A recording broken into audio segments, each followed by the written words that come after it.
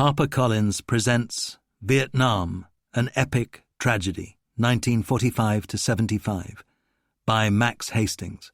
Read by Peter Noble and Max Hastings. Introduction.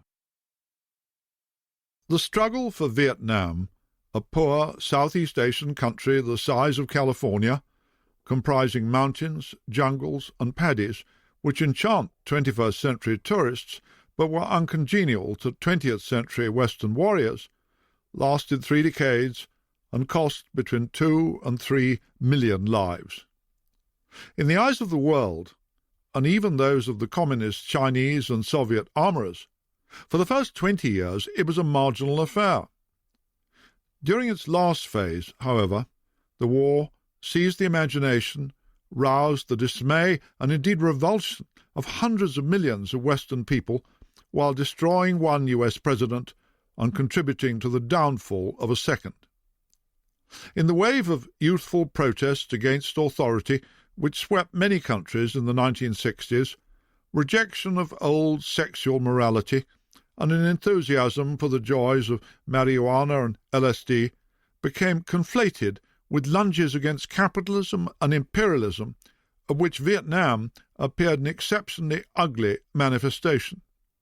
Moreover, many older Americans, who lacked sympathy for any of those causes, came to oppose the war because it was revealed as the fount of systematic deceits by their own government, and also seemed doomed to fail. The 1975 fall of Saigon represented a humiliation for the planet's most powerful nation. Peasant revolutionaries had prevailed over American will, wealth, and hardware. The silhouetted stairway up which on the evening of the 29th of April fugitives ascended to a helicopter as if towards Calvary, secured a place among the symbolic images of that era. Vietnam exercised greater cultural influence upon its times than has any other conflict since 1945. The merits of rival causes are never absolute. Even in the Second World War, the Western Allied struggle against fascism was compromised by its reliance upon the tyranny of Stalin to pay most of the blood price for destroying the tyranny of Hitler. Only simpletons of the political right and left dare to suggest that in Vietnam either side possessed a monopoly of virtue. The authors of all the authoritative works about the conflict are American or French. More than a few of the former write as if it was their own nation's story.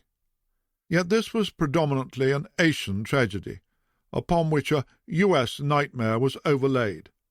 Around 40 Vietnamese perished for every American. Although my narrative is chronological, I have not attempted to chronicle or even mention every action, but instead sought to capture the nature of Vietnam's experience through 3 decades. As in all my books, while relating the political and strategic tale, I also try to answer the question, what was the war like? For northern sappers, Mekong Delta peasants, Huey pilots from Peoria, grunts from Sioux Falls, air defense advisors from Leningrad, Chinese railway workers, bar girls in Saigon. I was born in 1945. As a youthful correspondent, I lived for almost 2 years in America and later repeatedly visited Indochina. My understanding was so meagre, my perceptions so callow, that in the text that follows I shall not allude to personal experiences, instead summarizing them here. In 1967-68, I travelled widely in the US, first on a journalistic study fellowship and latterly as a reporter during the presidential election campaign. I had brief encounters with many of the major players, including Robert Kennedy, Richard Nixon, Eugene McCarthy, Barry Goldwater, Hubert Humphrey, Ronald Reagan, and Harrison Salisbury, Norman Mailer, Allen Ginsberg, Joan Baez. In January 1968, I was among a group of foreign journalists who visited the White House. Seated in the cabinet room, we were harangued for 40 minutes by President Lyndon Johnson about his commitment to Vietnam weeks before he stunned the American people by announcing that he would not run for re-election. That morning, his personality seemed no less formidable for being close to the caricature. "Some of you like blondes, some of you like redheads, and some of you maybe don't like women at all," he declared in that dead-weight drawl, gesticulating constantly to emphasize his points and making broad pencil strokes on a notepad before him. "I'm here to tell you what kind I like. I'm prepared to meet Ho Chi Minh any time in a nice hotel with nice food, and we can sit down and talk to settle this thing." After making his pitch, this big man left the room abruptly without taking questions, merely loosing a Parthian shaft at anti-war columnist Walter Lippmann. We had risen and were gathering our notes, when suddenly the President put his head round the door again. "Now, before you all go," he said, almost coyly, "I want to ask, do any of you feel any different from anything you read or heard about me before you came?" We were stunned into inarticulacy by this glimpse of Johnson's awesome vulnerability. In 1970, I presented a series of reports for BBC TV's 24 Hours programme from Cambodia and Vietnam, then returned in the following year to do more of the same, interviewing Vietnam's president and also visiting Laos.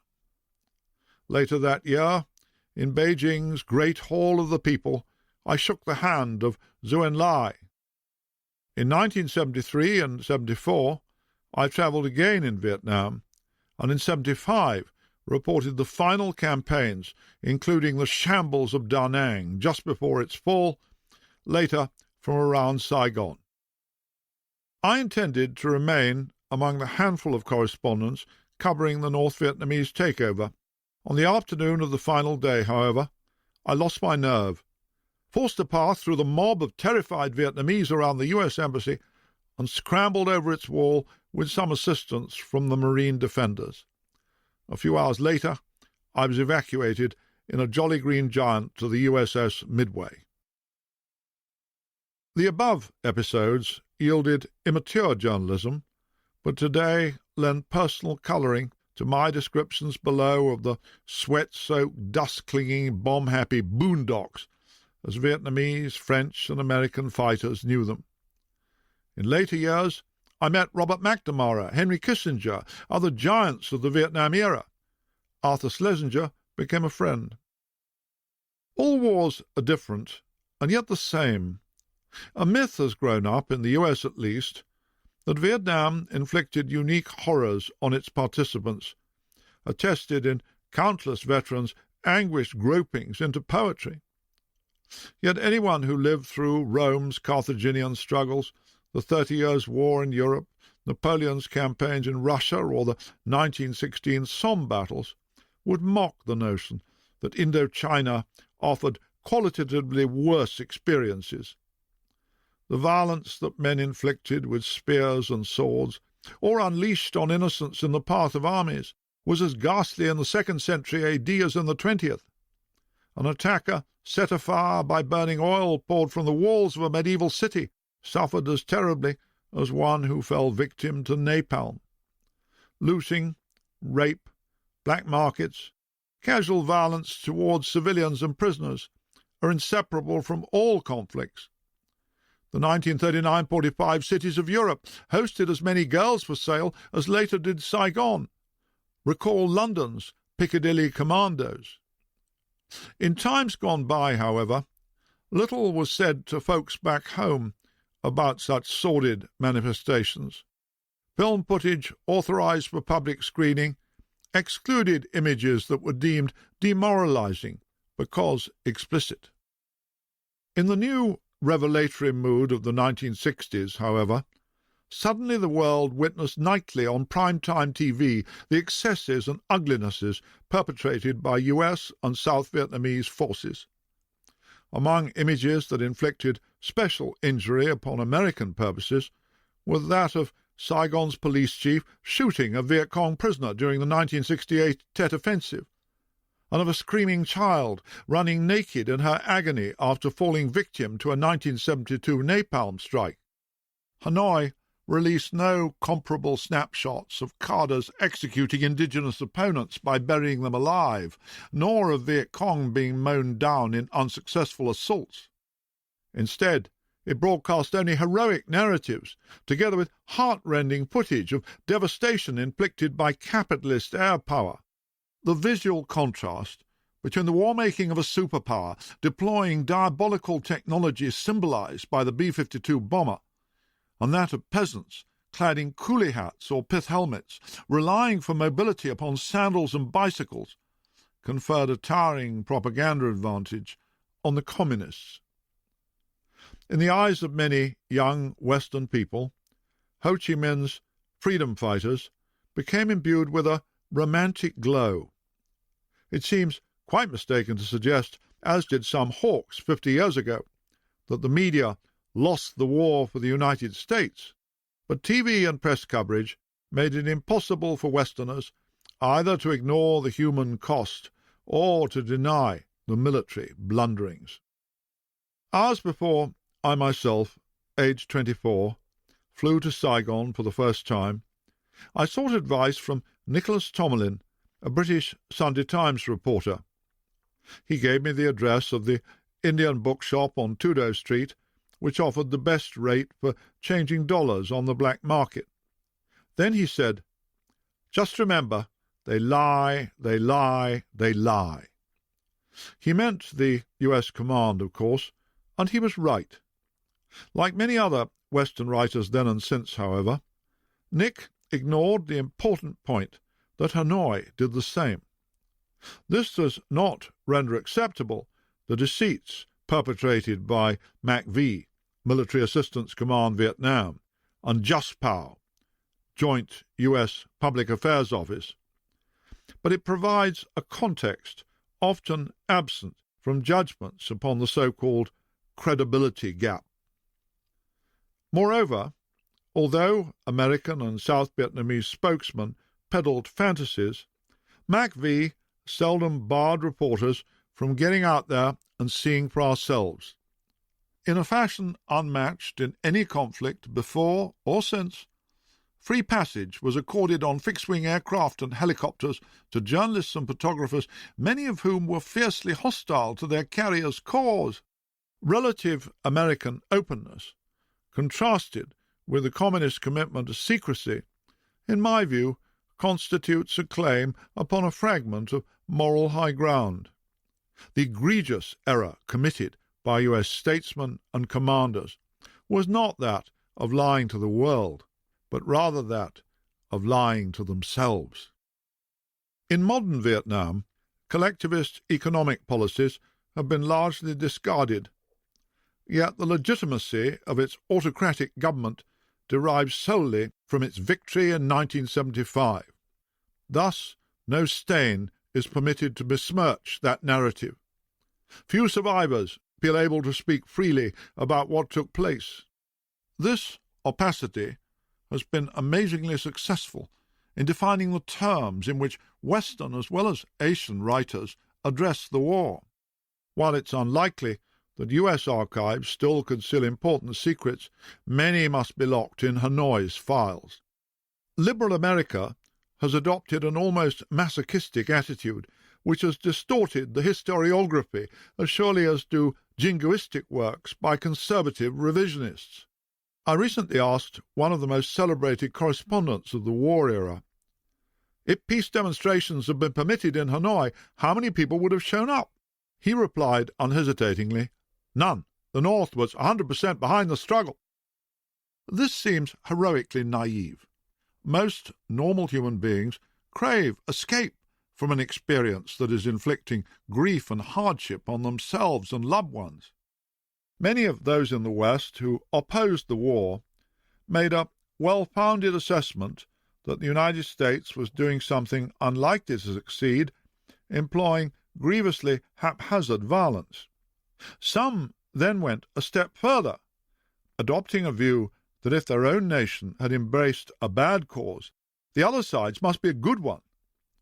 Yet the Hanoi Politburo a National Liberation Front, caused the South Vietnamese people merely to exchange oppression by warlords and landlords in favor of even harsher subjection to disciples of Stalin. Democracy allows voters to remove governments with which they are dissatisfied. Once communist rule has been established, however, no further open ballot is indulged, nor has been under Hanoi's auspices since 1954. In conducting its war effort, the Northern Politburo enjoyed significant advantages. Its principals were content to pay an awesome price in human life, secure from media or electoral embarrassments. They could suffer repeated failures on the battlefield without risking absolute defeat, because the United States had set its face against invading the North. By contrast, when the South lost once, its fate was irreversible. There are significant parallels between the Vietnamese communist struggle and the Soviet Union's 1941-45 war effort. Stalin yoked patriotism, ideology, and compulsion in just the fashion emulated by Ho Chi Minh and Le Duan a generation later. Beyond peradventure, the communists proved more effective warriors than the soldiers of Saigon, but it seems prudent to hesitate before anointing them the good guys in this saga. Much of the narrative below depicts cruelties and follies, yet within the big canvas many individuals, Vietnamese and American, of all ages and both sexes, military and civilian, behave decently.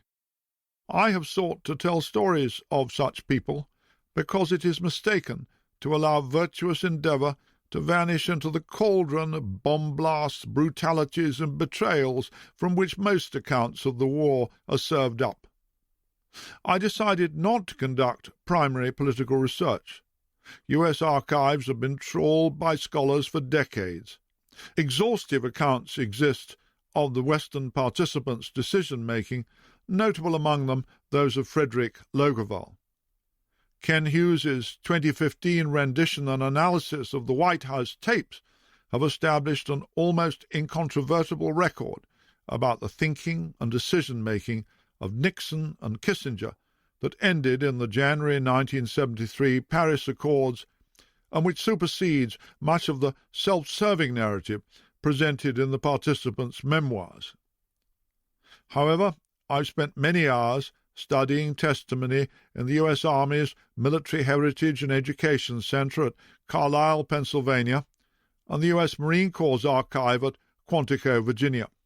I have also accessed online material from Texas Tech University's Vietnam War Study Center at Lubbock, and conducted almost 100 interviews with survivors of all ages and both sexes, American and Vietnamese. Thanks to the indispensable aid of Merle Pribenow, I have read many thousands of pages of translated Vietnamese memoirs, documents, and histories. Any historian such as myself, publishing a 2018 study of Vietnam, should acknowledge a debt to the recent Burns Novick TV documentary series, which around the world has reawakened consciousness about this epochal struggle. I hope that my own work conveys something of the enormity of the experience the Vietnamese people endured over 3 generations, from the consequences of which they remain unliberated to this day. Max Hastings, Chiltern Foliat, Berkshire, and Datai, Langkawi, Malaysia, May 2018. Note on styles adopted in the text. Vietnamese names are commonly triple-barreled, with the family name coming first, and I have adhered to this convention. Many Westerners are bewildered by the profusion of Vietnamese called Nguyen, but this is an accident beyond my undoing. Wherever possible, without forfeiting coherence, I omit province names to avoid crowding the narrative with geographical detail. Translations often yield stilted prose. When quoting from foreign language documents and memoirs in all my books, I respect Dryden's admonition that a translator should not lackey behind his author, but mount up beside him. Thus I seek to convey Vietnamese and French conversations in colloquial English. African American is a modern term. In the Vietnam era the word black was used, and thus I retain it here. I cite an American's race only where this seems relevant. Ranks attributed are those held at the time of episodes described. All the combatants measured distances metrically. I nonetheless adopt feet, yards, and miles, even in direct quotations. The colloquial phrase for joining South Vietnam's communist guerrillas was ra bung, which meant going out into the marshes. Rather, as some French World War II résistants designated themselves maquisards because they sought refuge in the Maquis wilderness. Viet Cong and its abbreviation VC were South Vietnamese slang terms, but too familiar not to retain here.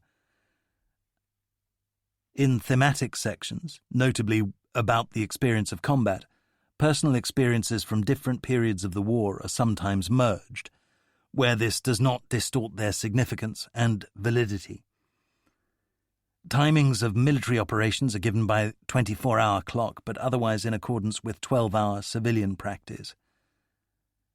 No attempt seems plausible to set a value upon the South Vietnamese piastre against the US dollar, since chronic inflation and unrealistic official exchange rates render no comparison valid for more than a short period of the wartime era. Glossary. AFN, U.S. Armed Forces Network radio stations.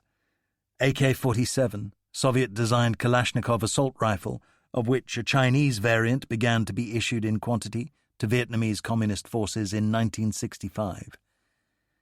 APC, armoured personnel carrier, most often in Vietnam, the tracked M113. ARVN, Army of the Republic of South Vietnam. Bangalore torpedoes, explosive charges packed in sections of metal or bamboo tubing for breaching wire entanglements.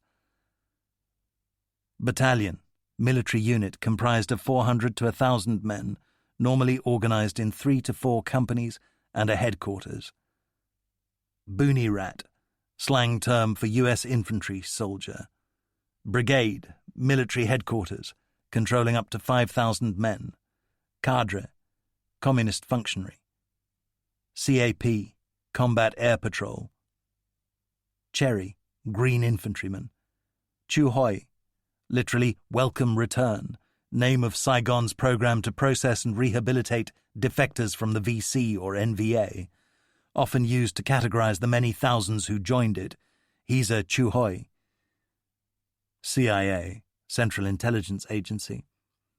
Claymore, M18 directional anti-personnel mine spraying 100 steel balls across a 40-degree arc, triggered manually or remotely. Company, military unit, a captain's command comprised of 100 to 180 men in 3 or 4 platoons. Cords, civilian operations and revolutionary, later changed to rural, development support. Corps, military headquarters directing 2 to 3 divisions commanded by a lieutenant general. COSVN, Communist Headquarters, the Central Office for South Vietnam, or Trung Wong Kuk Mien Nam, occasionally located near the Cambodian border. CP, Command Post. Division, military formation comprised of 8 to 15,000 men, organized in 2 to 3 brigades, commanded by a U.S. Major General, or sometimes by a Vietnamese colonel. DMZ, the Demilitarized Zone, created near the 17th parallel by the 1954 Geneva Accords, separating the new North and South Vietnams. Dust-off, slang for a medevac helicopter. DZ, dropping zone for paratroops. ECM, electronic countermeasures deployed by U.S. aircraft against North Vietnamese ground defenses. FAC, forward air controller. Flak, slang term for anti-aircraft fire. FO, artillery or mortar, forward observer, accompanying infantry. FOB, Forward Operating Base, FSB, Fire Support Base, GCMA, French Special Forces, Groupement de Commando Mixte Aéroporté, Grunt, slang term for U.S. infantry soldier, Hooch, slang term for soldiers' quarters, alternatively a bunker or hut, ICC, International Control Commission, established under the 1954 Geneva Accords with Indian, Polish, and Canadian membership to monitor implementation.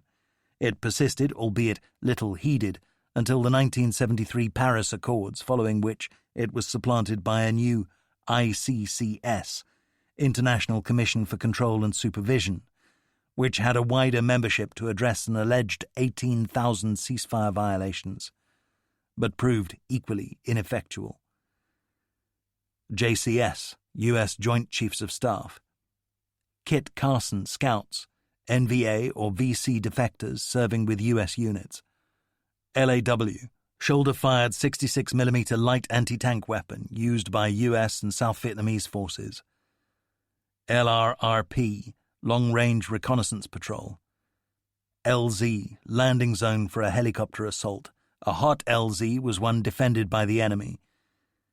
M14, U.S. Army 7.62mm semi-automatic infantry rifle, standard until 1966-68, when progressively withdrawn.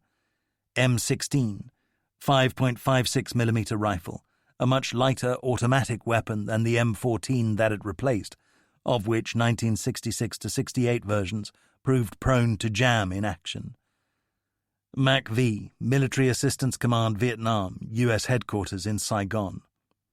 MEDCAP, Medical Civil Action Program, deployment of military medical teams to provide care to the civil population.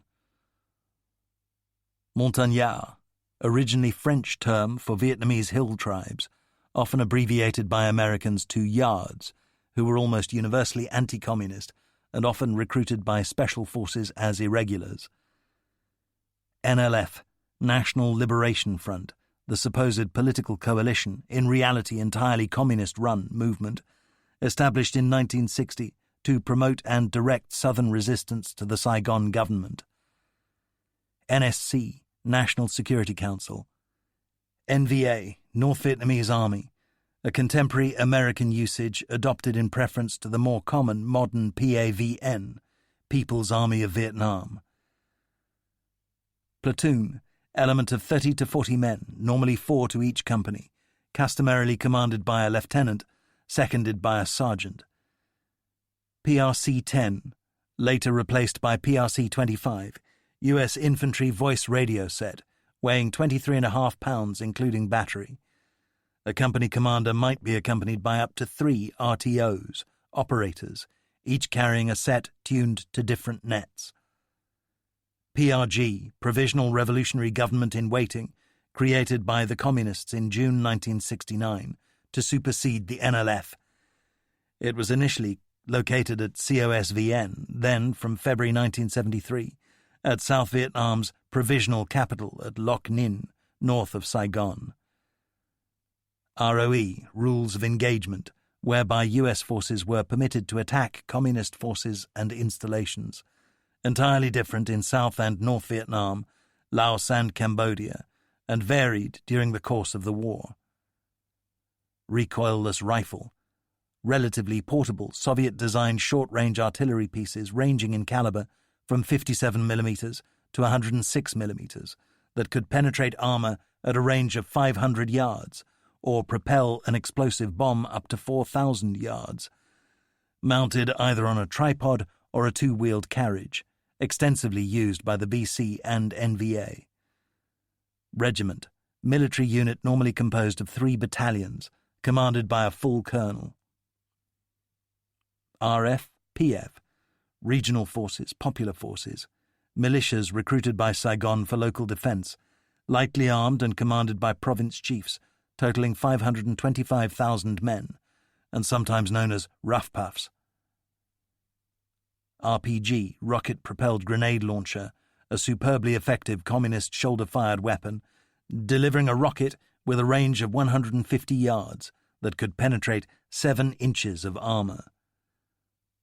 R&R, rest and recuperation, a week-long out-of-country leave granted to all U.S. personnel at least once during a Vietnam tour, usually in Hawaii, Hong Kong, or Australia. SAC, USAF Strategic Air Command, of which the B-52 bomber force was the principal component. SAM, Soviet-built surface-to-air missile, most commonly the SAM-2, deployed in North Vietnam from 1965.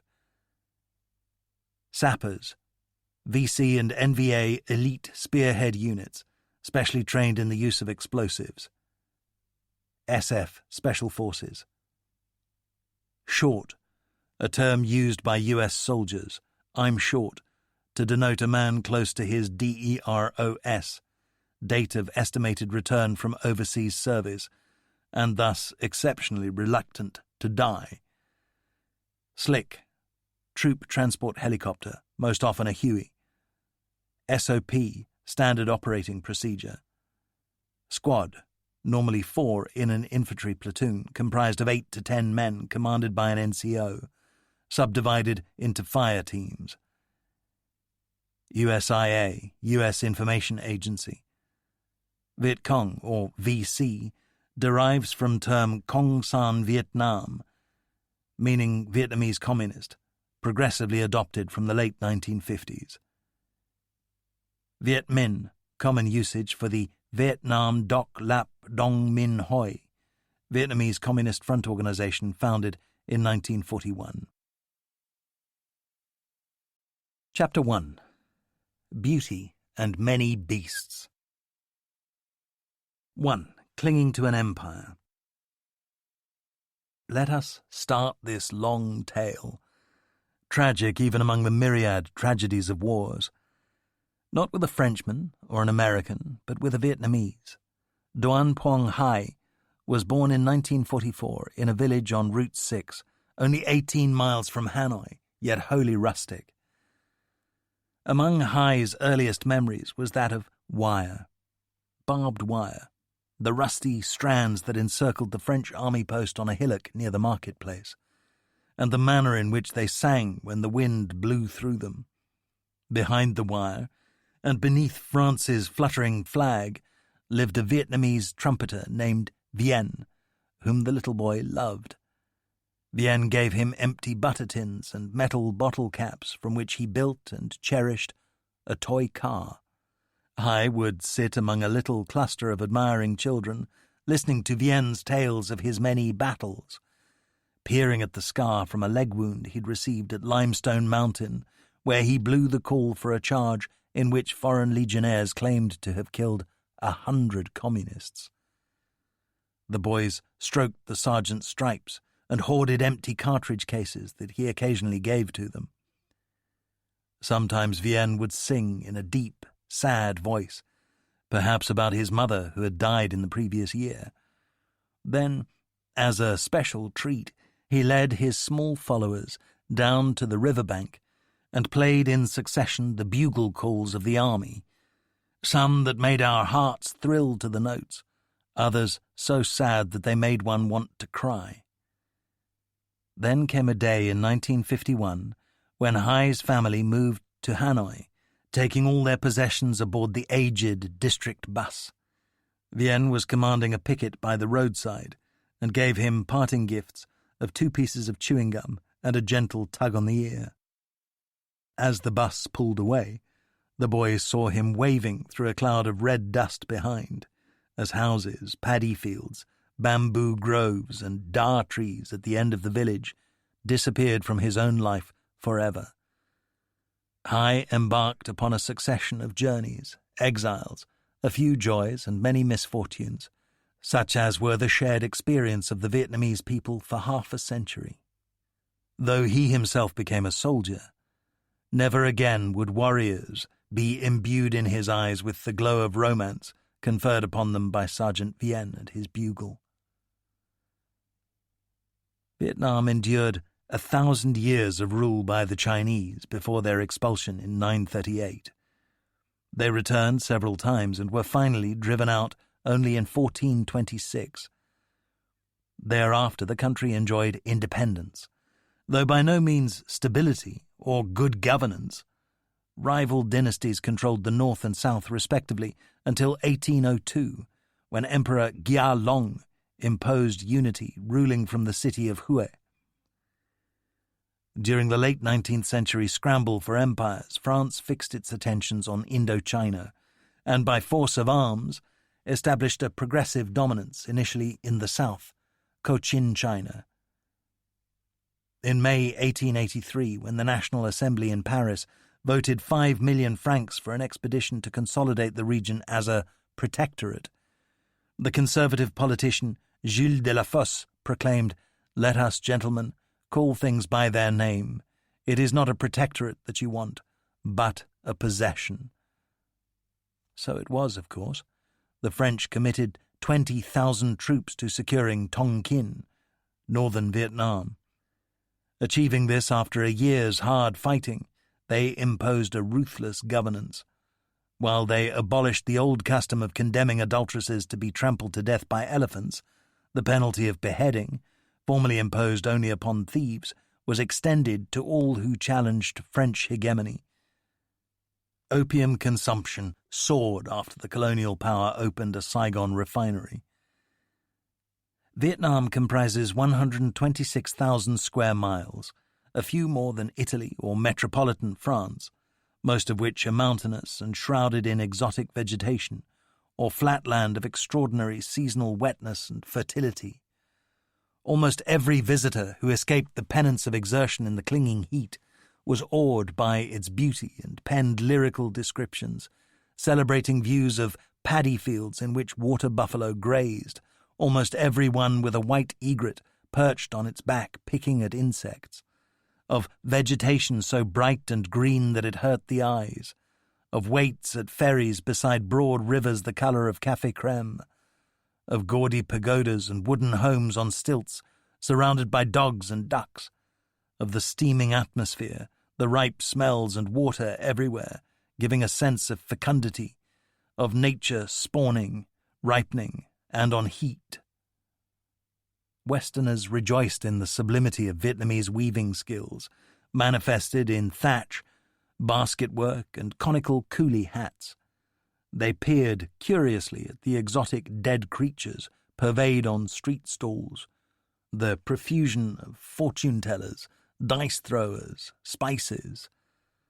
Jungle butterflies grew as big as bats. There was a glorious water culture. Sampans glided up rivers and canals where carts could not creak. Fishing was fun, as well as a prolific source of food. Visitors described cockfights and gambling hells, glittering ceremonies in the imperial palace at Hue, where the French indulged a puppet emperor who held banquets surmounted by roast peacock, said to taste like tough veal. The coastal region around the old capital was regarded with considerable suspicion by inhabitants of the Mekong Delta, who said, "The mountains are not high, nor the rivers very deep, but the men are deceitful, and the women oversexed." A Westerner who loved the Vietnamese wrote that they spoke in cadences that made them sound to me like charming ducks. Their monosyllabic language comes out in a series of sweet quacks. Among 50 ethnic groups, the wildest tribes shared the wildest regions of Annam with tigers, panthers, elephants, bear, boar, and a few Asian rhino. 2 great deltas, those of the Red River in the north and the Mekong in the south, yielded prodigious agricultural produce. A boom in the rice export trade prompted a French land grab at the expense of native peoples, matching those conducted by Americans in their own West and by British colonists across swathes of Africa. The peoples of Indochina were taxed to fund their own subjection, and by the 1930s 70% of peasants were reduced to tenantry or smallholding. French planters, a few hundred families who accumulated colonial Indochina's great fortunes, adopted in the 20th century an uncompromising attitude towards the Vietnamese, in the words of a British visitor, identical with that of any of the old slave-owning aristocracies. It is one of utter contempt, without which effective exploitation would probably be impossible. French plantocrats, rubber magnates, and coal mine owners were indulged in institutionalized cruelty toward their workforces by the colonial administration, which also imposed an artificially high exchange rate for the franc against the local piastre that further enriched the Paris exchequer. The invaders were successful in imbuing many Vietnamese with their language, education, and culture. A schoolboy recalled being taught in class that his forebears were Gauls. He learned better only when his father, an NCO in the French army, told him sternly and proudly, "Your ancestors were Vietnamese." An Australian surgeon wrote of a consciousness even among relatively humble people of their long unbroken history and ancient civilization. Their circumstances were only slightly better than those of the Congolese, ruled by Belgium, somewhat worse than those of Indians under the British. There was a contradiction about the lives of upper and middle-class Vietnamese. Compulsorily immersed in a European culture and language, they nonetheless saw little of French people outside working hours. Nguyen Duong, born in 1943, grew up with a passion for Tintin and French spy stories. Yet, like all Asians to whom a physical blow is the worst of insults, at his school he recoiled from French teachers' habitual slapping of dunces. He never knew his parents to entertain a colon family, nor to dine out with such people. Norman Lewis described Saigon as a French town in a hot country. It is as sensible to call it the Paris of the Far East as it would be to call Kingston, Jamaica, the Oxford of the West Indies. Its inspiration has been purely commercial, and it is therefore without folly, fervour, or much ostentation. 20,000 Europeans keep as much as possible to themselves in a few tamarind-shaded streets. Colonial life seemed to most of its beneficiaries infinitely comfortable and agreeable for a time. Those who lingered too long, however, risked worse diseases than malaria or dysentery, the crippling lassitude of the East, compounded by opium and access to many servants. Old French hands, les anciens dindous, spoke of le mal jaune. Mastery did not spare them from the disdain of Indochina's upper-crust native inhabitants. It was a Vietnamese tradition to blacken teeth with enamel, which caused them to regard white fangs with disdain. An emperor demanded, on receiving a European ambassador, "Who is this man with the teeth of a dog?" Norman Lewis wrote, "They are too civilized to spit at the sight of a white man, but they are utterly indifferent. Even the rickshaw coolie, given, to be on the safe side, double his normal fee, takes the money in grim silence and immediately looks away. It is most uncomfortable to feel oneself an object of universal detestation, a mere foreign devil."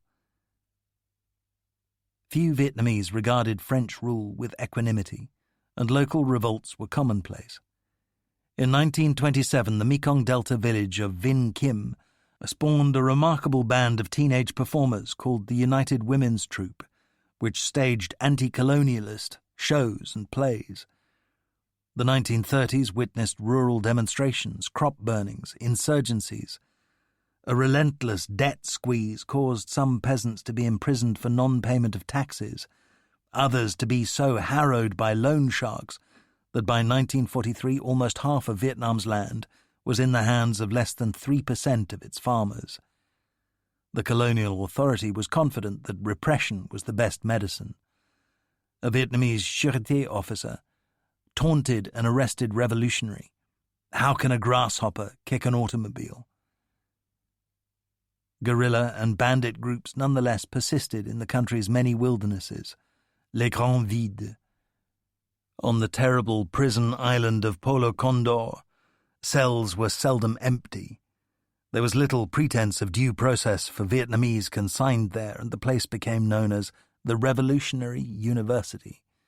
Many of those who later played prominent roles in the independence struggle served time there. Indeed, the man who became their leader one of the most famous revolutionaries of the 20th century, was among the few who did not. Ho Chi Minh was born Nguyen Sin Cung in a central Vietnamese village in 1890. His father had risen from being a mere concubine's son to Mandarin status, but then abandoned the court to become an itinerant teacher.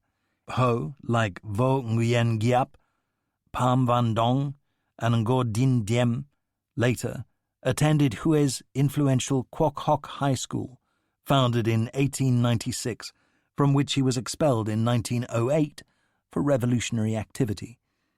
He cast off family ties, and after a brief period teaching in a village school in 1911 became a stoker and galley boy aboard a French freighter. For 3 years he roamed the world, then spent a year in the United States, which fascinated him, before taking a job as an assistant pastry chef in London's Carlton Hotel. He became increasingly politically active and met nationalists of many hues, Irish, Chinese, Indian. He spoke English and French fluently, together with several Chinese dialects, and later Russian. In 1919 he drafted an appeal which was delivered to U.S. President Woodrow Wilson at the Versailles Peace Conference, soliciting his support for Vietnamese independence. All subject peoples are filled with hope by the prospect that an era of right and justice is opening to them in the struggle of civilization against barbarism. He attended the 1920 French Socialist Congress, at which he delivered a speech that later became famous. It is impossible for me in just a few minutes to rehearse to you all the atrocities committed in Indochina by the bandits of capitalism. There are more prisons than schools. Freedom of the press and opinion does not exist for us. We don't have the right to emigrate or travel abroad. They do their best to intoxicate us with opium and brutalize us with alcohol. They massacre many thousands to defend interests that are not Vietnamese. Ho became a prolific pamphleteer and contributor to left-wing journals, often quoting from Lenin.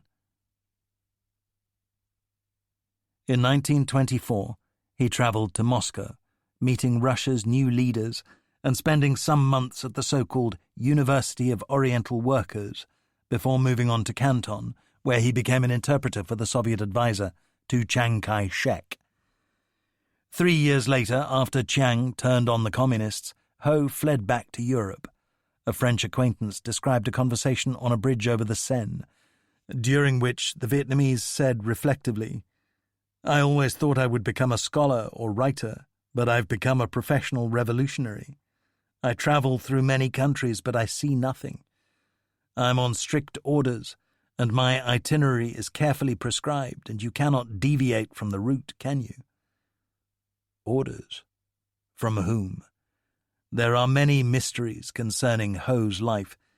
He never married, and his emotional needs appear to have been fulfilled by commitment to political struggle. Who funded his global travels? Was he a paid servant of Moscow, or did he merely receive ad hoc financial assistance from political fellow travellers?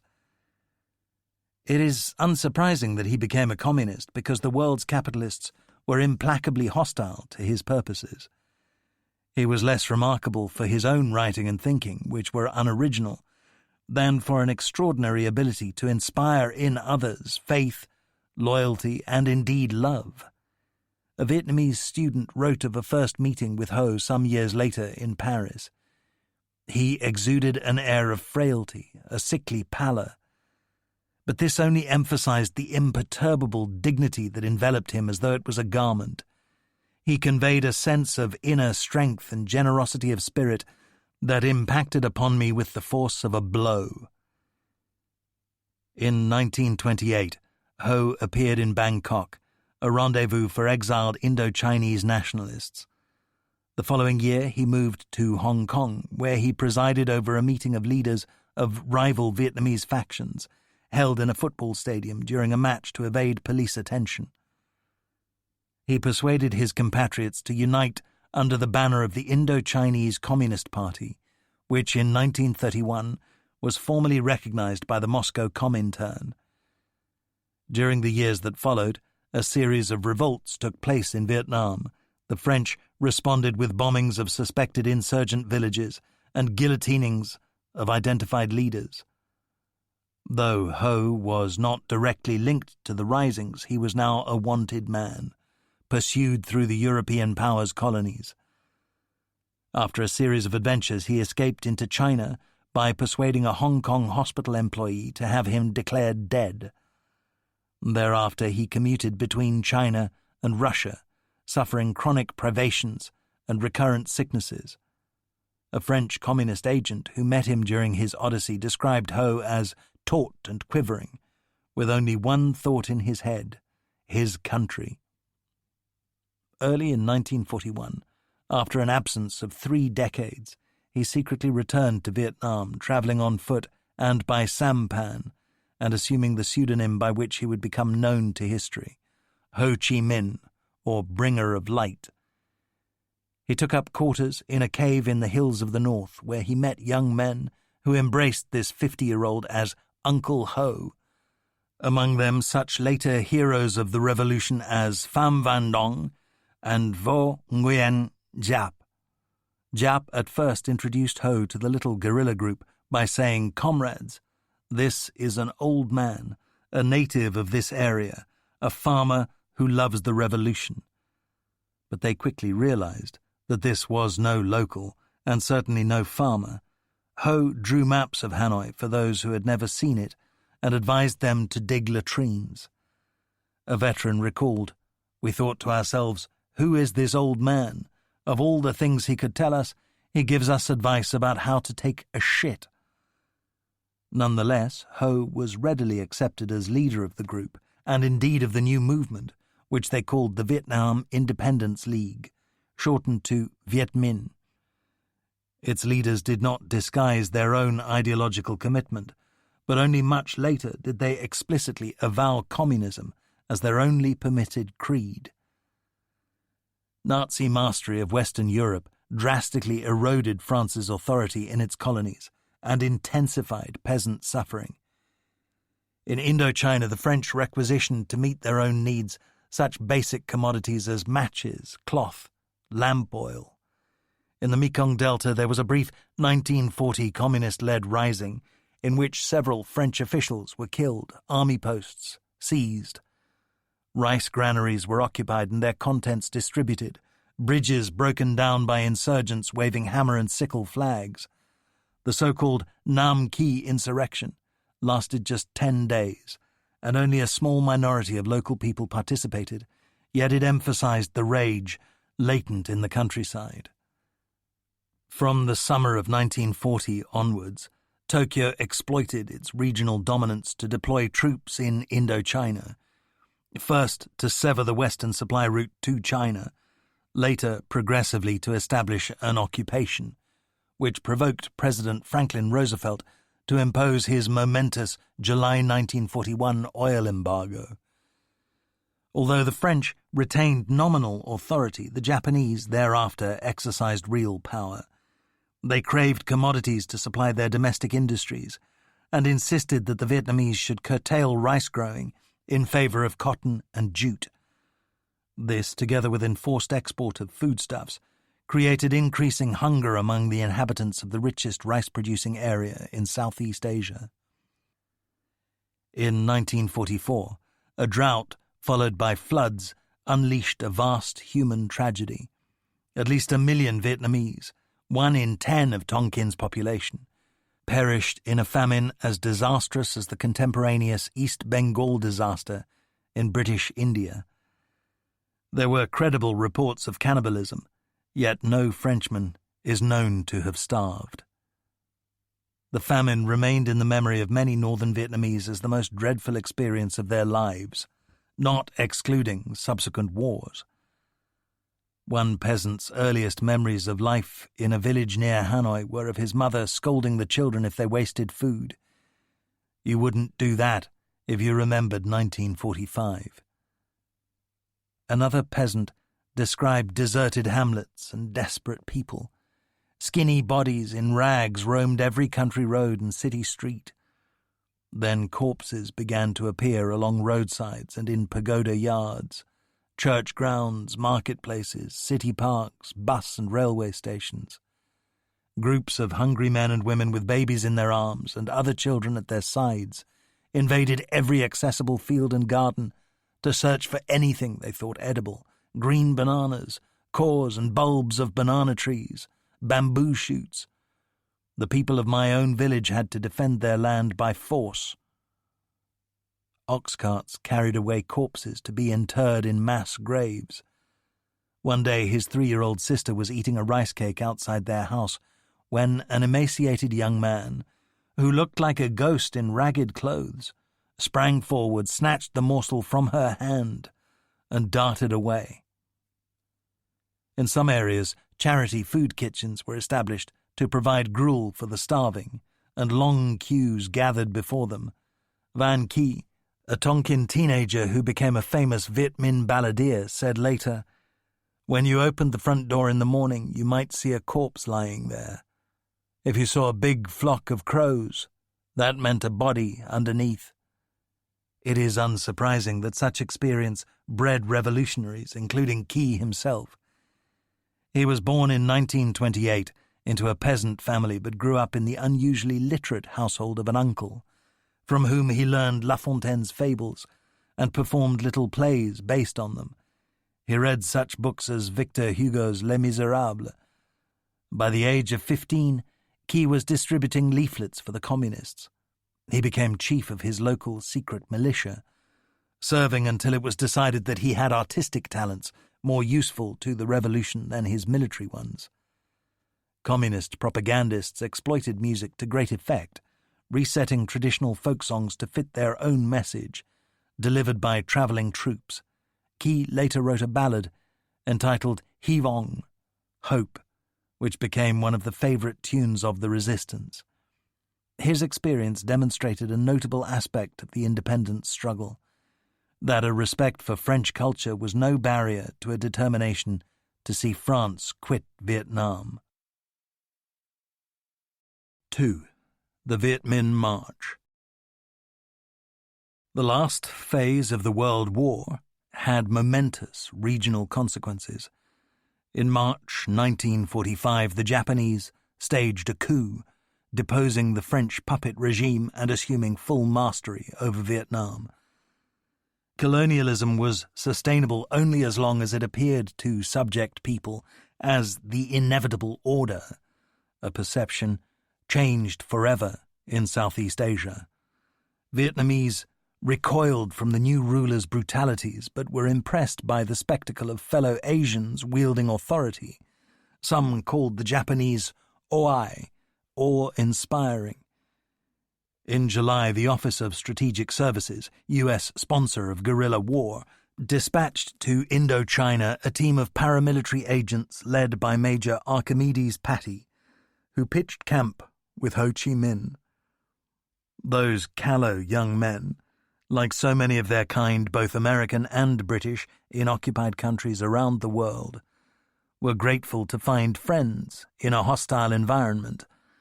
They fell in love with the romance of their circumstances and with their hosts. A 22-year-old guerrilla told one of the OSS men with jocular humour that he should not show himself outside their camp at Tan Trao, because if the Japanese catch you, they will eat you like a pig. When he chortled to Giap about this sally, however, he was reprimanded. "We are revolutionaries, and the members of this team are our allies, so we must talk to them in a cultured and civilized way." Washington's Indochina policymaking was fumbling and erratic. The Allied warlords were preoccupied with completing the defeat of Germany and Japan. From Yugoslavia to Burma, however, and from Greece to Vietnam, local nationalists focused their ambitions almost exclusively upon securing political control once Axis forces were gone. Colonial subjects saw no merit in securing liberation from fascist suzerainty, only to bend once more beneath the yoke of their former masters, whether French, British or Dutch. The OSS team, with Ho, became fascinated by his personality, and allowed themselves to suppose that the arms with which they supplied him were being used to harry the Japanese. In truth, the Viet Minh staged a few small showpiece actions against the occupiers, but focused upon building their organization and husbanding weapons to fight the French. Ho's appointed military chief was Giap.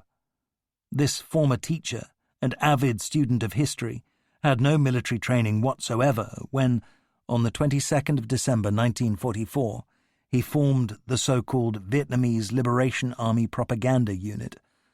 Just 34 strong, 3 of them women.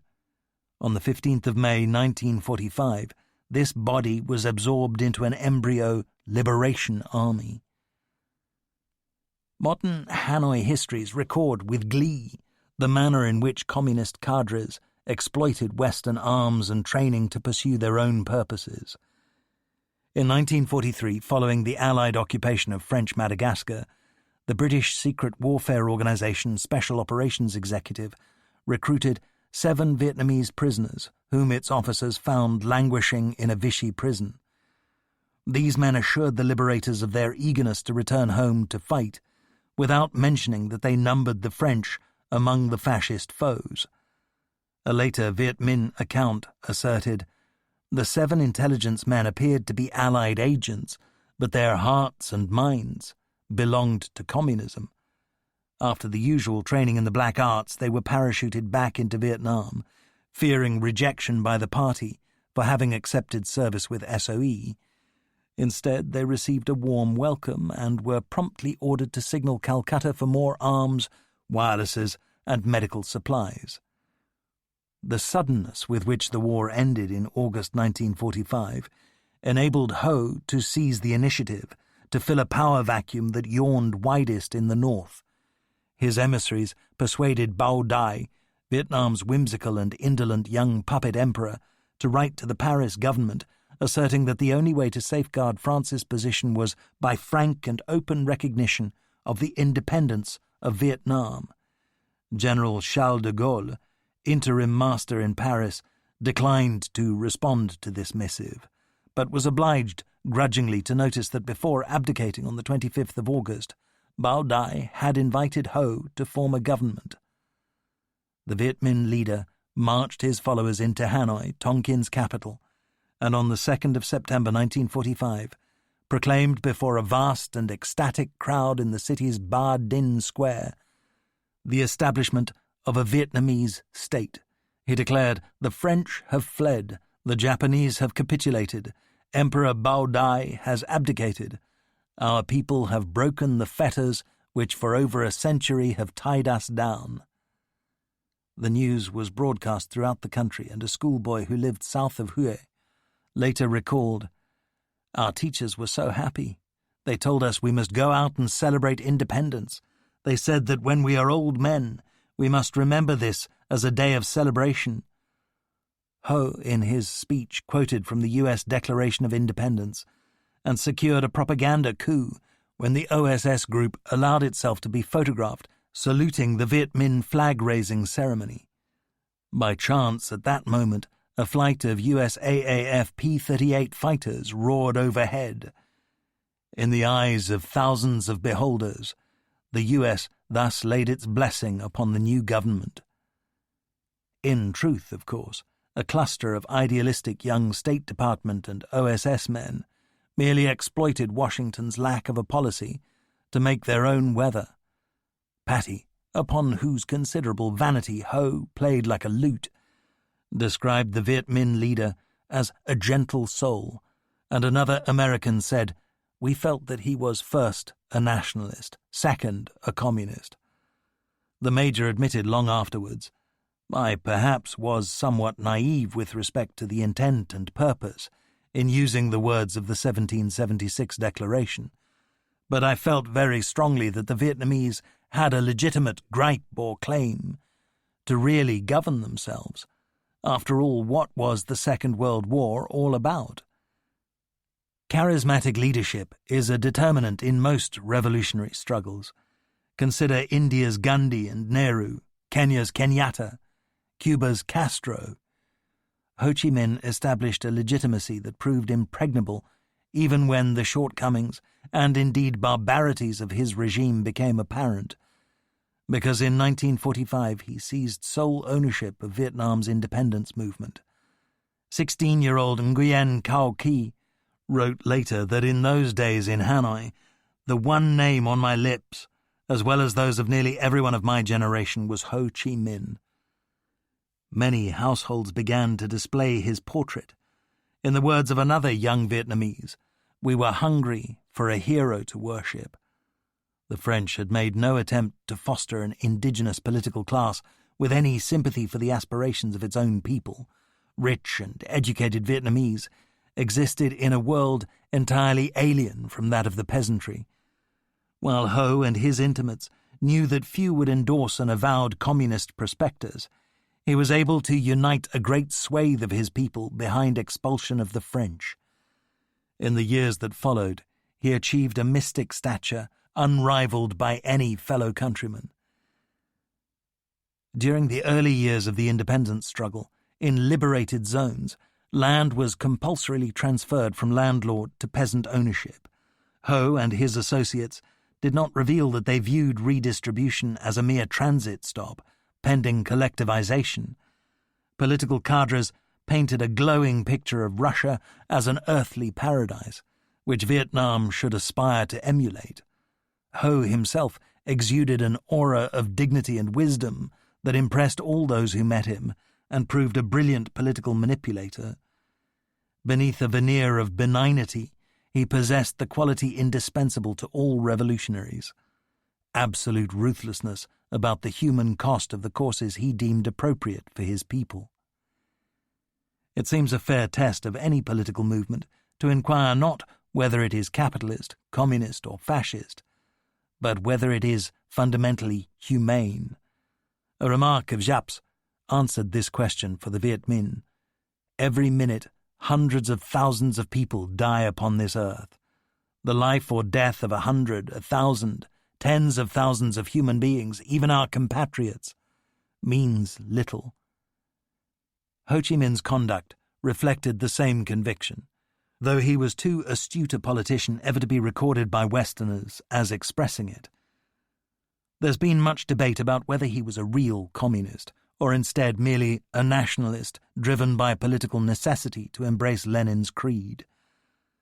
Evidence seems overwhelming in favor of the former view. He was never the Titoist some of his Western apologists suggested. He repeatedly condemned Yugoslavia's 1948 severance from the Soviet bloc. He avowed an unflagging admiration for Stalin, though the Russian leader never reciprocated, either by trusting the Viet Minh leader or by providing substantial aid to him.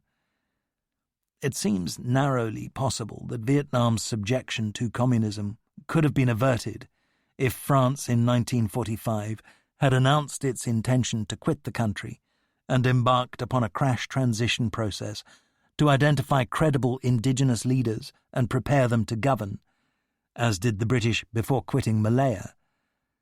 Instead, however, the French chose to draft a long suicide note declaring their ironclad opposition to independence.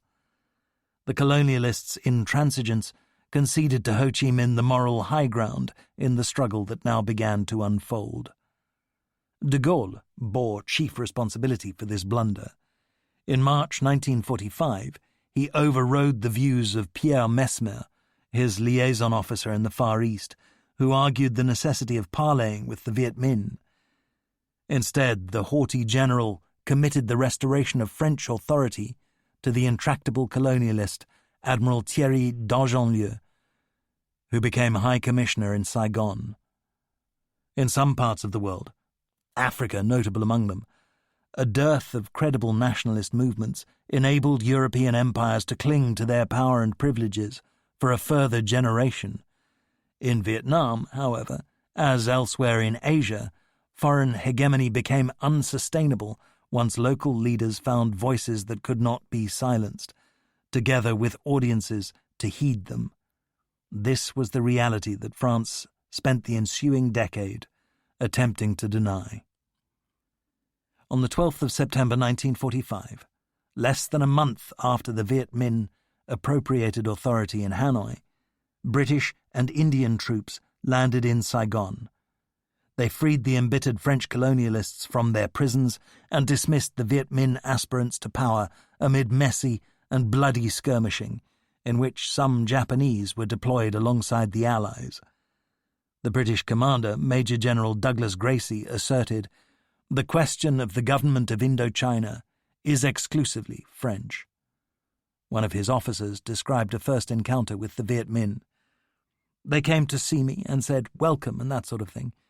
It was an unpleasant situation, and I promptly kicked them out. They were obviously communists." Gracie is sometimes criticized for using his troops to suppress Ho's people.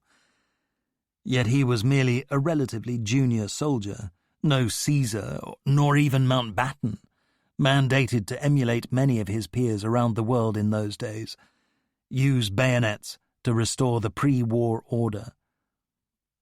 At Washington's behest, 150,000 Chinese troops, Chiang Kai-shek's men, descended upon northern Vietnam to assume a share of the Allied occupation role. The Vietnamese dubbed them Tao Phu, the swollen Chinese, because they all seemed to have bulging feet, perhaps from beriberi. The newcomers behaved more like locusts than warriors, stripping the countryside of everything edible or portable.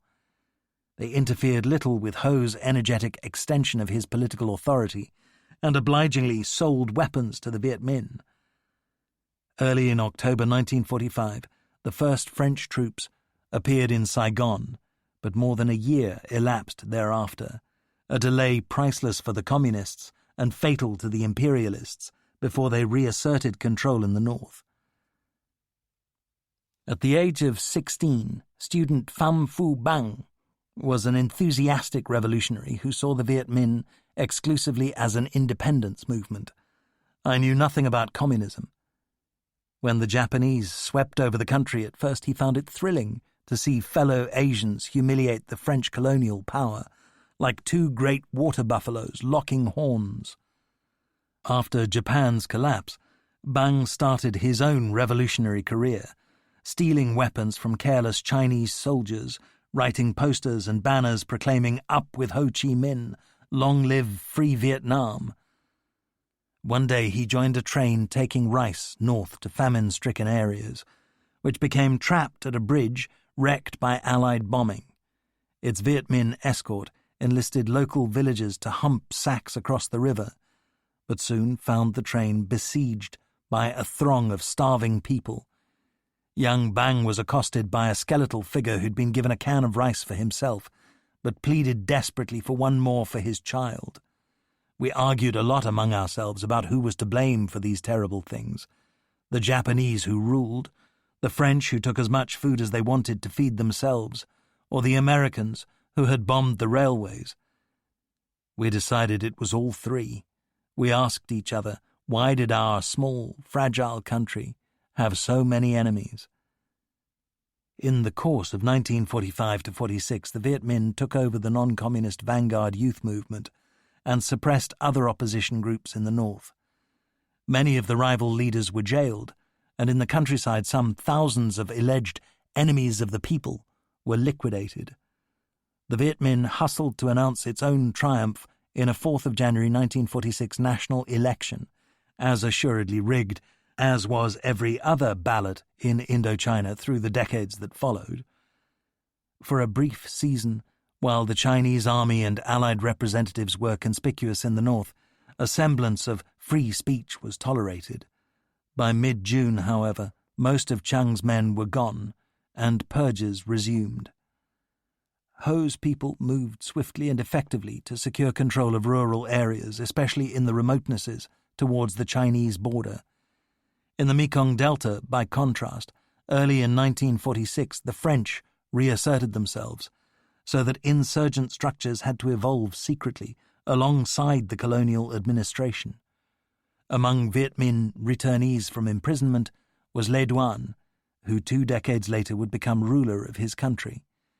As the French expelled the Viet Minh from urban areas, he was among those who established himself in the Delta countryside, where guerrillas began to fight, and the colonial power fought back. France's adoption of this doomed course derived in significant measure from its humiliation in the Second World War. A similar disaster was averted in India, probably only because British voters at their 1945 election displayed the wisdom to endorse a socialist government, which made the historic decision to quit the subcontinent and Burma. By contrast, in Paris in the summer of 1945, a black delegate from Guyana, Gaston Monnerville, asserted, "Without the empire, France today would be no more than a liberated country. Thanks to her empire, France is a victorious country." Successive revolving door governments of the Fourth Republic proved feeble in everything save a willingness to deploy force in France's overseas possessions, with a ruthlessness seldom matched by the Soviets. Following a 1945 Muslim revolt in Algeria, in which 100 Europeans were killed, an estimated 25,000 people were slaughtered by French troops. After a March 1947 rebellion in Madagascar, where 37,000 colons lorded it over 4.2 million black subjects, the army killed 90,000 people. Only in the enervating climate of a world that had exhausted its stock of moral outrage could the creation of such mountains of corpses by a European power have passed with so little remark. Algeria and Madagascar provide important context for the matching bloodshed that descended upon Indochina. More puzzling than France's rashness and inhumanity was U.S. willingness to support them. Without military aid, Paris's colonial policy would have collapsed overnight. Frederick Lourgevol observes that there would have been no contradiction about an American decision to assist France's domestic revival, while withholding backing for its imperial follies.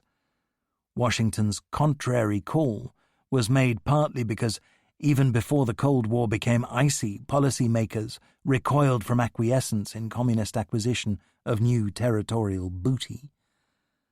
While American liberal intellectuals detested colonialism, in an era when much of their own country was still racially segregated, the spectacle of white men lording it over lesser races did not seem as odious as it would soon become.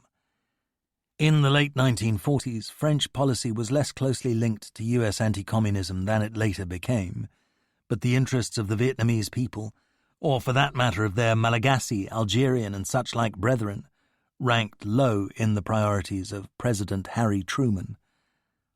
Some Vietnamese at first regarded the return of the French as an acceptable temporary expedient to rid themselves of the Chinese plundering the north. Ho Chi Minh received token recognition as master of Tonkin, while Bao Dai was declared ruler of Cochin China. In July 1946, when Ho visited Paris for talks about the constitutional future, he was greeted with the honours of a head of state. This, however, was mere window dressing. In the talks at Fontainebleau that followed, the Paris government made it plain that he had been summoned only to receive the instructions of his masters, not to negotiate a reassignment of power. De Gaulle said, "United with the overseas territories which France opened to civilization, she is a great nation. Without these territories, she would be in danger of no longer being one." The head of the French delegation told a Viet Minh representative contemptuously, "We only need an ordinary police operation for 8 days to get all of you out." For some weeks, Ho lingered in frustration. Trong Nhu Tung, almost 3 decades later a Southern Revolutionary minister, was among a group of Vietnamese students who met their hero in Paris. They were entranced when the aspiring national leader instructed them to call him Uncle Ho rather than Mr. President. He asked their opinions about Vietnam's future, devoted an afternoon to conversation with them. It is hard to think of another world leader who, under similar circumstances, might have done the same. When Ho found that the north, centre and south of the country were all represented in the student group, he said, "Voilà, the youth of our great family. You must remember, though the rivers run dry and the mountains crumble, the nation will always be won.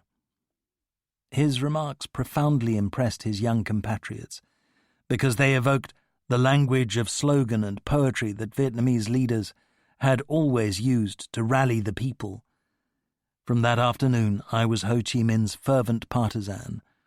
I'd been won by his simplicity, charm, familiarity. His burning patriotism offered me a role model for my own life. He returned to Tonkin, knowing that no peaceful settlement was attainable. The French behaved with unswerving duplicity. As fast as more troops, planes, and warships became available, they tightened their grip in the south, then reached out for the north.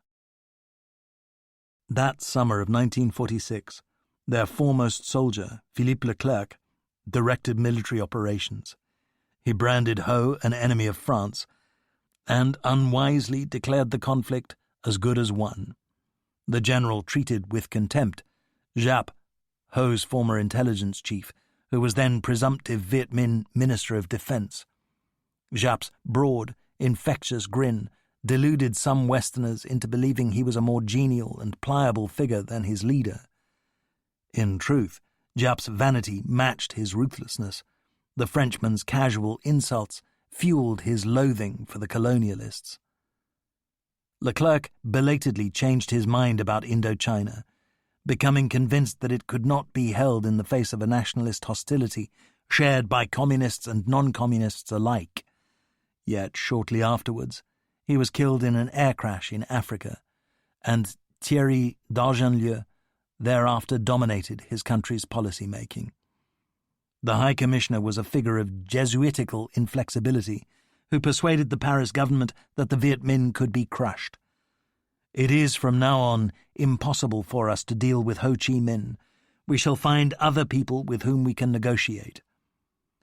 The French dallied with promoting the young ex-emperor Bao Dai. Yet in Vietnam, as in many oppressed nations around the world, a tide was running strongly for the left. No other Vietnamese remotely matched the grip upon popular imagination, secured by Ho. In November 1946, following the breakdown of negotiations, the French launched a brutal naval and air bombardment of the Viet Minh's alleged strongholds in and around the port of Haiphong. Several thousand people perished, and only the city's European quarter escaped devastation. On the 19th of December, d'Argenlieu issued an ultimatum calling on the Viet Minh to quit, to which they responded by staging an armed insurrection in Hanoi, sustained for 60 days. When at last they were expelled amid widespread destruction, the French deluded themselves that they had regained control of Tonkin. Foreign observers were sceptical, however. The correspondent of The Times of London wrote in December, "Any colonial power which puts itself in the position of meeting terrorism with terrorism might as well wash its hands of the whole business. We're about to see the French army reconquer the greater part of Indochina only to make it impossible for any French merchant or planter to live there outside a barbed wire perimeter. Ho and Giap, preparing for a long campaign, needed bases beyond range of France's airfields and heavy guns.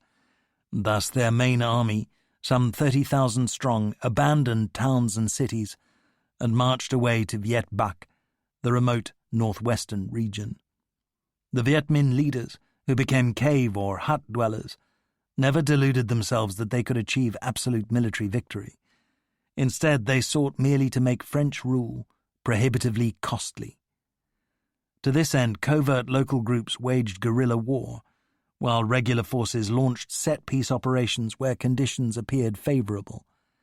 They relied chiefly on captured weapons, but also began to manufacture their own, assisted by some 3,000 Japanese deserters.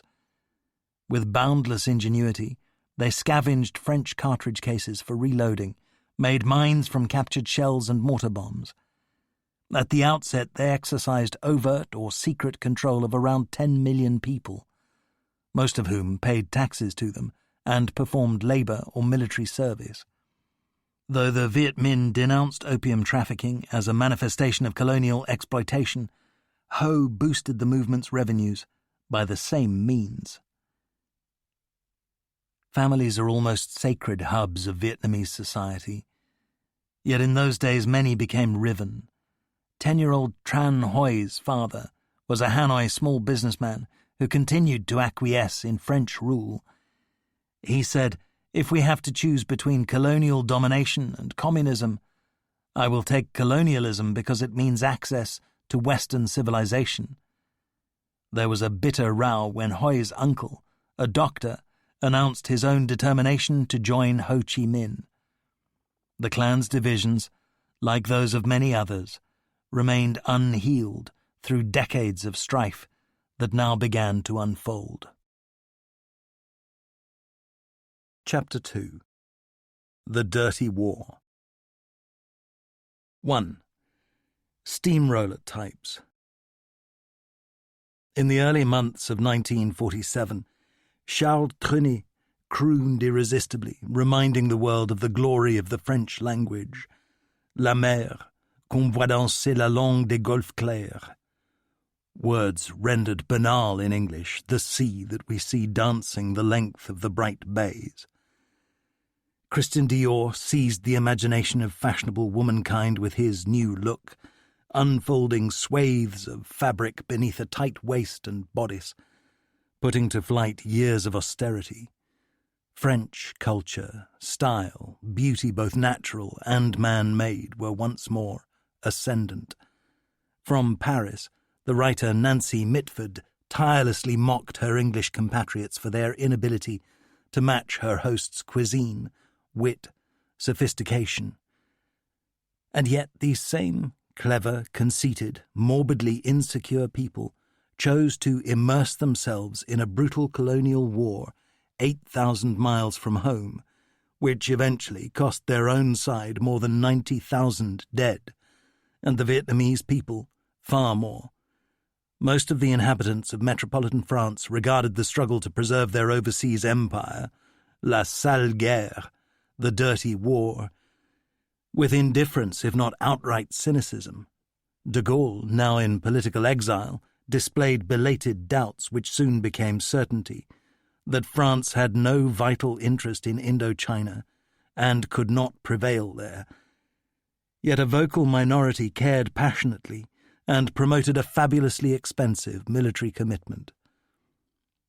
George Orwell observed that the quickest way to end a war is to lose it, whereas it was France's misfortune to take almost a decade to achieve this.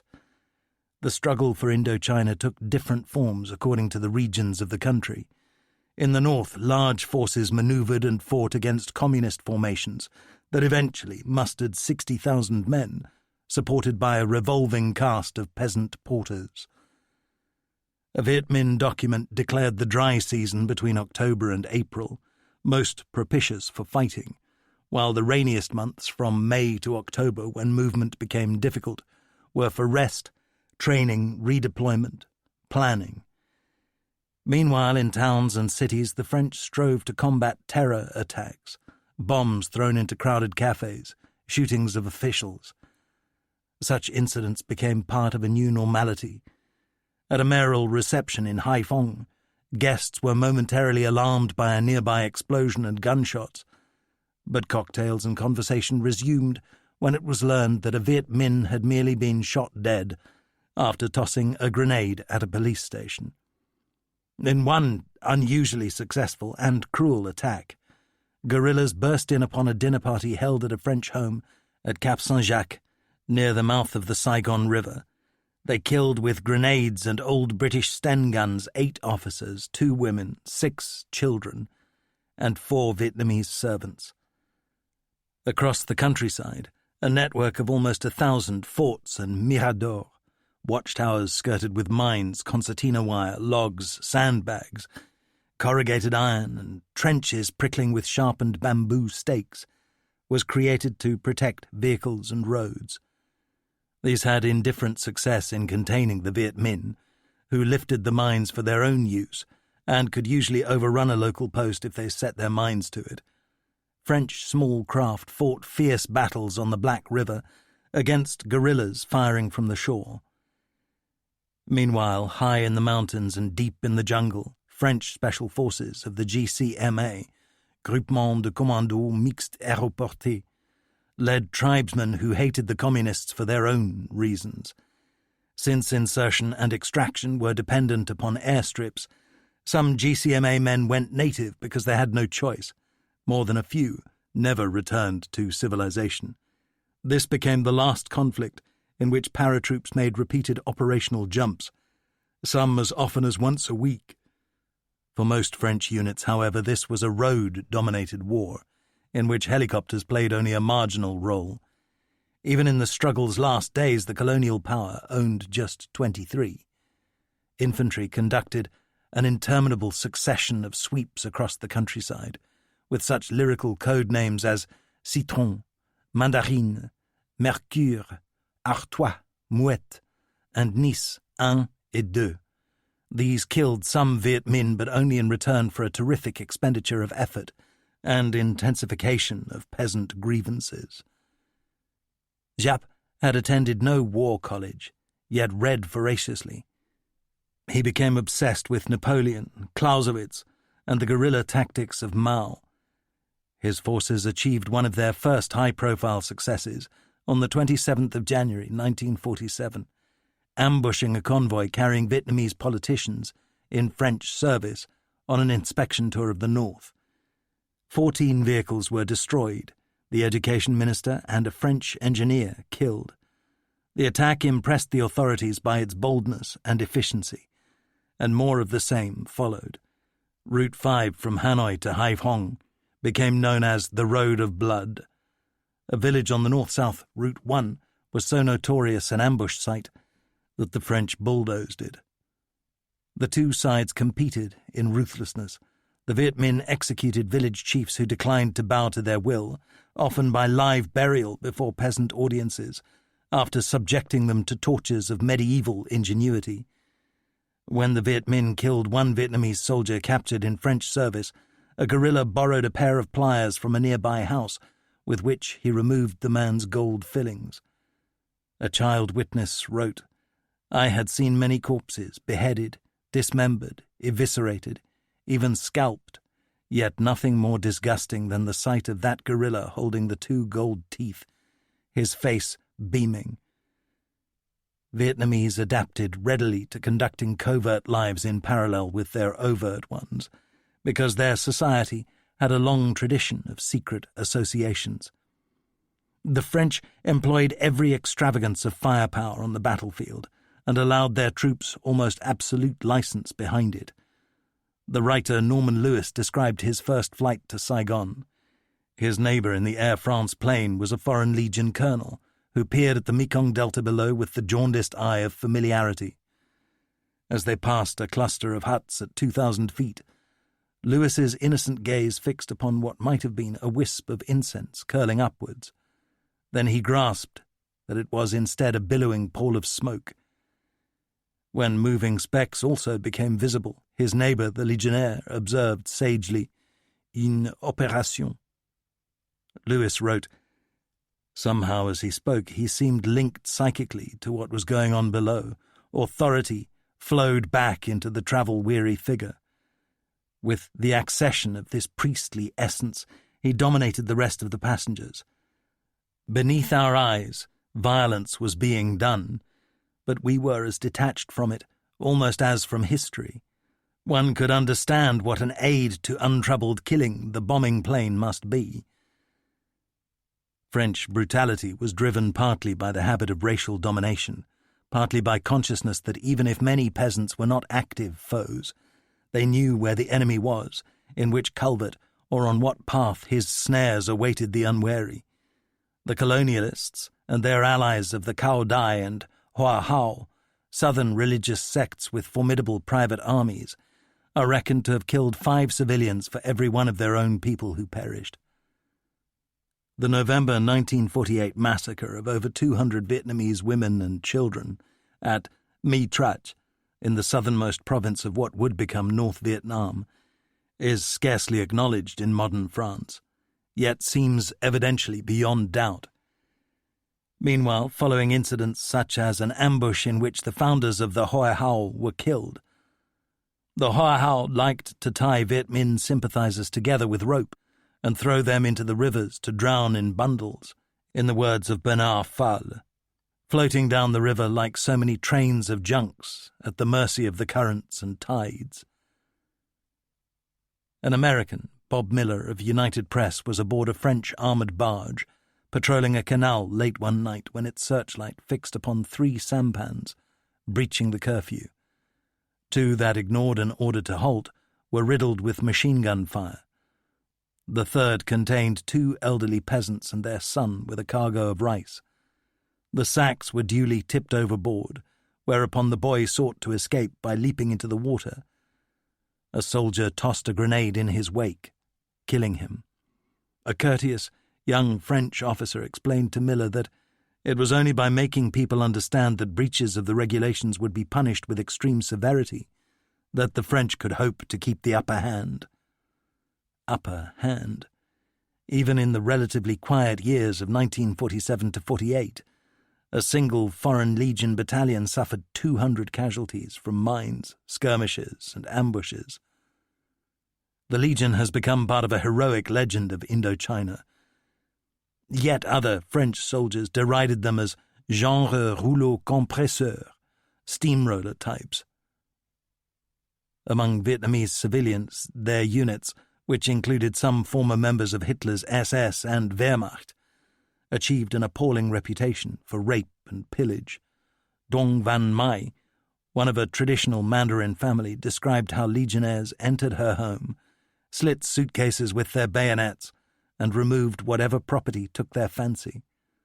As her family trekked through the northern war zone, French soldiers stripped them of cash and gold, deemed legitimate warriors' perquisites. Black colonial troops were less discriminating, seizing even villagers' poor stocks of salt and nuoc mam, fish sauce. As in Europe in World War II, Moroccans were the most unwelcome visitors that a district could suffer. Meanwhile, the Viet Minh might be notoriously cruel, but were also famously honest. The Austrian-born French writer and adventurer Bernard Fall's books on his nation's Indochina War are often cited as classics.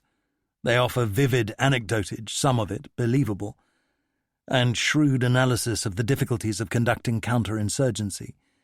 Yet they embrace an essentially heroic version of the French army, while remaining mute about the many atrocities its soldiers committed, of which Fall, as a contemporary witness, must have been aware. Vietnamese in French service showed little more sensitivity. American Howard Simpson watched exuberant parachutists tearing down a Saigon street in a jeep, which crushed and scattered a row of bamboo panniers filled with red peppers laid out to dry in the sun.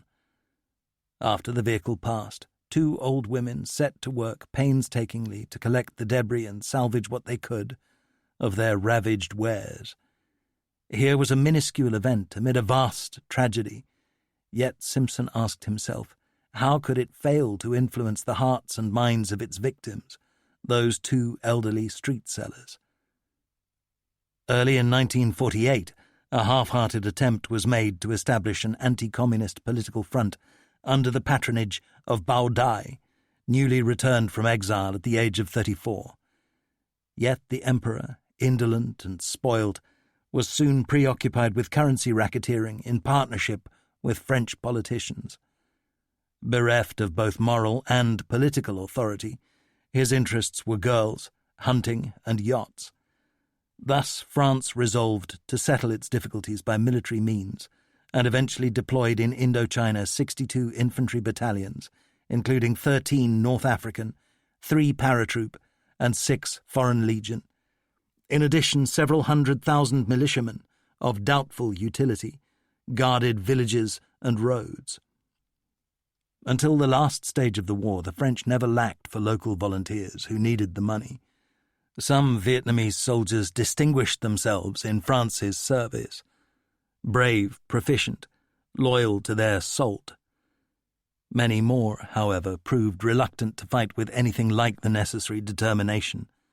Moreover, French commanders never resolved a chronic dilemma: how to concentrate superior strength against Giap's regular formations in the north, while protecting 1,000 prospective targets elsewhere. Neither the French and their allies nor the Communists had strength enough to dominate the whole country. In Christopher Gaucher's words, instead they all administered competing, archipelago-like states, whose sovereignties and control over people and territories could expand and shrink as armies moved in and out and the balance of power shifted. It seems to some historians strange that the French, who had so recently suffered a cruel occupation of their own homeland, should decline to recognize that atrocities alienate. Yet some Frenchmen derived a different message from their experience, that Nazi harshness had worked until mid-1944, cowing an overwhelming majority of their countrymen. In October 1949, the struggle intensified dramatically. China, Vietnam's giant northern neighbor, acquired a communist government led by Mao Zedong, which set aside his nation's historic animosity to back the Viet Minh. Suddenly Ho and Giap gained access to safe havens and American weapons captured from Chiang Kai-shek's defeated nationalists. Viet Minh training schools were established behind Mao's frontier. Hundreds of Chinese military advisors attached themselves to Giap's troops. In the northwest of Vietnam, the French began to suffer calamitous attrition. They were striving to hold the country with forces largely confined to the roads, against an enemy of the jungle and mountains. One ambush on Route 4, which twisted through mountain defiles just below the Chinese border, cost a column of 100 vehicles, half that number, and most of the occupants were butchered. The French were obliged to relinquish swathes of territory. One of the most extraordinary human stories of that period concerns Le Duan, who would later succeed Ho Chi Minh.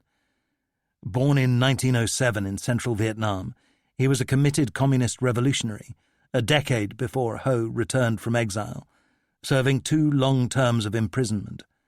He now acted as secretary of COSVN, the Viet Minh's southern directorate. Where other leaders had their own huts, bodyguards and cooks, the grimly austere Le Duan chose to sleep in a sampan moored deep in the Mekong Delta, from which he worked with 2 aides. Among their couriers was a pretty French-educated girl named Nguyen Thuy Nga. She was in love with another revolutionary, but the province party committee had terminated the relationship because the man had a wife and family elsewhere. One day in 1950, Le Duan asked Nga to join him for breakfast. She was somewhat in awe of the ferocious energy and commitment that had earned him the nickname 200 Candle Power. Tall, lean, gaunt, his clothes were in rags. Chain-smoking incessantly, he seemed to have no thought for anything save the revolution, and was twice Nga's age. Before long, however, he announced that he had chosen her as his bride.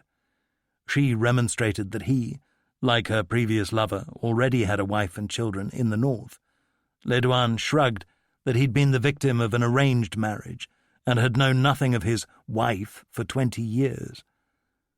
Their wedding was held at COSVN Jungle headquarters, with Le Duan's close comrade, Le Duc Tho, acting as matchmaker. The couple's new life was scarcely domesticated. There was no trousseau, for the bride owned only a single pair of trousers.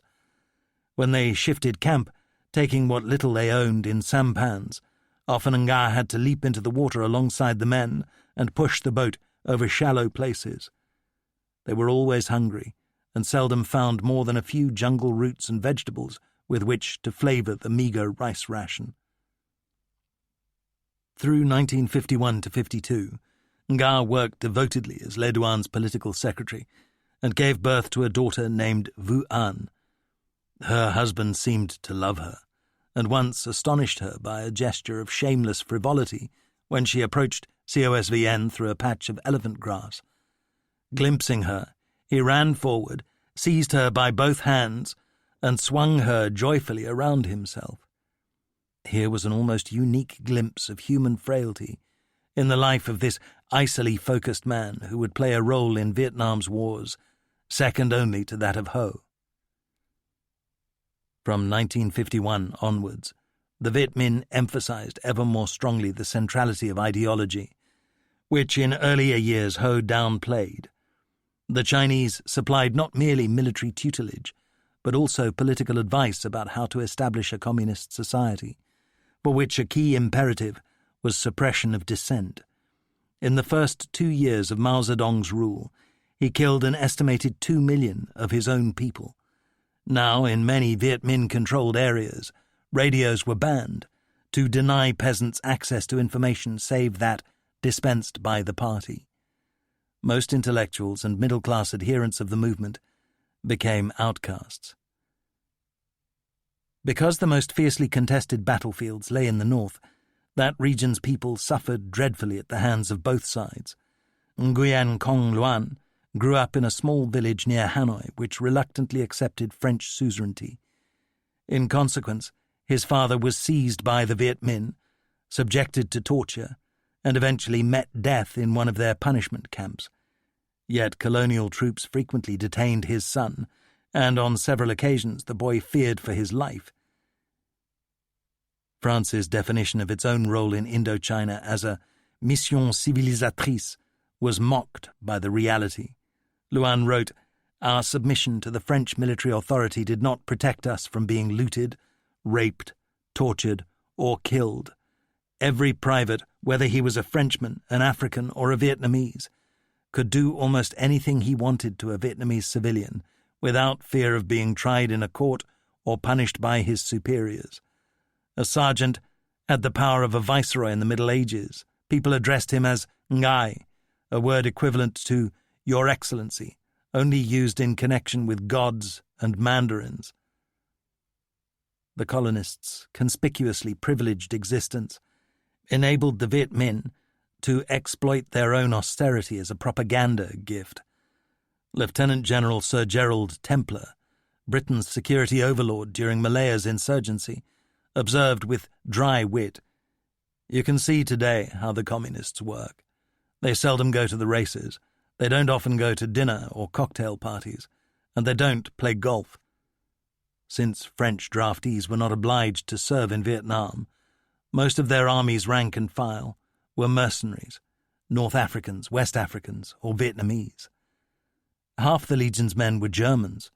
A licensed indiscipline prevailed among off-duty troops, with widespread alcoholism.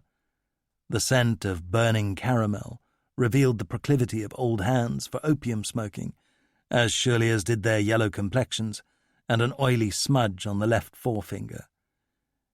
When General Jean de Lattre de Tassigny assumed proconsular powers in December 1950, he began to create an explicitly Vietnamese conscript army.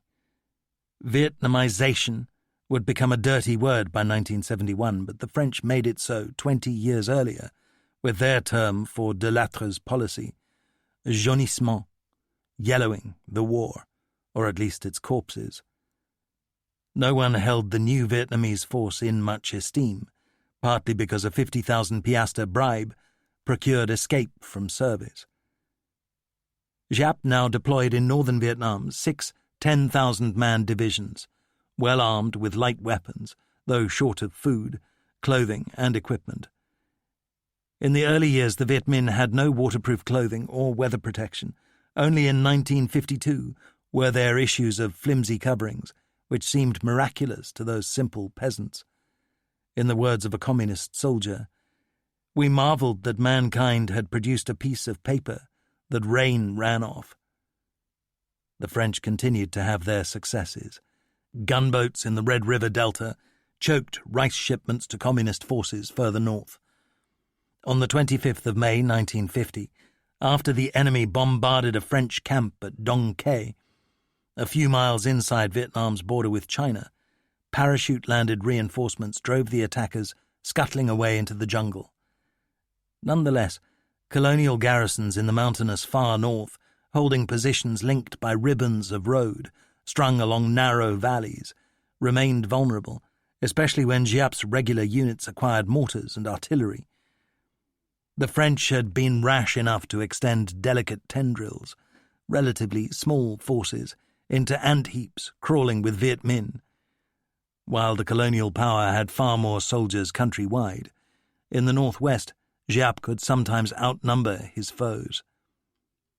Early on the 16th of September, 5 Viet Minh battalions, supported by artillery, once more attacked the French base at Dong Quai. The Communists had spent weeks preparing and planning, a hallmark of all their important operations. Early in the battle, Giap's headquarters was alarmed by reports that one regiment had lost its way, failing to reach the start line, and that initial casualties were heavy. But Ho Chi Minh, who had walked many miles to witness the assault, urged calm and perseverance. After 52 hours of fierce fighting, the attackers prevailed. Dong Quai fell at 1000 hours on the 18th. An officer and 32 foreign legionnaires escaped just before the end, emerging from the jungle to rejoin French forces after a terrible week-long march. Giap now embarked upon a banquet at his enemy's expense in the mountainous Chinese border region. The French resigned themselves to abandoning another camp at Cao Bang, 20 miles north of Dong Quai. On the 3rd of October, its foul-mouthed but popular commander, Lieutenant Colonel Pierre Charton, led forth a truck column bearing 2,600 mainly Moroccan soldiers, 500 civilians, including the personnel of the town brothel, together with a tail of artillery and heavy equipment. Charton had ignored orders to abandon such baggage. He determined to retreat with dignity and honour, a gesture of stubbornness that cost hundreds of lives. In defiles 9 miles south of Cao Bang, his straggling caravan was checked by a succession of blown bridges and ambushes. Within 24 hours the retreat stalled, amid teeming enemy forces firing from dense vegetation on higher ground. Charton's predicament represented only one half of a horror story, however. A second force, designated Task Force Bayard, and composed of 3,500 mainly Moroccan troops, stiffened by a crack paratroop battalion, was dispatched north to meet the Cao Bang column and support its passage to safety. Bayard left Tat Quai on the 30th of September, commanded by Colonel Marcel Lepage. As the force approached Dong Quai, it, too, was halted by Viet Minh, raking and pounding the column with machine gun and mortar fire. Higher headquarters ordered Lepage to adopt desperate measures: burn his vehicles, abandon his guns, take to the jungle, march his men around the Viet Minh to meet Charton. The experience that followed was dreadful indeed. In accordance with his almost deranged instructions, Lepage led his men away from the French lines, ever deeper into a wilderness, to link hands with another doomed force. Marchers soon began to fall out and vanish, never to be seen again. A man wounded was a man fated to die. Each climb and descent was agony for heavily laden infantry, drenched by rain that also denied them air support. The Viet Minh were weary too after days of strife and pursuit, but they enjoyed the peerless thrill of winning. They knew the French were in desperate straits. Giap issued an exultant 6th of October order of the day: "The enemy is hungrier and colder than you." Charton and Lepage met next day, their columns alike shrunken by losses, lacking water, food, ammunition. Then the Viet Minh struck again, 15 battalions pouring fire into their exhausted enemies. The Moroccans broke in panic. Their commanders ordered dispersal into small parties, what became almost literally a sauve-qui-peut. Charton was wounded and taken prisoner. Most of the other fugitives were killed piecemeal. Just 600 men eventually reached French positions further south. Some 4,800 were listed as dead or missing, while material losses were immense: 450 trucks, 8,000 rifles, 950 automatic weapons and 100 mortars. Giap celebrated by getting drunk with his Chinese advisers, for what he later claimed was the first time in his life. On the 18th of October, the French abandoned another northern camp at Lang Son, where huge stocks of munitions fell into communist hands. The cost of these battles was high for the Viet Minh, an estimated 9,000 casualties, But whereas the world quickly discovered the scale of the French disaster, now, as in the future, the Communists suppressed all tidings that might tarnish their triumphs, demoralize their supporters. Not all the fighting went one way. During the early months of 1951, Giap failed in a succession of large-scale assaults. In January, when the Viet Minh attacked a base 30 miles northwest of Hanoi, French air power, and especially napalm, inflicted crushing losses. 6,000 dead, 8,000 wounded. The lesson for the Communist commander was that he must still expect to be beaten when he committed large forces within reach of French air and firepower. A Western general who suffered such a succession of defeats as did Giap in the spring of 1951, creating such hecatombs of his own men's corpses, would have faced a political and media storm, almost certainly been sacked. The Viet Minh Politburo, however, faced no public scrutiny. Ho Chi Minh, the only arbiter who mattered, kept faith in his general. Giap, like Marshal Zhukov in World War II, was never held to account for the shocking butcher's bills his victories imposed. This gave him an important edge over an enemy whose people were reading daily in newspapers back home in France about the anguish of their army in Indochina. 2. Washington picks up the tab. Perhaps the most famous lines in Graham Greene's novel set in Saigon during the late French era are delivered by his protagonist, the cynical British journalist Thomas Fowler, who says of the quiet American, Alden Pyle, "I never knew a man who had better motives for all the trouble he caused, impregnably armoured by his good intentions and his ignorance." The most historically important trend in the war was that as the French reeled before its soaring cost, they turned to the Americans to pay the bills, which from 1950 onwards they did. Far away in Washington, policymakers became ever more alarmed by the notion that Southeast Asia might follow China, submerged beneath a communist inundation. Moreover, the US sought leverage to reconcile a bitterly reluctant France to the rearmament of Germany. Dollars, not francs, soon paid for almost every bomb and bullet expended on the Vietnam battlefield.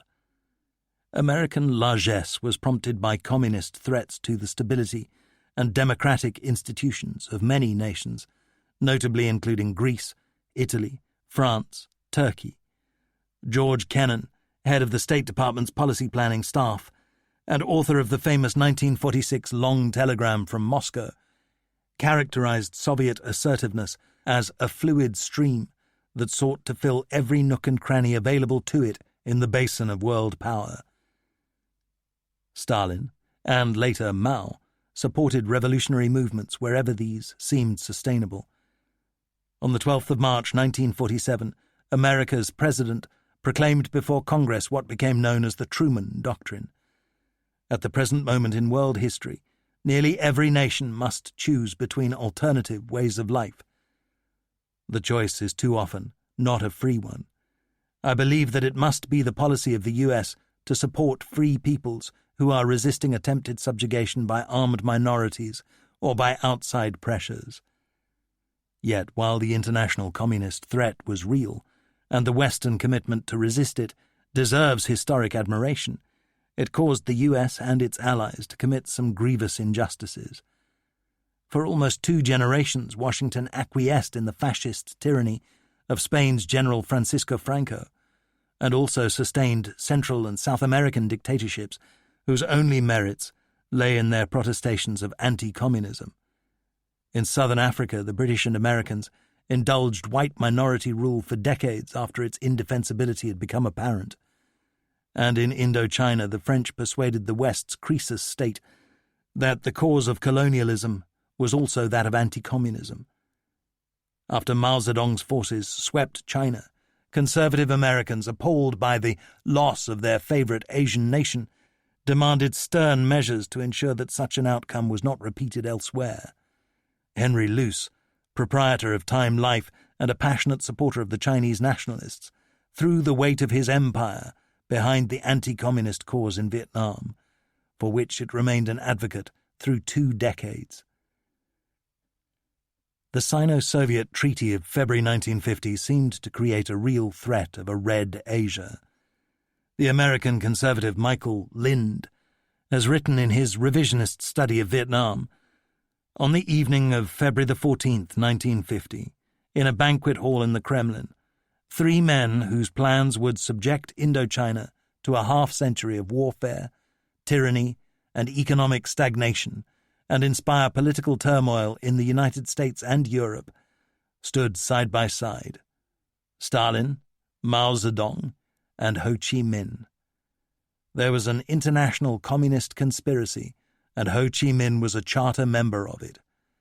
Kim Il-sung's June invasion of South Korea galvanized a frightened West. US and Allied forces hastened to the Korean peninsula, where they fought a 3-year war, latterly against the Chinese. The Korean experience goes far to explain why the Americans threw their support behind French colonialism in Indochina, without diminishing the rashness of the policy. At the State Department, Dean Acheson and his Assistant Secretary Dean Rusk were haunted by memories of the disasters that had followed the democracy's 1930s appeasement of fascist dictators. The Democratic administration faced mounting congressional pressure to show steel towards the Moscow-Beijing axis. Senator William Fulbright observed later that it was essential to judge contemporary U.S. policies against the background of indisputable Soviet expansionism. Here we were in this deadly confrontation with the Russians, and we thought it our duty to thwart them everywhere.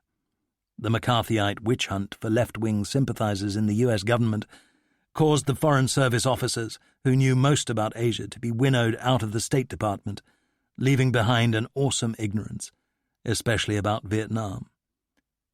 Not everyone in Foggy Bottom, however, wanted to see America embrace colonialist France. States Raymond Fosdick, early in 1950, urged presciently against repeating America's China blunder of becoming allied with reaction. Whatever were residual Parisian delusions, Fosdick wrote, Indochina would soon become independent. Why, therefore, do we tie ourselves to the tail of their battered kite?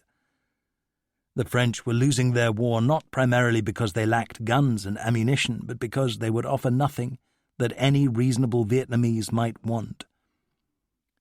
In the following year, a young congressman from Massachusetts visited Saigon and wrote in his trip diary, "We are more and more becoming colonialists in the minds of the people, because everyone believes that we control the UN, and because our wealth is supposedly inexhaustible, we will be damned if we don't do what the new nations want." Here was wisdom from John F. Kennedy, but Americans were in no mood to heed it. George Kennan, in old age, bemoaned the manner in which his advocacy of containing the Soviets, and later the Chinese, was misinterpreted in Washington to justify employing to this end almost exclusively military tools, whereas political, cultural, economic, and diplomatic ones were often more appropriate. During 1950's Korean winter panic, when outright defeat for UN forces seemed possible, Washington signed off a massive Indochina aid increase. Thereafter, as France's will to fight weakened, that of the US stiffened. The colonial army became increasingly an American proxy. Truman and Acheson, far from pressing Paris to negotiate with the Viet Minh, urged it to do no such thing. Here was Washington's first big blunder in Indochina, from which U.S. policy-making never recovered. Its military aid contribution ballooned to $150 million, delivered almost without strings. The proud French refused to confide in their paymasters about operational plans. By early 1951, they were receiving more than 7,200 tons of military equipment a month. The imperial power waged its war wearing American helmets, using many American weapons, driving American jeeps and trucks, flying mostly American planes. Under such circumstances, it is scarcely surprising that when American soldiers a decade later arrived in Vietnam, they appeared to its people children of their earlier oppressors. By September 1951, it had become apparent to objective observers that the French had no realistic prospect of holding Indochina. Yet after their warlord, General de Lattre de Tassigny, staged a brilliantly theatrical personal mission to the US, within 4 months, Washington shipped to his forces 130,000 tons of equipment, including 53 million rounds of ammunition, 8,000 trucks and jeeps, 650 fighting vehicles, 200 aircraft, 14,000 automatic weapons, and 3,500 radios. This was de Lattre's last important contribution before his abrupt departure from Indochina and death from cancer.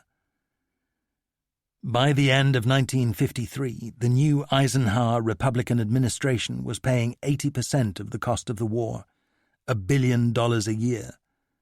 The British, still important allies and increasingly expert at retreats from empire, deplored this. They believed that no quantity of guns and bullets could avert looming French expulsion from Indochina. The government of Winston Churchill was alarmed by what it considered an ill-directed U.S. obsession. Selwyn Lloyd, a Foreign Office minister, wrote in August 1953, "There is now in the United States an emotional feeling about Communist China, and to a lesser extent Russia, which borders on hysteria." The Viet Minh were branded, of course, as instruments of the satanic forces in play. 3. Peasants. A small minority of Vietnamese who were sufficiently educated to think beyond their own villages witnessed the brutalities of the Viet Minh and welcomed the promise of foreign succour. A schoolboy in the North wrote, "From the books I read, I believed that the Americans might be at least better than the French. I was sure that, like any other country, the U.S. must have some interest when it helped its allies. But the Americans seemed to be generous in assisting poor countries." However, it is easy to understand why many Vietnamese adopted a contrary view and supported a revolutionary movement that promised the removal of an oppressive colonial regime, together with an assault on a land-owning class, French and indigenous, that had exploited the peasantry for generations. Such was the poverty of rural Vietnam that a man with a primary school certificate was respected as an intellectual. Some couples owned only a single pair of trousers which husband and wife took turns to wear. Much of the peasants' daily labour involved paddling water uphill to irrigate the paddies, often by moonlight because the days became so hot. In good times, singing as they worked. The rice had to be fertilized once, weeded 3 or 4 times, cut twice. The spring crop accounted for 3/4 of the harvest because it profited from higher rainfall. Poor villagers might supplement their income by trekking into the wildernesses to gather firewood for sale. Some migrated to towns to work. Those burdened by the worst indebtedness hired themselves out as field labourers. Family and village were the dominant social institutions. Beside nearly every hut stood its wooden altar, containing offerings of fruit and sweets. The richer the family, the grander its altar. Few parents felt embarrassed by establishing a hierarchy of affection for their many children, rooted in a judgment about which were the ablest and most hard-working. A father's word was law, though mothers arguably wielded the real power.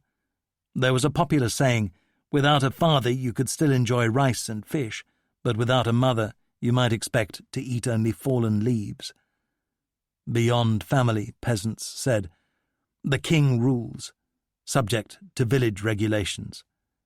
Most Catholic communities had a bell tower, Buddhist ones a temple and magnolia trees. There might also be a meeting hall called the Din, and maybe a carpenter's and a tailor's shop. Villages were subdivided into hamlets in which much of life and labour was shared. At New Year, people worked together to make rice cakes that were cooked overnight, then threaded on fine strands of bamboo. They gathered to wish parents long life, health and wealth. The Vietnamese, like most Asians, believed that each year conferred upon the old an additional accession of wisdom. After a pig had been slaughtered, children might beg its bladder as a plaything. They played hide-and-seek, shot jute guns made from bamboo pipes like Western pea shooters, or competed at another game, hitting stick. At festivals they might taste jam, sweets, peanuts, birds' eggs, and squashes coated in sugar. For the most part, however, they knew only rice and vegetables, and were thankful to get them.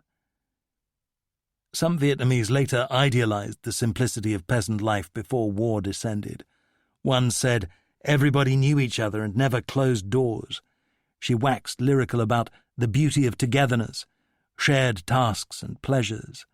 Yet such nostalgia was rare among the vastly greater number who recalled only hardship, persecution, and near starvation. Nguyen Thi Tan Binh was born east of Hanoi in 1958, daughter of a poor peasant who cultivated 400 square yards of rice. Her parents and their 6 children occupied a thatched hut in a hamlet of some 30 families, none of which owned a radio set or bicycle. Few inhabitants could read. When an occasional newspaper reached them, people gathered under a tree while a literate villager with a good voice perched on a branch to read aloud to them interesting items. Such people grew up without photographs of parents or children because none owned a camera. Black pyjamas, bar dress was the clothing of peasants which only incidentally became the uniform of guerrillas. Infant mortality rates were appalling, partly because it was customary to sever umbilical cords with fragments of broken glass. Villages frequently had to be abandoned because of flood or famine. Binh had no memories of childhood happinesses. Life was merely an unremitting struggle for existence, in which children gathered snails to supplement the family diet. At 20, she became a lifelong member of the Communist Party, regarding Ho Chi Minh with quasi-religious fervour as the indispensable, incomparable leader. Although Ho's armed supporters in the southwest never matched the spectacular military successes achieved by Giap's formations in the north, this movement won widespread support on the single issue of land redistribution. Even prosperous tenant farmers craved ownership. Many were hopelessly enthralled to creditors who appropriated up to half their production. Debtors could become body slaves, enlisted to rock a landlord's hammock. They eagerly supported the secret land redistribution plan of the Viet Minh, one of whose cadres told Norman Lewis in 1950, "Our enemies are slowly converting us to communism. If it is only by becoming communists that we shall achieve our liberty, then we shall become communists." A historian has described Giap's soldiers as simple men whose worldview was formed entirely by their own and their families' immediate experience, coloured by oppression and hardship over generations. The foremost strengths of Viet Minh fighters were discipline, patience, ingenuity, a genius for fieldcraft and especially camouflage, tolerance of hardship and sacrifice. Above all, there was motivation. They yearned to share the fruits of a political, economic, and social revolution. Itinerant communist cadres launched political education programs and composed folk songs to help villagers learn their alphabets. There was a learn-through-play program for children. Virtuous as that may sound, it was reinforced by compulsion. Cadres caused villagers to display banners decorated with flowers, proclaiming, "Long live the fighters against illiteracy." In some places, non-readers were wantonly humiliated, forced to crawl through mud to go to market. As ever when communist doctrine was imposed, victims were reminded that this was cruelty with a purpose, for the ultimate good of the people. As for more drastic penalties, even an official party history admitted later that not a few innocent people were killed. Simple country folk serving the Viet Minh assumed that any man who affected blue trousers and a white shirt with a tailor's label must be a French spy, whereas the mafia employed the euphemism of sending an enemy to sleep with the fishes. In the equally watery words of Vietnam's communists, he was dispatched to search for shrimps. Killings were conducted with maximum brutality and publicity. Viet Minh death squads favoured burying victims alive or eviscerating them in front of assembled neighbours. Better that a possible innocent dies than that a guilty man escapes, ran a party catchphrase. In the liberated zones, the Viet Minh established notorious punishment camps. When Nguyen Cong Luan's father died in one of them, a cigarette lighter was the only possession his jailers grudgingly returned to the widow. In 1947, the Viet Minh conducted an ideological cleansing campaign, in which a large, though never quantified number of class enemies were murdered. Any landlord or government office holder lived under threat of a death sentence which extended to his family. The Catholic religion bore the taint of foreign ownership, and thus its adherents were vulnerable.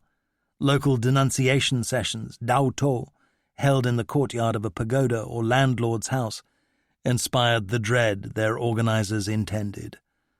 Farmers or peasants, often impelled by grudges, rehearsed landlords' alleged crimes before people's courts run by Viet Minh cadres. If death sentences were pronounced, a victim might there and then be shot, stoned to death, hanged, or face a crueler death. At My Tan, in the Mekong Delta, a Cao Dai functionary about to be buried alive pleaded for a merciful bullet. His killers observed contemptuously that ammunition was being conserved for the pirates, the French. As a peasant child, Nguyen Thi Tan Binh remembered landowners hiding from their accusers by immersing themselves in the nearby pond and covering their heads with reeds, while others adopted crude disguises. Some failed, and she stood among her fellow villagers watching their trials. Even as a loyal party cadre, she later admitted that a lot of those people were wrongly accused. In the north, a People's Court was often staged as a theatrical event, held at night in an area the size of a football pitch, ringed by bamboo torches. A presidium of 7 judges, poor peasants, was attended by a land reform cadre and sometimes also Chinese advisers. Behind the stage hung portraits of Ho, Mao and Stalin, together with painted slogans such as "Down with the treacherous reactionary landlords." As for summary executions, one peasant retained an indelible childhood memory of the Viet Minh visiting his northern village in 1952, seizing 2 unarmed soldiers in French service who had called to wish friends a Happy New Year, and beheading them behind his family's house. This 12-year-old said later, "I can still hear the sound of their necks being cut through." Then the guerrillas left, and French troops arrived. They accused neighbours of responsibility for the men's death and burnt every surrounding house. In 1953, the Viet Minh sentenced the child to spend 2 weeks in re-education camp, conducting self-criticism. Everything that I did wrong, or my parents or grandparents did wrong, had to be written down. Everybody had to think hard what to write. When Stalin died, all prisoners were obliged to assume black mourning bands.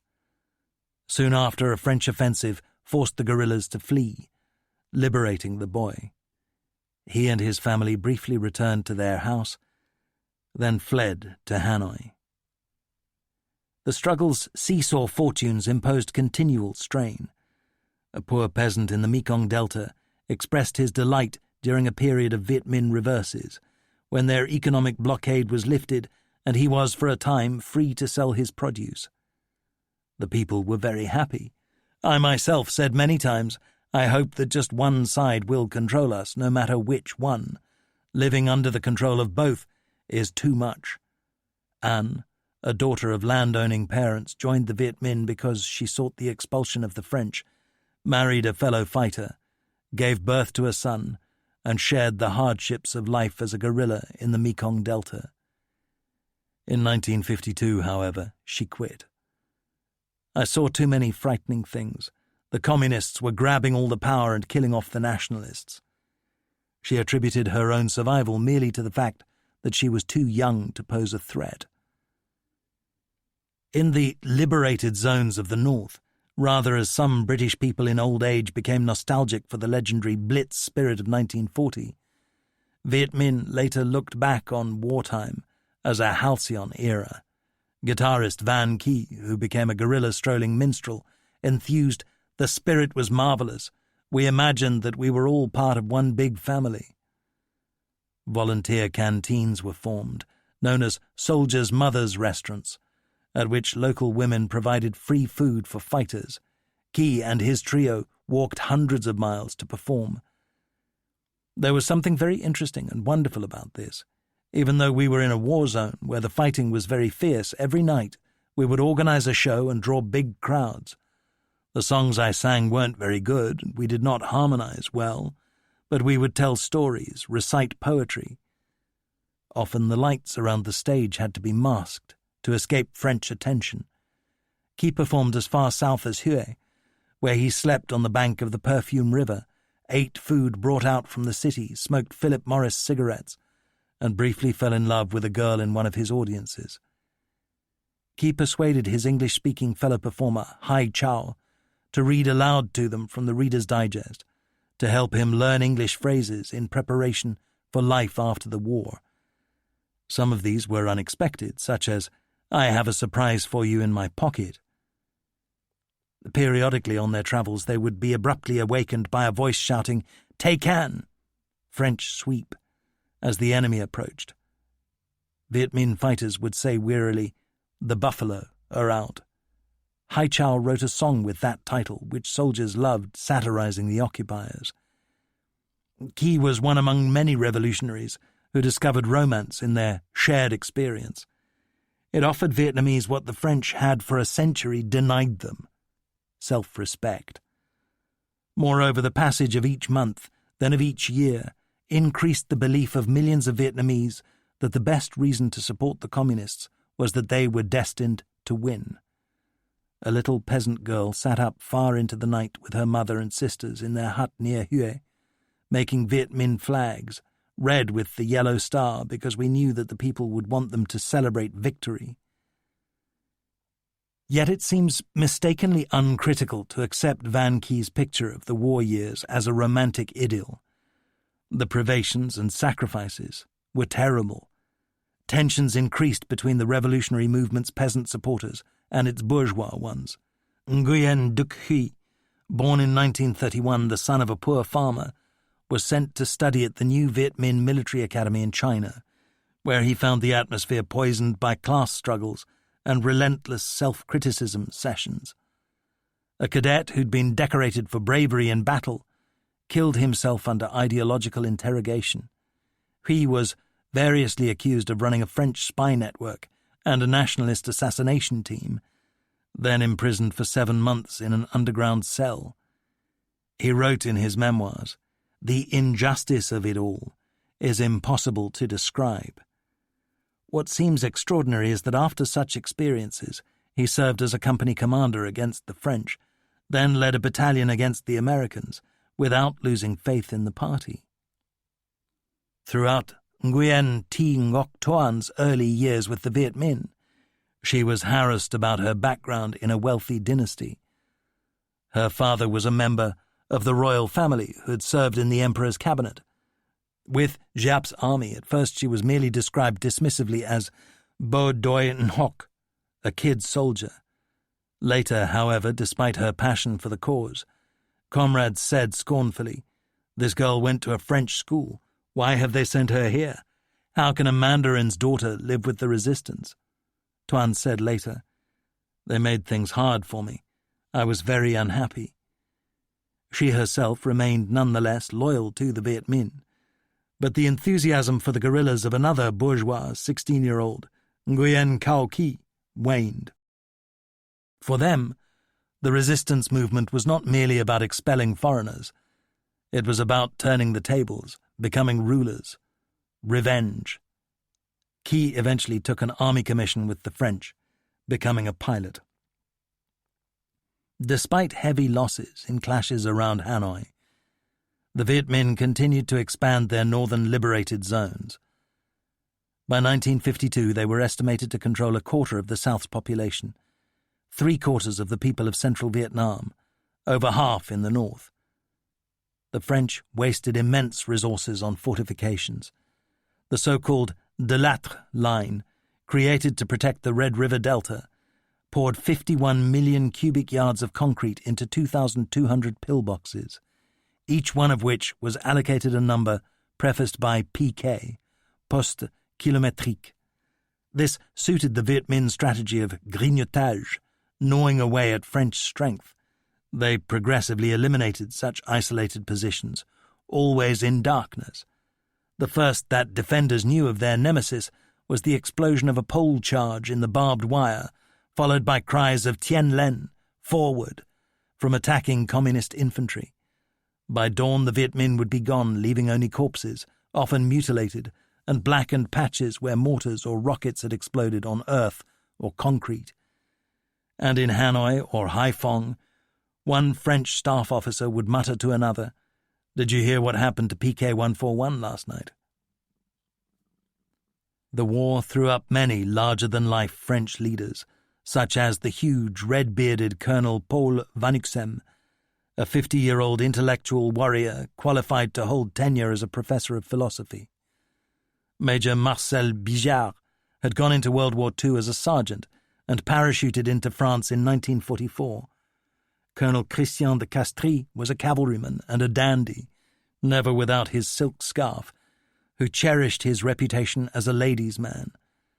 There were famous women, too, the likes of Valérie André, a doctor who was also a helicopter pilot, and the highly decorated airborne nurse, Paul Dupont d'Issigny. In the autumn of 1952, Giap concentrated 3 divisions on the east bank of the Red River, tasked with seizing Ngia Lo, a strategically important ridge.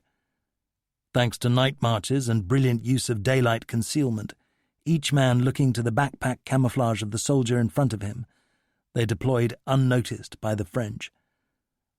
Then, in a series of assaults that began on the 17th of October, they overran a chain of posts. Marcel Bijard's para-battalion covered the retreat of the surviving detachments towards the Black River in a series of actions that became a nightmare legend. They were obliged to abandon their wounded, and local people later reported finding Bijard's trail adorned with the severed heads of those left behind, set on stakes by the Viet Minh. The major and those of his men who survived were greeted as heroes when at last they reached the French lines, but the Ngia Lo battles had been a significant disaster. In April 1953, the Communists opened a new front in Laos to disperse French strength. By June, Chinese deliveries of supplies and munitions had risen from 250 tons in the same period the previous year to 2,000 tons a month, together with Molotov trucks and bulldozers. Meanwhile, French forces were running short of officers and NCOs. Many of the North African troops were scarcely trained, and nobody retained much confidence in the spirit of 110,000 locally recruited soldiers. General Iron Mike O'Daniel, senior U.S. Army officer in the Pacific, visited Saigon in the summer of 1953, soon after General Henri Navarre became commander-in-chief.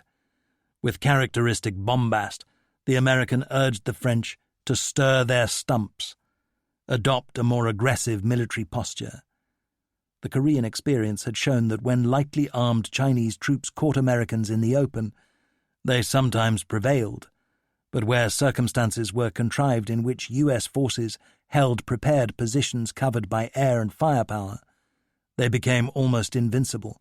Why could not the French exploit the same realities? Navarre agreed. He cast about for a battlefield on which French strength and Viet Minh weakness could be laid bare before the world. He chose Dien Bien Phu. Chapter 3. The Fortress That Never Was. 1. Waiting for Giap. So many fatal decisions were made in Indochina that it would be invidious to single out any for primacy. But that which was made in November 1953 removed any lingering doubt about who was to become the victor, who the vanquished. Dien Bien Phu was a relatively small battle, engaging on the colonialist side barely a division, yet it assumed decisive moral significance because it was launched as a French initiative, with the explicit purpose of bringing the Viet Minh to battle, and was then lost for reasons that reflected epic bungling.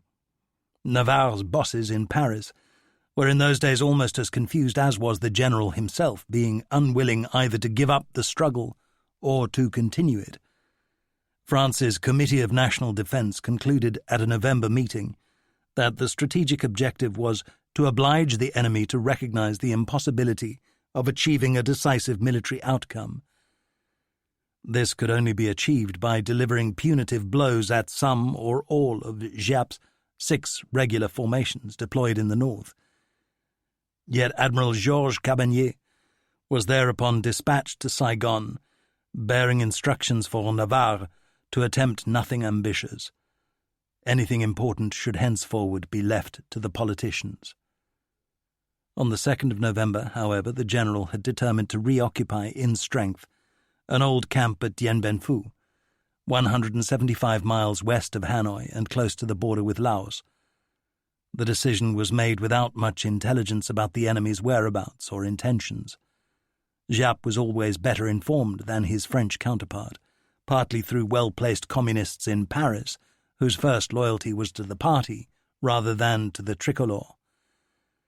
Nonetheless, Navarre said afterwards, "We were absolutely convinced of our superiority in defensive fortified positions."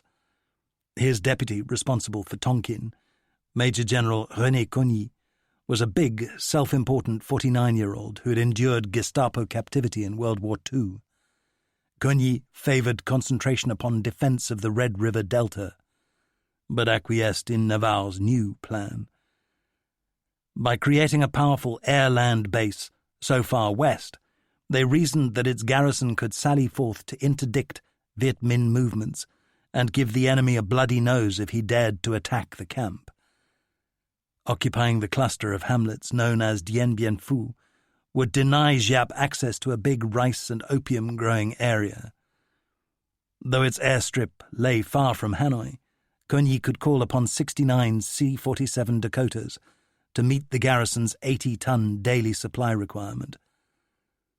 Most of the perils to French forces were deemed to lie in the initial drop onto a hot DZ, where a Viet Minh battalion was known to be encamped.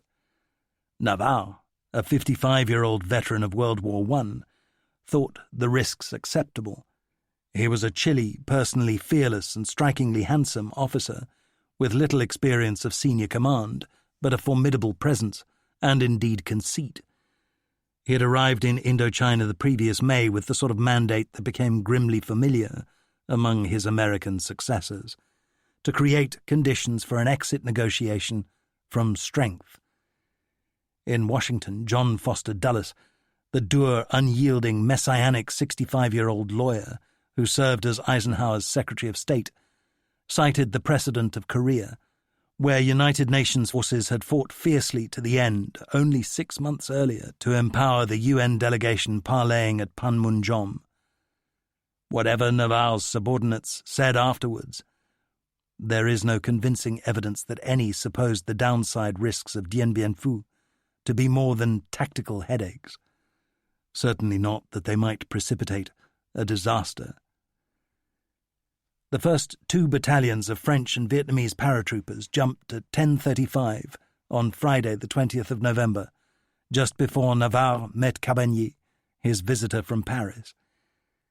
The general almost certainly knew the nature of the directive the Admiral bore not to stick his neck out, and had deliberately preempted this. Unfortunately, the French initiative perfectly conformed to the hopes of Ho Chi Minh, Giap, and chief ideologist Truong Chin. At an October meeting in a simple bamboo house deep in the mountains, they had agreed that contesting the Red River Delta merely enabled the French to apply forces and firepower close to their own bases. The Viet Minh objective must be to tempt them instead to disperse, then strike where their troops ventured furthest. With a characteristic gesture and figure of speech, Ho raised his clenched fist and likened it to French strength in the east, then said, "But if you spread your hand, it becomes easy to break the fingers one by one." Navarre, by extending a finger westward to Dien Bien Phu, fulfilled Ho's appointed role for him. The opening gambit was played when French and Vietnamese para began to leap from C-47s over their designated objective, as dispatchers gave the repeated "go, go, go" that propelled them from the dim fuselages and engine roar into brief, sunlit coolness 600 feet above the steamy landing zone. Foremost among the tough, unyielding French officers, swaying beneath their canopies, was Colonel Pierre Longley, a 44-year-old Breton of boundless courage but limited intellect and notoriously vile temper. They landed into the firefight they'd expected. A medical officer making his first combat drop took a bullet in the head before he hit the ground. By nightfall, the attackers had forced the Viet Minh to withdraw with substantial losses. They secured a perimeter at the cost of 15 of Longley's men dead and 34 wounded. He himself was cursing even more freely than usual because he smashed his ankle in the drop, as many parachutists do, and had to be evacuated to spend a month in plaster. Next day, US-built C-119 flying boxcars droned overhead, dropping heavy equipment and vehicles. Nothing could yet land on the strip, cratered by the Viet Minh. By the time the struggle at Dien Bien Phu finally ended, the French would have used there almost 60,000 parachutes, so that white and coloured blotches, plague spots, came to dominate aerial photographs. Once bulldozers had rendered the airstrip serviceable, a stream of reinforcements arrived, enlarging the garrison towards its eventual peak of 12,000 men. The camp's appointed commander was Colonel Christian de Castries, a 51-year-old military aristocrat who boasted a marshal, an admiral, and 9 generals in his family tree, a famous off-duty equestrian who had won many medals and suffered grievous wounds from a mine in Indochina. He was afterwards accused of cowardice by his critics, who claimed that at Dien Bien Phu he lurked in his bunker. De Castries' record makes such a charge implausible. On the moral side, however, the verdict is less assured. He lacked any gift for inspirational leadership. As his predicament became ever more burdensome, he lapsed into gloomy fatalism. He cannot justly be blamed for the outcome. Navarre and Cogny were the battle's architects. But he made many tactical errors, both of commission and omission. The word fortress was repeatedly used to describe Dien Bien Phu. Yet it was never anything of the sort. Rather, it was a chain of low hills, amid a plain overlooked by densely wooded mountains, and now entrenched with shocking casualness. Scarcely any of the defensive positions created in the months before the Viet Minh assault were adequately fortified. Many of the garrison's men were courageous enough but regarded digging with disdain. Their commanders took for granted a 24/7 air link with Hanoi. Meanwhile, far away in the hills, Giap learned of the deployment. The French press, of which his staff were assiduous readers, reported Navarre's intention to stand and fight. The Viet Minh general's decision directly to challenge the enemy commander-in-chief, to commit large forces to attack the camp, was founded upon a shift in the military balance, at first unknown at French headquarters in Hanoi. The Chinese had supplied the Viet Minh with American-built M2A1 105mm howitzers captured from the defeated nationalists, together with 120mm mortars and 37mm anti-aircraft guns.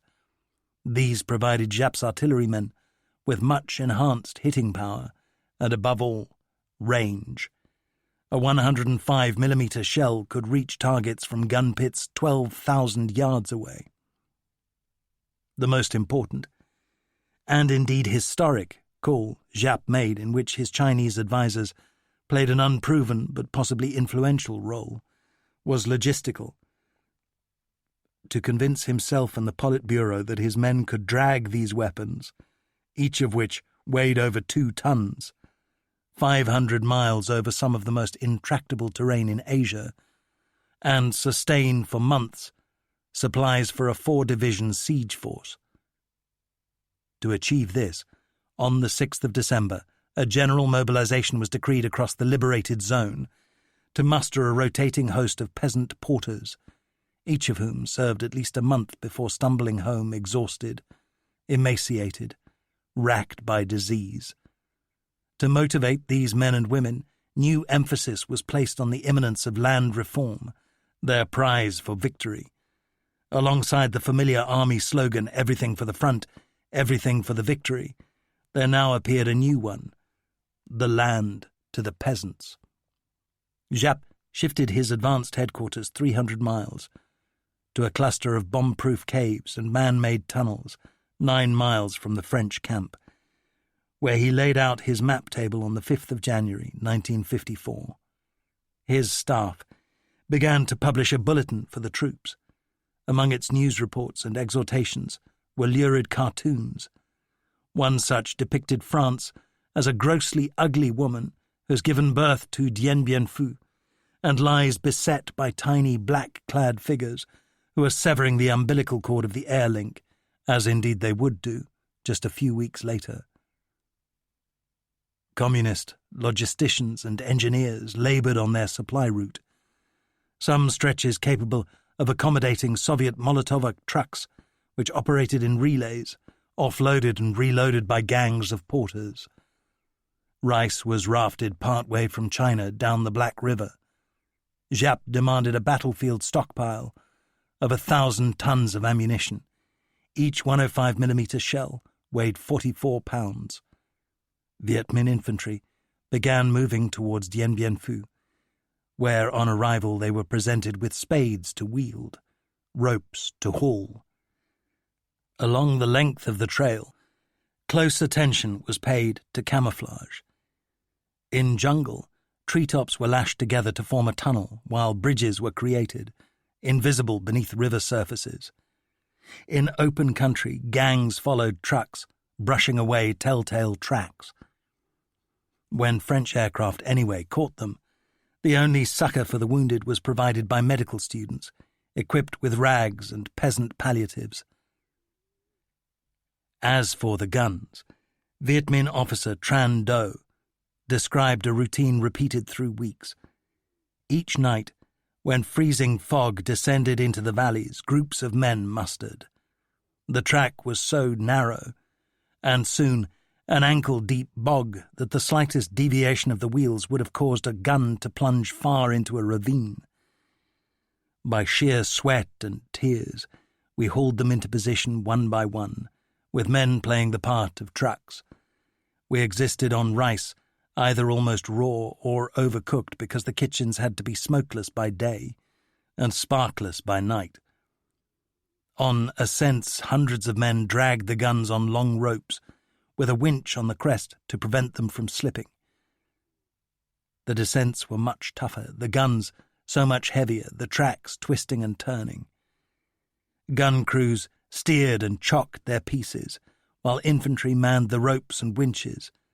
It became the work of a whole torchlit night to move a gun 500 or 1,000 yards. Viet Minh propaganda made a posthumous hero of a man who threw himself beneath a wheel to check a slipping gun's escape into a chasm. French intelligence, striving to monitor this fevered activity in the northwest, estimated that Giap could muster just 20,000 porters, who could feed only a matching number of soldiers. In reality, however, the communists mobilized 60,000.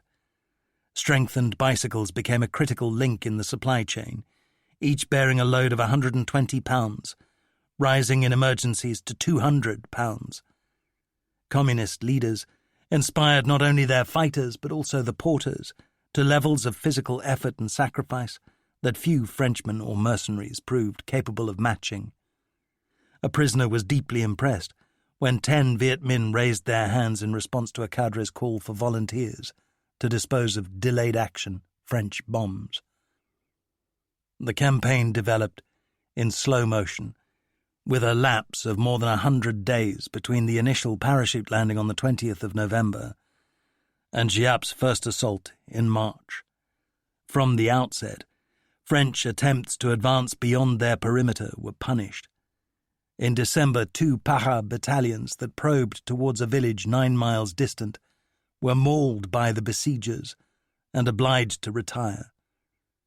Navarre gave new orders to de Castries. He must simply hold the camp at any cost.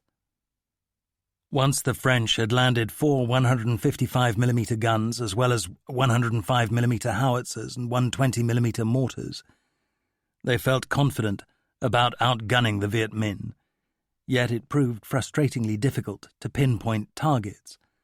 The poor quality of local maps impeded air and artillery observers. The enemy's heavy weapons were seldom visible.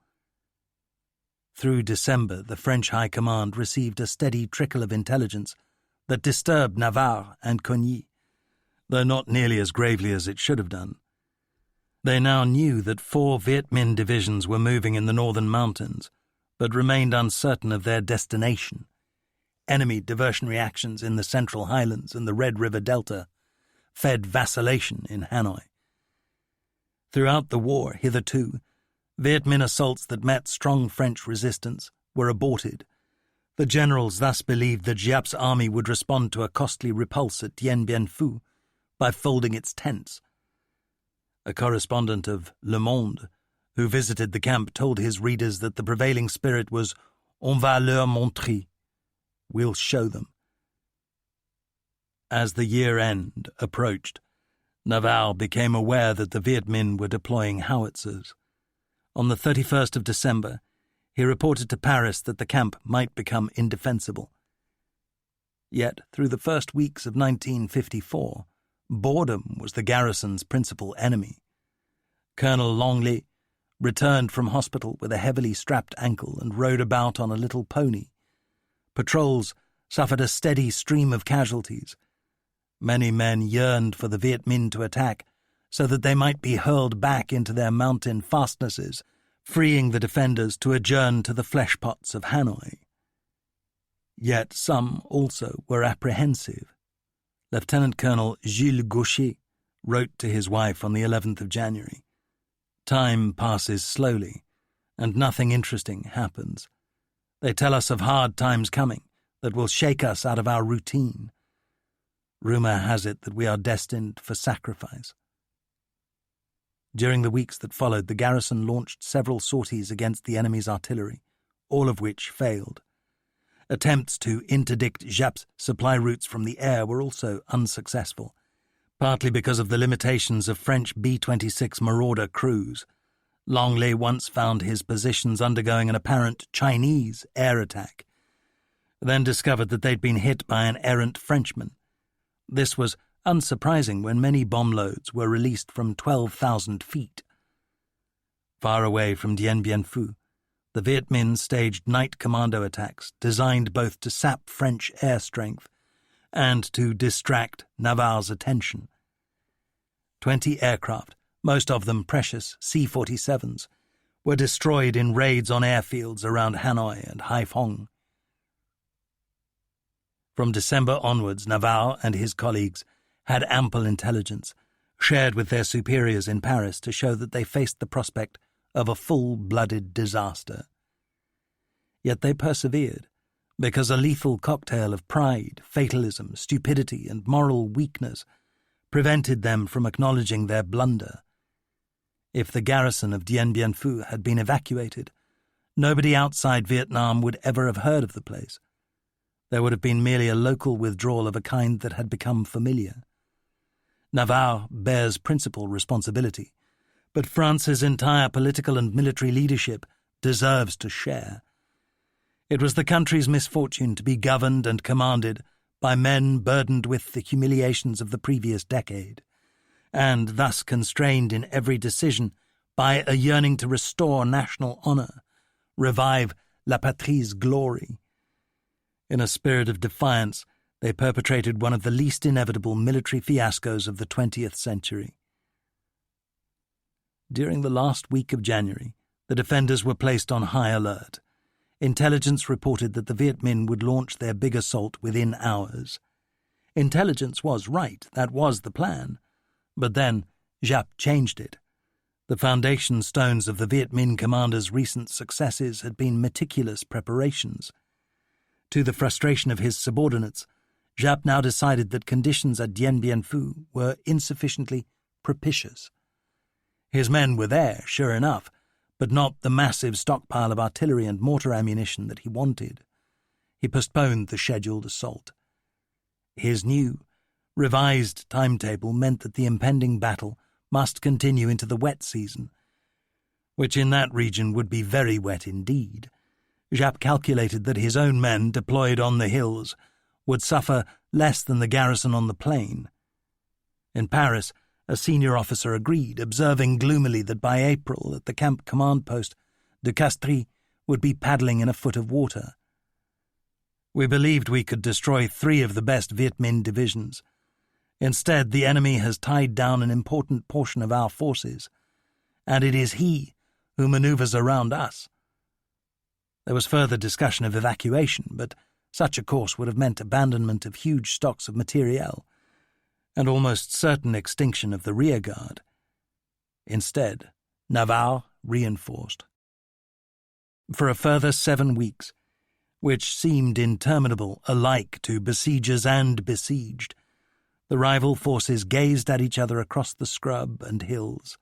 Planes came and went. There were skirmishes beyond the perimeter, and a stream of distinguished visitors, military and political grandees, the novelist Graham Greene, the U.S. Army's Mike O'Daniel, all of whom departed unscathed. Meanwhile, air attacks on the Viet Minh supply line made little impact. Aircrew were inexperienced, and they dubbed their battered old planes les pièges, the death traps. Many of the 650 French airmen who died in Indochina were victims of human error or mechanical failure rather than of enemy action. The Viet Minh learned that while raids were noisy, they inflicted surprisingly few casualties. A young man who survived a strike on his village wrote, "Bombing and shelling scared people more than it really hurt them. Repeated bombardments can make people less afraid." Moreover, around Dien Bien Phu, aircraft faced increasingly fierce ground fire from Soviet-made 37mm guns. In December, 53 planes were hit more or less seriously.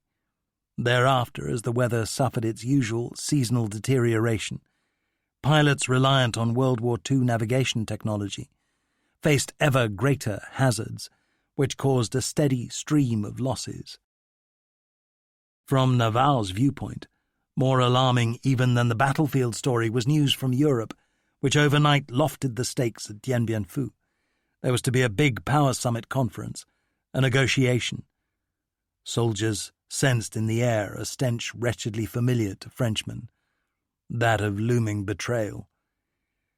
Unwilling as they were to acknowledge that their own efforts to shoot and shell a path to victory in Indochina were failing, they professed now to see themselves about to fall victim to the machinations of politicians whom they despised. In the US and Europe, dismay had been growing about the Indochina War. During the early years of the wartime Manhattan Project that created the first atomic bombs, British Prime Minister Winston Churchill displayed naivety and even insouciance about its implications. A decade later, however, even despite increasing senility, the old statesman was far more sensitive to the perils of unleashing nuclear weapons than were many Americans, including President Dwight Eisenhower. Churchill and his Foreign Secretary Anthony Eden understood that the newly created H-bomb was not just another toy of war, that even to threaten its use in fulfillment of foreign policy objectives was a supremely grave proposition. As the U.S. administration pondered options, prominent among these was that of bombarding China to punish Mao Zedong for backing the Viet Minh. Such a prospect appalled Britain. Although only a few Americans, some wearing uniforms which bore generals' stars, spoke explicitly of nuking the Chinese, once conflict started, there was no knowing where it would end. The British cherished a belief in diplomacy that the Eisenhower administration, increasingly contemptuous of its allies' perceived timidity, did not share. American conservatives denounced as appeasement Britain's willingness to engage diplomatically with China and the USSR. The French exit process from Indochina was precipitated by a tense, difficult January 1954 foreign ministers' meeting in Berlin. Vyacheslav Molotov, for the Russians, urged the convening of a conference at which Communist China, hitherto excluded from international gatherings at American insistence, would be represented. This would address outstanding issues in Asia, notably Korea and Indochina. U.S. Secretary of State John Foster Dulles balked. The notion of attending a conference with the communist usurpers of China was anathema, yet Eden strongly endorsed the idea with the backing of Churchill. For France, Georges Bidault concurred. The tottering government of which he was foreign minister was desperate to open a dialogue with Beijing about its support for the Viet Minh. Dulles then grudgingly acquiesced. On the 18th of February, the foreign ministers announced that a conference would begin in Geneva on the 26th of April, to which all interested parties would be invited, chaired jointly by Britain and Russia. Both armies in Indochina were now impelled by a new urgency to achieve the strongest possible battlefield position in advance of negotiations. Navarre and his subordinates abandoned the seesawing predictions they'd made since December and expressed vacuous hopes of victory. Emboldened by the soldiers' confidence, the Paris government dismissed out of hand a proposal from India's leader, Jawaharlal Nehru, for an immediate Indochina ceasefire. It remains unlikely that the Viet Minh would have accepted such a truce, but there it was. The French rejected a chance, the last conceivable chance, to retrieve their stakes from the table at Dien Bien Phu. 2. Disaster beckons. Far from Paris, amidst the red earthworks, scurrying jeeps and sporadic shell fire of that wilderness outpost in western Tonkin, the French discerned another, unexpected development in the enemy camp. Conventional wisdom demanded that artillery should be deployed on reverse inclines, beyond immediate reach of the enemy. Yet Giap, making new rules, sighted his howitzers on forward slopes, where their barrels looked down on de Castries' positions, with sufficient reach to claw most. The guns remained nonetheless almost invulnerable to French counter-bombardment because they were lodged in tunnels until dragged forward to fire. The plain of Dien Bien Phu lay 1,000 feet above sea level. The loftiest French positions rose 600 feet higher. Yet only 5,000 yards away the Communists held a hill line with an average elevation of 3,600 feet. Giap's artillery would soon be able to ravage every French movement. De Castries' guns and mortars stood in open pits, hideously exposed. A few dismantled 18-ton Chaffee tanks were flown into the camp and reassembled, providing mobile firepower. But French officers began to understand that they faced an ordeal by bombardment such as few of their men had ever experienced.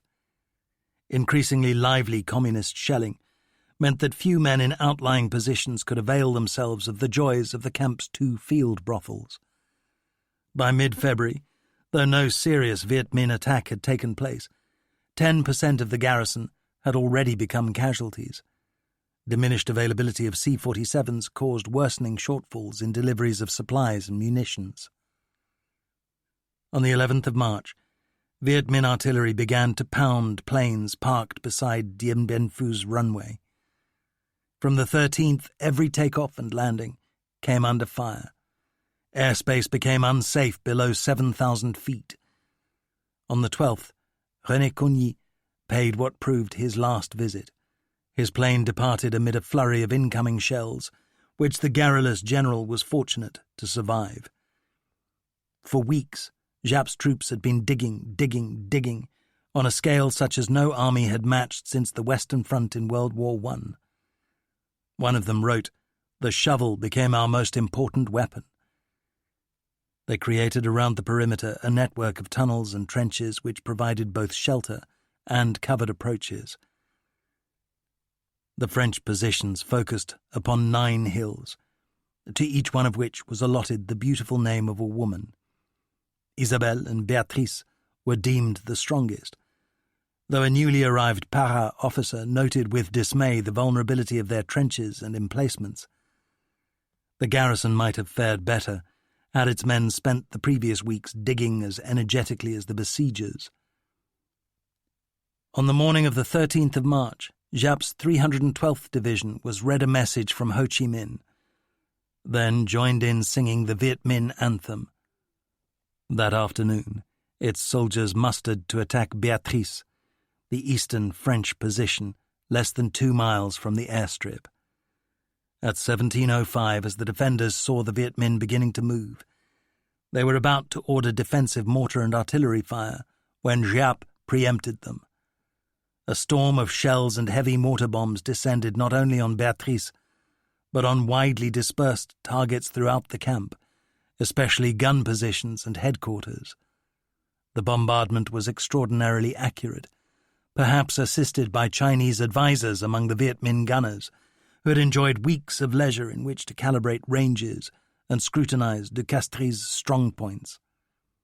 Viet Minh patrols had reconnoitred with courage and infinite patience, crawling for hours in darkness amongst the French wire and trenches.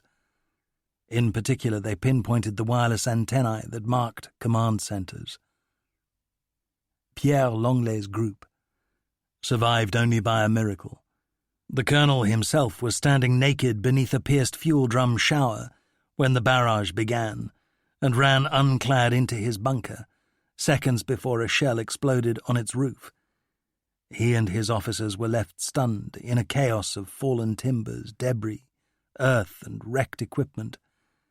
Yet a second shell failed to explode. Elsewhere, a red and yellow fireball marked the eruption of the camp's fuel and napalm dump. All but one of de Castries' spotter aircraft were wrecked. As the light faded on the 13th of March, defending commanders found themselves crippled. Many phone lines had been cut, and radios were working poorly in the usual evening atmospheric mush. The 450-strong Foreign Legion battalion holding Béatrice was under strength and short of officers. Commanders expected an attack, but not before nightfall. The Viet Minh had excavated trenches within 50 yards of Béatrice's perimeter, and from these their infantry stormed forward amidst a cacophony of cries and bugle calls, followed by detonations as Bangalore torpedoes exploded beneath the defenders' wire. Artillery dealt the deadliest blows. At 18:30, a shell devastated Béatrice's command post. As darkness deepened, the occupants of each bunker on the hill were obliged to fight isolated battles beneath the glow of flares. Some legionnaires imposed heavy losses upon the attackers before succumbing. Within an hour, however, and exploiting a ruthless disregard for their own casualties, the Viet Minh occupied positions deep inside the defences. One French company commander continued to radio for gun support even as his trenches were overrun. "Right 100, 100 nearer, 50 nearer, fire on me, Les Viettes are on top of us." Then there was only a hiss of static as the voice fell silent. Colonel Gaucher, who had gloomily predicted to his wife that he and his comrades were destined for sacrifice, was mortally wounded. Lenglet was ordered to take over, but lacked phone and radio links. Soon after midnight, the Viet Minh secured control of Béatrice, having killed over 100 defenders and captured twice as many, most of them wounded. Just 100 men, led by a sergeant major, made good their escape.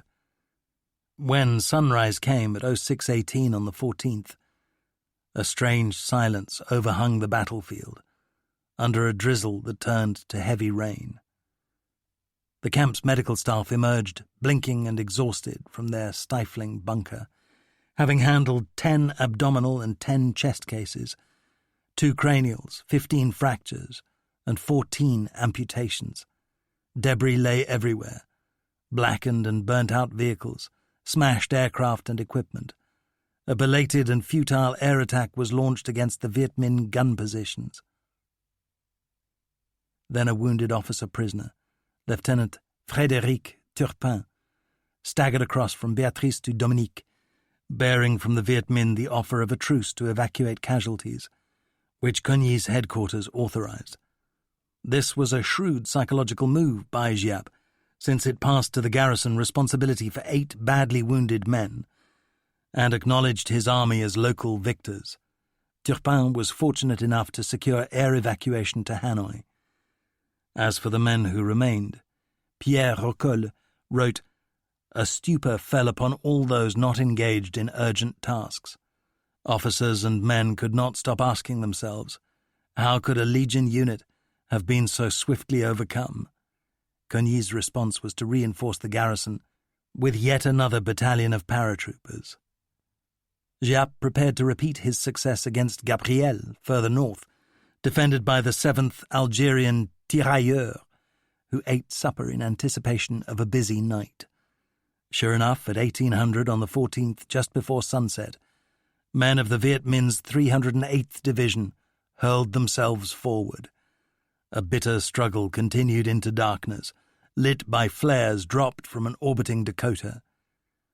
For some hours the defenders clung on, with French artillery harrowing the Viet Minh infantry. At 03:30 on the 15th, however, renewed communist fire fell on the hill, scoring a hit on the command post which killed or wounded most of its occupants. The French hoped to counterattack at daybreak, and defending officers were heartened by news of tanks and para concentrating in readiness. The Algerians had had enough, however. At 0700 on the 15th, the first Viet Minh soldiers appeared on the crest of Gabriel. The Tirailleurs, including one company which had not been engaged, scrambled out of their trenches and ran pell-mell down the hill. The Communists took possession and found the battalion's concussed colonel among 350 prisoners and 80 dead. The newly arrived Vietnamese battalion was committed to counterattack across open ground, but in the face of shell fire its men faltered. The assault was abandoned as tirailleur fugitives trickled into the camp's shrunken perimeter. French leaders reeled under this second blow within 20 hours, and chose to attribute blame for Gabriel's loss to its officers. Navarre observed in a letter to Marshal Juin in Paris that the collapse of morale had been most conspicuous in the command elements, which had previously displayed high confidence, too much of it, indeed, and tended to veer from one extreme to the other. The general dispatched 2 volunteer colonels to Dien Bien Phu to replace those who'd fallen. With the Air Force conspicuously failing to interdict Giap's supply routes, Navarre instead proposed a ludicrous scheme to seed rain clouds over the jungle, inundating the Communists. In the camp, several of de Castries' headquarters officers suffered nervous collapses.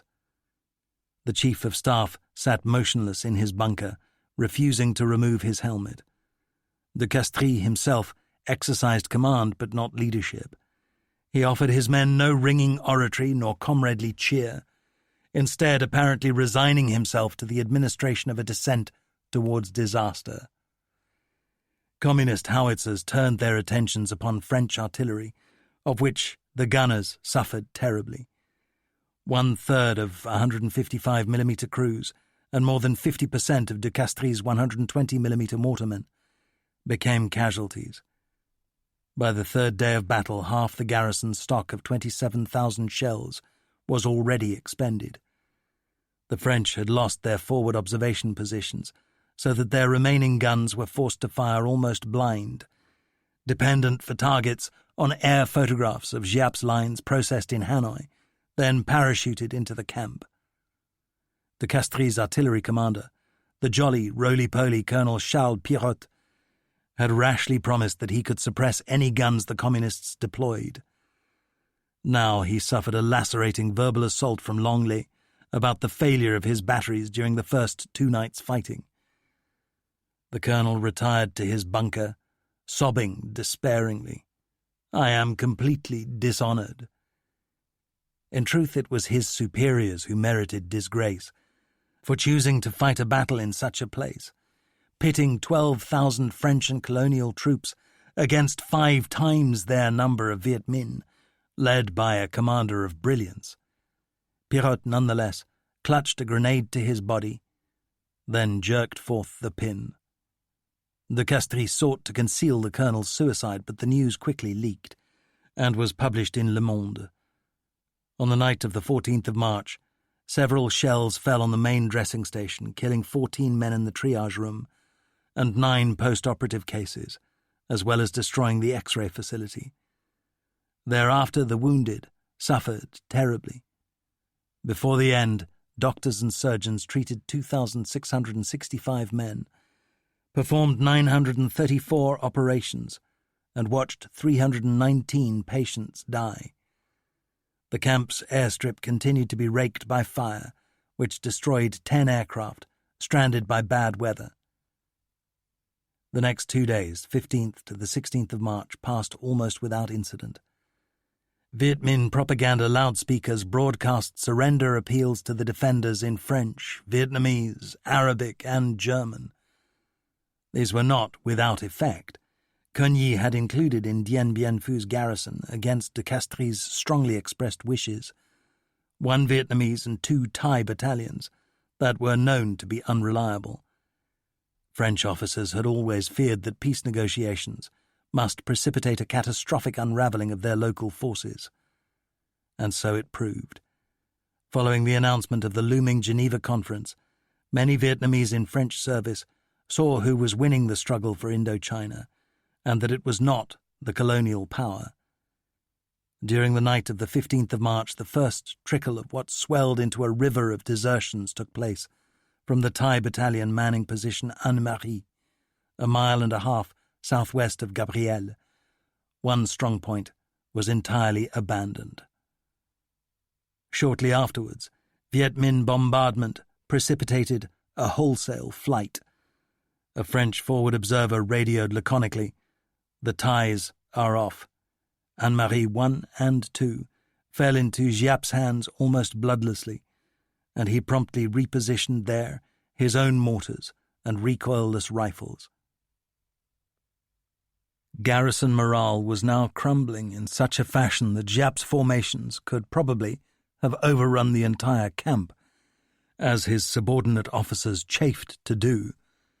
De Castries wrote later of the chasm between the spirit of the defenders and that of the enemy, as being between the men of a national army fighting for independence and a mercenary force honouring a contract.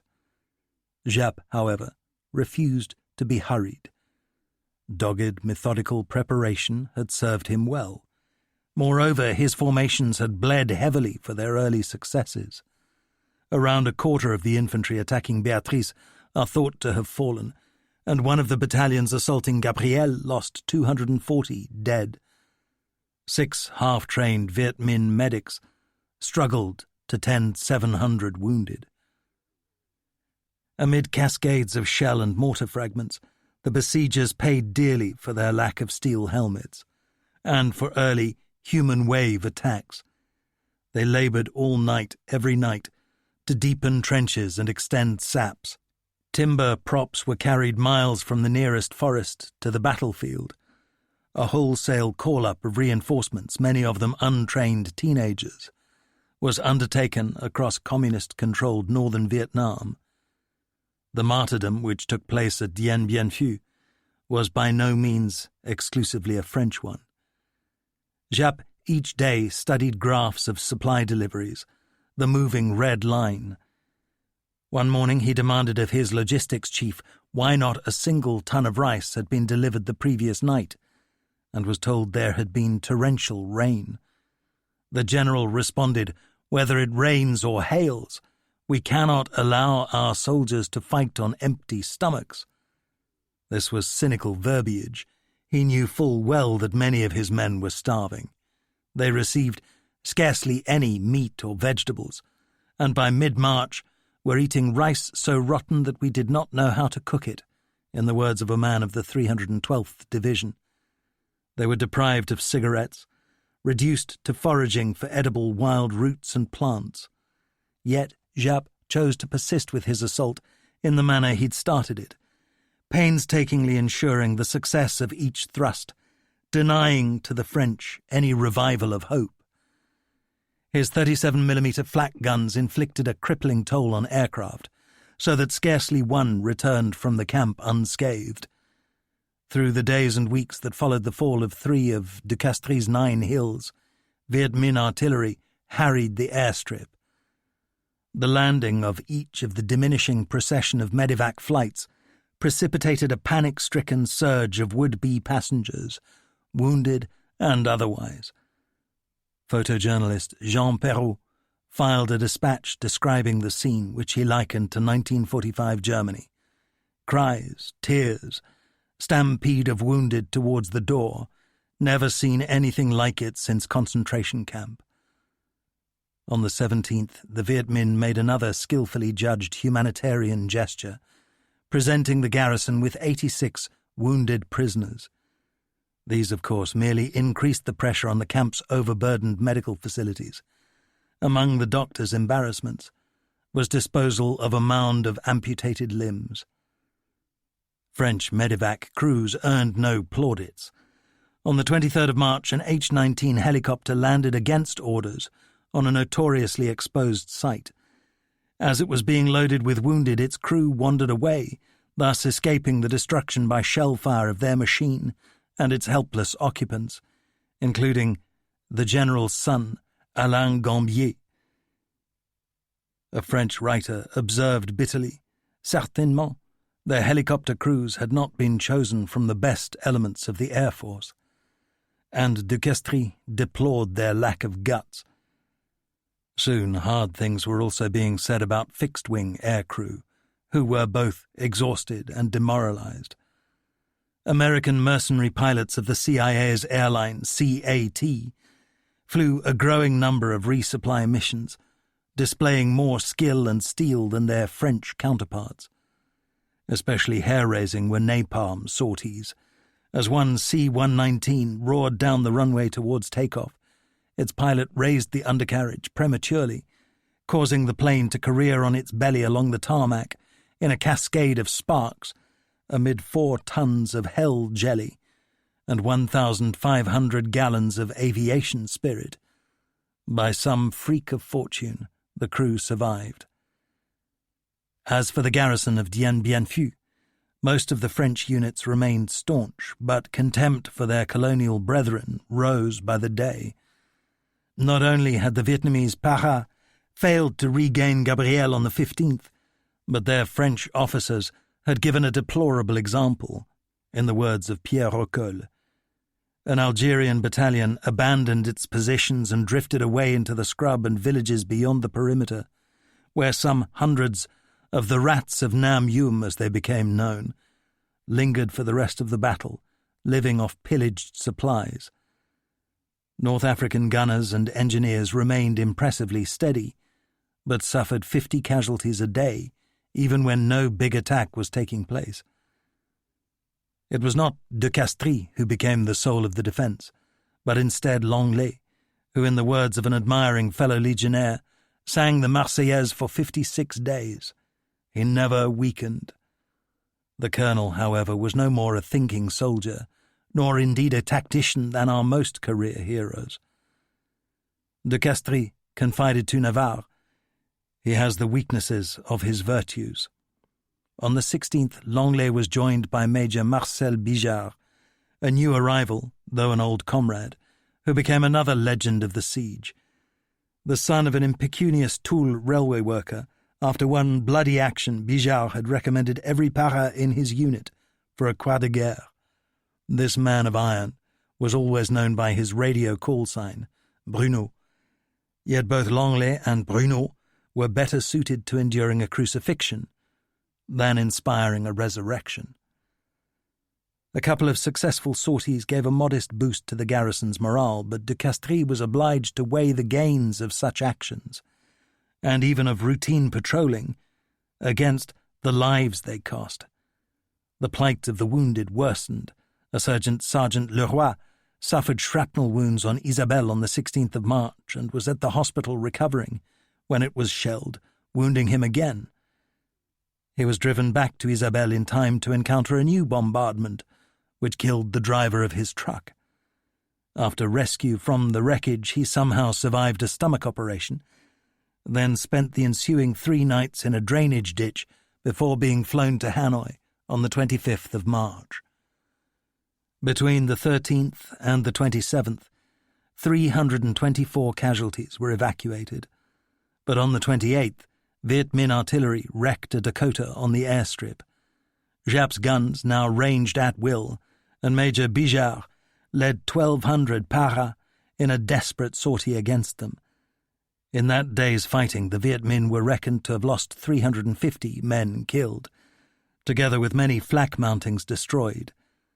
But the French suffered 110 casualties, a company written off for no decisive result, and de Castries had fewer lives to play with. The airstrip's utility was at an end. The air bridge on which the whole Dien Bien Phu plan had been founded was rent asunder. Soldiers began to lift pierced steel plank from the runway to roof trenches and bunkers. Planes would not again need them. Thereafter the sufferings of the wounded became terrible indeed. Supplies ran short of vinogel, wine concentrate, which provided the stimulant that had been the lifeblood of generations of French soldiers. On the 29th of March, the miseries of both sides were intensified by torrential rain, which persisted through the remaining weeks of the battle. Men fought and died in a sea of mud. Now that the garrison was dependent upon parachute-dropped supplies, the inadequacy of air support was laid bare. Flak forced transports to abandon low-level daylight operations and resort instead to high-altitude night drops, which caused an increasing volume of material to descend into Giap's hands. The Viet Minh commander observed dryly that enemy parachutage constituted a not negligible source of supplies which literally fell out of the sky. The most famous French defence of the 20th century was that of Verdun on 1916, where General Philippe Pétain's forces were sustained by a single tenuous supply road that passed into history as the Voie Sacrée. On the 22nd of March, Colonel de Castries observed in a personal letter to General Cogny that Dien Bien Phu was becoming an Indo-Chinese Verdun, with one critical deficiency. There was no Voie Sacrée. Chapter 4. Bloody Footprints. 1. Quit or bomb. Giap committed 3/4 of his regular troops at Dien Bien Phu.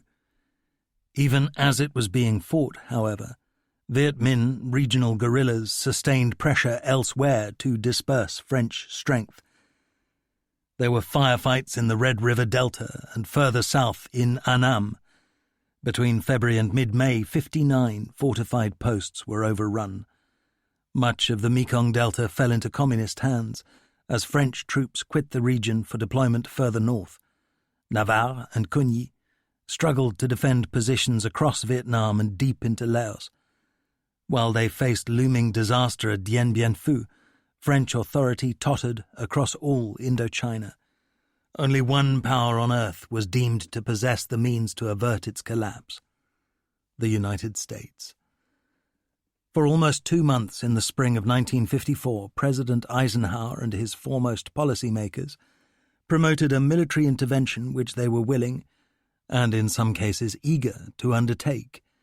as would often be the case in Washington's deliberations through the ensuing 20 years. They were unconcerned with the interests or wishes of the Vietnamese people. They merely perceived looming in Asia a new communist triumph that would raise the prestige of China while lowering that of the West. Such an outcome must dismay the Republican domestic constituency, rendered fractious and dangerous by McCarthyite fever. Debate about options was infused with a new urgency by the arrival in Washington of French Chief of Staff, General Paul Elie, on the 20th of March, a week after Giap launched his first assault at Dien Bien Phu. Elie delivered a blunt warning. Without U.S. succor, the camp would fall. The Americans immediately agreed to provide small change, another score of Marauder bombers and 800 parachutes. Elie, however, was looking for much more, and quickly found an enthusiastic interlocutor. Admiral Arthur Radford, chairman of the Joint Chiefs of Staff Committee, was a hawk's hawk. He immediately proposed that 60 Philippines-based B-29 superfortresses should bombard Giap's besieging army.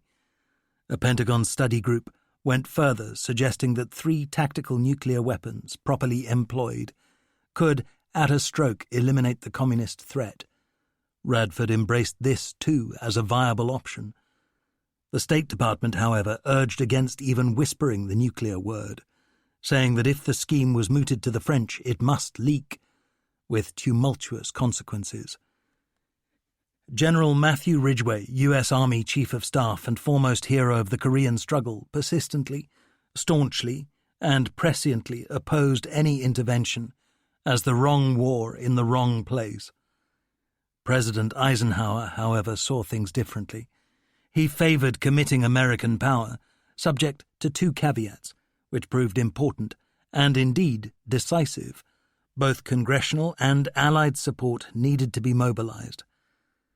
America must rally friends, notably the British.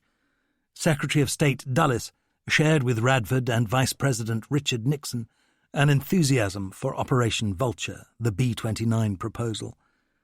Throughout the weeks that followed, even as de Castries' men fought, in Washington, London, and Paris, discussions and indeed fierce arguments took place as the Americans strove to assemble a quorum for a major new strategic commitment. On the 30th of March at Dien Bien Phu, successive assaults by 5 Viet Minh regiments overran objectives on and around Elian 1, held by Algerians whose officers were almost unknown to them. Among colonial troops, leadership was all. If men knew and trusted their officers, they would probably fight. If leaders failed or fell, however, soldiers quit.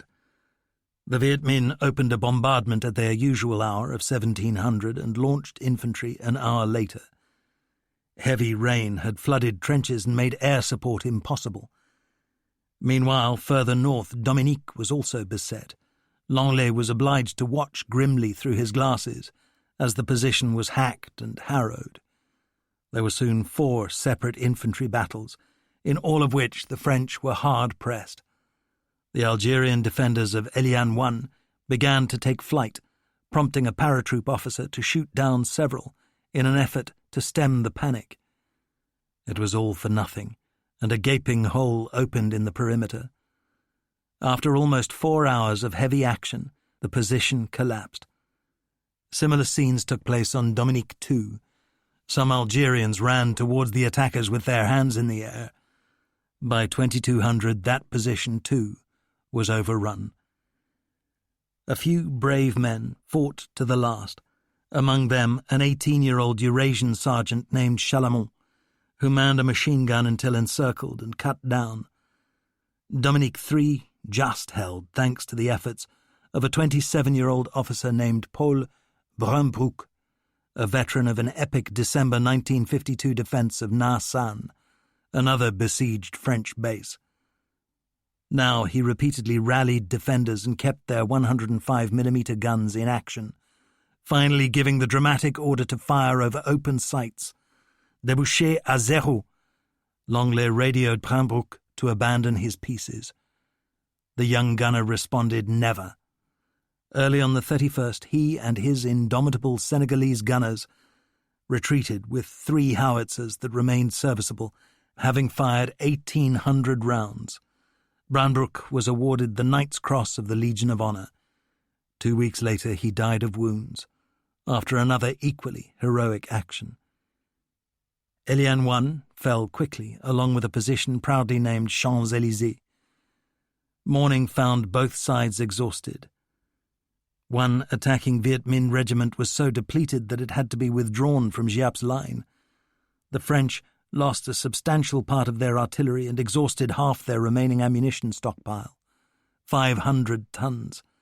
Navarre arrived in Hanoi from Saigon to learn of these new misfortunes, and to discover that Coigny had been absent from his headquarters throughout the night, probably with a woman. This precipitated a slanging match between the two generals, whose predicament was now unenviable.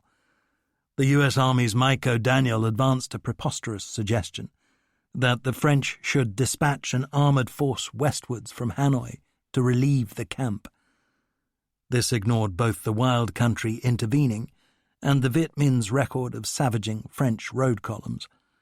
President Eisenhower nonetheless later expressed surprise that the O'Daniel scheme was not attempted. Navarre and Coigny embraced more futile gestures. That morning of the 31st, another Para battalion jumped into the camp.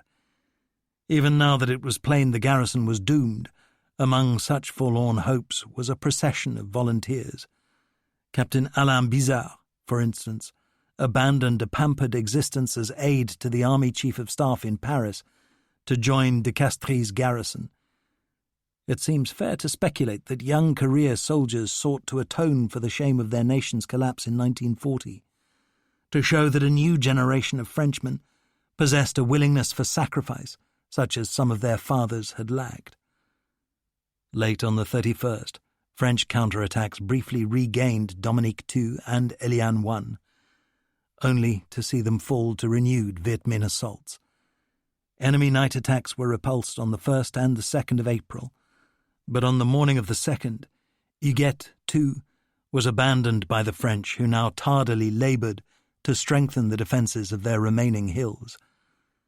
The defenders' faith in the Foreign Legion received a blow on the 3rd of April, when 12 of its men, survivors from Beatrice who had had enough, abandoned strongpoints to surrender.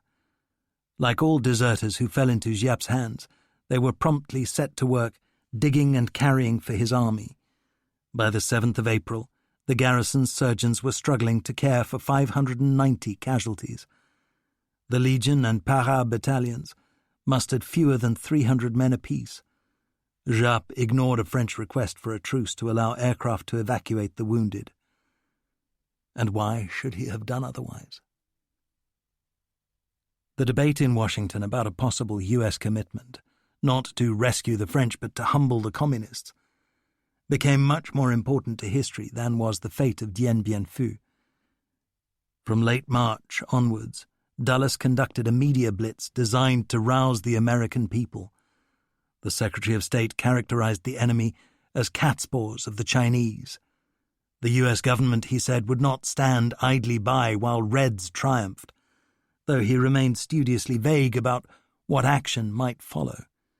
Front-page stories prepared readers for intervention.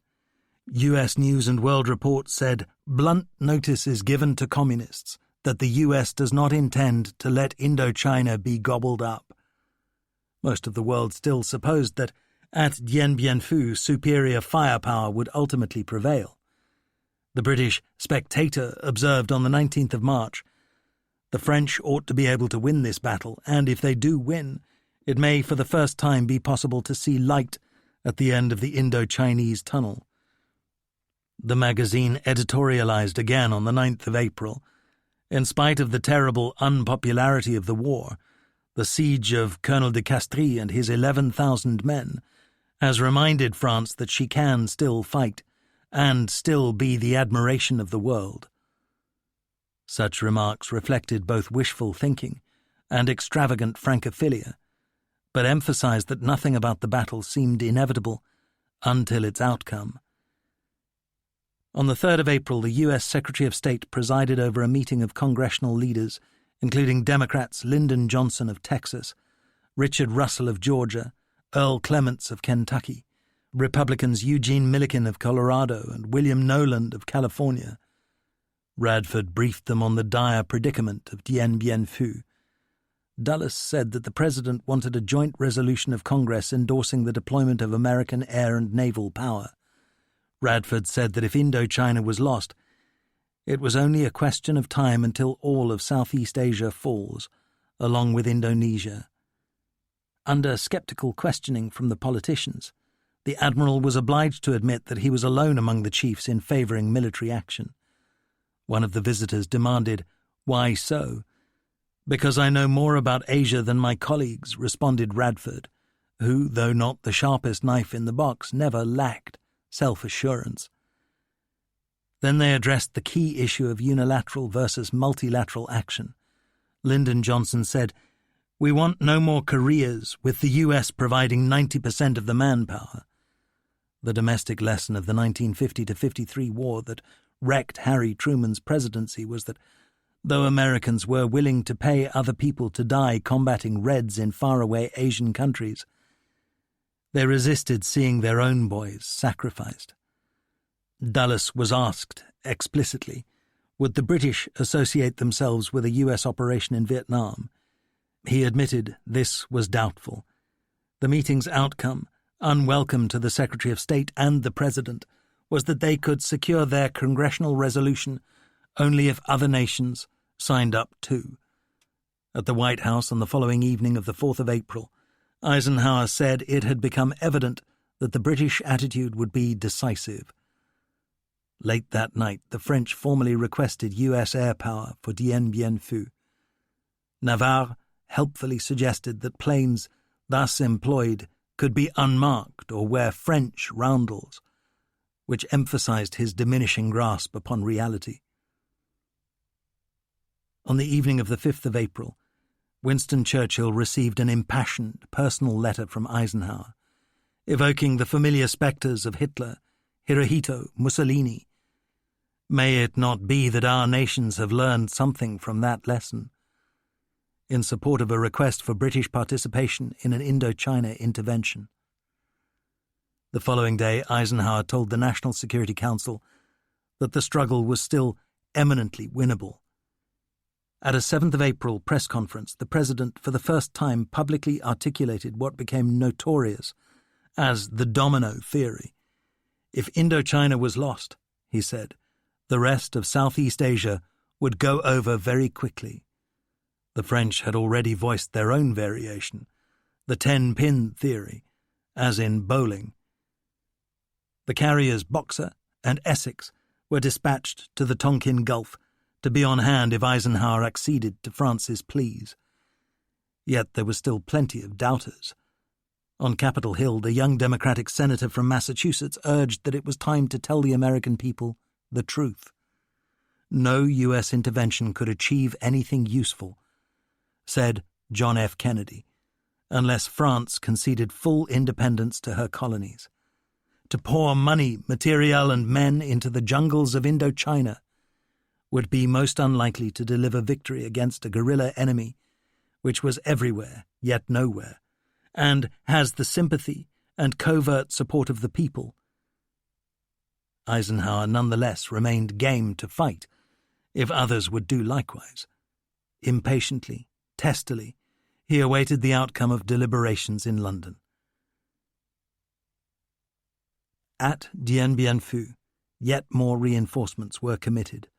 A dramatic decision was taken to dispatch volunteers without parachute training. It is hard to imagine a more terrifying introduction to airborne warfare than a night jump into a tight perimeter encircled by the enemy. As planes approached the drop zone, men were told there was time for only 6 to exit on each pass.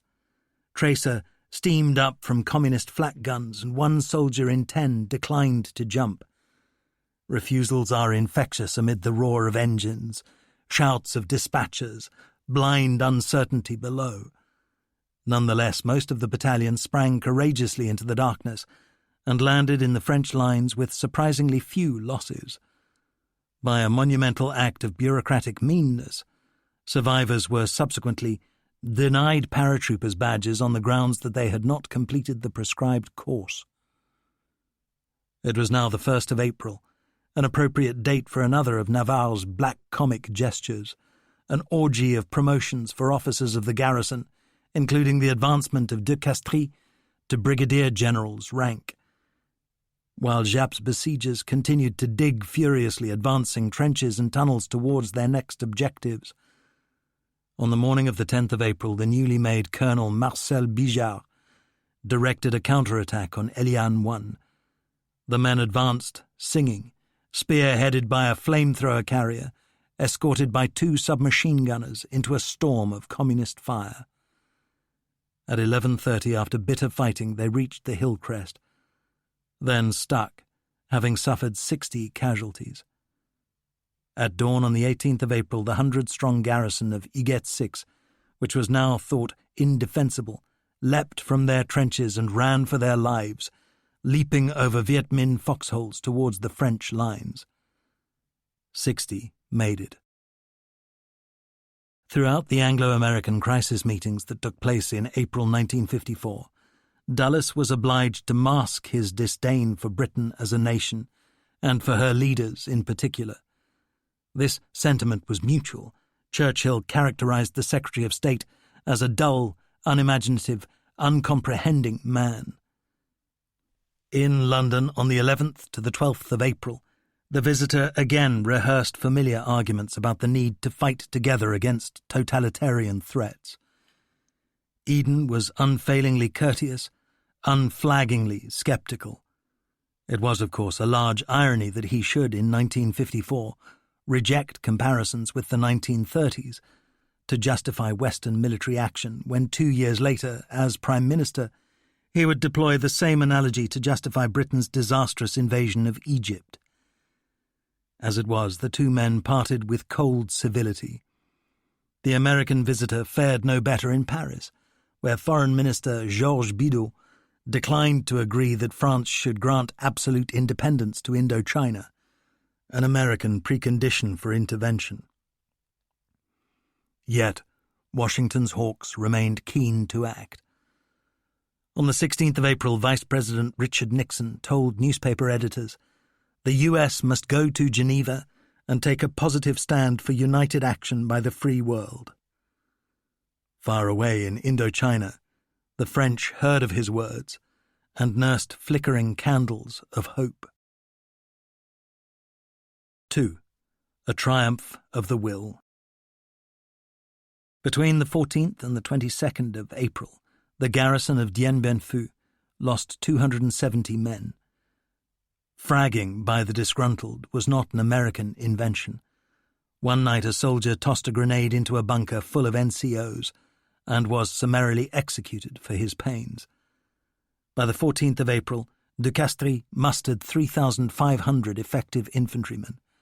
2,000 deserters lurked around the fringes of the camp, each night slinking out to compete in a scramble for parachute-landed rations. At the outset, the French perimeter extended to 1,200 acres. This had now shrunk by half. The battlefield resembled a fragment of the 1917 Western Front, a barren, mud-churned wasteland, littered with debris, broken weapons, and spent munitions, scarred and blackened by bombardment. Few men on either side ventured to expose themselves in daylight. French airmanship remained lamentable. On the 13th of April, de Castries reported to Cogny 3 bomber attacks on his own troops, together with the parachutage of 800 shells into enemy hands. This message ended with a terse, acidulous, no comment. The Viet Minh displayed marvellous energy and ingenuity in sapping trenches and tunnels into the French positions, together with much courage in their infantry attacks. Yet, to the end, the defenders inflicted far more casualties than they suffered.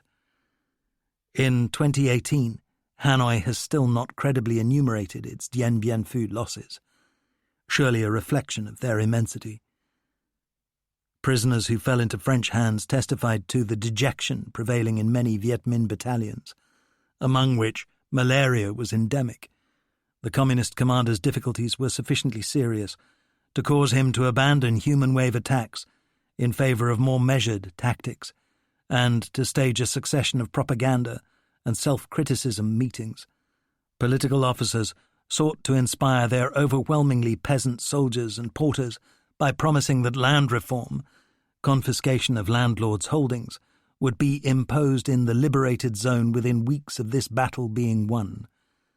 The most powerful stimulus for these simple men, however, was surely the knowledge that their sacrifices, unlike those of the garrison, were not in vain. They were winning.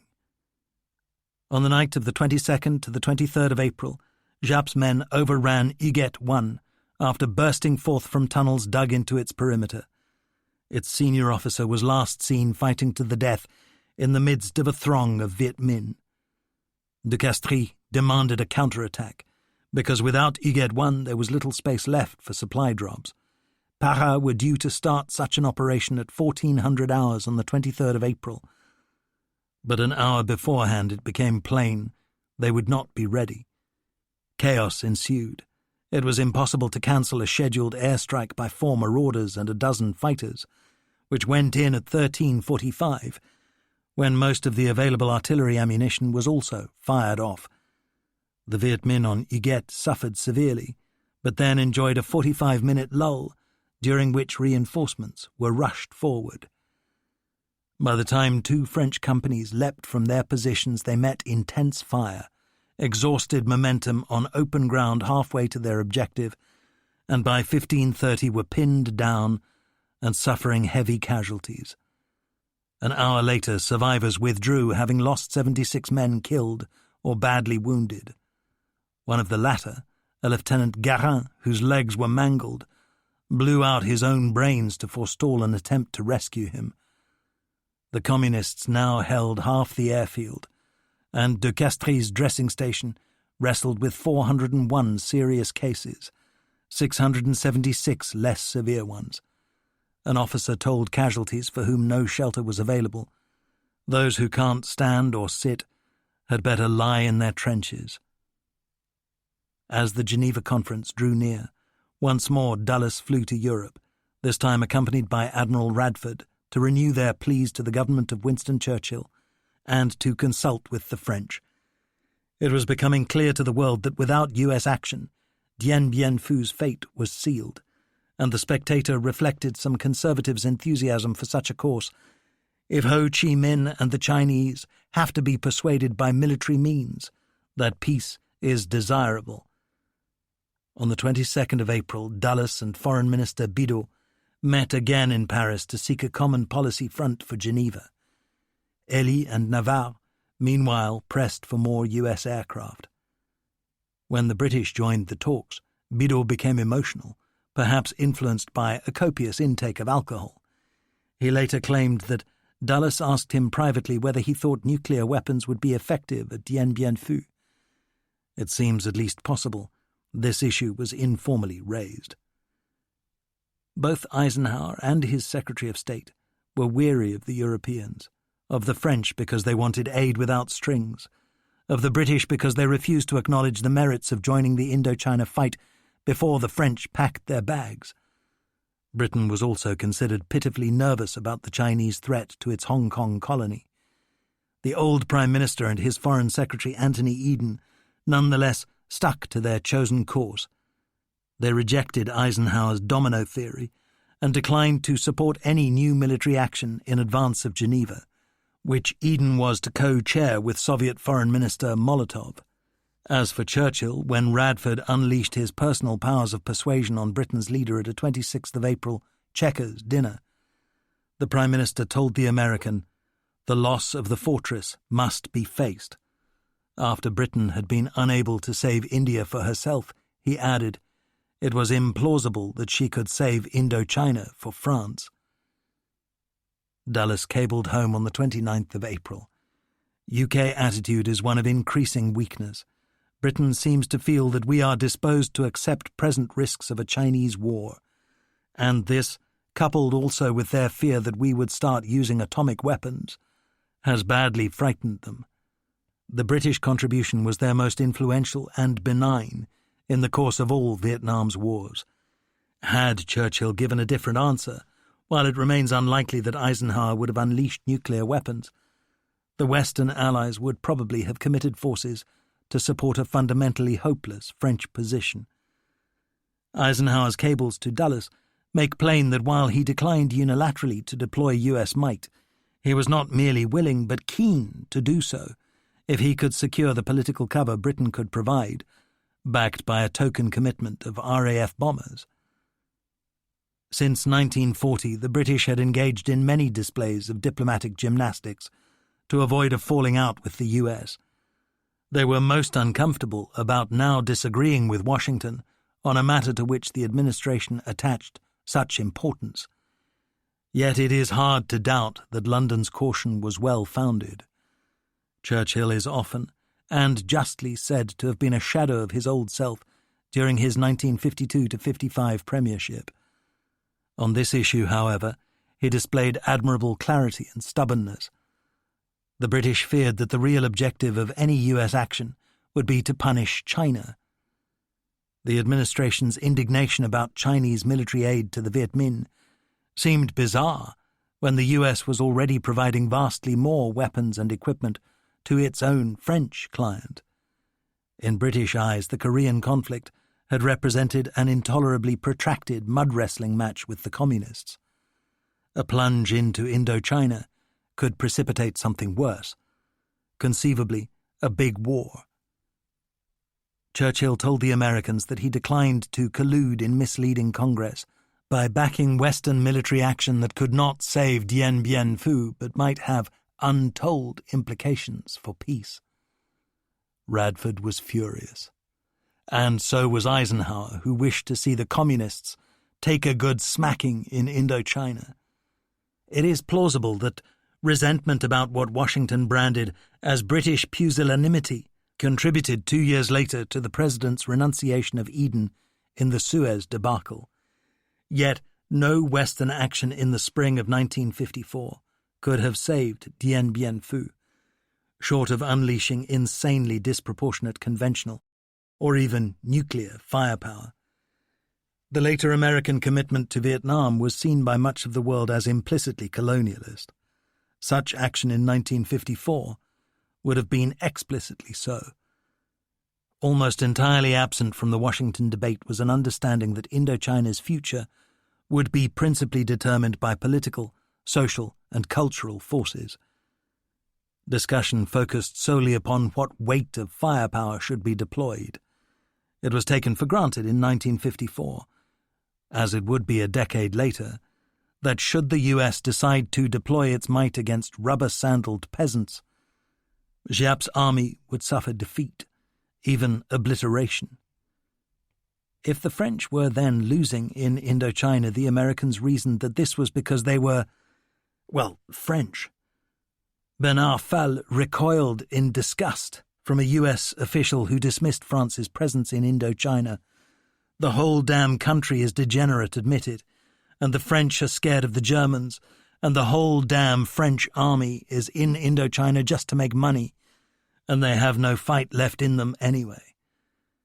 Since no U.S. military commitment was made in the spring of 1954, events in the remote northwest of Vietnam ran their course. A cartoon in Le Figaro was captioned "The Final Redoubt." It depicted government ministers in Paris using their last bullets to kill themselves. If most French people had become resigned to the fall of Dien Bien Phu, among the elite this was thought to signify the end of France as a great power. Navarre and Coigny clung to hopes either that worsening monsoon weather might render Giap's assaults logistically unsustainable, or that a ceasefire in place might be imposed by the powers meeting in Geneva. The two generals urged Paris that further reinforcements would improve the garrison's chances. As well as military honour, there is at least hope of a favourable outcome that justifies additional sacrifices. This was absurd, of course. Aircrew, few of whom made any pretence of exerting themselves, were pushing supplies out of their planes from 10,000 feet, so that almost half fell into Giap's hands. Much of the bombing was conducted blind, through cloud.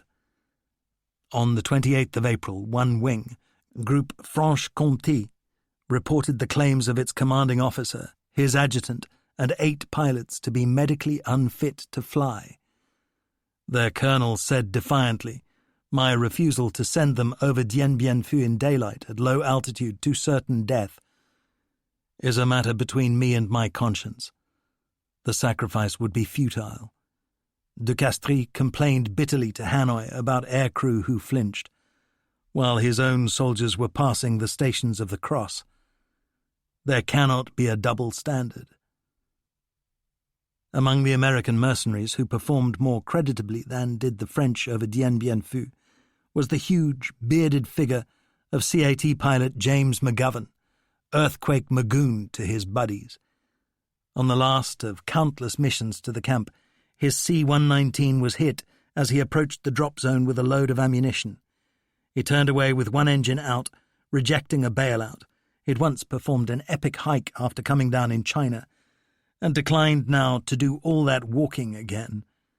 This time around, his efforts to nurse the plane to safety failed. McGovern crashed into the ground, precipitating a spectacular explosion. With reckless disregard for security, on the 24th of April, Le Monde revealed the launch of Operation Condor, a forlorn hope jungle march by 3,000 men who set out from Laos to relieve Dien Bien Phu. It quickly became plain that Condor had no chance of success in impossible terrain and against Viet Minh opposition, though rumours of such succour kept alive among a few optimists a vestige of hope. Most of the garrison, by contrast, were now resigned to death or capture. There was a distinction only between a minority who faced their doom with stoical courage and those who succumbed to rage or despair. Men holding positions near the centre of the shrunken perimeter continued to receive rations to eat and wine in which to drown their sorrows. Others in outlying bunkers sometimes passed days without resupply, and spoke later of subsisting on stale bread and tomato sauce. In the hospital, Dr. Grovin reassured men who recoiled from the maggots in their wounds, saying that the creatures fed only on decayed tissue. On the 26th of April, Algerians panicked during a struggle on Isabelle, then mutinied. Their colonel wished to shoot the ringleaders, but de Castries overruled him. On the 30th of April, the Legion solemnly celebrated the anniversary of its 1863 fight to the death at Cameron in Mexico, now drenched by rainstorms that intensified the miseries of the exhausted, filthy, half-starved garrison. On the following night of the 1st of May, Giap's infantry assaulted Eliane 1, which they overran after 90 minutes of close-quarter fighting. Meanwhile, on Dominique 3, Thai and Algerian defenders put up a tough fight before succumbing. In the Eliane 2 battle, de Castries lost 331 men killed or missing, and 168 wounded, and now fielded not much above 2,000 infantry, against Giap's 14,000. The Viet Minh showed off new weapons, Soviet Katyusha multiple rocket launchers, formidable in their screeching moral impact. As the relationship between Navarre and Cogny became ever more sulphurous, the commander-in-chief threatened his subordinate with a court of inquiry, charged with leaking defeatist gossip. The shades closed in upon Dien Bien Phu, where the stench of excrement, unburied corpses, and decaying humanity was becoming intolerable. A trickle of reinforcements, volunteers to embrace catastrophe, continued to parachute into the camp, for the sole purpose of enabling the French delegation in Geneva to dispute the inevitability of defeat. Walking wounded were invited to rejoin their units. More than a few defenders manned trenches wearing mud-caked bandages. Langlais and Bijard discussed a scheme whereby dispersed columns might break out through the jungle. They concluded, inevitably, that any sortie was doomed. Then came another Viet Minh attack. On the morning of the 4th of May, the garrison's wireless operators heard a grim succession of voice messages from a lieutenant who'd assumed leadership of the Moroccan unit on Huguet 4 after his company commander was hit. There are only 10 of us left around the CP. We are waiting for reinforcements. Where are the reinforcements? Levier attaque. I hear them. They are coming towards me down the trench. They are here. Ah. On the evening of the 5th, Cogny sent the hapless de Castries an imperious signal, demanding a prolonged resistance on the spot which now remains your glorious mission. During the ensuing 24 hours, the garrison received a further air-dropped reinforcement of 383 men, of whom 155 were Vietnamese. On the morning of the 6th of May, intelligence warned de Castries to expect a big attack that night. Captain Yves Hervouet demanded that Dr. Grovin cut the casts off his broken arms so that he could once more man his tank. At 21:30, a Viet Minh mine exploded beneath Eliane II, which was then overrun in a brisk action fought in torrential rain. Captain Jean Pouget led an unsuccessful counterattack. Savage melees also took place on Eliane IV and Eliane X, which caused Langlais and Bijard to radio aircraft overhead, cancelling a reinforcement jump. The perimeter was now so tight that parachutists were likely to land in the arms of the Viet Minh. The last message from the officer commanding Eliane IV, lost soon after 2100 hours, urged against shelling the fallen position because every trench was crowded with French casualties. Meanwhile, around the dressing station, in addition to the wounded and dead, clusters of men lingered, slumbering through the long hours because, lacking weapons or a military function, they could do nothing else. At 1700 hours on the 7th of May, de Castries radioed to Cogny's headquarters, saying, "We have done all that we can. At 17:30 I shall send out emissaries." Cogny himself came up on the circuit, seeking to prevent a formal capitulation. "You must not raise the white flag. You should let the fighting die out of its own accord." De Castries professed to assent. "Bien, mon général." His commander said, "Allez, au revoir, mon vieux." Then, from the dank, sultry bunker, de Castries passed orders to destroy as many weapons as his survivors could contrive before the formal surrender. Captain Pouget wrote, under the harsh, naked electric light, he looked 10 years older than he had done in March. Dien Bien Phu's commander, seldom visible to his men, had shown none of the qualities that might have made him a hero. But it would be quite mistaken to hold him responsible for the fall of the encampment, ordained from the moment that its garrison was deployed so far beyond sustainable support. The Viet Minh staked many more chips than the French could match, and now swept the board. The battle petered out slowly. A ground operator aborted an incoming fighter-bomber strike, radioing call sign César 5. "We're blowing up everything. Goodbye to our families. Adieu, César." One position, Isabelle, held out for some hours more. Its 1,200 men attempted a sortie which ended with 2 companies cut to pieces in a chaotic night fight. A Moroccan gunner named Mohammed Ben Salah is thought to have been the last man to die, manning a 105mm howitzer hours after de Castries quit. The Viet Minh found themselves with 5,500 prisoners, of whom all but 1,000 were wounded. The French command had formerly recorded 1,161 deserters, who now joined the ranks of the POWs. In all, 16 battalions of French and colonial troops were wiped off Navarre's order of battle. The Viet Minh cadre and musical bard Van Ky said wonderingly, "This was an unbelievable victory, something beyond the bounds of our imaginations. No one could figure out how we could have defeated such a powerful force." Colonel Tran Trong Trung justly asserted that the victory was above all a triumph of the will. More of de Castries' men perished in captivity than had died in action. Once in a communist POW camp, and some never got that far, a commissar addressed the French officer prisoners in characteristic fashion. You are here for an indeterminate period, to be re-educated by work. You will live the same life as those whom you have oppressed.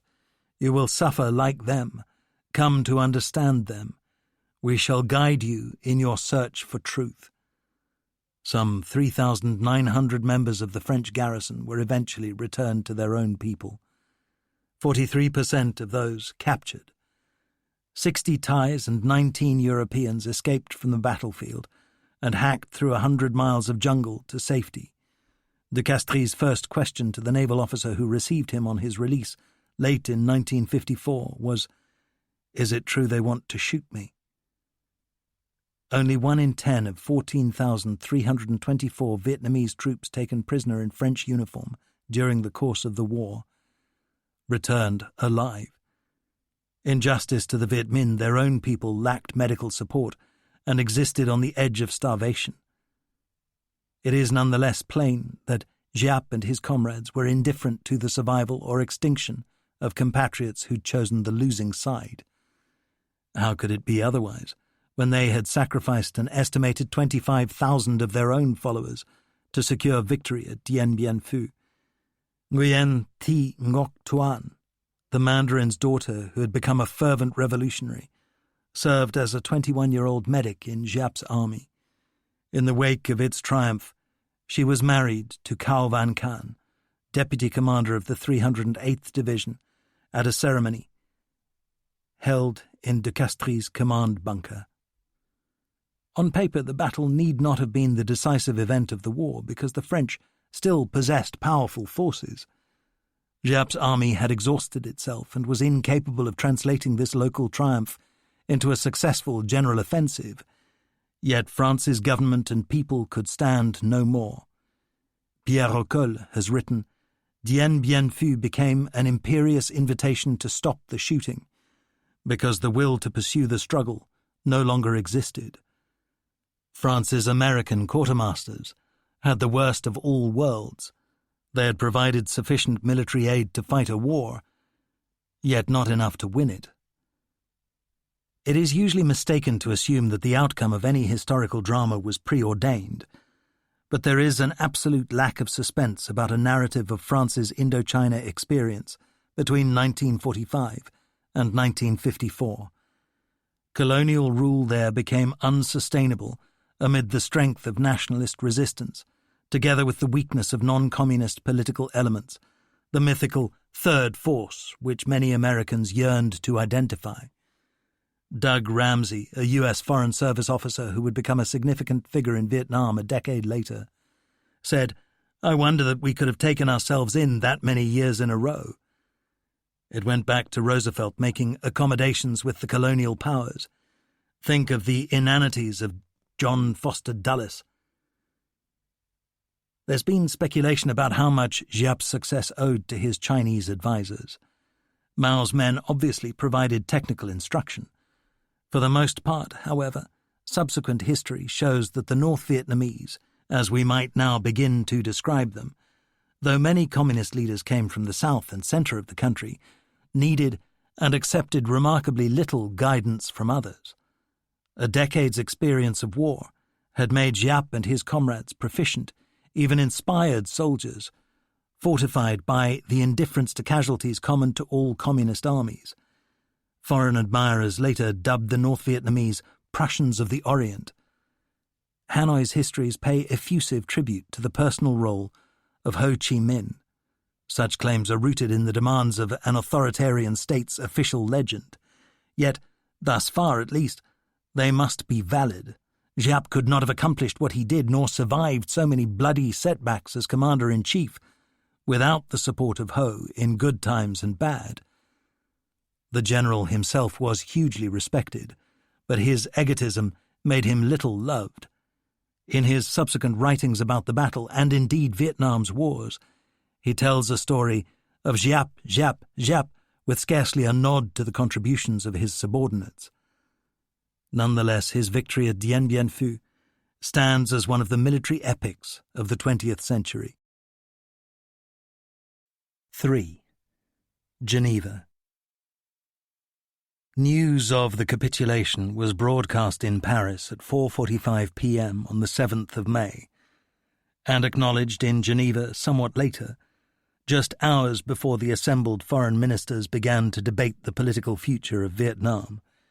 Georges Bidault, making the announcement, paid implausible tribute to France's civilizing role in Vietnam, speaking of this conflict that was forced upon us. What was extraordinary about subsequent events at the conference tables — Dulles refused to sit at a common board with the Chinese — was that French humiliation yielded no triumph for the Viet Minh. After expending torrents of blood to strengthen their negotiating position, they were eventually obliged to go home with half a loaf. How so? The Geneva story began with the arrival of the first delegations on the 24th of April 1954. Representatives of the world's media thronged around the 200-strong Chinese group, led by the urbane, handsome, supremely sophisticated Zhou Enlai, 56-year-old scion of a scholarly family. Zhou bore to his grave the respect of the international community, despite serving as Mao Zedong's instrument through decades of mass murder. The Russians arrived bearing a large consignment of caviar with which to enrich their hospitality at the multilateral feasts they intended to hold, though none eventually took place. John Foster Dulles sustained his usual standard of diplomatic courtesy, turning his back on Zhou when the Chinese extended a hand. The British were far more nervous of the U.S. Secretary of State than of the Communists. They feared that Dulles's rancour might provoke him to sabotage the proceedings. The obvious dominance of China and Russia reinforced the American conviction that Ho Chi Minh was their pawn. At Geneva, the delegations of Zhou and Molotov were seen everywhere, that of the Viet Minh only in conference sessions. As the disparate national groups dispersed to their various hotels and mansions, Dulles led the only party stubbornly anxious to sustain the Indochina War. He expressed disgust that he'd been invited to attend a diplomatic sellout to the Communists, comparable with that at Yalta in 1945. The veteran liberal columnist Walter Lippmann observed, "The American position at Geneva is an impossible one, so long as the leading Republican senators have no terms of peace except unconditional surrender of the enemy, and no terms for entering the war except as a collective action in which nobody is now willing to engage." Yet the obduracy of the U.S. Secretary of State played a critical role in producing a settlement far less favourable to the Communists than their victory at Dien Bien Phu made likely. In 1972, President Richard Nixon would fail in an attempt to convince the North Vietnamese that he was reckless enough to commit any military excess, the madman theory. Yet in 1954, common to all the Communist delegations at Geneva, was morbid dread of an American troop commitment in Asia. The Chinese and Russians had enjoyed the Korean War even less than did the Western powers. They read newspapers and were acutely conscious of the conservative forces in play within the U.S. They knew that the Eisenhower administration needed scant further provocation to commit American firepower, just conceivably nuclear weapons. Moreover, though the Viet Minh were often hailed as possessing an infinite capacity for sacrifice, by May 1954, the leadership knew that its followers were weary. Vietnam's liberated zones groaned under the stresses of fighting a war while simultaneously implementing a social revolution. The word partition seems to have crossed Russian lips before anyone else's. The Viet Minh dominated the north while remaining weak in the south. Korea's division at the 38th parallel, insouciantly mandated by Dean Rusk in 1945, set a precedent. On the 3rd of May, before the formal Vietnam sessions opened in Geneva, Bao Dai's pantomime government of Cochin China threatened to boycott the conference without a French guarantee that partition was not on the agenda. That same day, Dulles returned to Washington to sulk, leaving Deputy Secretary Walter Bedell Smith, Eisenhower's wartime chief of staff, to lead the American team. Everybody heaved a sigh of relief because Beadle was rational as Dulles was not. A flurry of private bilateral conversations followed, involving all the delegations before formal proceedings began on the 8th of May, beneath the shadow of Dien Bien Phu's fall. For the first week, the Chinese remained almost mute. The only two foreign ministers who displayed impatience were Eden and Molotov. On the 10th of May, Pham Van Dong made an opening statement, proclaiming the Viet Minh's commitment to full independence for all three states of Indochina. He promised that those Vietnamese who had fought against Ho Chi Minh would be free from repression. Then, to the amazement of the Westerners, he expressed willingness to consider partition. It seems almost certain that the Viet Minh had been heavily pressured by the Chinese and Russians to initiate such a proposal. Once the communist camp had tabled it, this outcome became overwhelmingly likely, though much horse trading was bound to follow about where a line should be drawn between a new North and South Vietnam. The French initially favoured a leopard skin distribution of territory, identifying regions that should be conceded to the communists, with the special objective of excluding Hanoi and Haiphong. On the 12th of May, Bao Dai's delegation reasserted its rejection of any divide.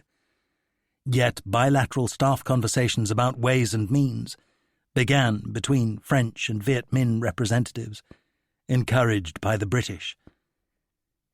In the US, Dulles made plain his own alienation, and conservative media whipped up a frenzy. Time said that Britain's leaders look alarmingly like appeasers. Beadle Smith told a press conference that partition was unacceptable, and in private became increasingly irked by Eden's apparent eagerness to indulge communist aspirations. In secret bilateral talks, Washington sought to stiffen Paris's resistance, but the French responded that only immediate US military action could dissuade them from cutting a deal. Once again, Eisenhower and Dulles explored the possibilities of forging a coalition for military action even without the British. However, Australia and New Zealand declined to participate, which snuffed out that final flurry of American enthusiasm for belligerence. The Spectator described the early talks at Geneva as an appalling mess, and none of the participants disagreed. To comprehend the events of the next few weeks, it should be recognized that capitulation at Dien Bien Phu did not check the fighting and dying elsewhere across Vietnam.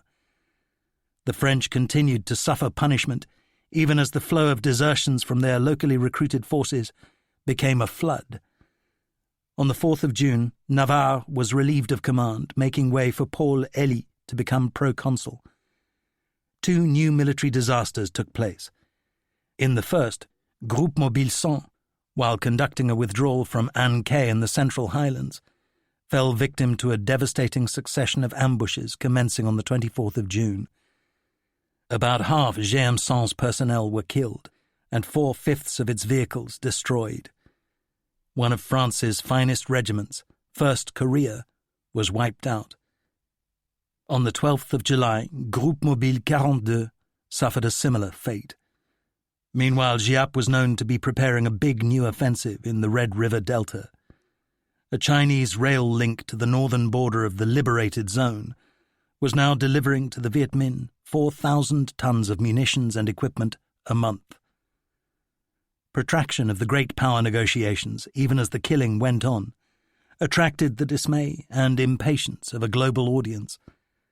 At London's Café de Paris, Noel Coward introduced Marlene Dietrich by declaiming a superbly witty verse in praise of female allure through the ages. Laughter reached its climax in response to his lines about Cleopatra.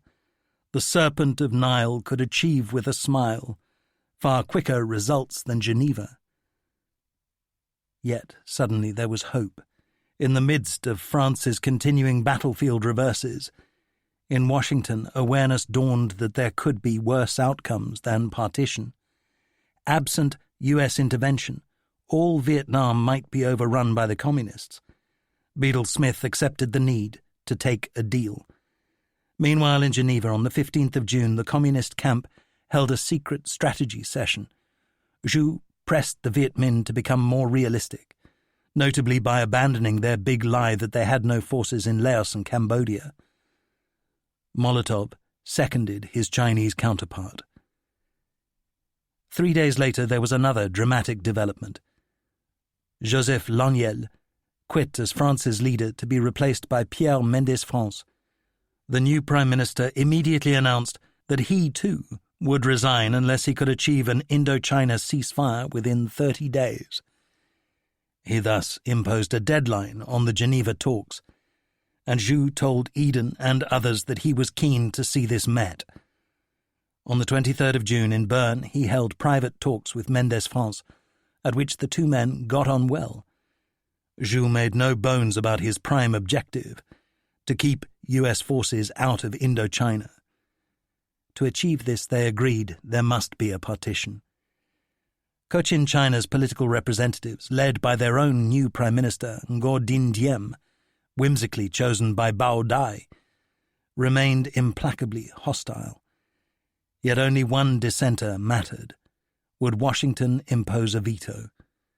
Churchill wrote to Eisenhower, "I think Mendès France has made up his mind to clear out on the best terms available. If that is so, I think he is right."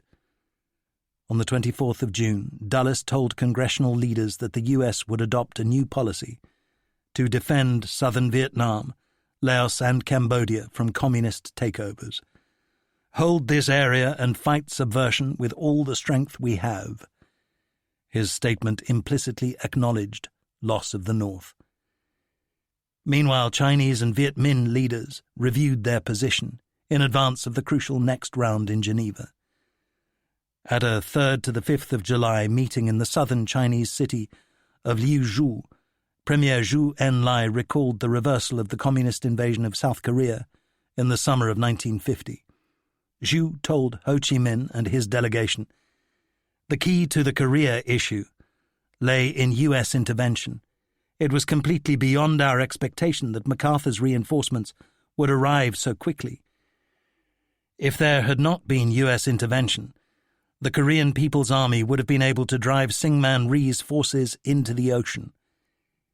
Here was an expression of fears that mirrored those of the Americans. The Chinese were apprehensive that if the Viet Minh overplayed their hand, as had North Korea's Kim Il-sung, a geostrategic disaster could unfold.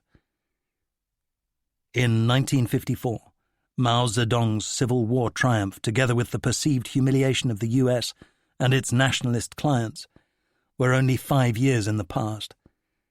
Some American conservatives still cherished hopes, however fanciful, of reversing the loss of China.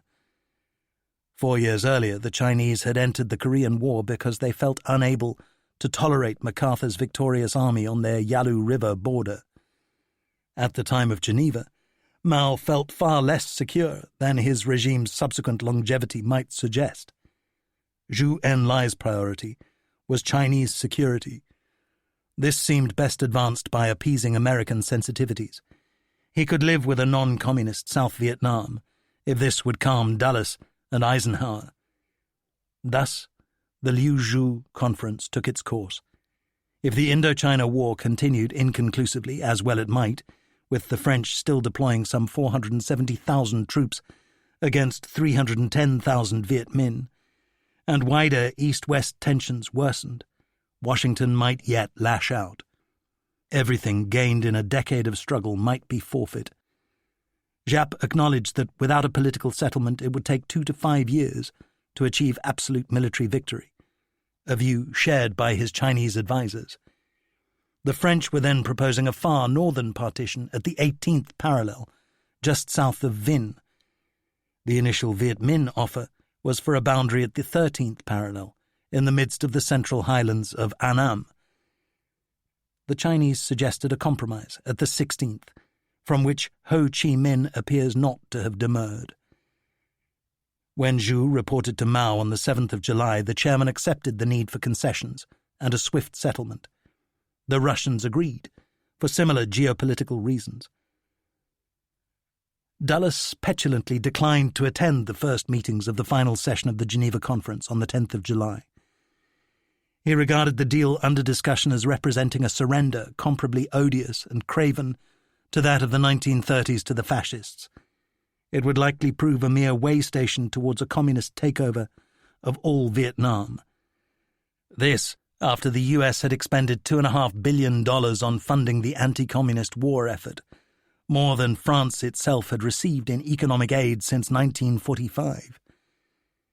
Meanwhile, Mendes France had not troubled to inform Bao Dai about the progress of negotiations. In Saigon, the newly installed Prime Minister, Ngo Dinh Diem, still resisted partition even when the US ambassador urged him to accept that half a country was preferable to none. Diem instructed his foreign minister in Geneva to pursue the fantasy of keeping Hanoi and Haiphong under Saigon's rule. Here was a foretaste of his later rejections of unwelcome realities. He insisted upon placing on record his government's view that partition ignored the unanimous desire of the Vietnamese people for national unity. On the 16th of July, Deputy Secretary of State Bedell Smith arrived in Geneva to lend a reluctant American presence. Under instructions, however, he took no part in the horse trading now conducted through a tense round of bilateral and ad hoc meetings. 2 days later, the foreign ministers agreed that the proposed ceasefire would be supervised by an international control commission composed of Indians, Canadians, and Poles.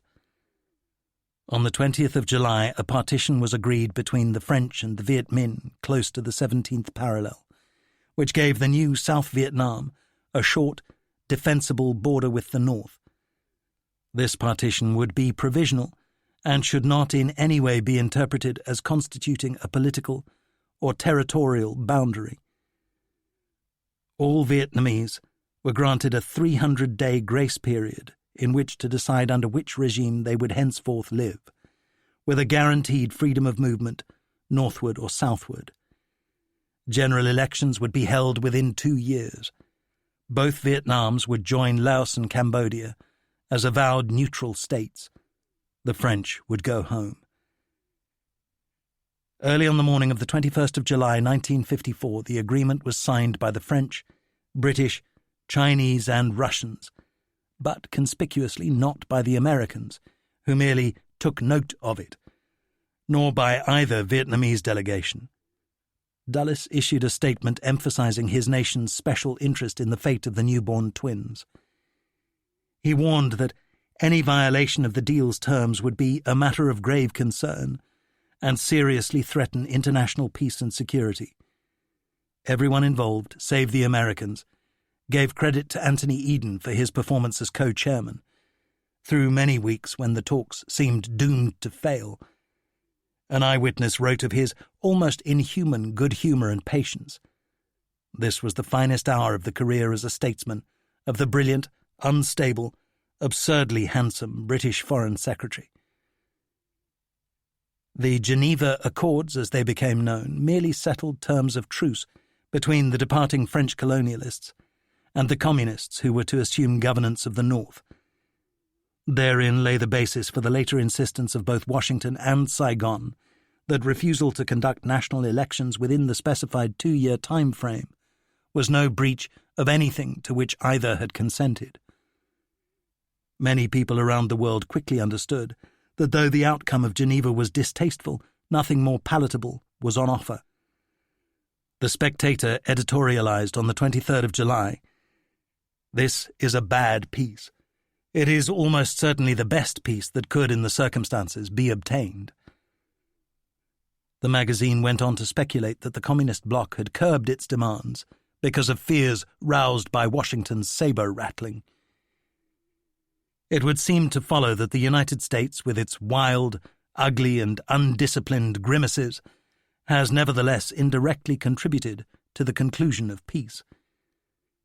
Eisenhower and Dulles thereafter invested the new semi-nation with a legitimacy and importance rooted in the need to calm their Republican constituency at home, and to restore the administration's self-esteem after failing to save the North. South Vietnam, said the Secretary of State, might yet prosper free of the taint of French colonialism through the instrumentality of Ngo Dinh Diem, a figure whom Washington embraced with an enthusiasm that was somewhat startling, given that the Americans knew little of him. The British saw matters differently.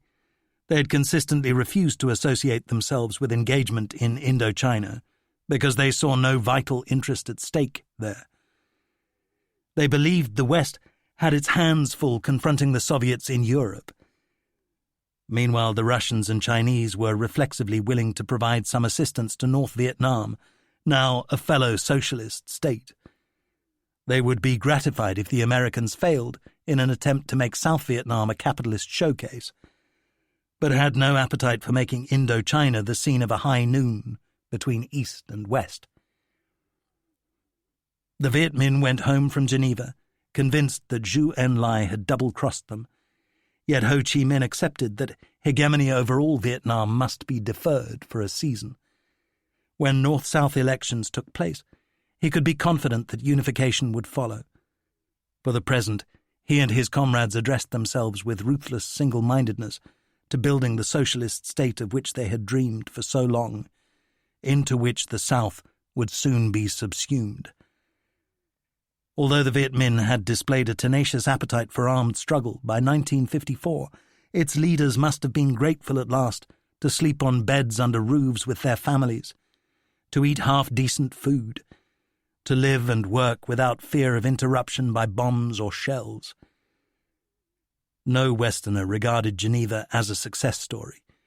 Instead, it was seen merely as an exercise in damage limitation, as is most big power diplomacy. Its achievement was to extricate an exhausted colonial power from an unwinnable war. Yet what was extraordinary about the Accords was that the new Saigon government got so much, the triumphant Viet Minh so little.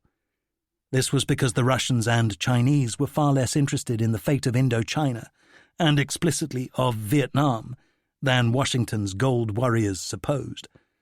Mao Zedong had no wish to see an over-mighty communist Vietnam on his doorstep, and appears to have been anxious to draw Laos and Cambodia into his own sphere of influence, rather than that of Ho Chi Minh. A general ceasefire took effect on the 27th of July, pending the temporary partition of Vietnam. After years living at COSVN's secret headquarters in the Mekong Delta, Party Secretary Lê Duan emerged to start his travels across the south on a hand-pumped railway trolley. In the north, the Communists assumed control. On the 9th of October, the French army left Hanoi, marking the occasion with a series of defiant, vainglorious military ceremonies, which caused an American spectator to think of Don Quixote.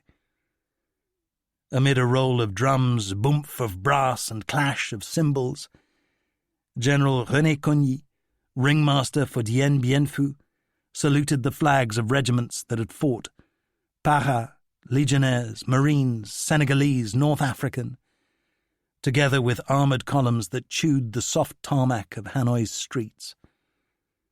France's departure was characterized not by nobility and generosity, but instead by a spiteful, scorched-earth policy. The colonials removed or destroyed anything that might be of value to the victors. 10-year-old Doan Phuong Hai thought the trumpets of the French quitting Hanoi so sad that they seemed to be sobbing. Their flag was lowered for the last time over the citadel on a cold, blustery, wet afternoon. 2 NCOs folded the sodden tricolore, then presented it to the presiding general, who in turn passed it to the garrison commander. Rain masked the tears of many officers and men as the band played the Marseillaise. Then the garrison boarded its trucks and drove away towards the coast. It was just 75 years since the colonial power had assumed governance of the city. The departing French were first replaced by representatives of the International Control Commission, Indian Army officers with swagger sticks and bristling guards' moustaches, pale-faced Poles in their odd triangular caps and beer-drinking Canadians, speaking their own puzzling brand of French. They, in turn, were followed by the victors, the first elements of Giap's army. In Howard Simpson's words, they came forward in 2 files, one on each side of the street, Small men in drab uniforms, wearing leaf-woven, cloth-covered helmets fitted with camouflage nets. Loaded down with weapons and equipment, the beaux d'oeil of the 308th Division were entering an environment totally unfamiliar. Their approach was heralded by the soft shuffle of hundreds of feet in cheap tennis shoes. The Viet Minh entry into Hanoi thus proved one of the most silent victory marches in the history of the world. Peasant soldiers gawked in wonder at the grand buildings and broad avenues, booty of their struggle. They were watched by crowds who displayed an enthusiasm that was not entirely spontaneous. Cadres had for days toured the city, persuading its hesitant citizens that it would be in their interests to cheer the victors. Among the handful of Americans present was big, clunky Major Lucien Konin, Black Luigi, Lulu, or Three-Finger Lou, an American born in France who had returned to his birthplace in 1939 to share the French defeat, then served with the OSS in Europe and southern China. As leader of Colonel Edward Lansdale's U.S. military advisory group in North Vietnam, he was now charged with organizing stay-behind teams. Konin was a caricature of a semi-secret warrior, hard-drinking, tough, outspoken, often outrageous. He once expressed his exasperation with a stalled automobile engine by emptying a .45 pistol into it. Now, in the midst of the throng of Viet Minh shuffling by, he suddenly punched the air and shouted in Vietnamese, "Long live Ho Chi Minh." This won him a cheer from surrounding communists, who failed to perceive that he was mocking them, as he would continue to do through the years that followed. Before the end came for the French, Norman Lewis mused uncertainly about whether it had all been worth it. The brief shotgun marriage with the West, now to be so relentlessly broken off. Had there been, after all, some mysterious historical necessity for all the bloodshed, the years of scorn, the servitude, the contempt? Would the free nations of Indochina, in their coming renaissance, have gained in the long run from the enforced rupture with the old, unchanging way of life, now to be replaced, one presumed, by a materialist philosophy and the all-eclipsing ideal of the raised standard of living? An elderly peasant who lived beside Route 1 said, "The happiest day in my whole life was when I saw 2 truckloads of French soldiers leaving Hue for the last time. They drove by my house and looked so sad." France left behind the graves of 93,000 of its soldiers, who had died since 1945 in the futile struggle to cling to Indochina. Those men had no Kipling to weave for them shrouds of romance. A decade later in Saigon, however, a legend was spun that the fallen of Groupe Mobile 100 had been buried beside Route 19 in the Central Highlands, where they perished, standing upright in the stiffness of death, facing towards France. Chapter 5. The Twin Tyrannies. 1. A regime of terror. Northern and southern Vietnam have always been as different as are their regional counterparts in Britain, the US, Italy, and many other nations, even employing slightly different obscenities. The common expletive "fuck mother" translates as "du mère" in Saigon, "dit mère" in Hanoi. In the years that followed the Geneva Accords, both fell into the hands of oppressive authoritarian regimes.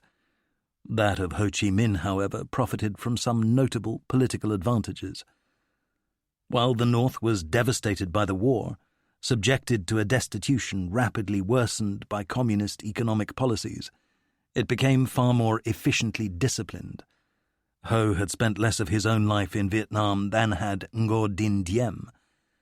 As victor in the independence struggle, however, he commanded immense prestige and deployed his charisma and charm to formidable effect on the international stage.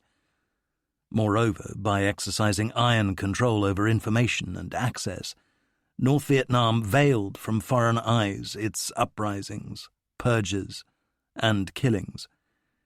In the South, by contrast, the follies and cruelties of the Diem regime took place in plain view. Many peasants found Vietnamese landlordism no more acceptable than the French variety, and learned nothing of the worse plight of their northern brethren. Only much later would Southerners come to look back on the 6 years, the period between 1954 and 1960, as a lost idyll, because relatively few of their countrymen killed each other. Following the 25th of July 1954 ceasefire, a vast exodus from the north took place as 1 million people who feared the new rulers, businessmen, servants of the French, landlords, anti-communists, and, above all, Catholics, fled the country by land, sea, and air. It was a time of turmoil, sunderings, fears, and farewells. Viet Minh cadres stopped buses carrying fugitives to the port of Haiphong down Route 1, urging and sometimes compelling passengers to remain. Nguyen Duong's modestly prosperous family, small business people, suffered a disaster. In the throng at an airfield outside Hanoi, his mother briefly set down the bag containing all their portable wealth in jewelry and gold. Within seconds it vanished, never to be seen again. They started a new life in Saigon, almost penniless.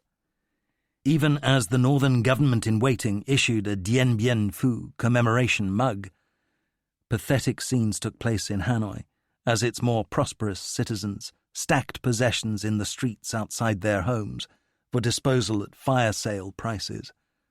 Some families split. Nguyen Thi Chin's father, Ku, head of a once rich landlord family, told the 16-year-old girl and her 19-year-old brother Lan that they would go south. One daughter had already left after marrying a French doctor. The night before they flew, he gave each teenager a belt containing a little money, some food, and essentials. Very early next morning, however, Chin was shaken awake by Lan, who whispered to her, "Come outside." On the road, they found a friend of her brother's holding 2 bicycles. Her brother said, "We're going to join the revolution. Father would understand, but he wouldn't give permission." Chin was appalled. She pleaded, begged, screamed, dragged at the bike's handlebars. All in vain. Lan and his friend pedalled away. Distraught, she wakened her father. He decided that she must leave as planned while he stayed behind to search for Lan.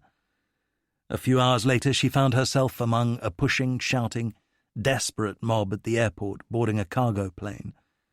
Her father, at their parting, gave her a gold bracelet. On arrival in Saigon, she was consigned to a refugee camp, where through the weeks that followed she sobbed relentlessly. At last she encountered a kindly family friend who said, "Come and stay with us." 2 years later she married his son. She would hear no more of her brother for almost 40 years. Tran Hoi, serving as an apprentice with the French Air Force, had no hesitation about moving to Saigon with his squadron. His mother, however, determined that she must stay behind to sell their house and the family bus company. Hoi flew south aboard a C-47. I cried all the way. Vietnamese never abandon their relations. He would have sobbed louder had he known that he would have no further contact with his kin until 1998.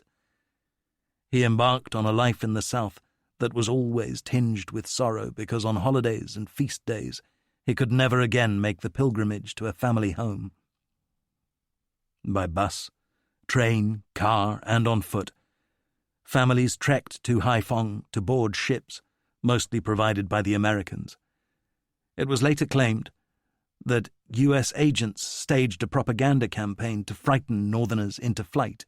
That there was propaganda is beyond dispute, including atrocity stories fabricated by the American conservative hero, Dr. Tom Dooley, author of a mendacious best-selling memoir, Deliver Us from Evil.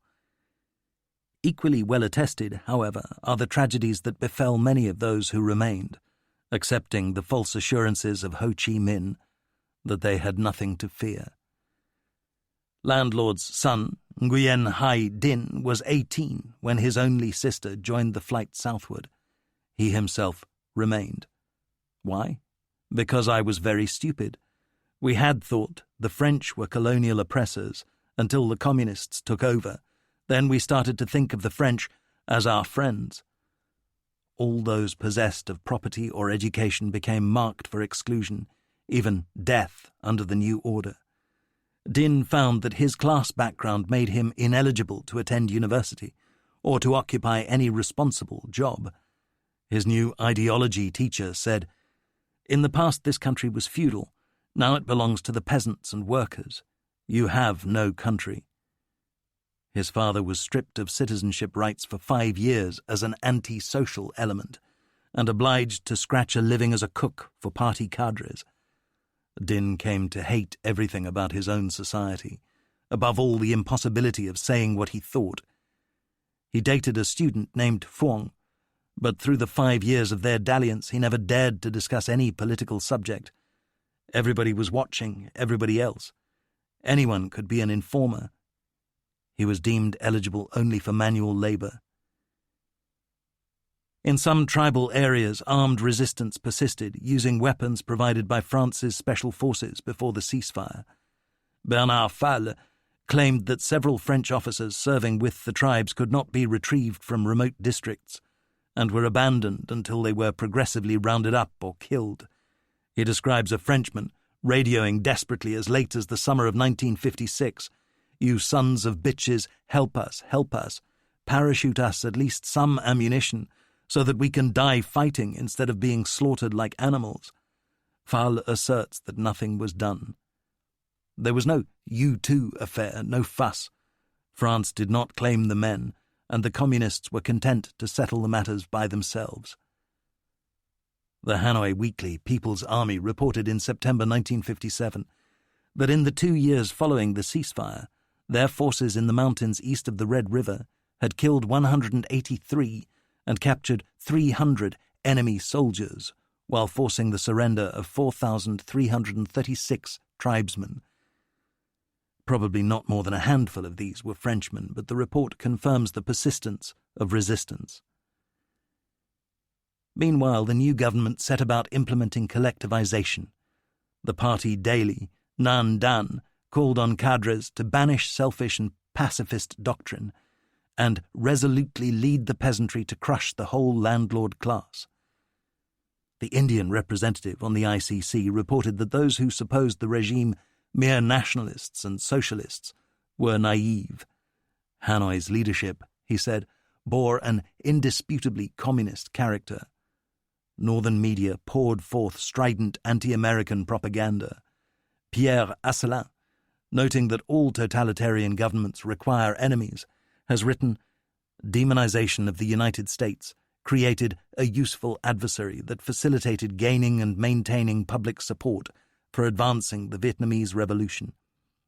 The draconian land reform program, introduced between 1954 and 1956, pleased some peasants who saw their old landlords dispossessed, but imposed so many hardships and precipitated such a loss of agricultural output that many North Vietnamese suffered hunger verging on starvation." Duong Van Mai, daughter of a former colonial official, observed, "The state had removed an incentive for hard work by paying peasants according to their needs, not according to their labor. Shortages became a way of life."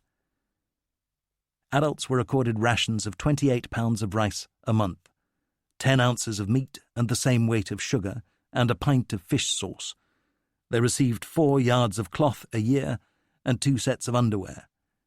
Yet even in the darkest days, party leaders and their families fared much better.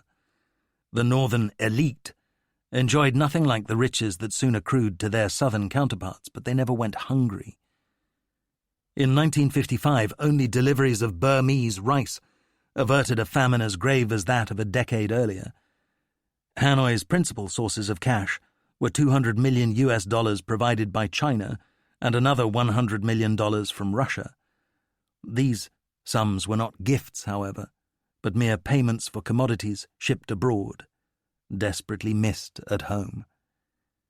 Credible statistics have never been published about the cruelties and executions perpetrated by North Vietnam's rulers in the early years of revolution.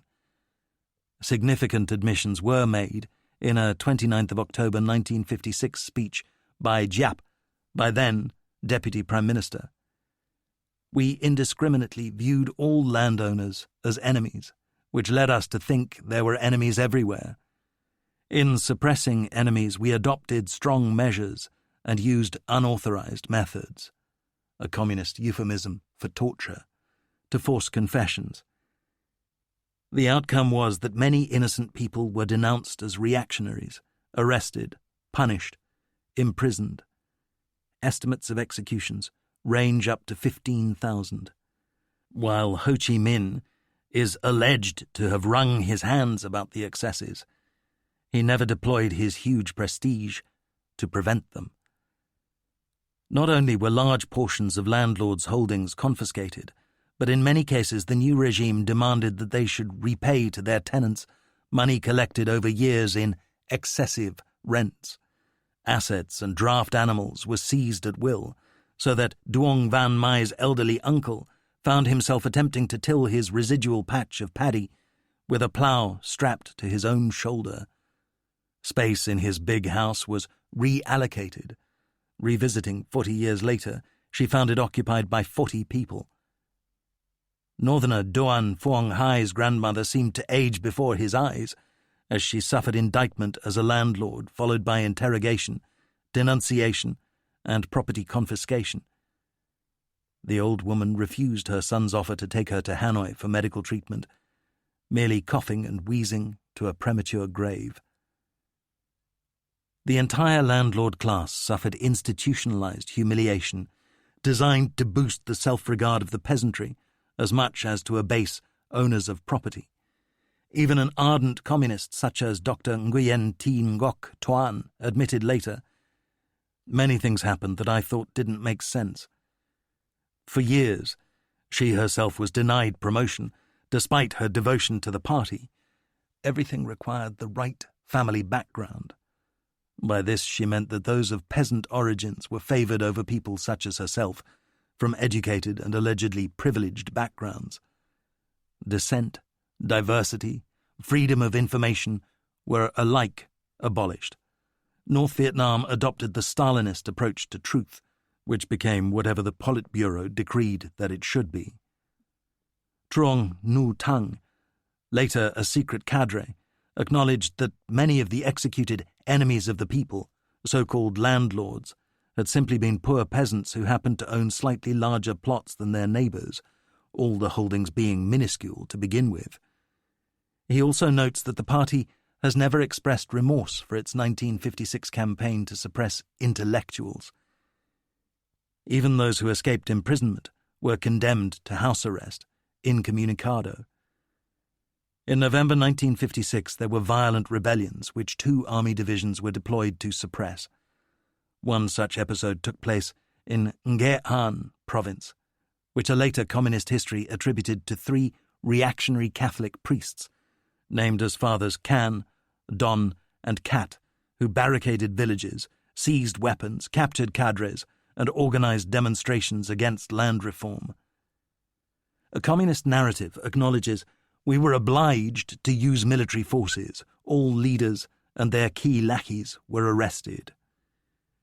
In addition to hundreds who died in hot blood, up to 2,000 executions followed, and many more prison sentences. Between 1956 and 1959 there were further disturbances in Lai Chau province. Hanoi professed to blame these on agitation by Chinese nationalist agents, but the revolts created many difficult political situations, creating fear and worry among the population about socialism and diminishing the people's confidence in the party and government.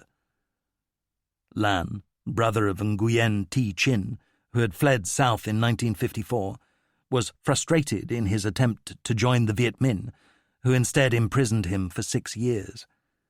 Thereafter, denied a ration card, he was reduced to selling his blood to hospitals and became a street porter.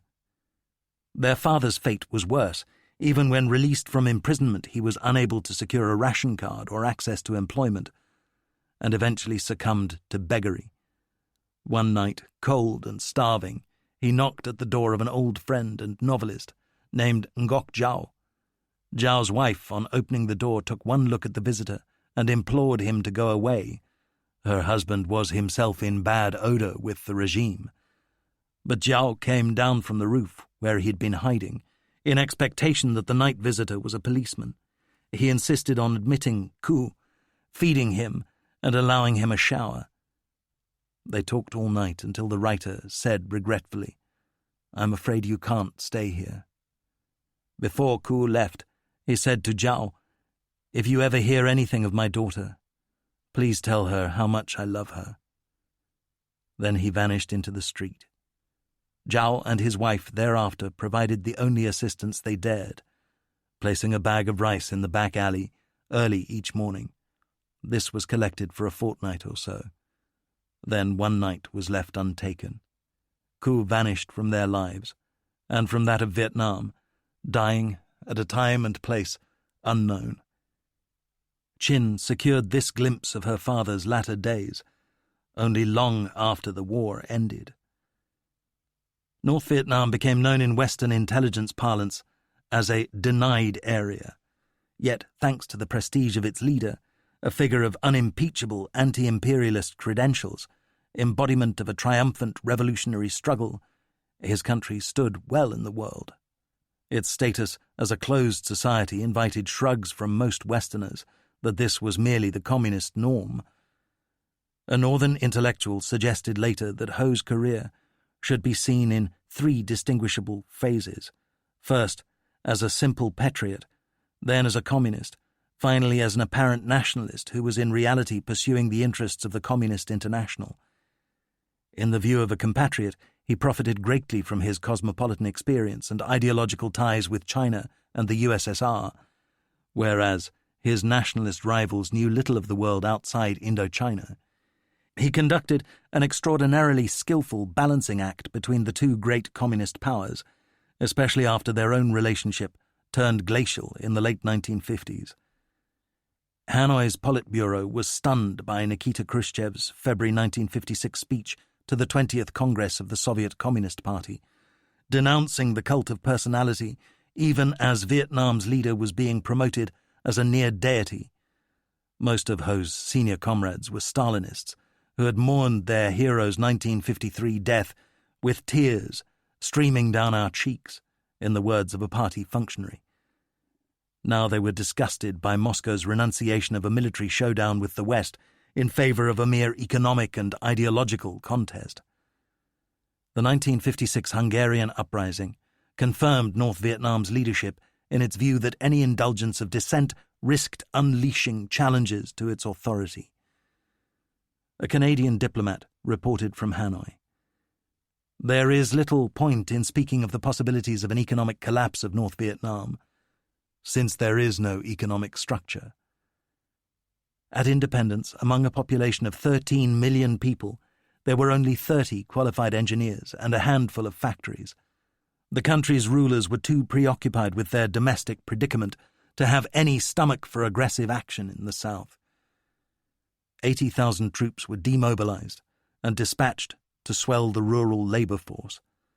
Both China and the Soviet Union made it plain that they opposed any armed provocation which might alarm the Americans. Evidence remains meagre about Hanoi's 1954-57 party power struggles.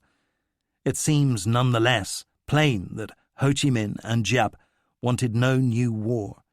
They believed they could secure a unified communist Vietnam without fighting for it. Their oft-rehearsed commitment to achieving this peacefully was, at that stage, sincere. Other rising men, however, thought differently. As they watched the evolution of Diem's government in Saigon, they saw scant hope of securing their just inheritance of a unified Vietnam other than through armed struggle. 2. The Only Boy We Got. The 1954 exodus from North Vietnam was matched by a lesser one from the South. Communist troops marched away, often after emotional send-offs from the communities in which they'd been based. In 1954-55, a total of 173,900 Viet Minh fighters and 86,000 of their dependents regrouped to the north. One veteran revolutionary paid a farewell visit to the Mekong Delta before reluctantly obeying the order to join the migration. She told comrades who were staying behind, "See you in 2 years," meaning when the country was reunited after the Communists' assured election victory. It became a familiar gesture for Viet Minh veterans to hold up 2 fingers, signifying the time lapse before inevitable fulfillment of their dream. COSVN Secretary Le Duan's wife, Nga, was pregnant with their second child when her husband dispatched her north on a Polish ship, along with the family of his close comrade, Le Duc Tho. He himself stayed. To the end of his days, Le Duan argued that Ho Chi Minh's 2 historic mistakes were to acquiesce first in the 1945 return of the French, then in the 1954 partition. He and other hardliners believed that a unified communist Vietnam would be achieved only by fighting for it. His parting words to Nga were, "Tell Ho it will be 20 years before we see each other again." In violation of the Geneva Accords, Hanoi ordered 10,000 Viet Minh to remain undercover in the south, insurance against a resumption of the armed struggle. Most of the guerrillas who marched north were bewildered, and indeed enraged by partition, and became no less so after crossing the new demilitarized zone, the DMZ. They experienced hardships greater than they had known in the relatively well-fed south, and many were also gnawed by family separations. Le Duan's wife found herself living with 2 small children in a room above a Hanoi garage, writing a column called Vietnamese Women for the party newspaper, and knowing nothing of the fate of her husband at COSVN. Some Southerners proved defiant of Northern authority, and almost all harboured a single ambition: to return whence they had come. Some cadres' children were meanwhile dispatched to further education in Russia or China. The new South Vietnam and its government enjoyed considerable advantages. The Mekong Delta was the most productive rice-growing area in Southeast Asia. The countryside was relatively unscarred. While the Viet Minh had commanded widespread support as independence fighters, there was much less enthusiasm for communism, and the Americans were eager that the country should become a showcase for what they called the free world. A South Vietnamese army officer later reflected on those days. "We took our lives for granted. We were not rich, but we were comfortable, and had some freedoms. We were soft, as South Vietnamese have always been soft, because they live on rich land. Northerners are tough, because they come from a tough, poor place."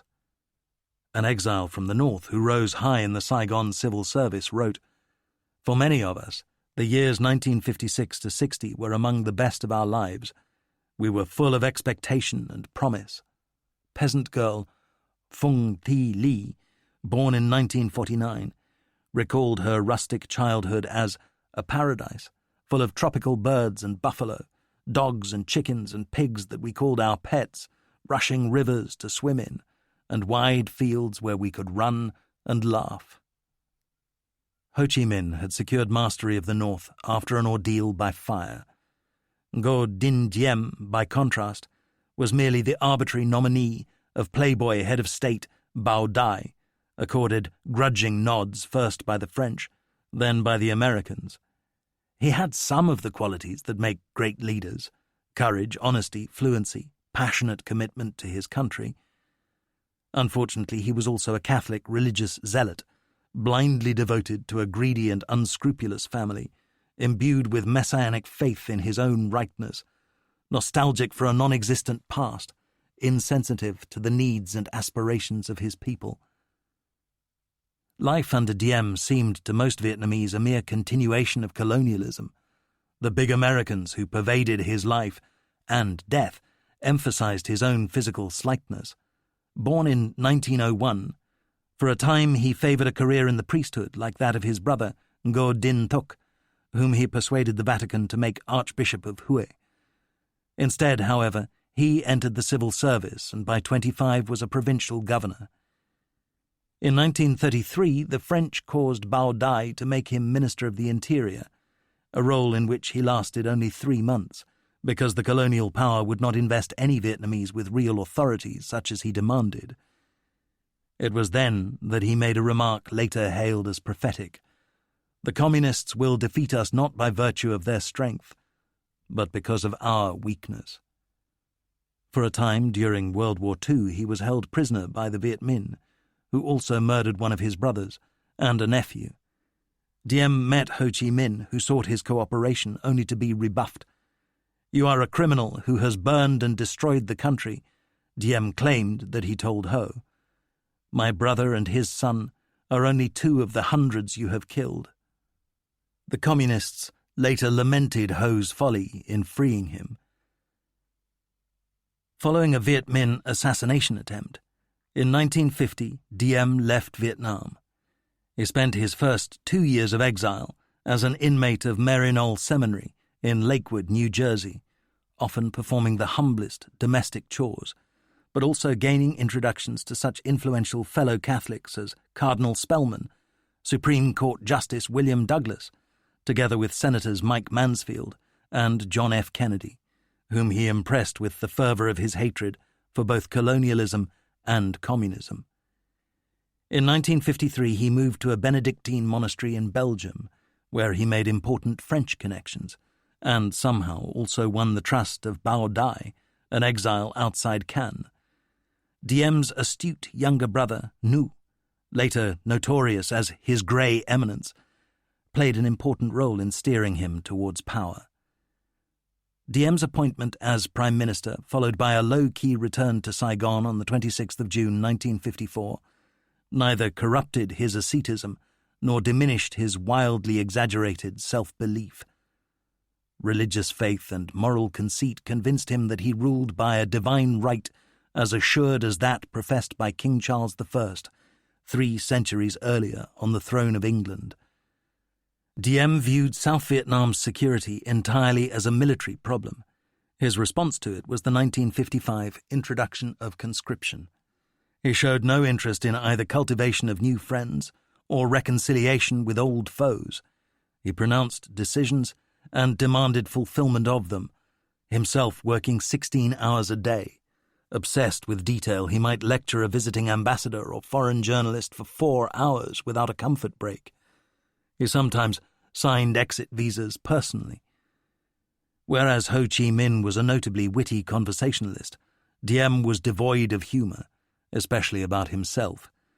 As for money, national income for his new country, on the 12th of August 1954, the U.S. National Security Council decided that the domino theory was valid, that it was thus essential to restore the prestige of the West in Indochina, grievously injured by French defeat.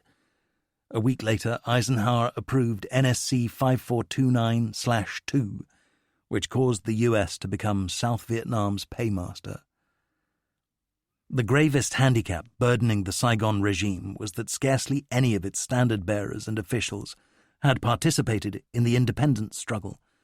Many, indeed, were former servants of the French. Diem broke an early promise to grant amnesty to Viet Minh activists, whom he began to imprison. In Paris, Prime Minister Edgar Faure asserted that the little zealot was not only incapable, but mad, and the U.S. government increasingly inclined to agree. Yet who else was there? Not until 1961 did Vice President Lyndon Johnson deliver his memorable apologia for Diem. "Shit, man, he's the only boy we got out there." But from 1954 onwards, though Americans doubted the Prime Minister's survivability, within the tiny circle of Saigon's educated elite, they could identify no more plausible non-communist candidate to rule. Among American players in South Vietnam was Air Force Colonel Edward Lansdale, 48-year-old head of the military mission, a covert operations group that launched ineffectual sabotage sorties into the north, which cost the liberties or lives of virtually all the locals ill-starred enough to be recruited for them. In the course of the ensuing 2 decades, Washington impresarios would introduce onto the Vietnamese stage a succession of actors auditioning for the role of Lawrence of Indochina, of whom Lansdale may be deemed the first. A former advertising executive of notable persuasive charm, he established a relationship with Diem that seemed likely to give Washington leverage. The colonel had made his reputation advising Philippines President Ramon Magsaysay on suppression of the Hook guerrillas, and was now mandated by Dulles to repeat this achievement. He enjoyed a mixed press among his fellow countrymen in Saigon. Some regarded him as an unguided missile, but one colleague said later, "What I respected was that with both Americans and Vietnamese he was a good listener and a shrewd calculator. He displayed a very good understanding of what was possible and what was not." Lansdale repeatedly warned Diem that he must win hearts and minds. The colonel's intrigues were more controversial. He is alleged to have been responsible for thwarting an October 1954 general's coup. He paid the leaders of the Cao Dai and Hoa Hao sects several $1 million of CIA money to stick with Diem. He sought also to cut a deal with Bai Vien, boss of Saigon's mighty armed mafia, the Bin Suyen.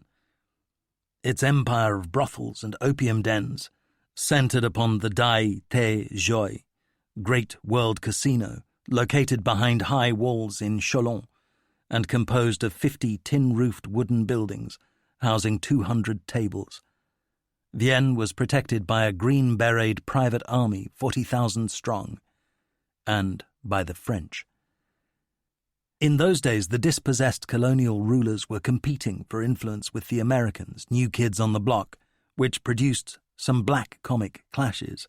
Lansdale liked to tell a story of how the U.S. Embassy secretaries were alarmed by the discovery of grenades in the vestibule of their quarters, which the CIA identified as a gesture of menace by its Gallic rivals. That evening, the military mission's rough games specialist, Lou Conin, marched into L'Amiral, Saigon's most popular French rendezvous, produced a grenade from which he extracted the pin, and brandished it while he addressed the clientele in their own language. "I know how distressed you all are that the American community, and especially our secretaries, should feel threatened. If anything unpleasant or unworthy should take place, we would have common cause for regret." He then replaced the pin in the grenade and strode out, justly confident that the mission staff would be exposed to no further French frights. When Lansdale failed in his attempt to buy off Bai Vien, however, the Americans became alarmed that French support might enable the gangster to prevail over the Prime Minister. British observers were equally pessimistic. A Foreign Office review concluded, "Monsieur Diem has many of the qualities required by a national revolutionary leader dedicated to saving his country: courage, integrity, persistence, faith, and an implacable hostility to communism. Unfortunately," added the British diplomat, "he was also incapable of compromise and had little administrative capacity." When General Joseph Lightning Joe Collins, a bustling, short-fused 1944-45 Corps commander under Eisenhower, visited Vietnam as the president's personal envoy, he returned home to report that the U.S. was backing a loser. Collins said later, "I liked Diem, but I became convinced he did not have the strength of character to manage this bizarre collection of characters."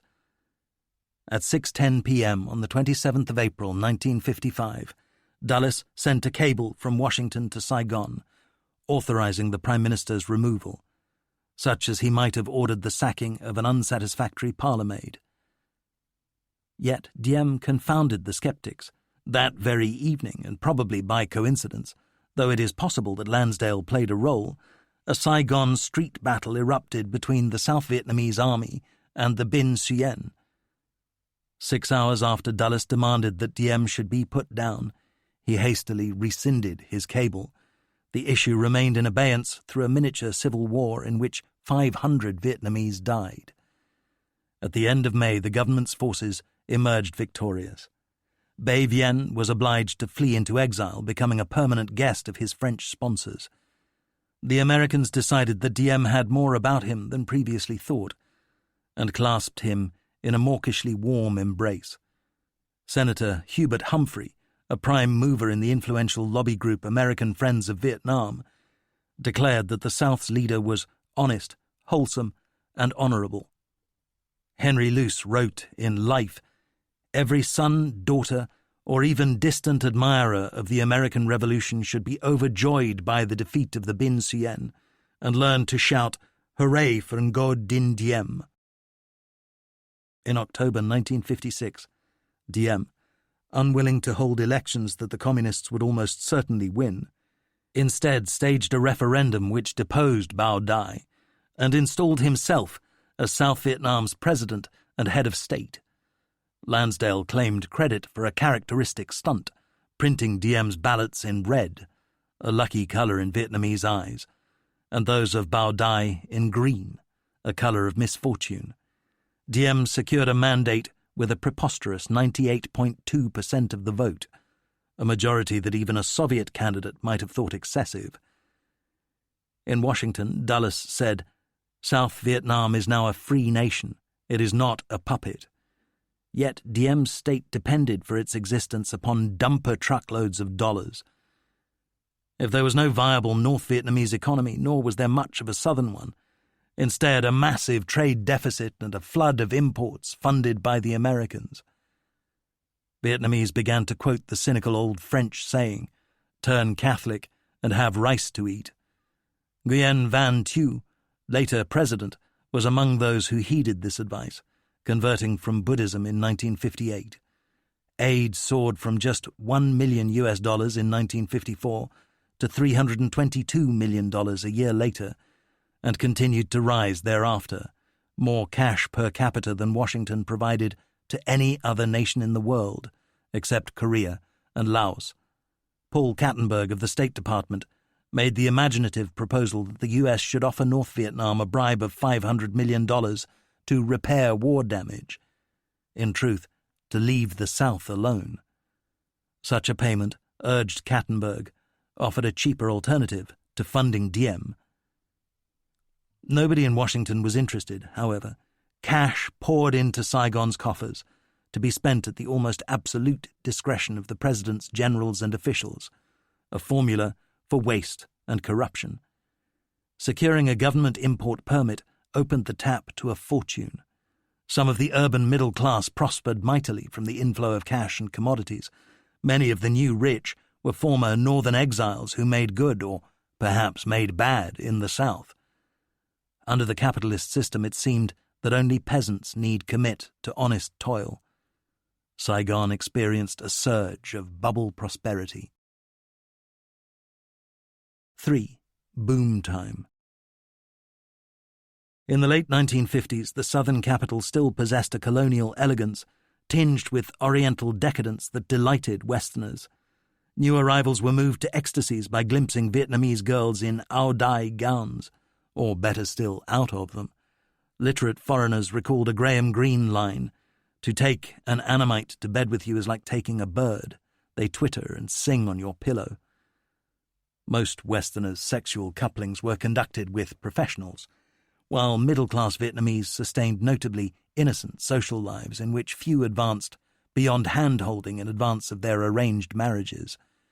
Nguyen Cao Ki, who later became well known for the range of his wives and lovers, asserted that when he travelled to France as a 21-year-old pilot trainee, like almost all his contemporaries, he was a virgin. Respectable Vietnamese called girls who associated with round eyes "mê mi," a term only marginally less contemptuous than branding them as hookers. Families exercised rigorous social discipline over their offspring of both sexes. Trong Nu Tang's father directed his 6 sons towards appointed careers as doctor, pharmacist, banker, engineer. Tang indeed pursued pharmacological studies until he decided that instead he wished to be a revolutionary.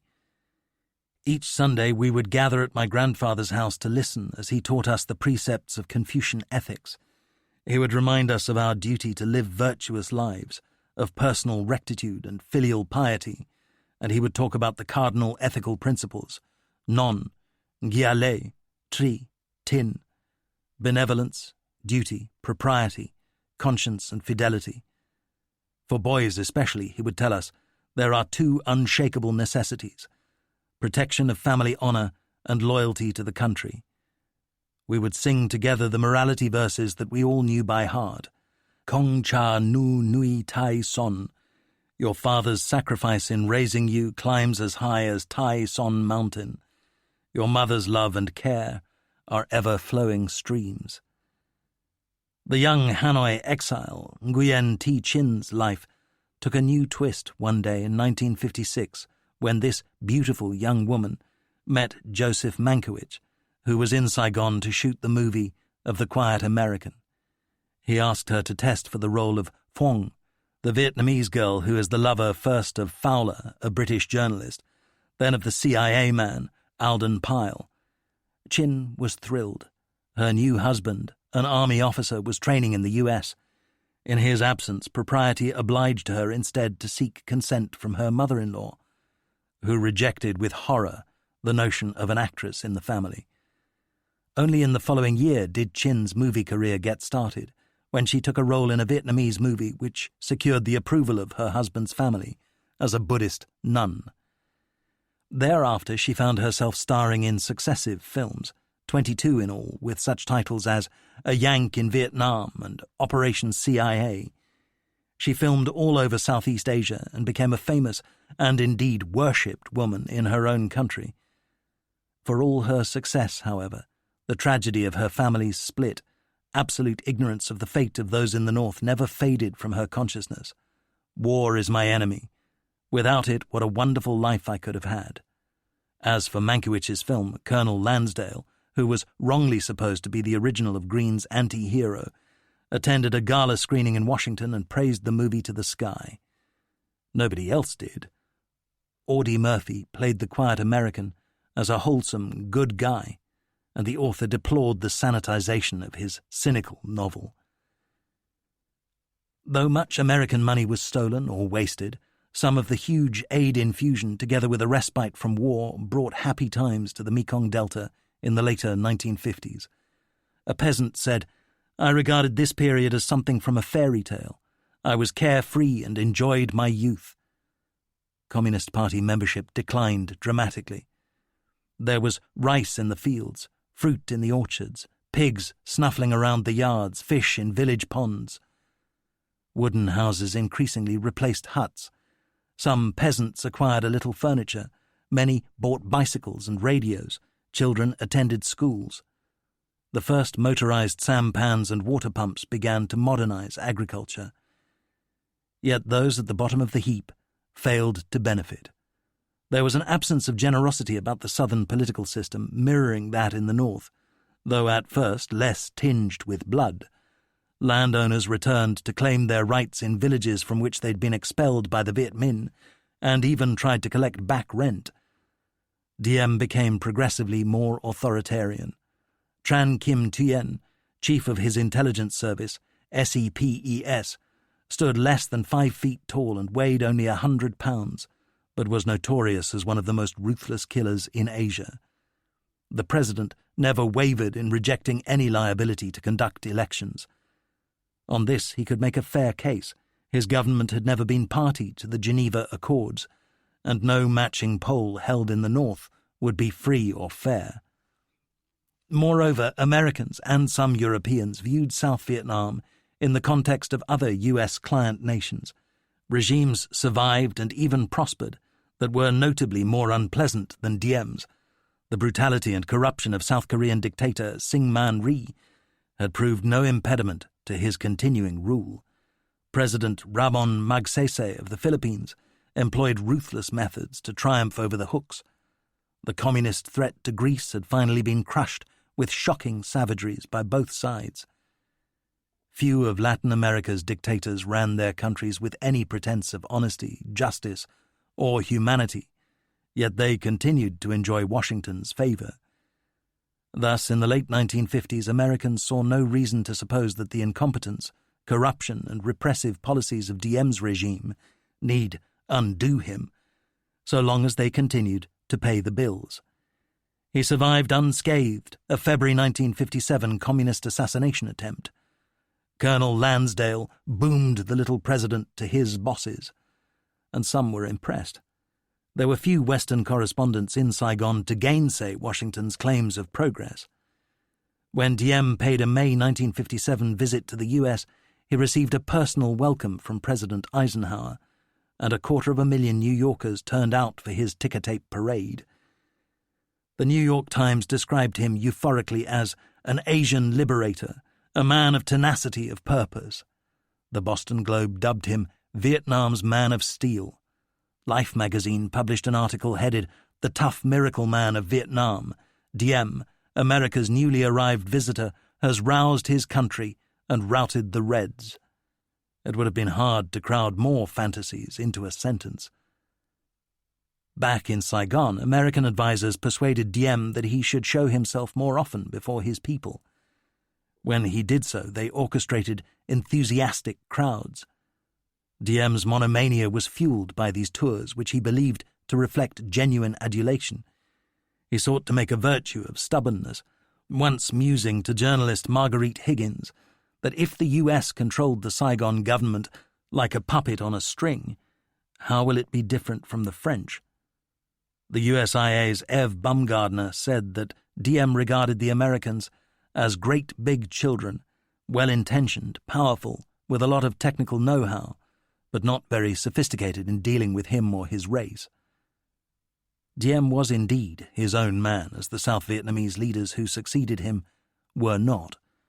Unfortunately, however, the advice he rejected was that which might have secured his survival, and even success: to curb the excesses of his own family, renounce favoritism towards Catholics, select subordinates for competence rather than loyalty, check corruption, abandon the persecution of critics, impose radical land reform.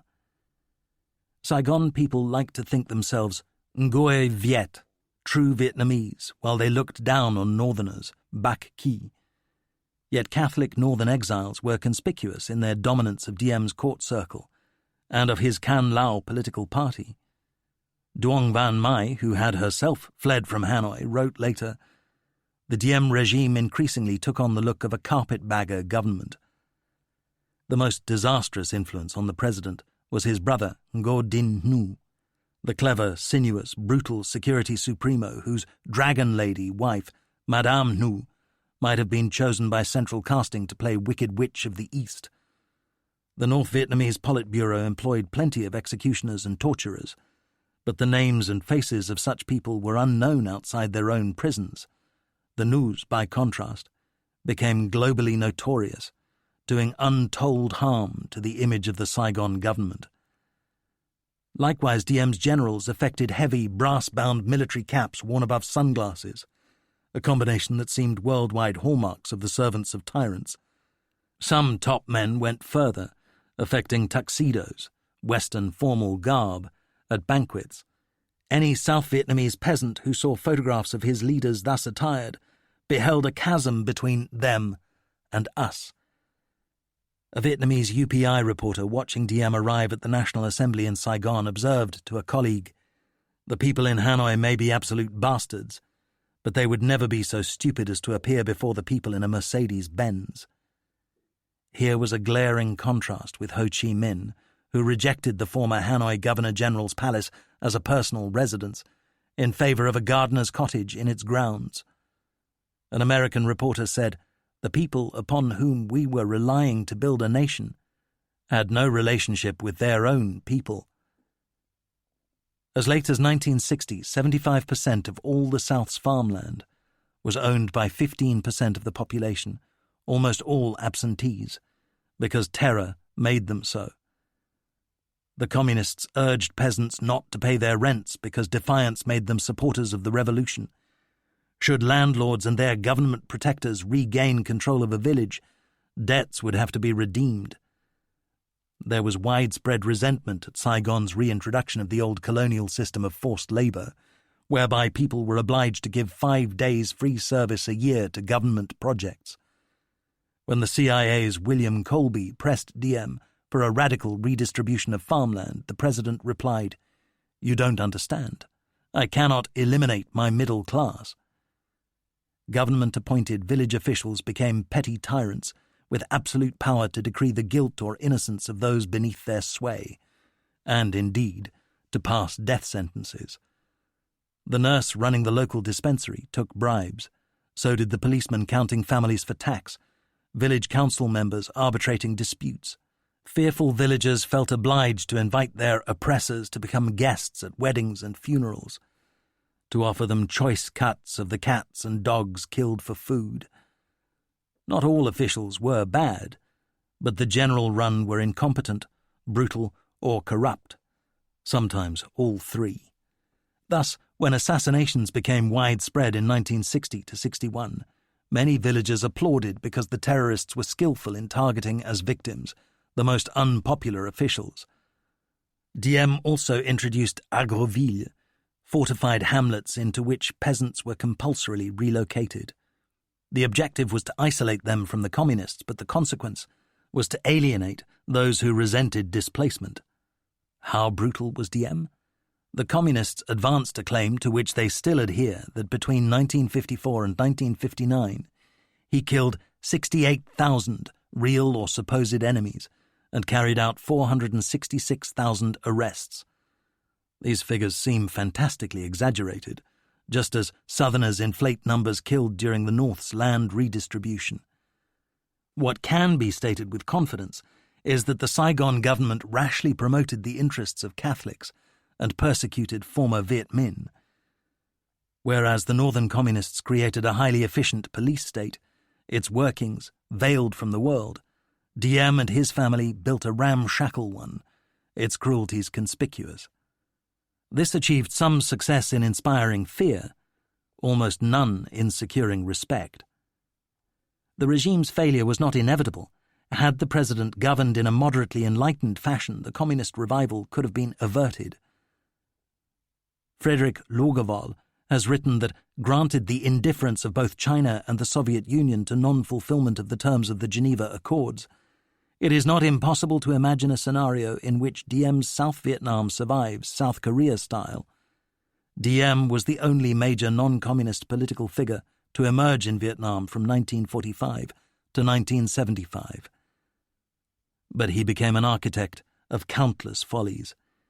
In the 3 years from 1957, the Saigon regime presided over construction of 500,000 square yards of high-rental apartment and villa space, 56,000 square yards of dance halls, and just 100,000 square yards of school classrooms, 5,300 square yards of hospital building. The regime's domestic excesses and shortcomings, rather than its failure to hold reunification elections, provided communists with the tinder to rekindle the war in the South. Both among his own people and on the world stage, Ho Chi Minh was a towering victor in the contest for legitimacy as the voice of the Vietnamese people. 10-year-old Truong Melis, communist teacher in the Mekong Delta, said, "Do you know why Ngo Dinh Diem came to Vietnam? He was sent by the U.S. Now his whole family has power, and all the poor people must work to feed them. Who should run Vietnam, Diem or Ho Chi Minh?" 5 years later, Truong Meli was a courier for the Viet Cong, as the South's resurgent communist guerrilla movement will hereafter be called. 4. A recall to arms. The last French soldiers left Saigon on the 28th of April 1956. To the dismay of Hanoi, the principal Western signatory to the Geneva Accords thus washed its hands of Indochina and of any responsibility to promote elections. The revival of warfare in the South thereafter was not, at the outset, prompted by a policy decision in Hanoi, but resulted instead from spontaneous anger among local opponents of the Diem regime. A peasant told American researcher James Trullinger that he and his village attributed the communists' temporary dormancy to cunning, a calculation that if Hanoi waited until Southerners had experienced a few years of Diem, they would be ripe for revolution. Southern fighters began to launch attacks on government troops and installations without authorization from any higher authority. The first communist call to arms was an impassioned December 1956 missive to the Northern Politburo from Le Duan, still presiding over COSVN in the Mekong Delta. He described the persecution of comrades, the snuffing out of party cells, the tightening military grip of Saigon, especially in the Central Highlands. In response, Hanoi reluctantly agreed that Southern fighters should be authorized to shoot in self-defense. It also endorsed some assassinations of reactionary traitors and terror bombings of DM institutions. A small contingent of intelligence officers and elite sappers, what Westerners would call commandos, was dispatched southwards. Thereafter, in the course of 1957, Southern Communists claimed that 452 South Vietnamese government appointees, mostly village chiefs, were killed, kidnapped, or suborned. Terrorism resumed. 17 people died in an attack on a bar in Chau Doc on the 17th of July. 13 were wounded in a Saigon cafe on the 10th of October. 13 American servicemen were injured by 3 further bombings in the capital. The next important development was the recall of Le Duan to the north. In the summer of 1957, when he reached Hanoi with a comrade, for a time the two were held in a guest house, under guard. This was a precaution presumably rooted in the power struggle then taking place, precipitated by the ongoing economic crisis. The new arrivals nonetheless sneaked out in the evenings to amuse themselves, finding standing room at the Hong Ha Theatre and such like, until guards deflated their bicycle tires to keep the visitors at home. Le Duan is alleged to have complained savagely that the Politburo sought only a quiet life. They have abandoned us. The longer he spent in Hanoi, the better he understood how little support for a new war would be forthcoming from either Moscow or Beijing. Yet fierce energy enabled him during the months that followed to shoulder past northern rivals and become a major influence upon the Politburo, supported by his close ally, Le Duc Tho, whom a senior cadre characterized as taciturn and chilly, and who later became Henry Kissinger's interlocutor at the 1972-73 Paris peace talks. Le Duan's record, as a veteran who'd suffered more for the revolution than almost any other comrade, conferred immense prestige. He famously said, "You can't get anywhere reasoning with the imperialist gang. You have to take a hammer and bash their heads." North Vietnam's party secretary had been sacked for his role in the shambles of land collectivization. Giap seemed the natural candidate to succeed him. Instead, however, in December 1957, it was Le Duan who got the job. He was born Le Van Nguyen 50 years earlier in northern South Vietnam, a carpenter's son who became a committed revolutionary long before Ho returned from exile. His force of personality was indisputable, but a coarseness of tone and language grated on more fastidious colleagues. Lacking social graces, he despised weakness, either ideological or human, which from an early stage he identified in Giap, and probably also, though he would never have dared to say as much, in the aging Ho Chi Minh. His personal life remained an enigma until long after his death. Only in the 21st century did his second wife, former Viet Minh courier Nguyen Thuy Nga, reveal her tragic story. At Tet 1956, the Vietnamese New Year, while Le Duan was still in the south, Nga travelled outside Hanoi to visit his father, bearing gifts of honey, ginseng roots, and a few yards of Ha Dong silk. She found at his house her husband's first wife, who collapsed in sobs on being confronted with Nga's existence. A few months later, party officials descended on Nga. A senior cadre, they said, could have only one wife, and in Le Duan's case, it could not be her. As the mother of his 2 children, she was stunned, and said she could agree nothing until her husband himself came to Hanoi, as he did soon afterwards. He offered no sympathy, merely impregnating her for a 3rd time, before handing her over to the party's Central Women's Association, under whose auspices she was dispatched to China to study. In her exile, Le Duan began to write Nga letters, sometimes passionate, including one which said, I love you so much. Don't let a few outward actions or a few unfortunate happenings give rise to any misunderstanding. My darling, love triumphs over all obstacles. If you love me, then you can solve all of your problems and difficulties. They saw each other occasionally when he visited Beijing on state business, and once she met Ho Chi Minh. Le Duan took custody of their 3 children, and Nga sobbed desperately when she learned that they were thereafter reared by his other wife. After some years, she was granted permission briefly to visit Vietnam and see the children.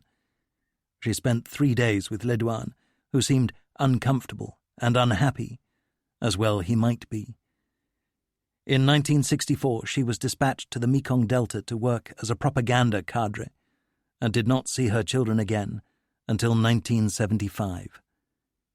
Here was a glimpse through a dark window of the man and the party to which he devoted his life. In December 1958, a large number of detainees in South Vietnam, including communists, died of food poisoning in a Diem detention camp. This episode prompted a rare demonstration on the streets of Hanoi, obviously designed to promote enthusiasm for armed action. Early in the following year, the Politburo received emotional plaints and pleas from southern villages, such as this one, obviously drafted by local cadres. "Uncle Ho, the Americans and Diem have been wicked too much already. We ask your permission to cut off their heads." Weeks of debate followed, at the end of which the Party Central Committee promulgated Resolution 15, an important step towards escalation. It authorized more aggressive action in the familiar language of party exhortations. Only the triumph of the revolution can assuage the plight of the poor and wretched people of the South, confound the evil policies of the American imperialists and their puppets who divide the nation and provoke war. Resolution 15 opened the way for volunteers, as the Chinese had earlier dubbed their troops who fought in Korea, to set forth for the war zone. During the months that followed, some 4,600 political cadres, technicians and engineers headed into Diem's territory, most of them southern natives, former regroupers. Authorization was given to open Strategic Route 559, a secret path to the battlefield that ran through neutral Laos and evolved into the Ho Chi Minh Trail. 3-year military conscription had already been reintroduced. One of those who approved Resolution 15 said later, "Only in 1959 did we finally acknowledge that there would be no general elections, that Diem was massacring our people. There were signs that the US would continue to strengthen its presence, and therefore that the only path to the unification of our country must lie through violence." It was significant that Hanoi was slow to inform the Russians about Resolution 15, because Le Duan and his comrades knew how unwelcome it would be. Moreover, only on the 7th of May 1959 was word of the new mandate passed to COSVN, Communist headquarters in the south. North Vietnam's leaders remained morbidly fearful of provoking the Americans, perhaps even causing them to strike at their territory. The ideological divide between Russia and China was deepening apace, and this was reflected by rival factions in Hanoi. Ho Chi Minh and Giap leaned towards Moscow. Le Duan led those who inclined towards Beijing. At the time of Mao Zedong's catastrophic industrialization program, the Great Leap Forward, which cost the lives of at least 55 million of his own people, Le Duan may have been responsible for Hanoi's inopportune expression of national ambition. The China of today is the Vietnam of tomorrow. Meanwhile, he and his comrades still struggled to suppress domestic dissent. Catholics staged demonstrations at which they demanded a right to migrate south. Chants of "Down with Communism" prompted troops to open fire, inflicting casualties. Economic woes obliged Hanoi to slash defense spending from 27% of the national budget in 1955 to 19.2% in 1958, 16% in 1960. Factories languished, and falling agricultural production prompted a cut in the rice ration. The Czech ambassador reported home that much Soviet bloc aid was being wasted. In June 1959, the British consul in Hanoi reported, "The standard of living is sinking into ever shabbier and drabber uniformity. Even the poor are poorer. No member of the Western community has ever met a Vietnamese who was in favor of the regime, except the members of the regime itself. In a mirror reflection of Diem's advancement of loyalists at the expense of honest men, Hanoi promoted war veterans and ideological purists rather than its brightest and best. A French diplomatic observer reported that 9/10 of the North's population was ready for an uprising if it had the means. Yet Le Duc Tho, as head of party organization, chose this moment to demand fresh purges of undesirables, meaning former landlords and rich peasants. In its preoccupation with ideological rectitude, the North Vietnamese Politburo behaved more like Bolsheviks of 40 years earlier than latter 20th century socialists. A new party statute denouncing dissenters was enforced by the Ministry of Public Security, whose chief, Tran Quoc Hoan, became known to his critics as the Barrier of Vietnam, recalling Stalin's most notorious enforcer. Meanwhile, in the South, during the months following promulgation of Resolution 15, revolutionaries continued to kill government officials and launched a new round of attacks on South Vietnam's army, hereafter known by the acronym conferred by its U.S. trainers, the ARVIN. A young Vietnamese told an American interviewer, "I hated the soldiers because they were very haughty. The villagers were already very poor, and yet the soldiers commanded them to build roads and bridges. The soldiers carried weapons to protect Diem and his regime." Symbols of American nation-building became favored targets. For instance, in the spring of 1959, near the Cambodian border, black-clad attackers blew up 2 John Deere tractors. Many young country people trapped in a relentless cycle of agricultural toil under the petty tyranny of local officials discovered a romance in revolution. An 18-year-old told how an old man who'd fought against the French exhorted the teenager to take up arms in his turn. I got excited when he told me about Vietnamese heroes. He told me that Diem had asked the Americans to help in their plot to put South Vietnam under their rule. He urged me to perform the duty of a young patriot in fighting for the independence of the country to bring back happiness and prosperity. During the weeks of military training that followed, 15 peasants in his group deserted, demoralized and homesick. He himself, however, stuck it out. I only saw the glory and didn't think of the hardships. In the course of 1959, Viet Cong attacks grew steadily in intensity. On the evening of the 8th of July, American advisers with 7th Southern Infantry Division near Bien Hoa were watching the opening credits roll at a screening of The Tattered Dress, starring Gene Crane, when 6VC launched a gun and grenade attack in which 38-year-old Major Dale Ruiz and Master Sergeant Chester Overland, 44, were killed. These were the first Americans to die at communist hands in what became known as the Second Indochina War. The tempo of guerrilla attacks increased nationwide. In early morning darkness one day in December, a VC platoon stopped a bus on Route 4 in the Delta. They ejected the passengers, clambered in with their weapons, and forced the driver to take them to a government-fortified post. They arrived at dawn to find the gates opened to allow soldiers to visit the market. When the attackers stormed in, a policeman and several defenders were quickly shot down. The rest of the garrison surrendered.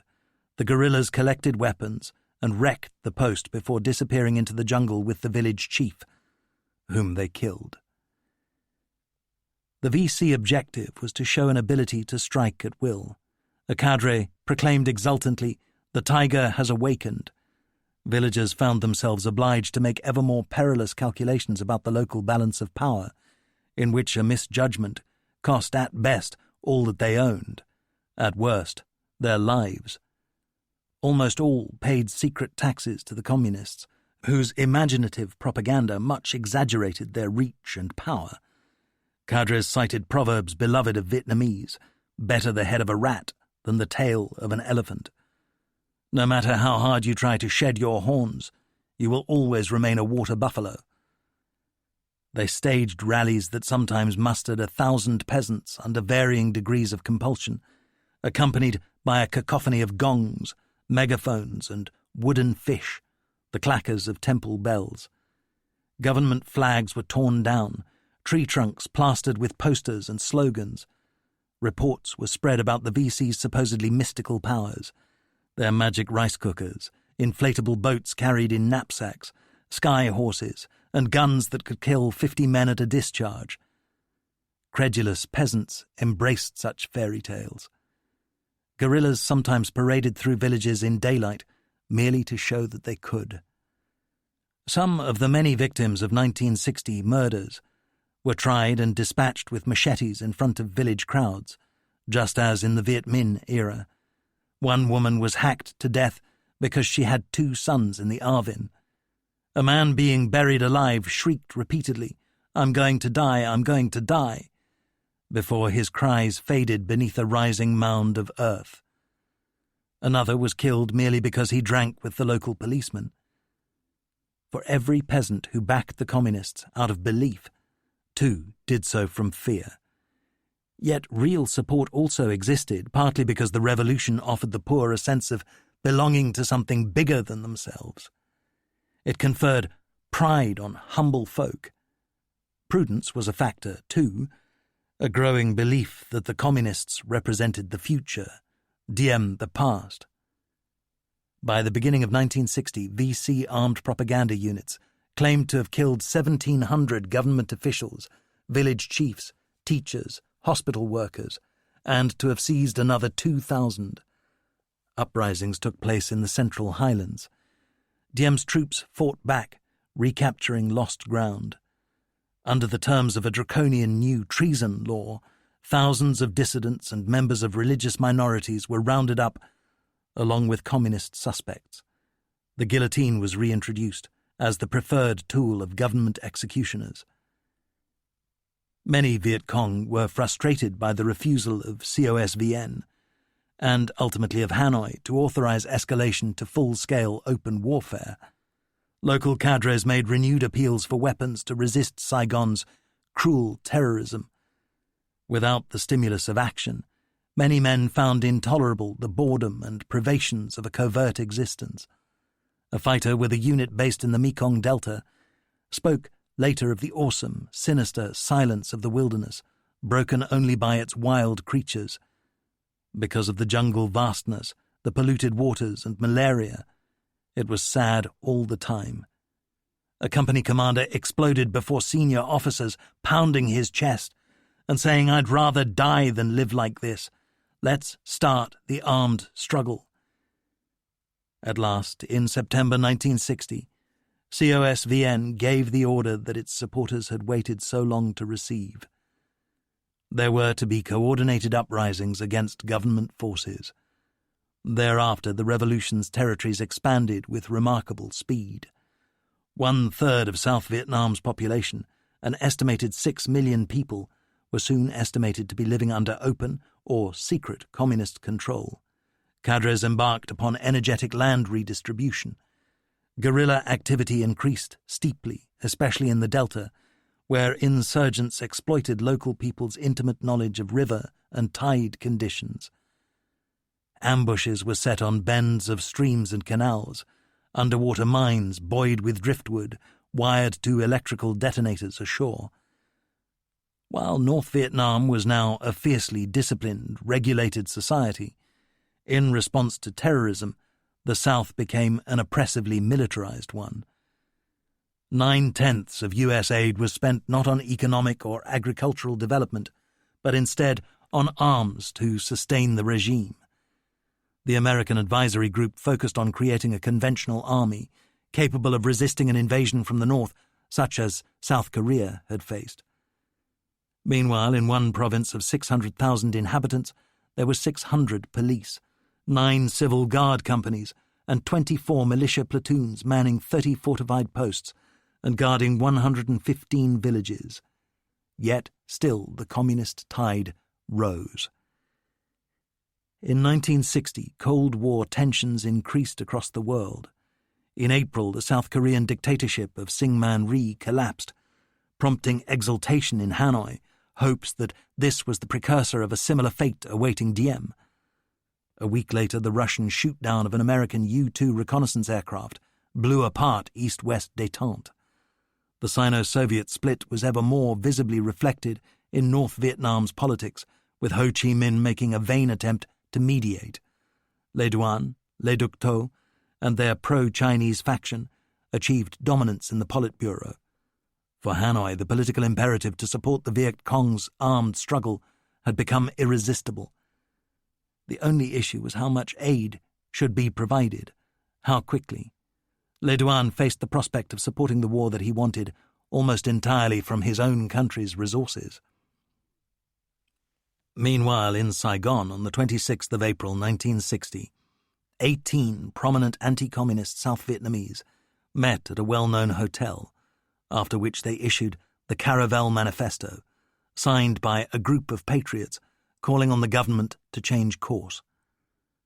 Later that year, U.S. Ambassador Elbridge Durbrow submitted a memo to Diem which itemized reforms Washington considered essential: publication of government decisions and budgets, scrutiny of all branches by elected representatives, liberalization of press laws and improved relations with the foreign media, radio fireside chats with the peasantry, more generous credit for farmers.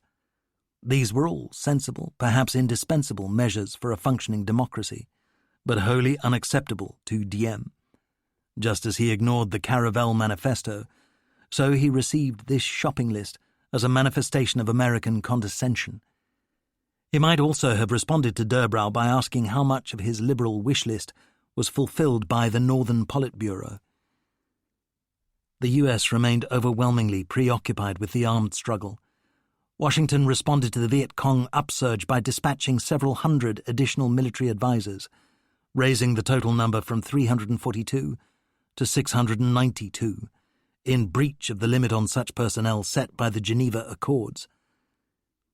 Their commanders, notably including General Sam Williams of the MAAG, Military Aid and Assistance Group, viewed the guerrillas solely as a security problem to be addressed from the business end of a gun. At the end of 1960, the Communists formally rebranded the Southern Resistance Movement as the National Liberation Front, or NLF. Importantly, though all its leaders were communists, it sought to project itself as a nationalist coalition. Here, incoming U.S. President John F. Kennedy would be told was a political force that constituted an unacceptable threat to freedom and democracy in Southeast Asia. The avowed objectives of the NLF were to bring social unity to the South, overthrow Diem, evict the Americans, impose land redistribution, unify the country by negotiation. This prospectus admitted nothing of Le Duan's unswerving intention to create a Stalinist society. In the years that followed the Geneva Accords, it was the misfortune of both Vietnams to fall into the hands of cruel and incompetent governments. Had Southern peasants known the plight of their Northern brethren, they might have thought less harshly of their own. At least few of Diem's people went hungry. His American sponsors entirely misjudged the attitudes of Moscow and Beijing, supposing their leaderships guilty of fomenting the rising insurgency. Instead, until 1959, resistance to the Saigon regime was spontaneous and locally generated. For some time thereafter, it received only North Vietnamese, rather than foreign, support. Le Duan was the principal personality driving renewal of the unification struggle. It's hard to exaggerate his personal role in what followed. As for his Politburo comrades, it seems legitimate to speculate that some favoured war in the South as a means of escaping acknowledgement of the failure of their policies at home, of instilling a new sense of purpose in Ho Chi Minh's threadbare people. It was their good fortune that the imperialist foe, indispensable to such a regime as their own, had harnessed its fortunes to Ngo Dinh Diem, a dead donkey if ever there was one.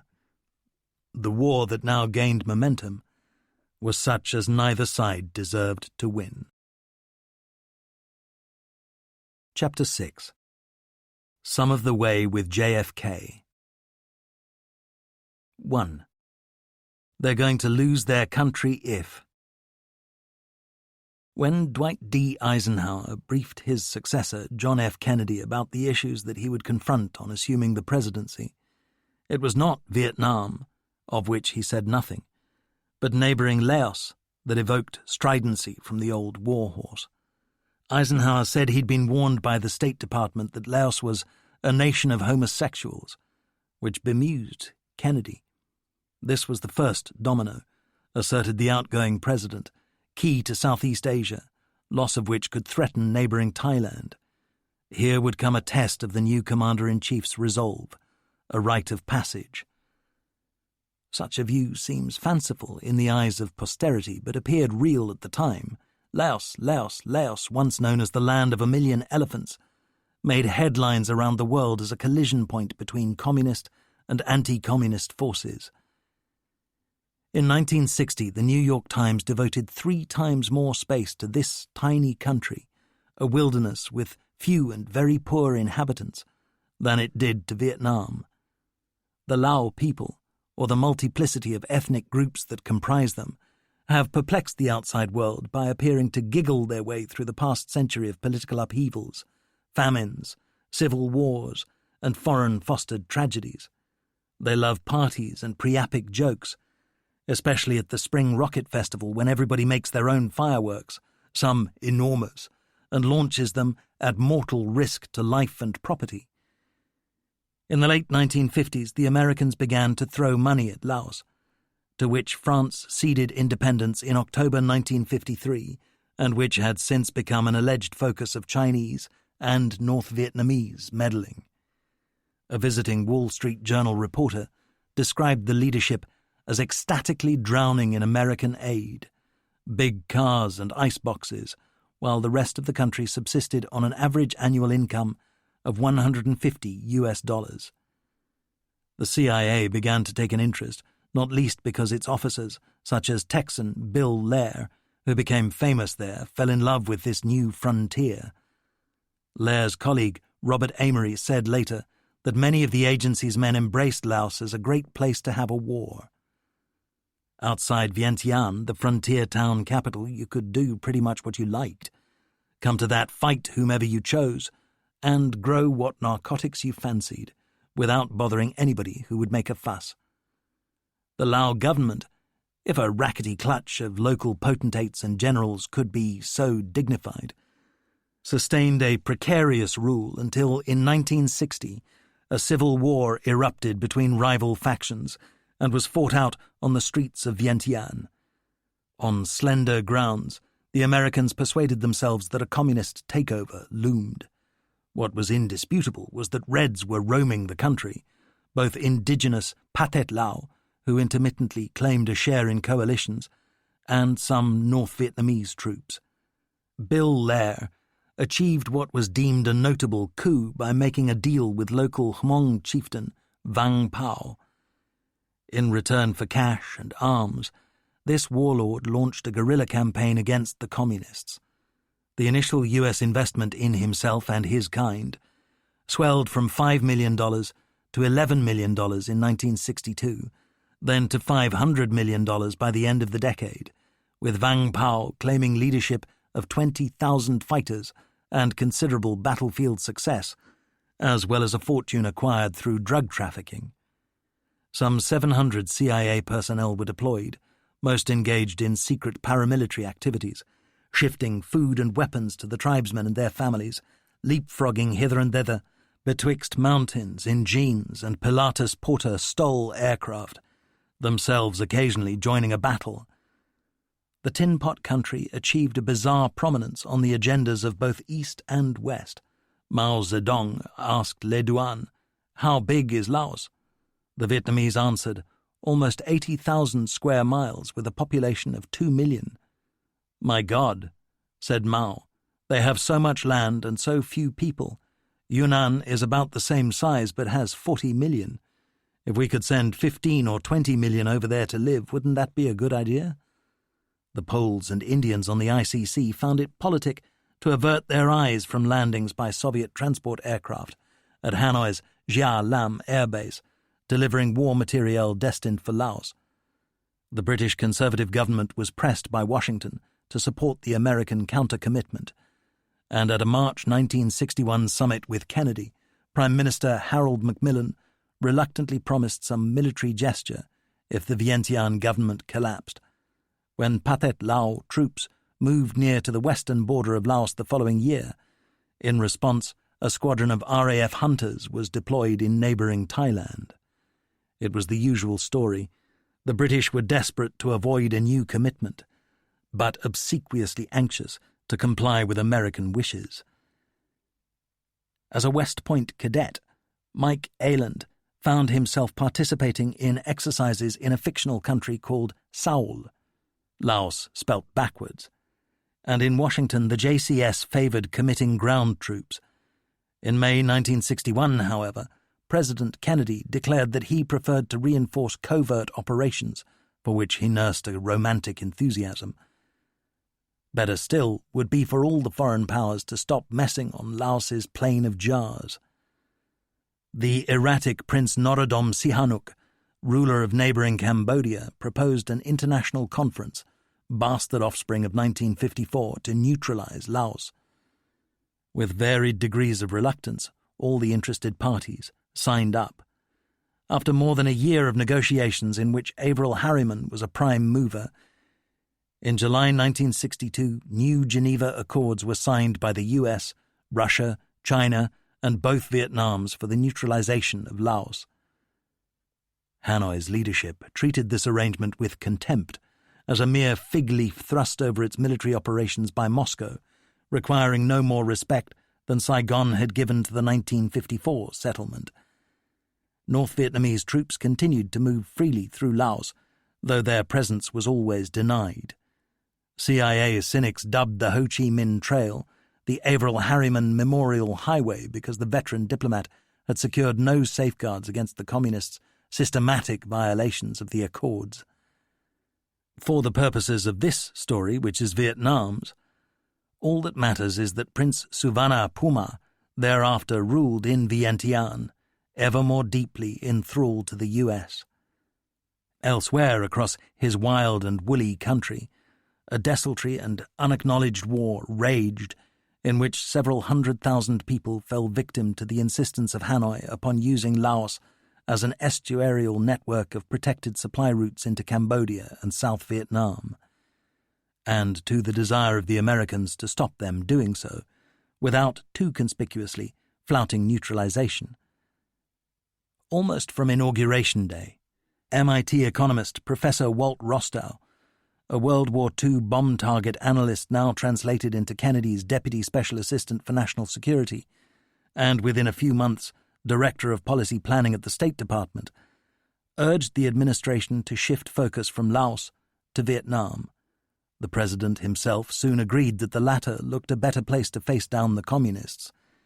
In the face of intensifying guerrilla activity, more must be done to shore up Diem.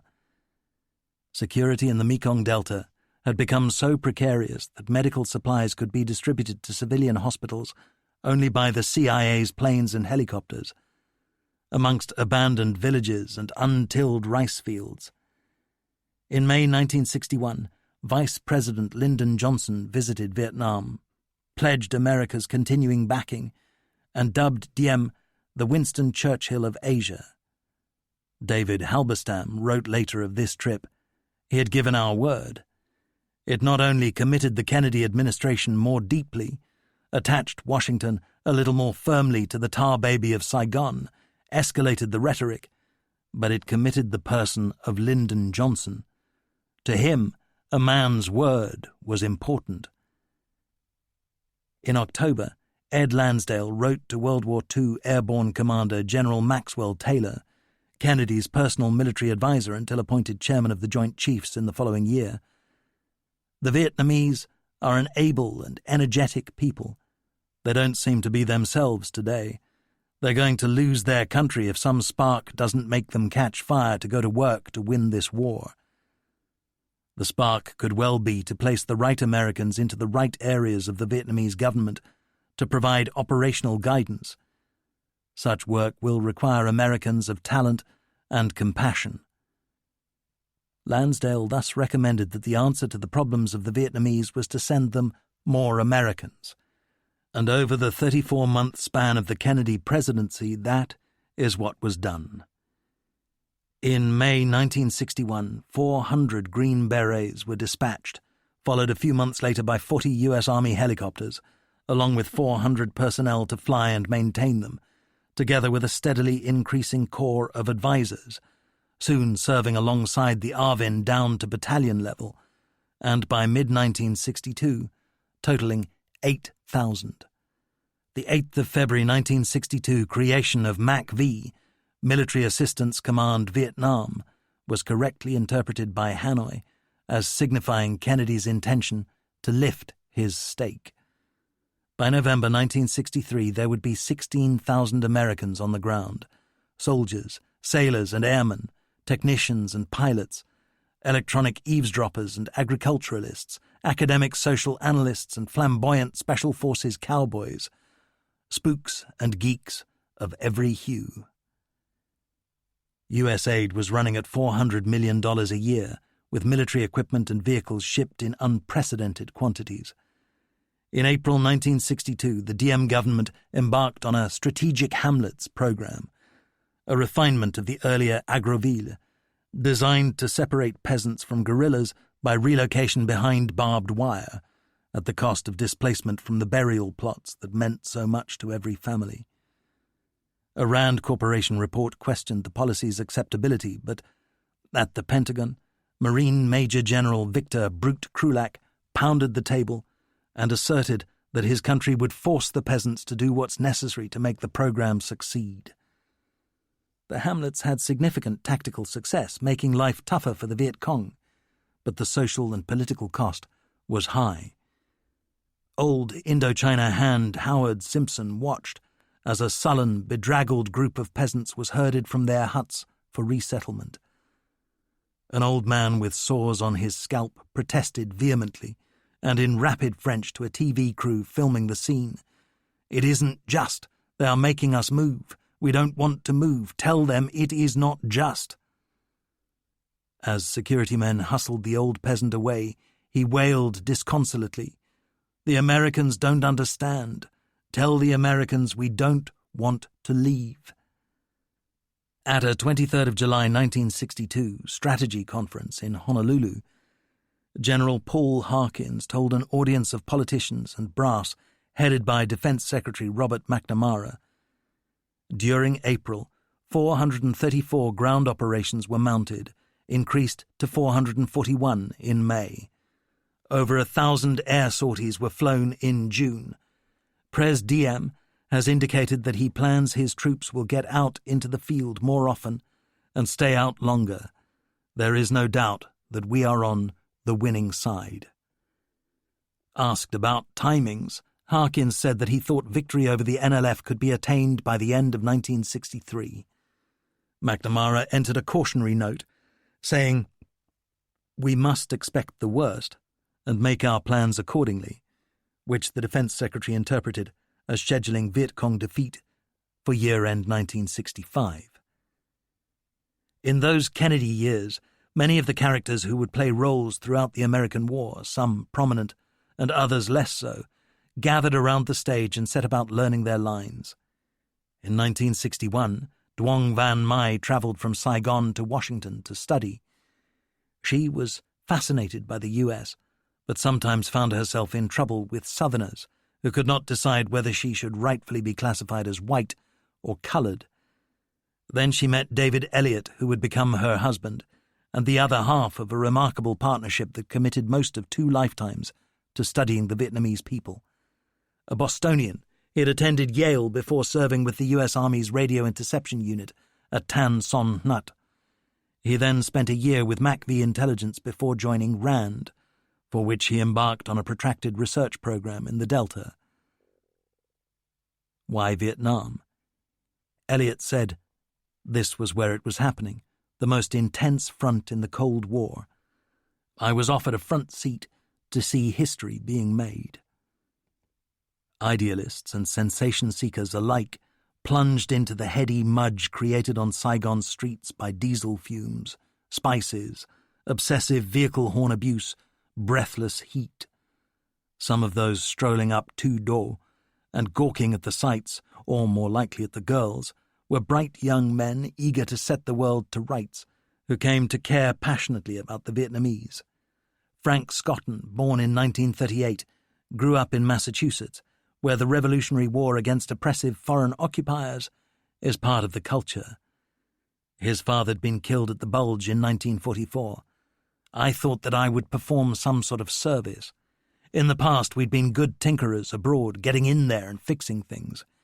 We had the folk belief that we would always win, even after Korea sandpapered that ideal a little.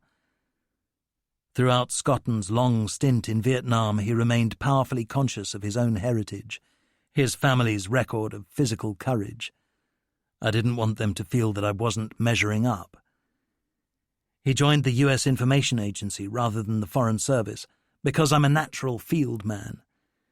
In Washington, before flying, he met 3 young Vietnamese lieutenants who asked if he spoke their language. No, he said, but he had been told that French would do. They looked uncomfortable. One said, "That is the colonial language." When the American reached Vietnam in 1962, he quickly became aware of the handicap imposed on almost all his countrymen by the inability to converse. They couldn't even pronounce place names. I also became very conscious of the weight of history against which we were contending. Within a few weeks, I was a sufficiently wise guy to recognize that Diem was not the Winston Churchill of Asia. Scotton became an impassioned student of the country, travelling fearlessly and indeed recklessly through paddies and jungle, supervising a survey for the U.S. ambassador about sentiment in remote hamlets. One of a small band of Americans who became committed to the cause, he said, "I was always looking for other people who felt the same way. There was a divide between those who really cared and those who did not." Young Saigonese who met him soon began to say that Scotton was Quechua, strange or eccentric, and plenty of Americans would have agreed. Embassy people called him the maverick mongrel. Vietnam cost him a marriage. His wife, Catherine, did her utmost to make a life at their house in Quy Nhon, organizing English classes. After some months, however, she went home. They divorced, and thereafter he formed a series of passionate local relationships. Doug Ramsey also arrived in 1962, fresh from language school, and was posted to spend his first month circulating USIA material from an office in Dalat. I found it ironic to be distributing a paper entitled Free World in the interests of the Diem dictatorship.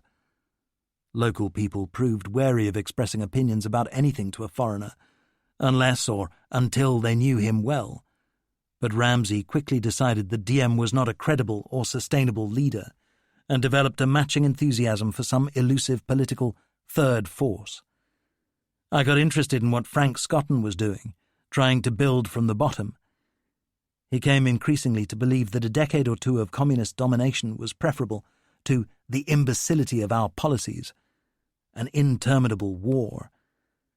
Dominance of a given area by either side in many places extended to no more than the lethal range of an AK-47 or an M14. Ramsey professed to be less dismayed by communist terror than by indiscriminate artillery and airstrikes by the US and Saigon regime.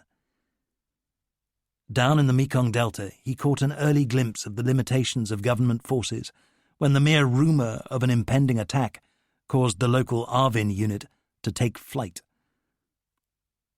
Bob de Stat was one of 16 children in a Catholic family of poor but fiercely hard-working Ohio factory workers. He abandoned a college teaching course in favour of the army. I wanted to see something outside my small town. He volunteered for the Army Security Agency because a military friend told him this would ensure overseas postings, and he became a Morse interceptor. In 1961, he was sent to Saigon. On the plane flying in, he expected something, he said, like those people in Terry and the Pirates, sneaky folk hiding in the shadows. but from the moment that from the back of a truck he glimpsed his first 2 girls in our eyes, he thought differently. So differently indeed that within months, and at the age of 22, he was married to Nguyet Thi An. He met her when a young Vietnamese boy who worked with their unit, in those days based in 2 vans at Tan Son Nhut Air Base, invited him to a family dinner. He liked the mother from their first meeting, and the boy's sister taught him to use chopsticks. I guess it was love at first sight. They were joined in a civil ceremony, but in collusion with his officers, the marriage was not made official until just before he rotated back to the US in 1963, because local weddings triggered instant repatriations. Unlike many such partnerships, that of the Destats lasted. Bob Kelly, a psychological warfare advisor working with the South Vietnamese in Quang Ngai province, organized pro-government rallies, of which the first was not an unqualified success. Local people were herded like cattle to attend, then left sitting without water under a hot sun. The occasion's highlight was to be a C-47 flying low overhead, broadcasting government propaganda. The plane arrived early, and from 1,000 feet its raucous tones drowned out the local province chief's speech on the ground. Then the airborne broadcaster demanded in Vietnamese, "Mr. Province Chief, have you finished yet?" This infuriated and humiliated local officials, whose temper was not improved when the plane began to drop leaflets in bundles that failed to burst in the air, so they landed like bombs. It never occurred to the Americans involved, some laughing and others almost tearful amid the shambles, that it was wildly inappropriate for them to be seen orchestrating a Vietnamese political rally. William Colby, born in 1920, spent part of his childhood in China, then attended Princeton. In 1944-45 he served some months with the OSS in occupied France and Norway, which he found an intensely romantic experience, then spent a few boring years working for Wild Bill Donovan's law firm. Better times started in 1950 when he joined the CIA, a band of brothers. He did an apprenticeship in Sweden and Italy, then in 1959 was posted to Saigon. He travelled widely across the country and decided that containment of the communists was the only realistic objective. He dissented when Max Taylor and Walt Rostow recommended a dramatic increase in U.S. advisory strength. Vietnam really wasn't a military problem. In July 1960, Colby became CIA head of station and presided over a series of doomed efforts to infiltrate paramilitary groups into the north and to launch counter-terror operations against the Viet Cong. Like many Americans, he grasped a few strands of the Vietnam tangle, but never enough to promote coherent policies. Al Gray, born in 1928, the son of a New Jersey railroad conductor, became a career Marine and found boot camp easy. We were tough guys. He became an NCO, then in 1952 was commissioned and saw a little service as a forward observer at the back end of the Korean War. Thereafter he got into signals intelligence and special operations, monitoring North Korea, Russia, the Thai-Burma border. In 1960, Captain Gray was sent to Saigon, liked the South Vietnamese, and admired Diem. I thought he was on the right track. As a semi-spook, he travelled in civilian clothes, often as a passenger with Air America. He spent the next 10 years working on an interface between the Marines and the intelligence community. I felt what we were doing was someday going to save lives. They all had adventures, which, of course, was what most were seeking. Though Frank Scotton was a civilian, he indulged a passion for roaming the countryside, often alone but always armed, in search of action as well as knowledge. This practice led him into situations unexpected for an information agency staffer. One morning during his early wanderings in the Central Highlands, he saw approaching a man with a slung weapon. I would have been relieved had he not seen me and simply passed by, but he pulled his rifle forward and raised it while still looking as surprised as I felt myself. I was the quicker for having my carbine chambered and off safety. We were so close that I could not miss. Aiming is as simple as pointing your finger, extension of intention. If something must be done, make sure it is done. I fired several times. I felt no guilt afterwards, but some deep remorse that two strangers would meet by a hillside and one lose his life. On another occasion, Scotton was moving across country with a young tribesman guiding him. As the light faded at evening, they saw two armed men strolling carelessly towards them. The American's companion sprang forward and dispatched the rearmost guerrilla with a knife thrust in the back. As the other turned to raise his rifle, Scotton shot him several times. The Montagnard dragged the corpse of his own victim to a trail intersection and sat him upright, apparently gazing back whence he had come. Scotton asked his companion, who spoke some French, why he did this. The man shrugged. C'est la guerre psychologique. Throughout the Kennedy years, there was an ongoing debate in Washington about whether the U.S. should go much further than its advisory and support commitment, start deploying major combat units.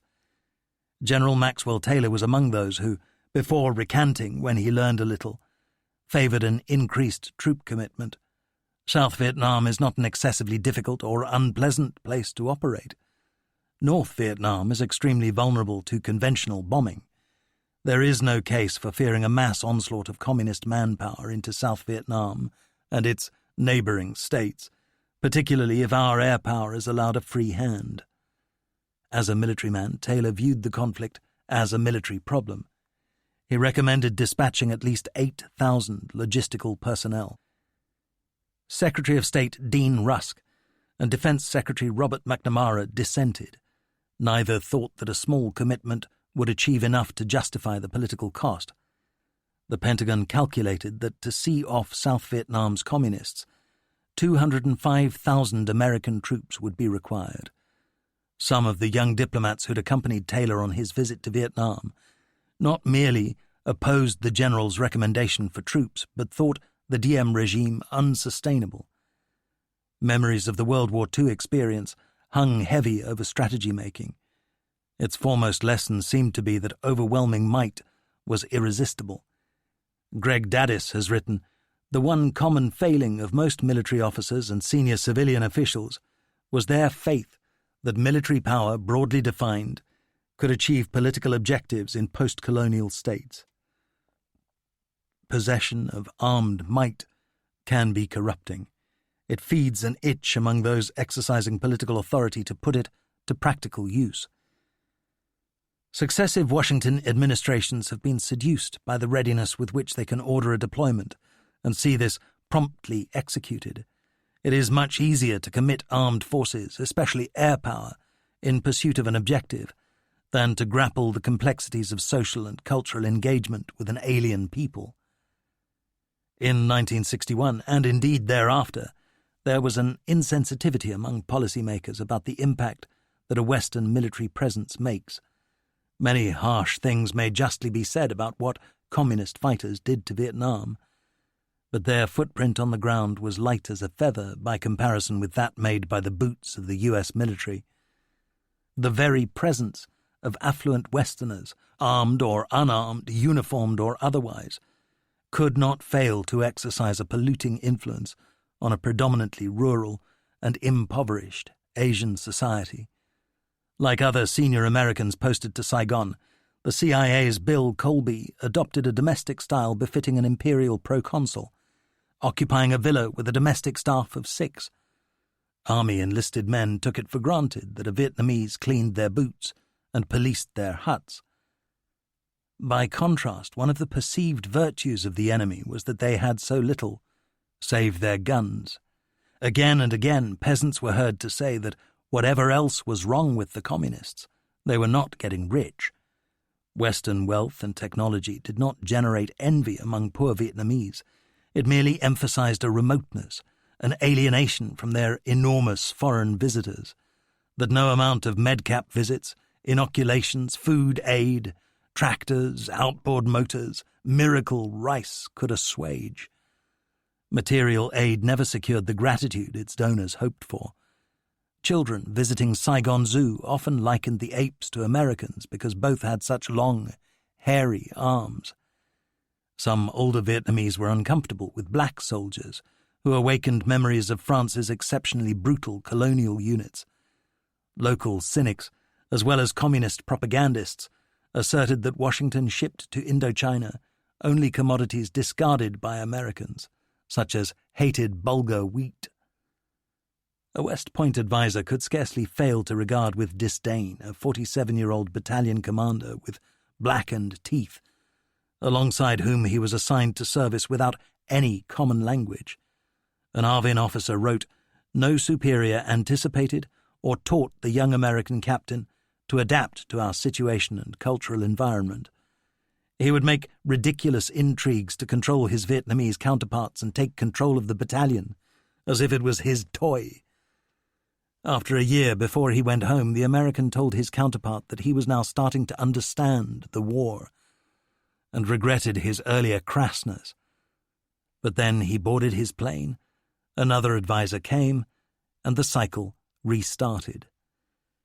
That is the history of advisors. American people have goodwill, but they are impatient. A Vietnamese officer trainee cited the sort of cultural clash an American might precipitate.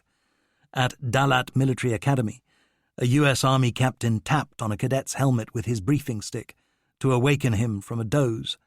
The gesture almost provoked a riot, prompted by the shared fury it aroused among the Vietnamese, for whom even a token blow signaled colonial contempt. That confrontation was eventually defused by the school commandant, Colonel Nguyen Van Thieu, later Vietnam's president. Chuck Allen's Special Forces A-Team, out at Khe Sanh in the winter of 1962, referred to their Vietnamese counterparts as LLDB, lousy little dirty bastards. It could be hard to get them out on an operation. They didn't want to leave the camp. Sometimes we had to bribe them with extra food or clothing. Patrolling Americans were exasperated by accidental discharges of weapons to cause bangs to push away the VC, or willfully tall plumes of smoke from cooking fires. It takes a while to learn that the American way isn't always the right way. In Vietnam, the poor bastards had been at war for 15 years, and here we come, full of piss and vinegar, wanting to win in 6 months. That A-Team nonetheless felt good about its own little corner of the action, singing a song that a host of Americans would reprise before it was all over. We were winning where we were. Yet the vast majority of the 3 million Americans who eventually served in the country departed without holding any more meaningful intercourse with its inhabitants than a haggle about the price of sex. It was inevitable that U.S. forces should require access to ersatz American facilities when serving in a faraway country. So do all foreign armies in such circumstances. Even the correspondents who reported the war took for granted their privilege of receiving sanctuary in American messes to write dispatches often savagely critical of American failings. But the manner in which most of Kennedy's crusaders lived apart from the Vietnamese, save when orchestrating violence, was a formula for alienation. Robert Kennedy, as Attorney General present at the creation of much Indochina policy-making, said that a military answer is the failure of counterinsurgency. Any effort that disregards the base of social reform and becomes preoccupied with gadgets and techniques and force is doomed to failure and should not be supported.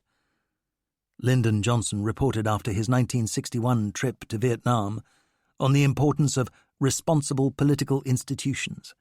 There must be a simultaneous, vigorous, and integrated attack on the economic, social, and other ills of the Vietnamese people. The leadership and initiative in this attack must rest with the Vietnamese leaders. Roger Hilsman of the State Department opined that insurgency isn't a war, it's a political struggle with military aspects. Such good sense should have led the policymakers to a harsh conclusion. Unless a political foundation existed, the military commitment was futile. Vietnamese were unimpressed by programs and systems. They judged everything by personalities and most recoiled from the Ngo family nexus, its cruelty, incompetence, and Catholicism. Even Americans were embarrassed by the fact that while democracy was the mantra constantly cited as providing a moral basis for promoting resistance to communism, Washington set its face against any outcome determined by ballot.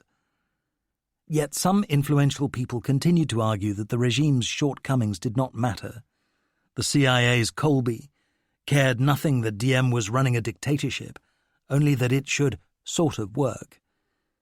He wrote later, the task in South Vietnam required strong leadership, and Diem's messianic dedication seemed more appropriate than did the confusion and indecision that could come from overly precise application of the American doctrine of the separation of powers. Colby formed an amicable working relationship with Ngo Dinh Nhu. Indeed, agency colleagues were bemused by his enthusiasm for this sinister figure. When the case for replacing Diem became an agency talking point, Colby bizarrely suggested that Brother Nhu might fill the bill.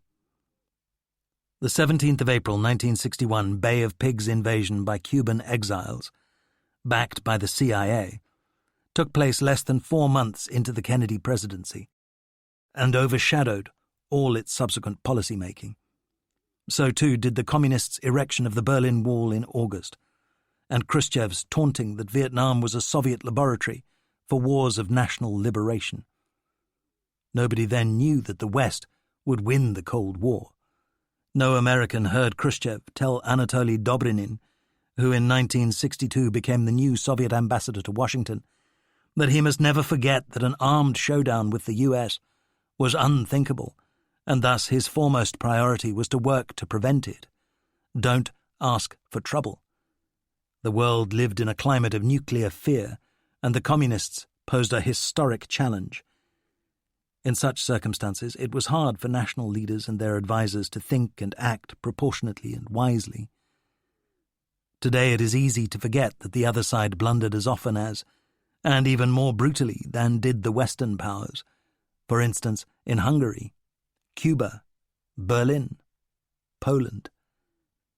Kennedy and his fellow crusaders saw themselves engaged in a life-and-death global competition with the Communists. The president said of insurgencies such as that mounted by the NLF, "No one can call these wars of liberation. These are free nations." This was half true, more true than some American liberals recognized then or since, but also half false because, however ugly was the ruling regime in North Vietnam, that in the South was little less oppressive and mitigated only by the fact that Diem's people did not go hungry. 2. McNamara's monarchy. An extraordinary aspect of the decision-making in Washington between 1961 and 1975 was that Vietnamese were seldom, if ever, allowed to intrude upon it. Successive administrations ignored any claims by the people who inhabited the battlefields to a voice in determining their own fate. Business was done in a cocoon of Americanness. Frederick Fritz Nolting, 1961-63 ambassador in Saigon, once cautioned Defense Secretary Robert McNamara that it was difficult, if not impossible, to put a Ford engine into a Vietnamese ox cart. The secretary professed to agree, but went ahead with doing that anyway. There's a great line in David Halberstam's The Best and the Brightest about Vice President Lyndon Johnson's awed reaction after seeing McNamara, Rusk, Bundy, Schlesinger, Rostow, and the rest of the Kennedy Round Table gathered for the first time. He rushed off to tell his friend and mentor Sam Rayburn, Speaker of the House, about this brilliant group, only to be deflated by the droll response, "Well, Lyndon, you may be right, and they may be every bit as intelligent as you say, but I'd feel a whole lot better if just one of them had run for sheriff once, or knew some Vietnamese."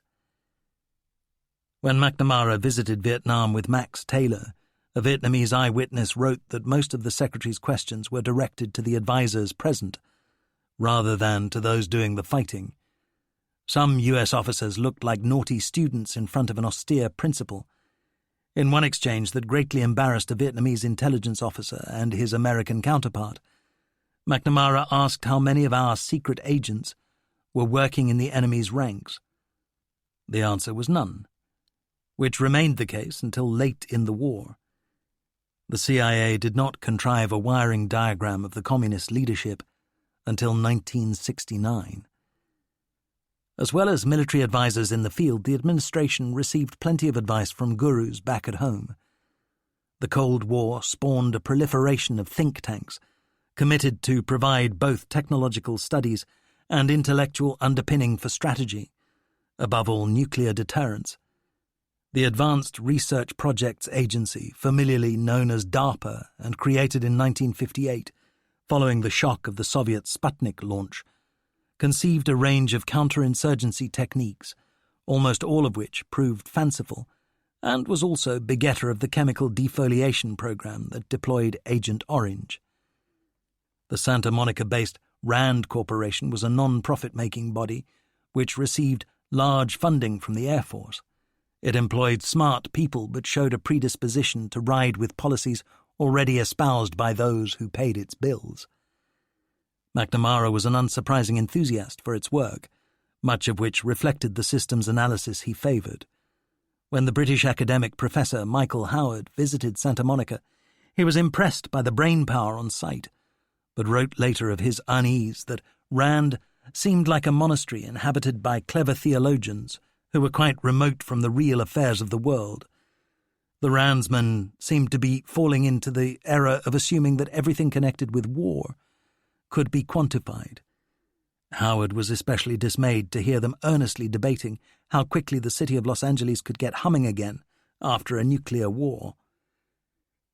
With the coming of Jack Kennedy, Rand's chiefs realized that counterinsurgency was becoming big business, and in 1961 dispatched their first emissary to Saigon. During the years that followed, the corporation played a significant advisory role. Almost nobody among its eggheads questioned the rationale for U.S. engagement. Fired by missionary zeal, they simply sought to figure out how their country could best win this thing. Analyst Alex George said, "There were no pacifists at RAND." In the early 1960s, most of their research was done in Santa Monica because few staffers wanted to relocate to Saigon. In justice to the Kennedy administration, in those days a significant number of Southeast Asian leaders, notably including Singapore's Lee Kuan Yew, shared or professed to share its belief that the defeat of Vietnam's communists was critical to regional stability. So did some key allies. The British government regarded the US position in Indochina as precarious, but Foreign Secretary Lord Home minuted, "I hope the Americans can hold on." Whatever had been Britain's reservations about the commitment, now that Western prestige was staked, winning seemed to matter. Malaysia's Prime Minister Tunku Abdul Rahman urged Sir Robert Thomson, who had played an important role in orchestrating the defeat of his country's communist insurgency, "You must go to Vietnam and help hold my front line." Some Americans derived encouragement from Britain's successes in suppressing nationalist guerrillas, though British officers were coy about acknowledging the ruthless means employed to achieve these. They behaved less brutally in their colonial wars than did the French, but their methods in Malaya, Kenya, Cyprus, Aden were not for sensitive stomachs.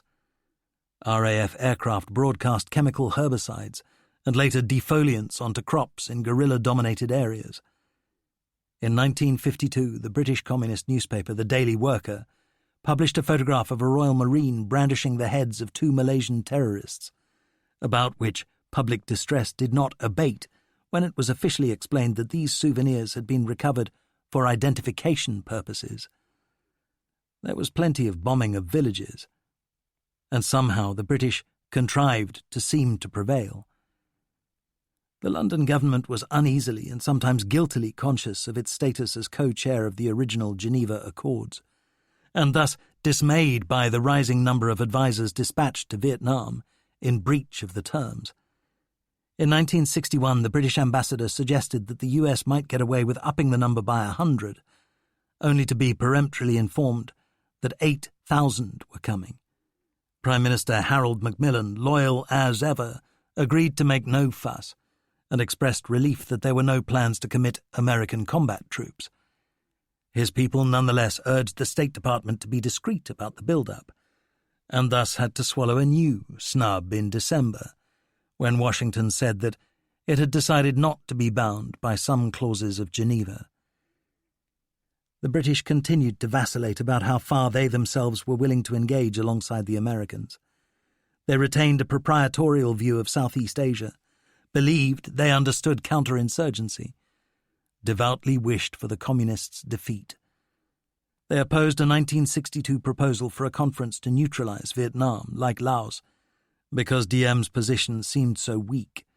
Harry Holer, British envoy in Saigon, wrote hawkishly in January, "Any solution of the Vietnam problem that does not crush and eradicate the Viet Cong will simply hand South Vietnam over to the Communists," an outcome that he considered would be disastrous to British interests and investment in Southeast Asia and seriously damaging to the prospects of the free world containing the communist threat.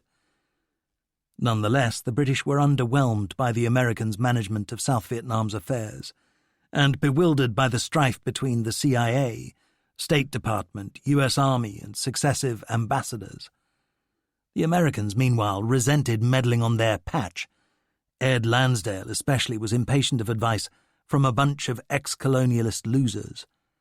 He, like the Pentagon, was dismissive of a proposal favoured by the State Department to invite the British Army to commit some training personnel. Instead, Ambassador Nolting told his UK counterpart that President Diem would merely appreciate some advice from Robert Thompson on police and organisational issues. At that time, with the Tory government in power at Westminster and Kennedy in the White House, if the Americans had requested military trainers, they would probably have got them, which might have proved the thin end of an embarrassingly thick wedge. As it was, the war effort merely acquired Thompson. His experience, together with the advice of a small British mission, had one significant effect. The CIA acknowledged the importance for intelligence gathering of a police special branch, which they persuaded the Vietnamese to replicate. Otherwise, while Thompson was sometimes granted audiences in Washington and Saigon, he exercised little influence on big issues. That winter of 1962, there was a brief surge of optimism among Americans that the regime was doing better. The Australians agreed to open a jungle warfare school. Prominent pundit Dennis Warner explained the rationale to his fellow countrymen. "Why is Australia getting involved in the Vietnam War? Partly because we think a communist victory there would threaten the rest of Southeast Asia and jeopardize our security, and partly because of the need to convince the Americans that we are more than paper tigers. It's a sort of life insurance cover." The premiums got steeper. Before the end of the decade, 3,000 Australians were serving in Vietnam, where 500 died. While Washington's strategy advisers came and went, one arbiter remained for 7 years a constant. The man who would play a role in the making of America's Vietnam tragedy, second only to that of Lyndon Johnson, was among the more unlikely knights at the court of Camelot.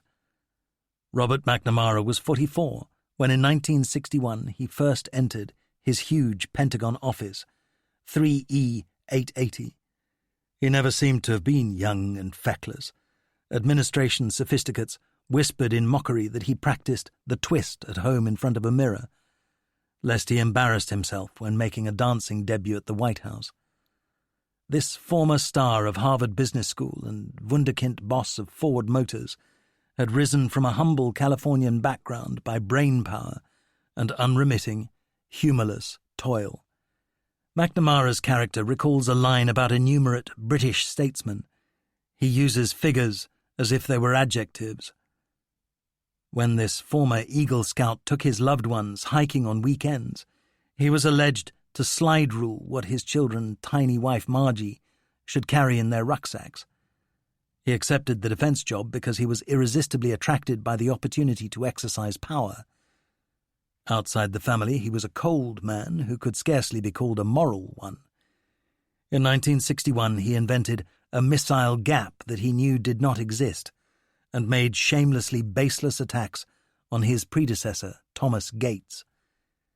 McNamara's office became a dynamo room for programming a missile build-up, expanding the army in response to the Berlin crisis, promoting new weapons systems. During the October 1962 Cuban drama, it was McNamara who conceived the U.S. Navy blockade. He seemed devoid of self-doubt and believed that a good decision should also be a fast one. His obsession with control caused him to deplore loose talk. He waged war on military leakers and sought himself to preside as the sole public voice of America's armed forces. McNamara told the Senate in September 1961, "There is no true historical parallel to the drive of Soviet communist imperialism to colonize the world.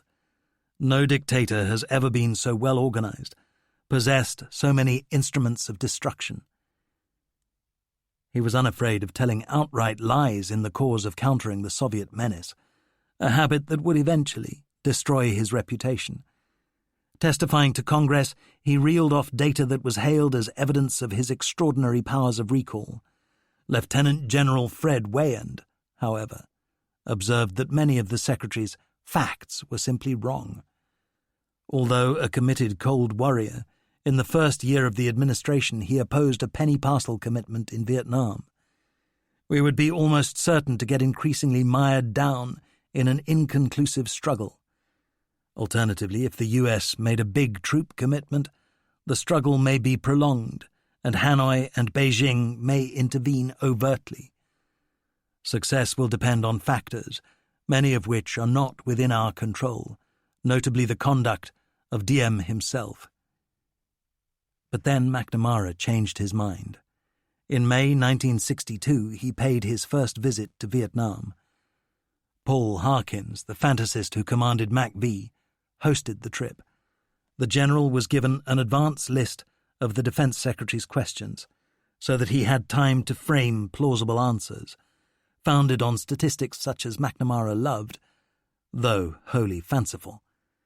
Harkins asserted that American aid was empowering the Diem regime to defeat the communist insurgency, though even as the secretary was being briefed at Bin Duong, an Arvin convoy was attacked nearby, 5 men killed. While he toured the northerly base at Da Nang, the Viet Cong blew up a troop train 10 miles away, killing 27 people and wounding 30. McNamara told young UPI reporter Neil Sheehan, "Every quantitative measurement we have shows that we're winning." He did not perceive that the quantitative measurements were being pulled out of the air by Harkins, of whom Sheehan wrote later, "He willed himself to believe what he wished to believe, and to reject what he wished to reject." McNamara's admirers respected his aloofness as reflecting impartiality and incorruptibility. He was even touted as a possible 1964 running mate for Kennedy.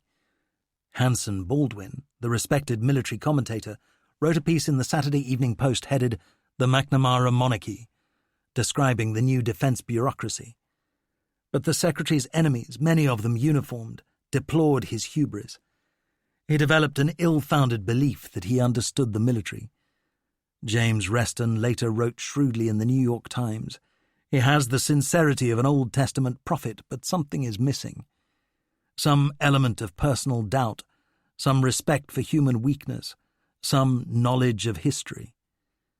Between 1961 and 1967, McNamara nonetheless wielded greater influence on Vietnam policy than any of his fellow countrymen, save successive presidents.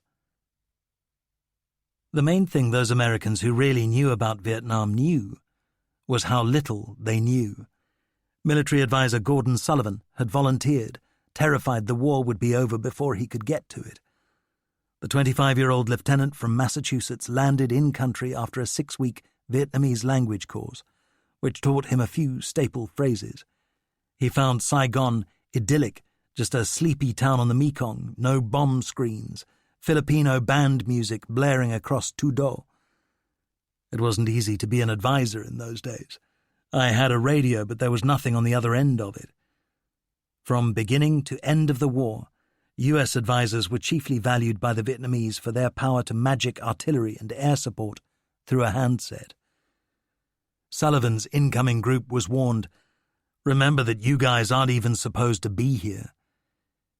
He landed at a 2-bit airstrip near the Cambodian border, which boasted a wrecked H-21 beside the runway and a sign by the control tower announcing that it stood 2 feet above the water level in the dry season, 2 feet below in the wet.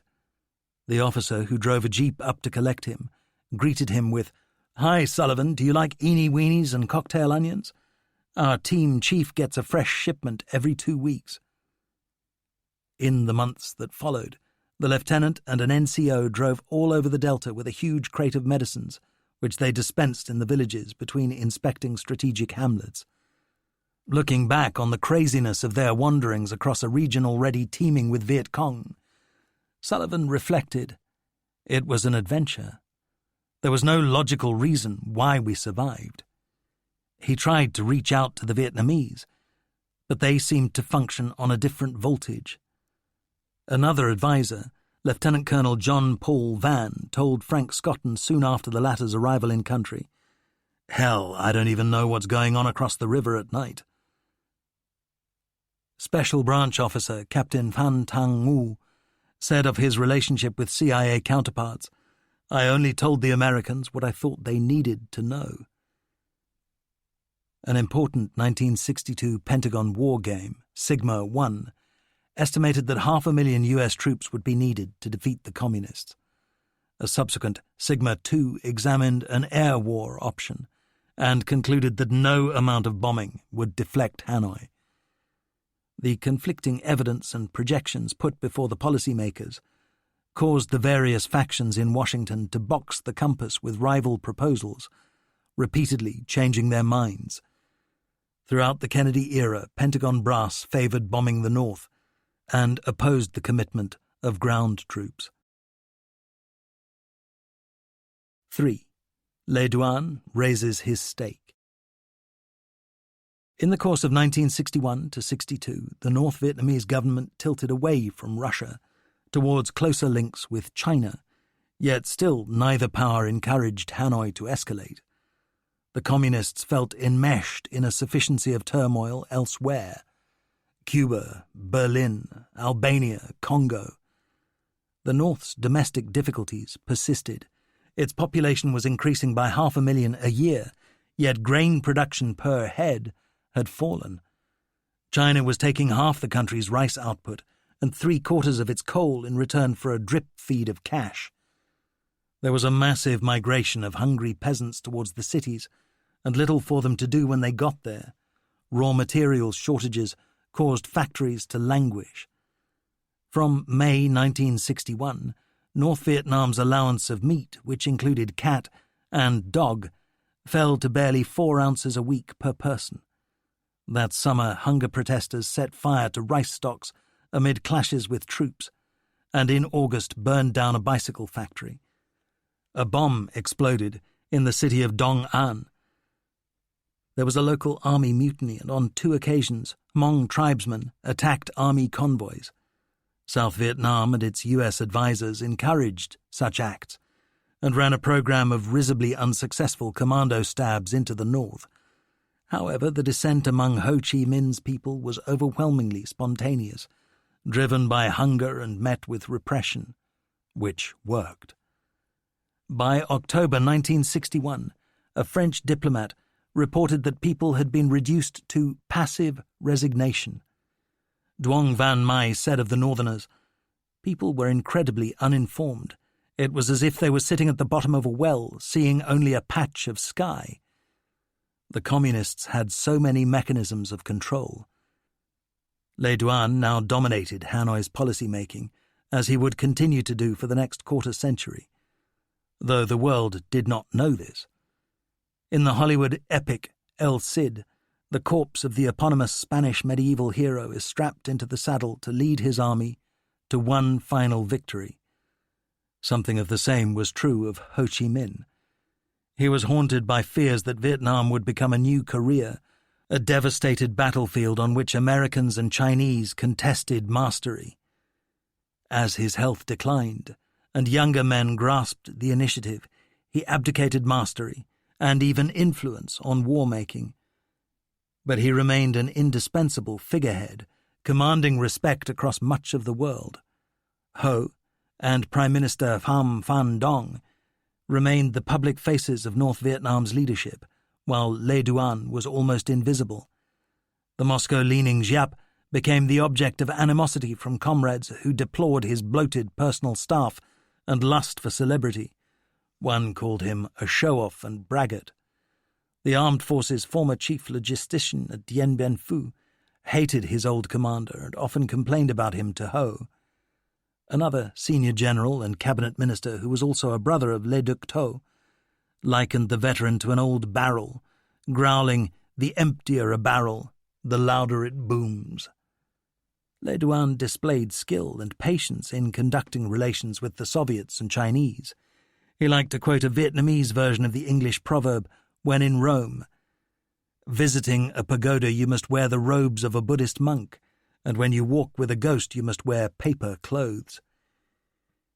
He and his clique considered the Russians untrustworthy and weak, not least because they'd blinked first in the Cuban Missile Crisis. Among those hard men, the Spartan ethic, a willingness to suffer in pursuit of a high purpose, reigned supreme. Le Duan deplored the need to travel repeatedly to Beijing as a supplicant and to endure its snubs. One of his acolytes claimed that on a 1961 visit, Zhou Enlai challenged him. "Why are you people conducting armed struggle in South Vietnam? If the war expands into the north, I'm telling you now that China will not send troops to help you fight the Americans. You will be on your own and have to take the consequences." Le Duan sometimes referred to Mao as "that bastard," and when China's chairman once fantasized aloud before a Hanoi delegation about sending his People's Liberation Army to liberate the South, he awakened every visceral Vietnamese fear of their neighbors' imperialistic inclinations. While Le Duan leaned towards China, he forswore direct criticism of the Soviet Union, because Hanoi needed its more sophisticated weapons and plant. He often made cynical remarks about the parsimony of Chinese aid, professing to believe that Beijing regarded the Vietnamese Revolution as a bargaining chip in negotiations between China and the U.S. In 1961-62, the North Vietnamese saw risks in pushing a new U.S. president too hard. Though they increased their commitment in the South, they remained anxious to avoid provoking the Americans to dispatch combat troops. They agonized about whether to enter negotiations and urged their southern comrades through COSVN to focus on the political struggle. In one of Le Duan's letters to the South, dated the 7th of February 1961, he acknowledged, "We are weaker than the enemy."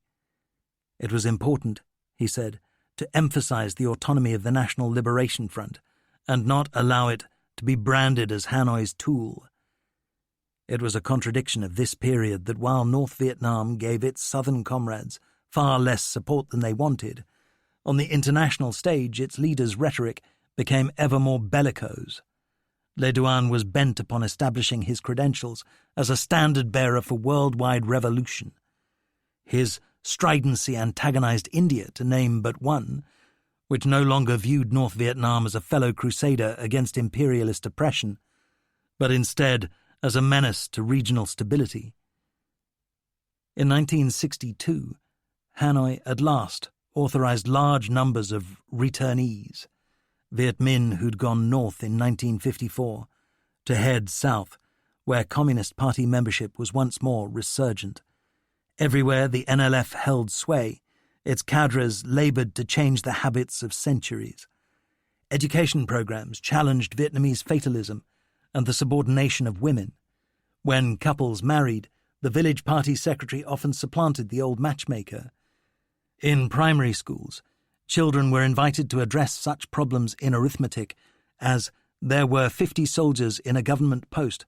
We attacked it and killed 20 of them. How many were left?"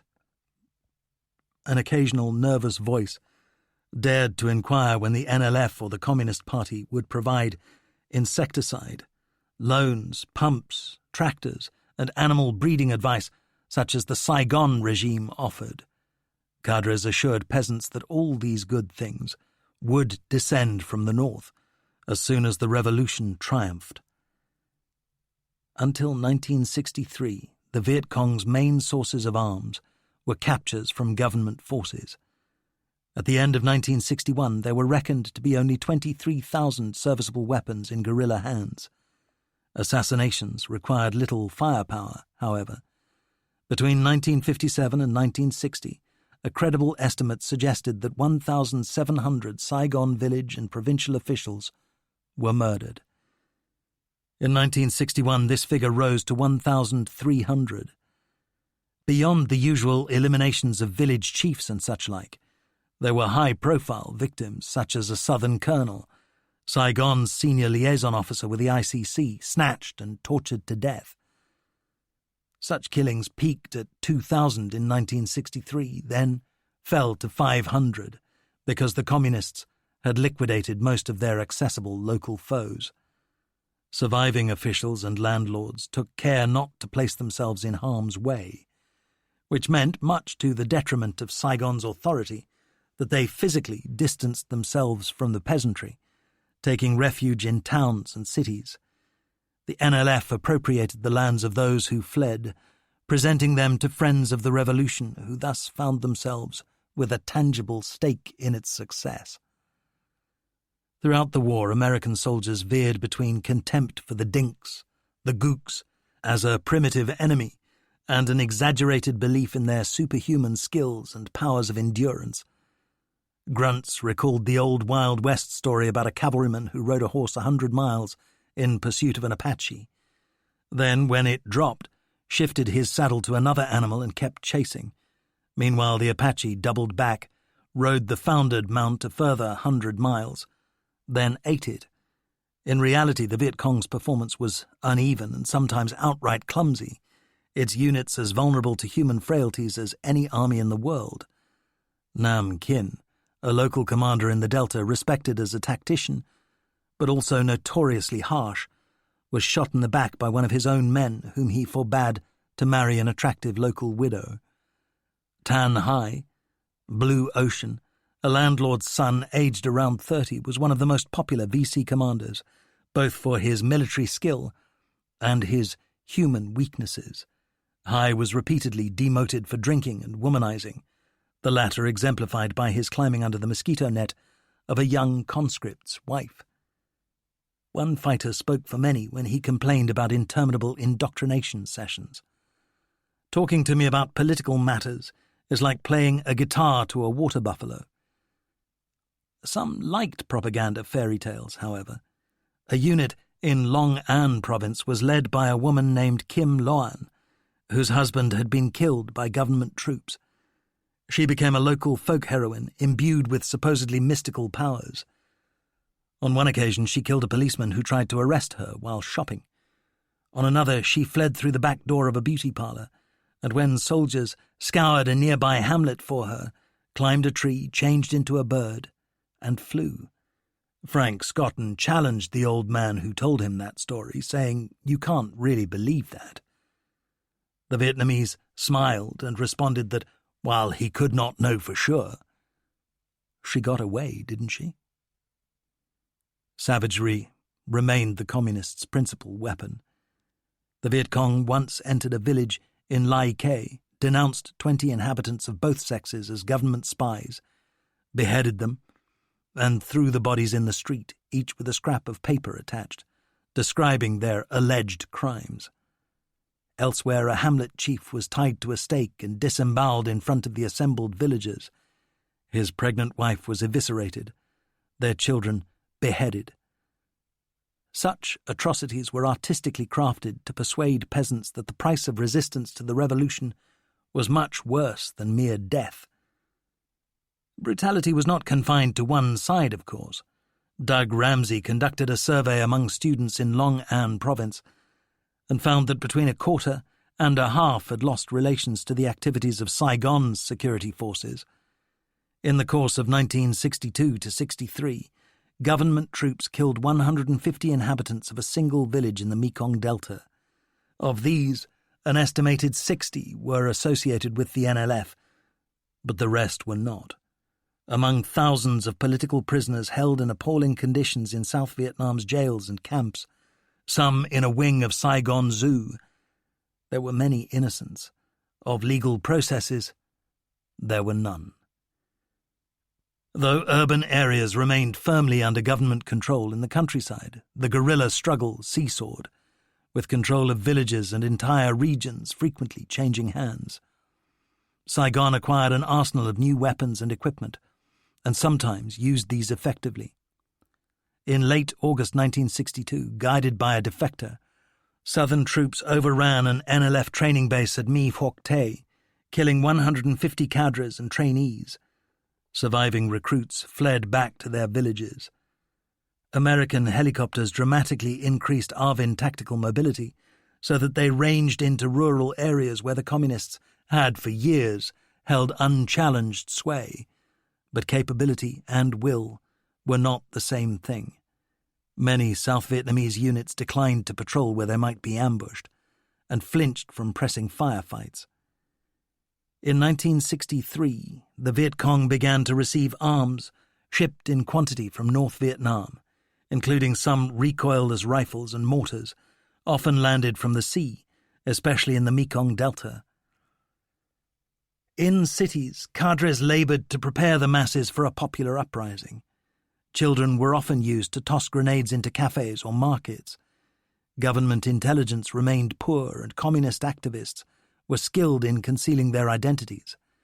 As a VC courier, 10-year-old Trong Mili was sometimes sent into a town to meet a code-named figure in a restaurant, clutching half a banknote to identify himself to a contact bearing the other half. If he or others of his kind were caught, their knowledge was confined to the first name of their party teacher.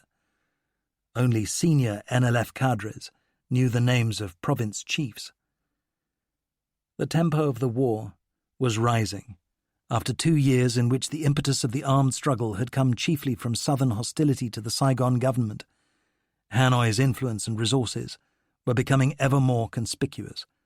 Northern leaders scented rotting flesh, a stench of terminal decay, drifting up country from Saigon's presidential palace.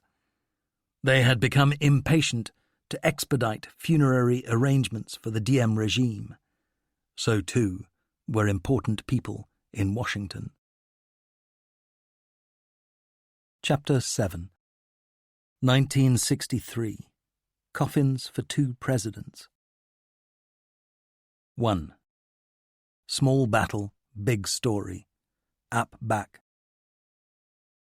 Alongside the swarms of American advisers, diplomats, flyers, special forces, electronic eavesdroppers, and spooks setting up shop in Vietnam, ever more journalists came, men and a few women who would exercise at least as much influence on the story as the warriors and politicos.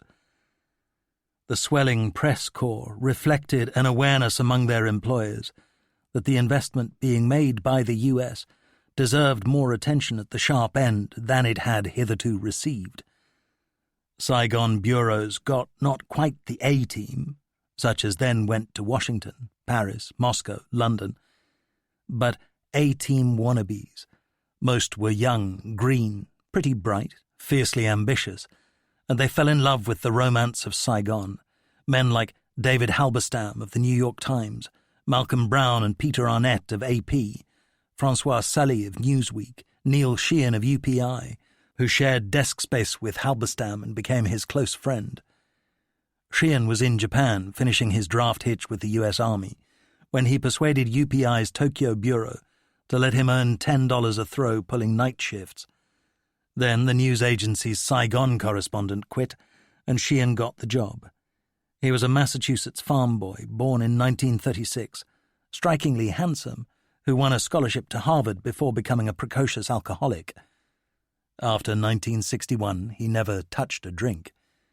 But he arrived in Vietnam the following year, still a little high on a faith in the United States, born out of his elevation to the Ivy League, that would be sorely tested during the years that followed. Saigon was a very nice place that hadn't then been mucked up by Americans, he said. For the first 6 months I was not at all afraid. I thought it was thrilling, skiing over rice paddies in a helicopter. I was a child of the Cold War. We all felt the same way. Americans could do no wrong. We went there to stop these evil communists trying to take over the world. We had very little grip on reality. We felt this country deserved support. A cluster of young correspondents who swiftly acquired beautiful Vietnamese girlfriends lived as a rat pack, dining together at L'Amiral, Souris Blanche or Bistrot Brodard, where they had a special table bearing a sign Réservé pour la presse, sharing cyclos or tiny blue and cream Renault taxis to briefings, hellos to battle. Plenty of unattributable information was available from advisers, diplomats, and the ubiquitous Lou Conin. In Sheehan's laconic phrase, Lou liked to talk. Ivan Slavich, a soldier who commanded the 1st Huey helicopter unit, would sometimes call and say, "Come out for breakfast," which was a coded tip that an operation was on. However, most Vietnamese wouldn't speak to you. They didn't want to get into trouble. The U.S. Army sucked up much of the precarious electricity supply so that when air conditioners went down, the reporters sweated profusely onto their shirts, typewriter keys, stories. They made small fortunes from submitting expenses at the official currency exchange rate while changing dollars on the black market, though Sheehan stayed clean because he was fearful of expulsion. Halberstam later urged him to title his Vietnam book The Last Frontier because it was the last place to have fun, to fool around with somebody else's country. Though the correspondents loved the place, most adopted an increasingly earnest view of their mission, having identified a chasm between the relentless optimism of the U.S. military, especially its 1962-64 commander, General Paul Harkins, and the realities as they observed them. From an early stage, MAC-V propagated willful falsehoods and suppressed inconvenient truths, such as the fact that U.S. aircrew were flying combat missions in VNAF cockpits, belatedly revealed when the Indianapolis News published letters home from Air Force Captain Jerry Shank, which made nonsense of official denials. Shank wrote, "What gets me the most is that they won't tell you people what we do over here. Me and my buddies, do everything. The Vietnamese students we have on board are airman basics. They're stupid, ignorant, sacrificial lambs, and I have no use for them. In fact, I've been tempted to whip them within an inch of their life." The use of napalm was unacknowledged until photos of its flame sheets appeared in the press. Peter Arnett later revealed the use of CS lacrimatory gas, which was seized upon by hostile propagandists to mean poison gas, in the face of deafening MAC-V and Pentagon silence. Halberstam, then 28, started out as a true believer, but by the autumn of 1962 had grown skeptical, writing in the New York Times, "This is a war fought in the presence of a largely uncommitted or unfriendly peasantry, by a government that has yet to demonstrate much appeal to large elements of its own people. The enemy is lean and hungry, experienced in this type of warfare, patient in his campaign, endlessly self-critical, and, above all, an enemy who has shown that he is willing to pay the price." When, in December, Halberstam informed his office about reporting restrictions imposed by Nous and his creatures, the Times forwarded the protest to the State Department, which shrugged that Americans in Vietnam were guests of a sovereign state. This much was true, that when the regime persistently dismissed advice and imprecations from the U.S. Embassy, MAC-V and the CIA, it scarcely acted out of character in refusing to indulge hostile, and in Diem's eyes considerably depraved, liberal journalists. Come to that, Jack Kennedy once telephoned the Times' publisher to lean on him to shift its correspondent. As for the American military's pronouncements, Times Lee Griggs composed a song about its chief, to the tune of the hymn "Jesus Loves Me." "We are winning, this I know, General Harkins tells me so. In the mountains things are rough, in the Delta mighty tough, but the VC will soon go. General Harkins tells me so." Homer Bigart wrote in a June 1962 valedictory dispatch for the New York Times, that unless Diem mended his ways, either U.S. combat troops would have to be committed or the Saigon government replaced by a military junta. Newsweek's François Sully was the daddy of them all, a Frenchman born in 1927 who had been around Saigon since 1945. He was by no means universally beloved by colleagues and was suspected by some of being a communist, but his connections on both sides were impressive. In one of Sully's last dispatches before being expelled by Diem, he cited Bernard Fal's view that the politics were far more important than the tactics. Yet the U.S. Army was training the Southerners to resist a Korean-style invasion. Marine helicopters, he said, could not provide the Vietnamese with an ideology worth dying for. The piece was accompanied by a photo of Diem's female militia, captioned, "The enemy has more drive and enthusiasm." Neil Sheehan said of the 1962-63 Saigon Press Corps, "We were a pretty serious bunch of guys. We found ourselves in conflict, very serious conflict with the U.S. command. You got pretty angry with the generals lying." Sheehan marvelled at the courage of some reporters, the cowardice of others. One New York paper's reporter, he later recalled, wouldn't leave Saigon. He bribed operators for carbons of other correspondents' dispatches. Then there were the adventurers, most of whom arrived somewhat later. A British freelancer carried an M16 and killed people. Sean Flynn exulted about what a glorious thing street fighting was. In Sheehan's first weeks, he himself toted a pistol in the field. Then I realized this was crazy. He also stopped carrying a camera because he decided that if you kept peering through a viewfinder, you didn't see what was happening around you, and what might kill you. Sheehan's generation of reporters enjoyed a notable advantage over most of their successors in the 21st century war corresponding business. Having themselves served in uniform, they were familiar with weapons and military ways. Nonetheless, they recoiled from the racism they observed in many American soldiers, exemplified by a Special Forces colonel who said, "You don't need to know the Gook's language because he's going to be dead. We're going to kill the bastards." Several of the correspondents' group, Halberstam and Sheehan foremost among them, made national reputations in Vietnam, though some Americans, not all of them uniformed, went to their graves believing that the reporters betrayed their country while winning plaudits from media counterparts around the world. The news story that unfolded on the 2nd of January 1963 started out as a firefight between Diem's soldiers and the Viet Cong, but turned into a far more significant struggle between the U.S. High Command and the Saigon Press Corps, believers against unbelievers. The killing part was unleashed by Lieutenant Colonel John Paul Vann, since mid-1962 advisor to 4 Corps in the Mekong Delta.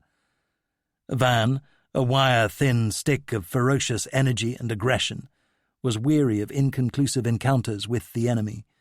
After U.S. airborne electronic interceptors pinpointed transmissions from the Viet Cong Regional 514th Battalion in Ap Bac, North Hamlet, 14 miles northwest of My To, the colonel was thrilled when Harkins's headquarters ordered him to orchestrate a massive concentration of force to trap and destroy it.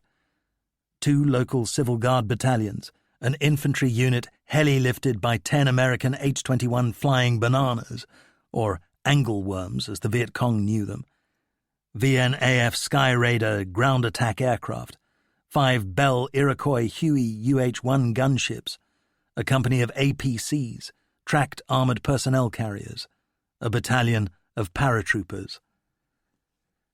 American intelligence was significantly mistaken about enemy strength in Ap Bac, estimated at 120 guerrillas.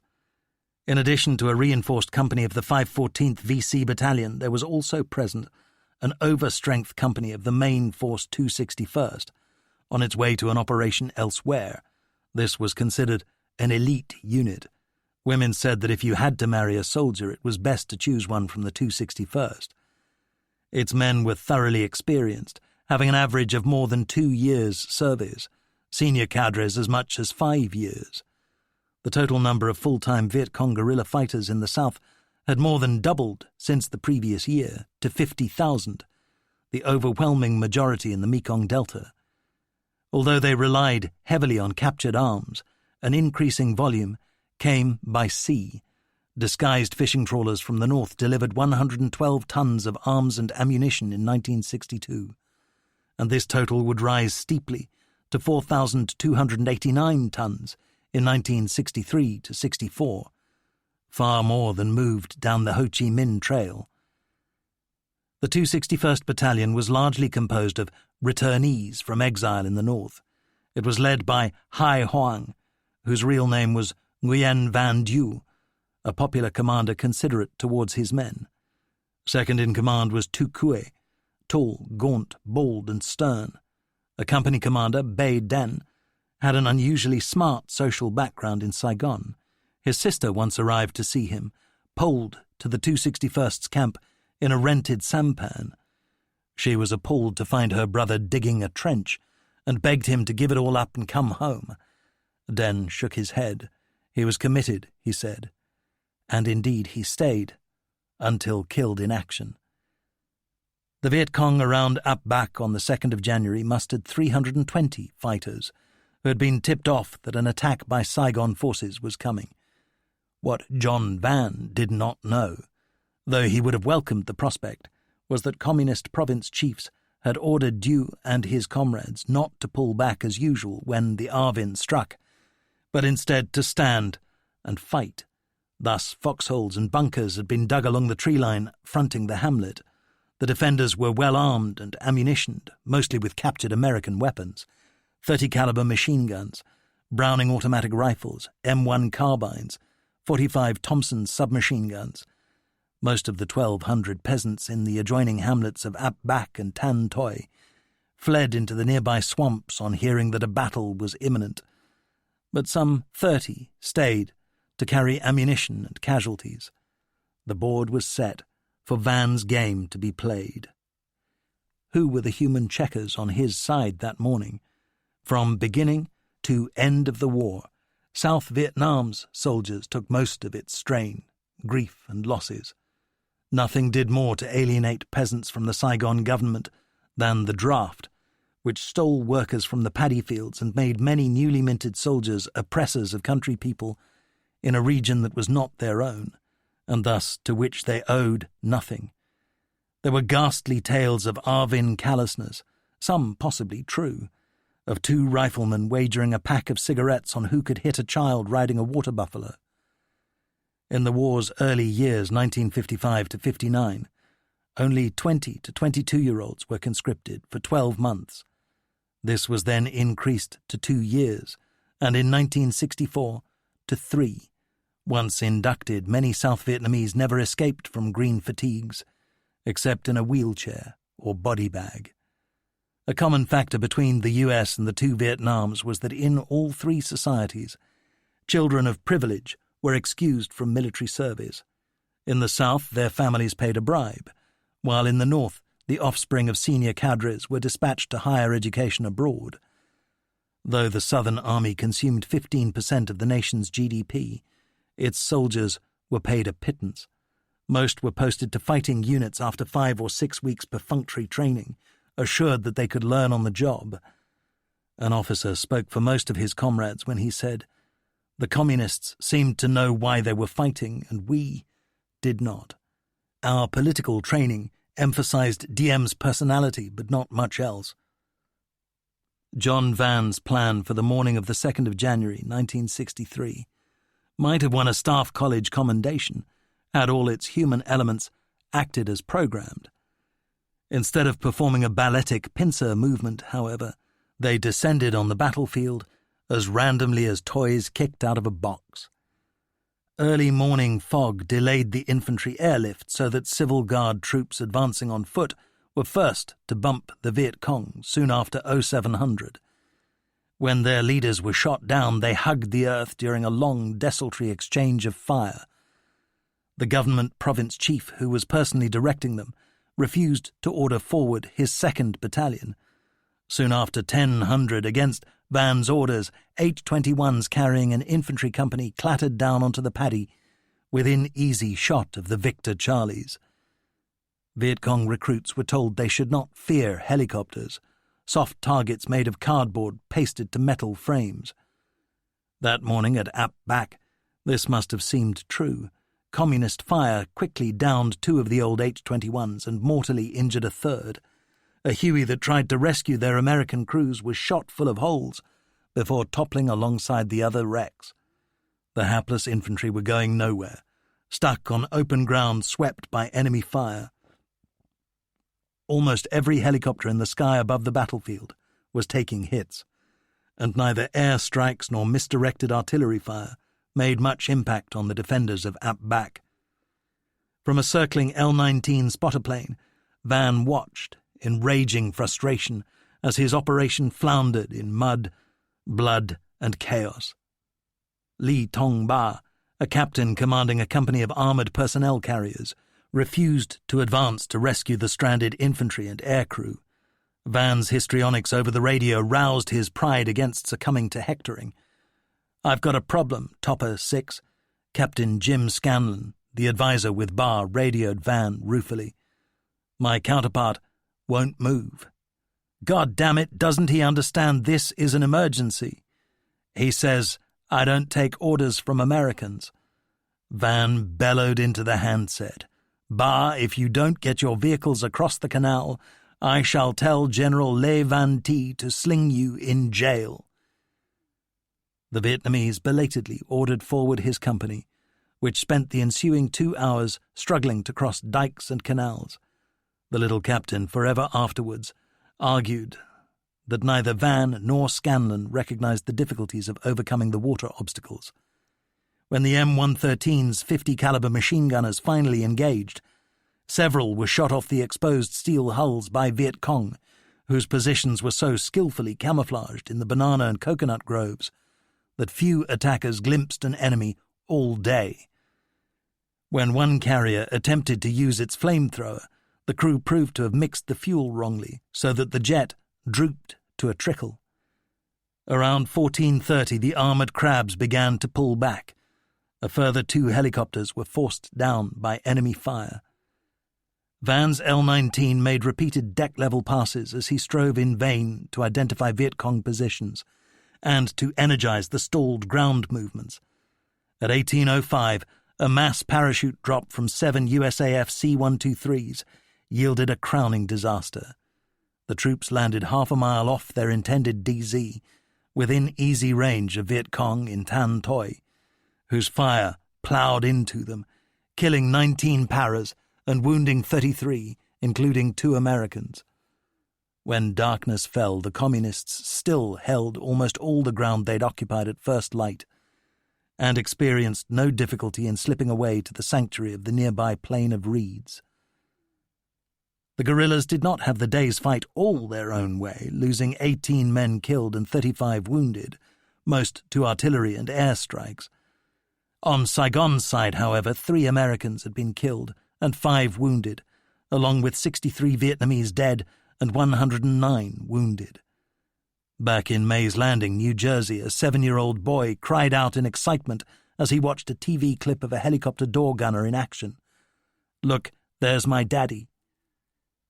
Just 6 hours later, a telegram arrived to report the death of his father, Crew Chief William Deal, in a Huey outside Bac. The media experience of next day, the 3rd of January, however, exercised a greater influence on the history of the war than did the battle itself. Paul Harkins, MACV's Supremo, descended on 4 Corps headquarters to cheerlead a renewed assault on Ap Bac. He told David Halberstam and Peter Arnett, "We've got the Viet Cong in a trap and we're going to spring it in half an hour." Unfortunately, the journalists knew that the enemy were long gone, and thus that the South Vietnamese assault was a pantomime. Harkins's remarks suggested that the general was either a fool or a willful deceiver. Probably the former, because he never looked further into any situation than he wished to see. A few miles away, matters got worse. Neil Sheehan and Nick Turner of Reuters reached the previous day's battlefield to find the Southern soldiers unwilling to handle their own and the Americans dead. The disgusted journalists themselves loaded the corpses aboard helicopters. Then, as they talked to U.S. Brigadier General Robert York, an Alabaman World War II veteran, artillery support for the new assault started to thump in around them, blasting up geysers of mud. York said to Sheehan, "Jesus Christ, run for your life, boy." They bolted across the rice paddy before throwing themselves to the ground, Sheehan convinced that he was about to die. When the shelling stopped, they rose, covered with filth. York remained almost pristine, however, having adopted a press-up posture in the dirt. He shrugged. "I didn't want to get my cigarettes wet." Sheehan said ruefully, "Never mess with a man who's so calm under fire." 50 rounds had landed in the vicinity, killing 4 Arvin soldiers and wounding 12. The enraged infantry battalion commander drew his pistol and shot in the head the young lieutenant acting as forward observer for the artillery. The defeat at Bac was less militarily significant than, for instance, a 1960 action at Toi Hai in Tay Ninh province, in which the Communists also beat a much larger government force. The difference was that at Toi Hai there'd been no foreign witnesses, while now the sharpest correspondents in Vietnam were in the bleachers. Sheehan wrote later, "We knew this was the biggest story we'd ever encountered." The dispatches of himself and Halberstam quoted anonymously an American advisor who condemned the Southern showing on the 2nd of January as a miserable damn performance, at a moment when Harkins was still insisting that Bac was a victory. Few people, including the general, doubted that the dismissive words came from John Vann, and he demanded the colonel's head. MacV finally decided that it would be more prudent to allow this galvanic but famously indiscreet officer to complete his tour in March as scheduled. Vann's influence on the war would thereafter wax and wane until its dramatic termination almost a decade later. But in 1963, he played a critical role in providing authoritative briefings to Sheehan, Halberstam, and others about the bungling and pusillanimity that characterized Southern operations and the deceits practiced to conceal these. The colonel warned Major General Bruce Palmer that Harkins was allowing himself to be duped by Saigon's officers, who routinely assaulted objectives they knew to be untenanted by the enemy. It was nonetheless the Harkins version that Maxwell Taylor and Robert McNamara chose to believe. Frances Fitzgerald later wrote in her influential history, Fire in the Lake, "The United States had made the Saigon government into a military machine whose sole raison d'etre was to fight the communists. The only difficulty was that the machine did not work. The Arvin was not an army, but a collection of individuals who happened to be carrying weapons." This was an overstatement, but contained a core of truth. The Bac affair prompted extensive media comment. Arthur Kroc wrote in his syndicated column on the 9th of January, "No amount of U.S. military assistance can preserve independence for a people who are unwilling to die for it." Richard Hughes, a Hong Kong-based Australian veteran who wrote for the London Sunday Times, said that he saw clear parallels with U.S. follies in China after World War II. The best the Americans were promising, he said, was a 10-year war to preserve a reactionary, isolated, unpopular regime. The only way out, he suggested, was for the Saigon government to admit communists to a coalition. Within Vietnam, word spread swiftly about the fiasco. A Vietnamese officer wrote that Bac greatly hurt Arvin morale. Lee Tong Ba, who rose to become a general, later denounced Neil Sheehan, who only wrote articles filled with malicious arguments and inaccuracies. He also argued that his own advisor on the ground at Bac, Jim Scanlon, was as terrified of Vann as of the Viet Cong, which prompted him also to paint a false picture of events. The press coverage was seized upon by MacV officers and by others who deplored negative reporting as highlighting the difficulties of fighting a war covered by a media which recognized no obligation to favor our side, meaning the U.S.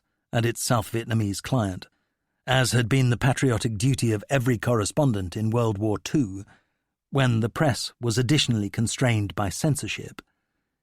It remains as difficult now as it was then to see virtue in General Harkin's attempts to deny the real state of affairs. The maxim obtains for all those who hold positions of authority, in war as in peace. Lie to others if you must, but never to yourselves. Macvie's chief could make a case for talking nonsense to Halberstam and Arnett, but he was peddling the same fairy tales in top-secret cables to Washington. Nonetheless, a valid criticism persists of the media's coverage throughout the war. The critics got banged to rights the shortcomings of the Diem regime and its successors, but gave nothing like the same attention to the blunders and horrors perpetrated by the communists. Halberstam, Sheehan, and the rest conscientiously and sometimes brilliantly fulfilled their duty to tell what they saw and heard. Saigon's apologists, exemplified by Time magazine, destroyed their own credibility by denying unpalatable realities. The South was only half the rightful story, however. Much of the media showed itself ignorant of or blind to the tyranny prevailing in the North, which was inflicting worse hardships on its own people. An Australian surgeon who served as a civilian volunteer down at Vung Tau wrote later, "It seems fair to say what is usually left unsaid, that if the economic aid to South Vietnam had not been prevented by the activities of the Viet Cong, the people of the country, which today is war-torn and unhappy, would have been well-fed, in better health, and better educated." Frances Fitzgerald concluded her powerful 1972 account of America in Indochina with an expression of yearning for North Vietnamese victory, for a moment when individualism and its attendant corruption give way to the discipline of the revolutionary community. American officials, she wrote, might attribute this to the triumph of brainwashing by hardcore communists. Not so, she asserted. It will simply mean that the moment has arrived for the narrow flame of revolution to cleanse the lake of Vietnamese society. Here was a view of the war that seems as delusional at one end of the political spectrum as was that of General Harkins and his kind at the other. 2. The Buddhists' Revolt. Throughout the spring of 1963, the credibility of the Diem government drained away as surely as Viet Cong morale and strength rose, impelled by a surge of excitement after the victory at Ap Bac. In the 261st Battalion, its history records there was much singing. COSVN broadcast a new slogan, "Emulate Back." The battle provided an important boost to the Forward faction in Hanoi, which argued ever more insistently that the season for caution had passed, that in the South the prize lay ripe for taking. Michael Burley has written of U.S. policy-making.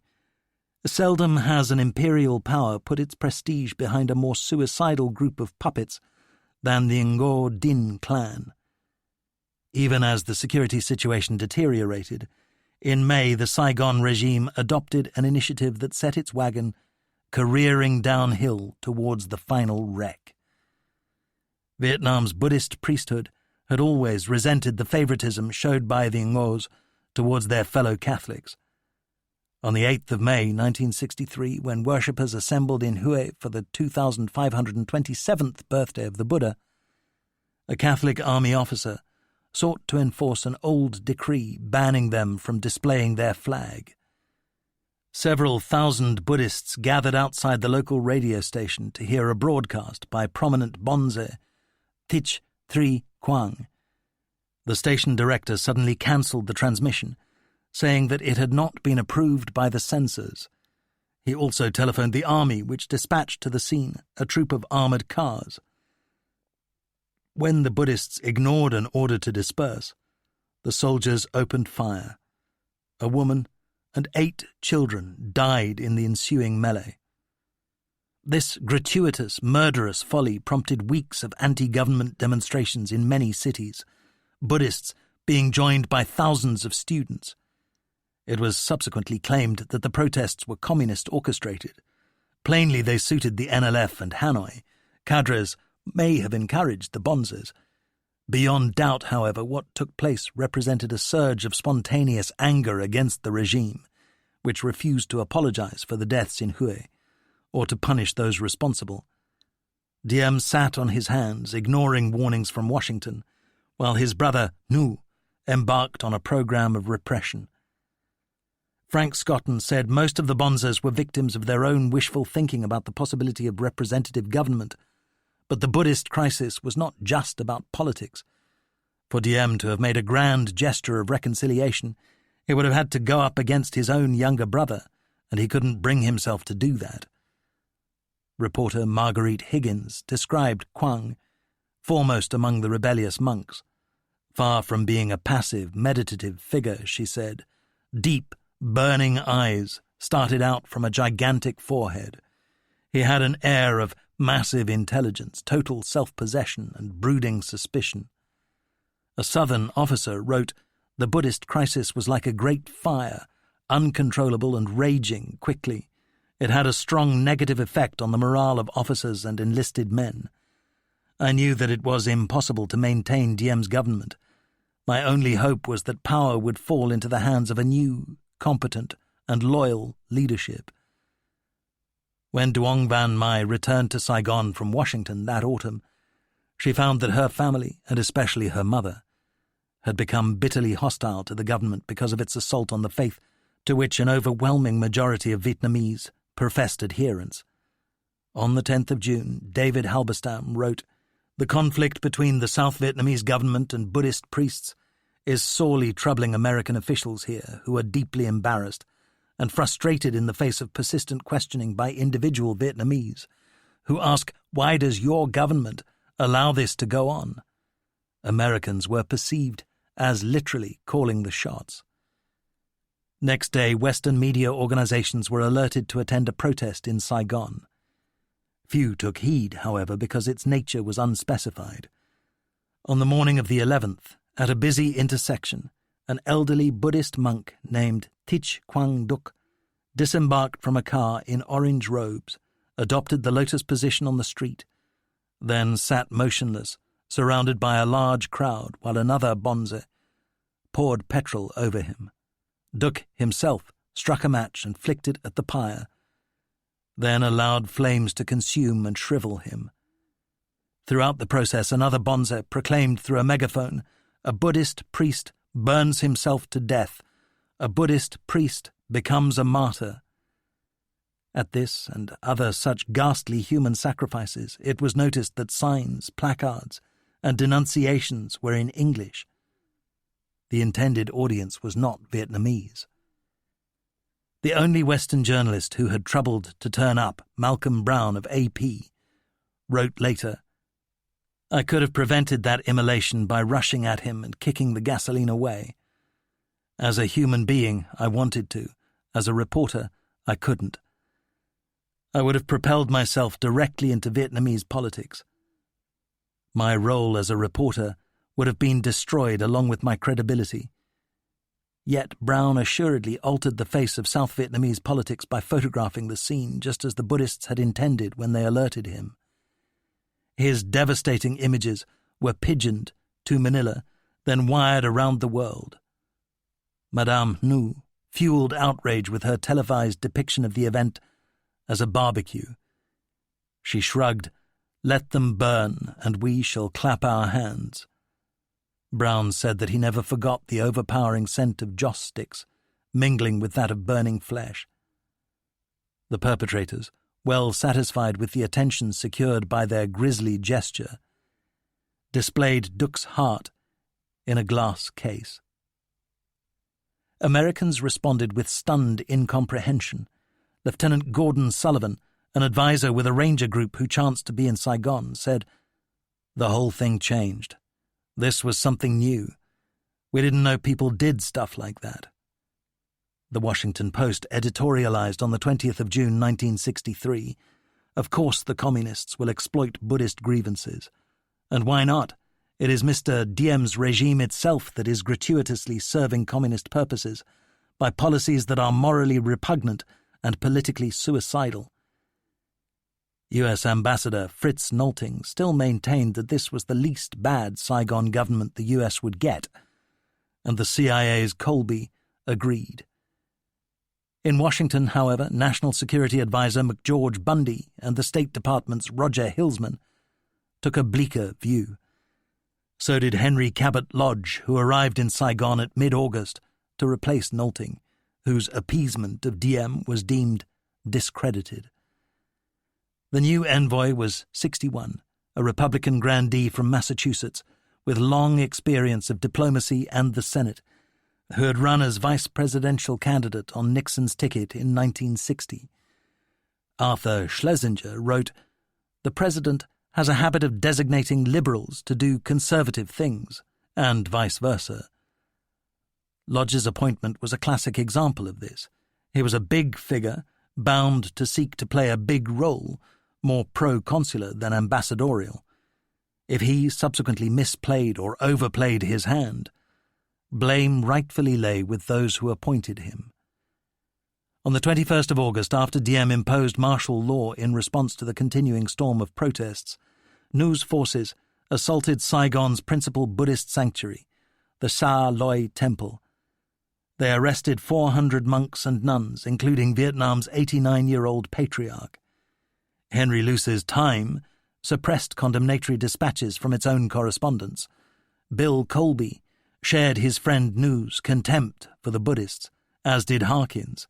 Yet, despite the imposition of rigorous press censorship and a stream of mendacious government statements, most Americans, including Ambassador Lodge, recognized that the president's brother was rampaging out of control. The nationwide security situation continued to deteriorate. The NLF, impatient to see the back of the regime, intensified its campaign of terror, while Southern Army morale grew shakier by the day. Because David Halberstam's grim reports were so widely read, McVie and Washington worked ever harder to rubbish them. Secretary of State Dean Rusk personally contradicted an August 1963 dispatch that described the Communists gaining ground in the Mekong Delta. Harkins itemized details that he asserted were untrue. In September, the general cabled Maxwell Taylor at the White House. "From most of the reports and articles I read, one would say Vietnam and our programs here are falling apart at the seams. Well, I just thoroughly disagree." Yet the record shows the Young Turks, Halberstam and Sheehan prominent among them, were far more correct in their assessments, both military and political, than was McVie. There were more and more such episodes, as one in September when in broad daylight the Viet Cong overran a government post in the Delta, almost without loss, because the provincial VC had infiltrated 2 of its men into the garrison. They killed 6 defenders, seized 6 prisoners and 35 rifles, blew up bunkers and watchtowers before withdrawing. That autumn, according to Frank Scotton, it was apparent that many cultured city dwellers, attentistes, as those folk were known who waited upon events rather than precipitating them, anticipated a change of government. Diem's time was almost up. It remained only to be seen whether the Communists, the Buddhists, or his own generals pulled the plug, and what Washington decided to do about it all. 3. Killing time. The countdown to the murder of President Ngo Dinh Diem started on the 23rd of August 1963, when a top-secret cable to the State Department from Lodge demanded to know whether Washington would support a coup. A positive reply was drafted and sent to Saigon over a weekend when Kennedy, Rusk, and McNamara were out of town. Its authors were Averell Harriman, Roger Hilsman, and Michael Forrestal. If Diem refused to make reforms and sack his brother Nu, they wrote in the name of the U.S. government, "We are prepared to accept the obvious implication that we can no longer support Diem. You may tell appropriate military commanders we will give them direct support in any interim period of breakdown. Ambassador should urgently examine all possible alternative leadership and make detailed plans as to how we might bring about Diem's replacement, if this should become necessary." On Monday morning, when Kennedy returned to the White House, he was disturbed by the insouciance with which this momentous directive, for such the cable was, had been dispatched by middle-ranking officials. He consulted with McNamara and Taylor, who equivocated. They would prefer that Diem stayed, albeit without Nu. If the generals decided otherwise, however, the U.S. should support an interim military government. Kennedy finally decided not to recall the weekend telegram. It would be left to Lodge to determine policy. The ambassador later claimed to have been thunderstruck. His initially reasonable interpretation of the Washington cable was that he was now mandated to precipitate Diem's fall. On the 2nd of September, the U.S. President, answering a question about Vietnam in a CBS interview with Walter Cronkite, said that the Saigon regime needed to gain more support. With changes in policy, and perhaps in personnel, I think the government can win. If it doesn't make those changes, I would think the chances of winning would not be very good. Kennedy appealed for more help, practical help from America's allies. It doesn't do us any good to say, well, why don't we all just go home and leave the world to those who are our enemies? He added that the only people who can win are the people of Vietnam.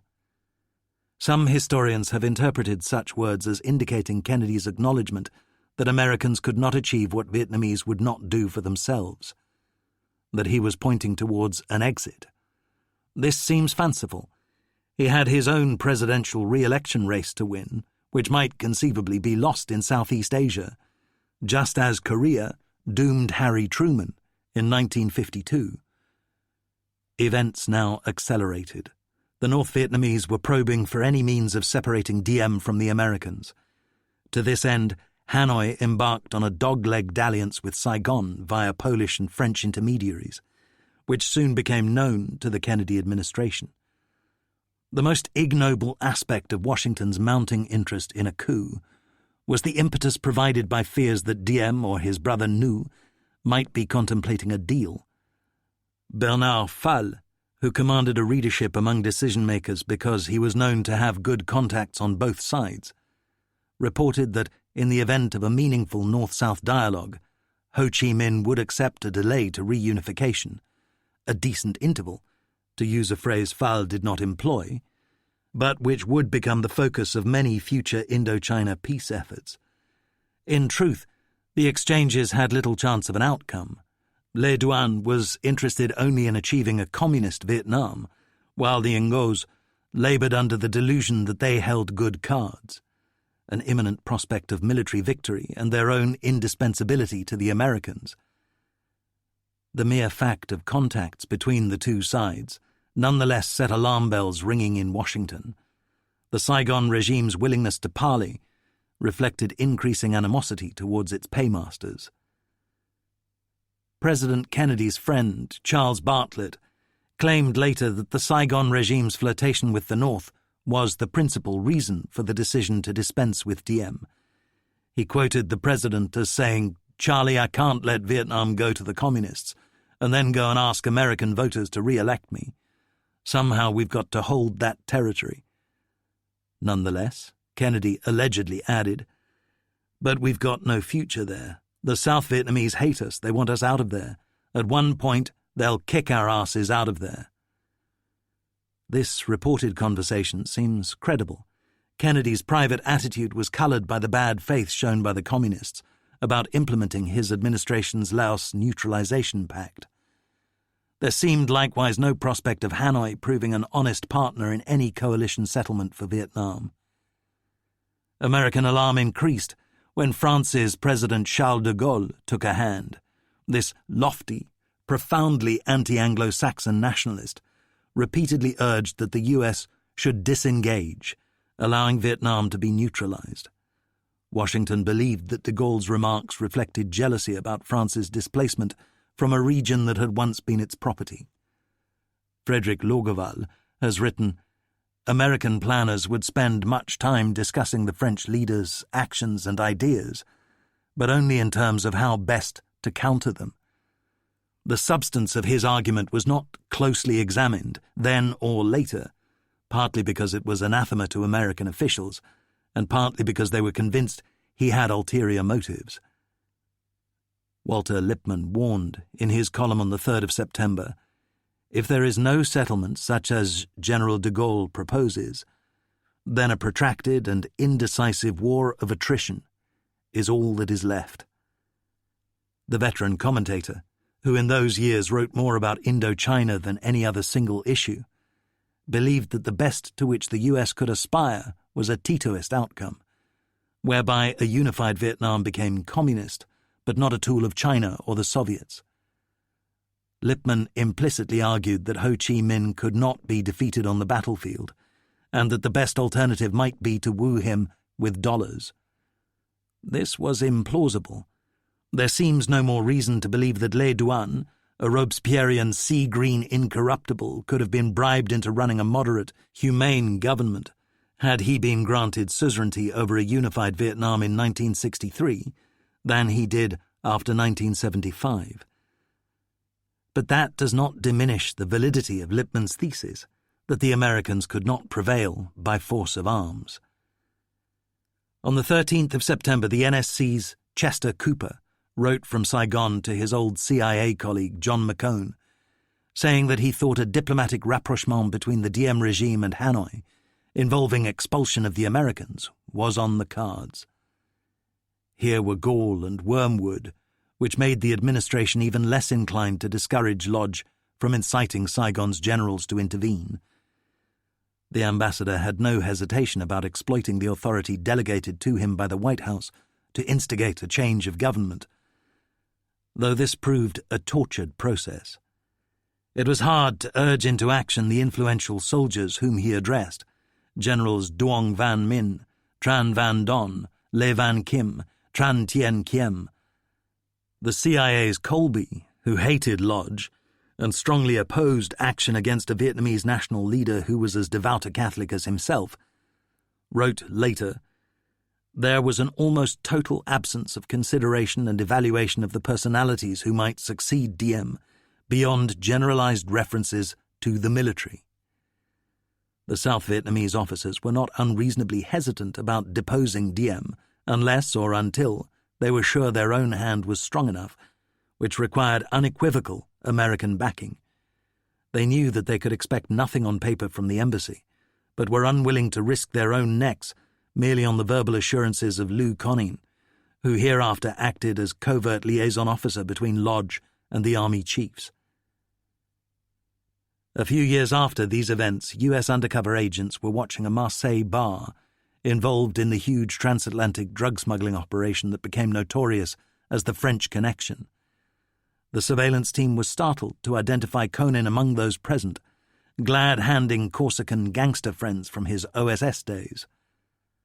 Frank Scotton nonetheless argued that beneath Conan's posturings as buccaneer or buffoon, the big thug could work effectively to fulfill an allotted task, which in October 1963 meant providing the link between the U.S. government, which acquiesced in Diem's extinction, and the Vietnamese generals who brought this about. Lodge chafed at the sluggishness of the plotters, who, he wrote crossly, had neither the will nor the organization to accomplish anything. Harkins, having no time for the ambassador, shrugged to Max Taylor, "You can't hurry the East." George Ball later argued that the notorious August Harriman Hillsman telegram was less influential in energizing the generals than Kennedy's TV appearance 2 weeks later, warning that the U.S. would withdraw aid unless Saigon changed its ways. Many South Vietnamese, both in uniform and out of it, sensed backing for Diem ebbing away. Army Lieutenant Nguyen Cong Luan was a passionate anti-communist who also hated the government. "My comrades and I believed that it was necessary to bring new leaders to power so that South Vietnam could deal effectively with the communists and become a place of full freedom and democracy, like the United States." They had been much excited when South Korea's dictator Syngman Rhee was forced out of power in 1960. "We believed that if our side in Vietnam showed enough resolution and strength for a coup attempt, the Americans would have to support us." President Kennedy now confused the issue by dispatching McNamara and Taylor on a 10-day fact-finding mission to Vietnam, which began on the 25th of September. they returned to fantasize about great progress on the battlefield, while deploring Diem's intransigence. They had probed in vain for tidings about the supposedly imminent coup. When General Duong Van Big Min, leader of the army plotters, said nothing significant to Taylor during an energetic tennis game at Saigon's Cercle Sportif, the American decided that the plan must have been aborted. He and McNamara nonetheless concluded that military victory remained attainable if only the Saigon government could be sorted, which required removal of the Ngos. The White House cabled Lodge on the 2nd of October, emphasizing that deniability was all. No initiative should now be taken to give any covert encouragement to a coup. There should, however, be an urgent effort to identify and build contacts with possible alternative leadership as and when this appears. 3 days later, Lodge messaged the president that the coup seemed likely to happen after all. Konin and Min met for some frank exchanges conducted in French at an old colonial bungalow in the Saigon garrison compound. The Vietnamese said that his only non-negotiable demand was an assurance that U.S. aid would continue. He warned Konin that time was of the essence. His own was merely one of several rival conspiracies. That day, another Buddhist monk burned himself to death. Konin's report caused Lodge to recommend to Washington that he need merely give Min an assurance that the U.S. will not attempt to thwart regime change. Kennedy assented, though warning that Americans must not be actively engaged in the process of a coup. The mood in Saigon was now febrile, with rumors everywhere of an impending threat to Diem. These had their effect in alarming the Vietnamese generals, who once more drew back from the brink. Lodge felt obliged to sack CIA Station Chief John Richardson, who shared Paul Harkin's skepticism about dumping Diem. Then Nhu intensified his campaign of political repression and publicly heaped obloquy on the Americans for alleged meddling. After the war, senior communists observed that this would have been an ideal moment to provoke an uprising. South Vietnam had become unstable and vulnerable. Almost everyone hated the Ngos. COSVN, however, merely sustained its guerrilla campaign, while in Saigon the generals bargained for support from key army units. Liu Konin sought to keep the plotters on course through soothing conversations with General Don at their mutual dental surgery, which became a safe house for meetings. On the 26th of October, National Day, Diem visited the hill resort of Dalat.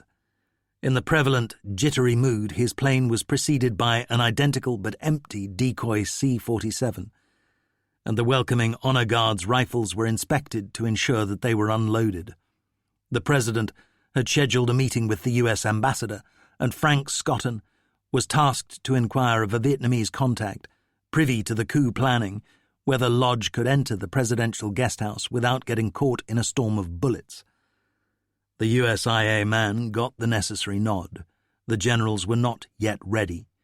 The visit, and Diem's meeting with the ambassador, took place without incident. In Washington, divisions persisted. Vice President Lyndon Johnson exercised little influence, but persistently opposed eviction of the Diems. As a visceral anti-communist, he saw the challenge as being simply to contrive the military defeat of the Viet Cong. Never a man for nuances, he liked to pretend to jest, "Foreigners are not like the folks I am used to," though this indeed emphasized an important truth about himself. On the 29th of October, Kennedy convened the NSC to discuss a cable from Harkins, expressing the general's desire to stick with the Ngos. Rightly or wrongly, we've backed Diem for 8 long, hard years. To me it seems incongruous to get him down, kick him around, and get rid of him. This message shook Robert Kennedy, who decided that a coup now looked risky. National Security Advisor McGeorge Bundy dispatched another cable to Lodge, reflecting the president's new doubts. Yet the ambassador had become determined to see the plot through. He never conveyed Washington's equivocations either to the Vietnamese generals or to Liu Conin. On the 1st of November, the old OSS man arrived by appointment at Army headquarters wearing uniform and carrying a .357 revolver together with $40,000 in cash, which he deemed the appropriate fashion accessories for an afternoon's work overthrowing a government.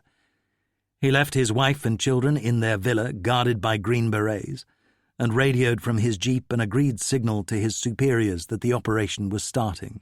99999. Rebel troops launched an assault on Diem's palace, where the president and his brother took refuge in the cellar. In Saigon, the plotters seized and shot several Ngor loyalist officers. At 4:30 p.m., Diem telephoned Lodge to seek his support and received only the offer of a safe conduct out of the country.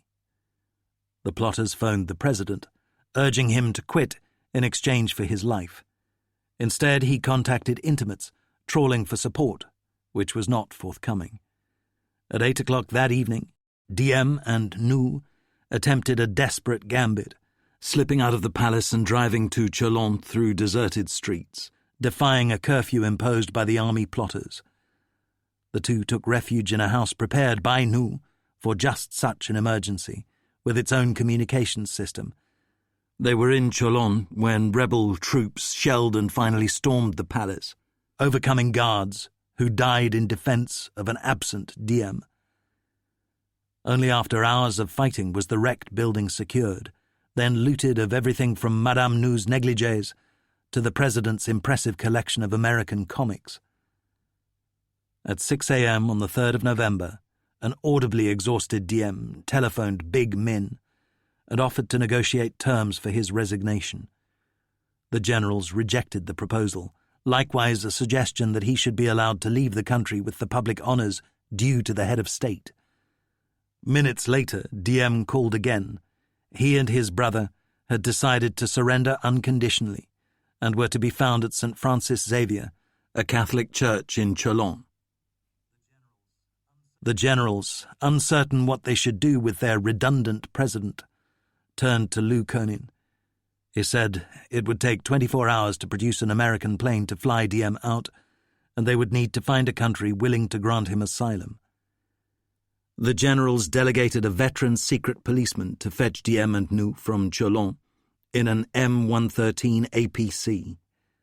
In the party was also Captain Nung, Min's personal bodyguard, to whom the general is alleged to have given a discreet signal, 2 raised fingers, to indicate that the captives should be killed. Nung had already executed 2 Diem loyalists the previous night. At the church, the Ngos shook hands with their escort, who ushered them into the carrier with an assurance that its armour offered protection against extremists. On the way back into Saigon, the little convoy halted at a railroad crossing, where an officer emptied a submachine gun into the passengers.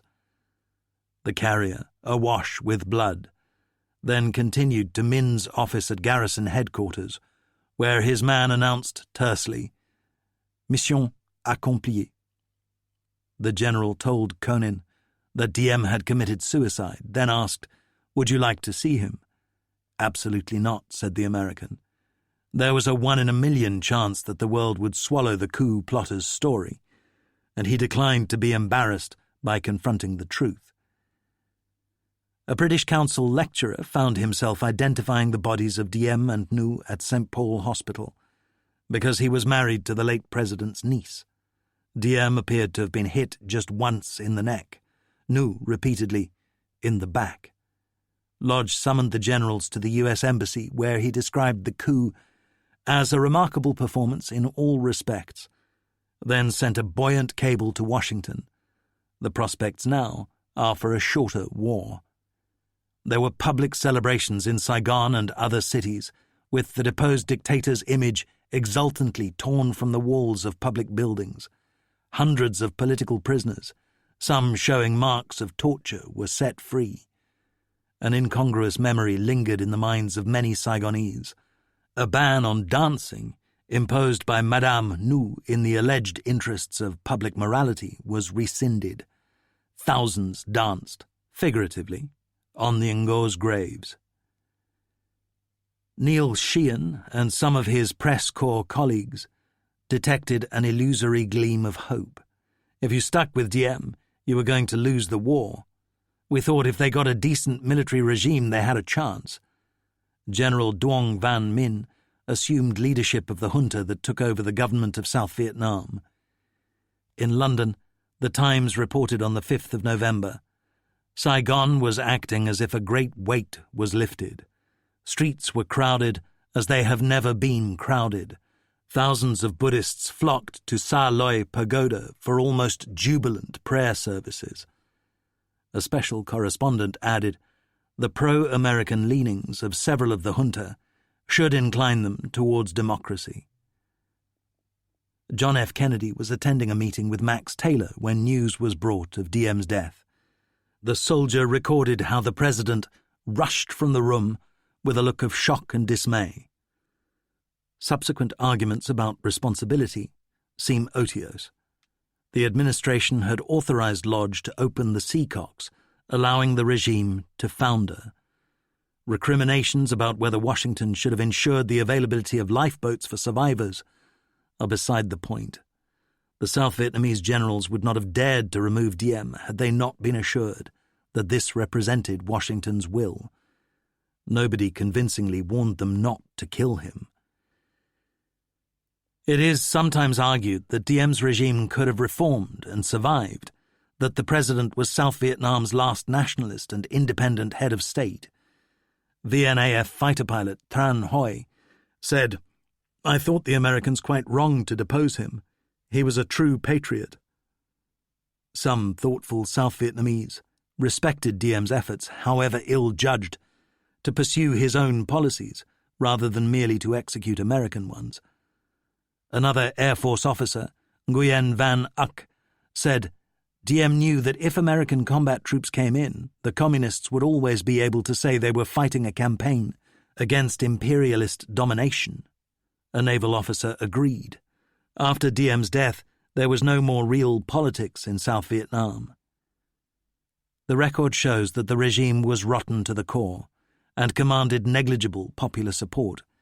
Yet the manner of the president's extinction, resembling that of a Roman emperor by his Praetorian Guard, dealt a crippling and probably irretrievable blow to America's moral standing in Southeast Asia. The U.S. chiefs of staff were appalled, calling it the Asian Bay of Pigs. Frank Scotton said, killing Diem was a catastrophic mistake. He told those of his bosses who claimed to see the prospect of a fresh start, some of these generals are quite likable guys, but do any of them have the smallest administrative or political leadership skills? Now that the first bloody coup is accepted, anyone with more than 2 tanks will believe they have license for a change of government.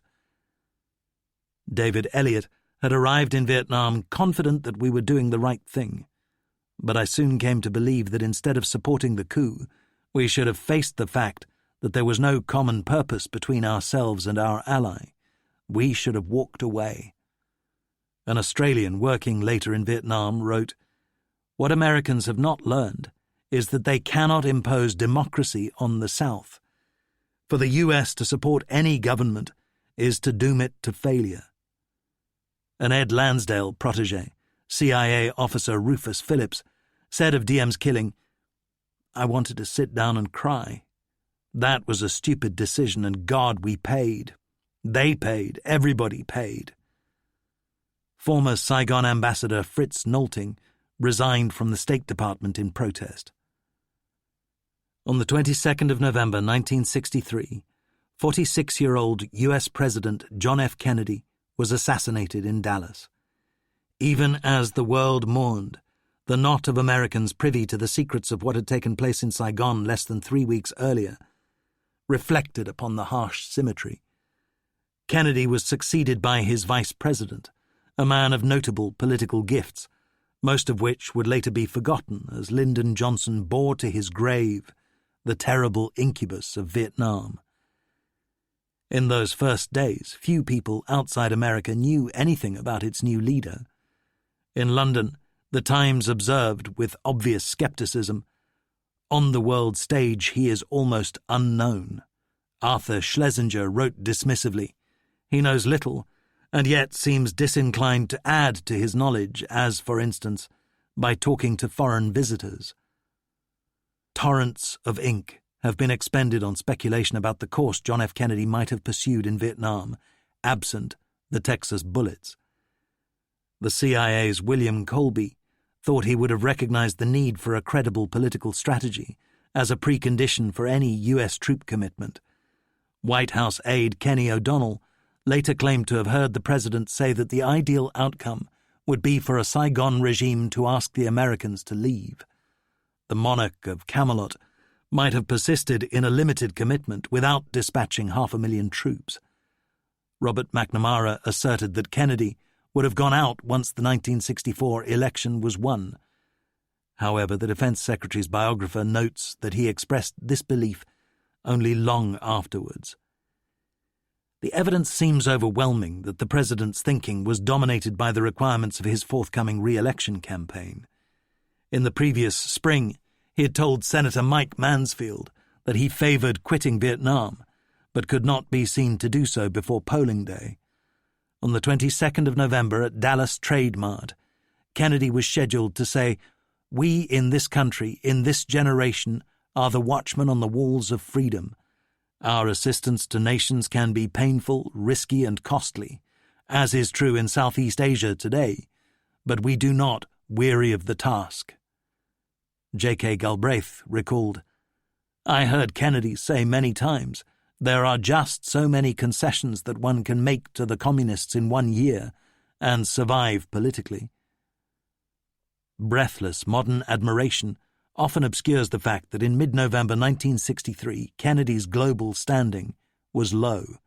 The London Times editorialized on the 12th, 10 days before Dallas, about a sense of paralysis pervading the U.S. government, of general disappointment about its performance, reflected in failures of policy across several continents.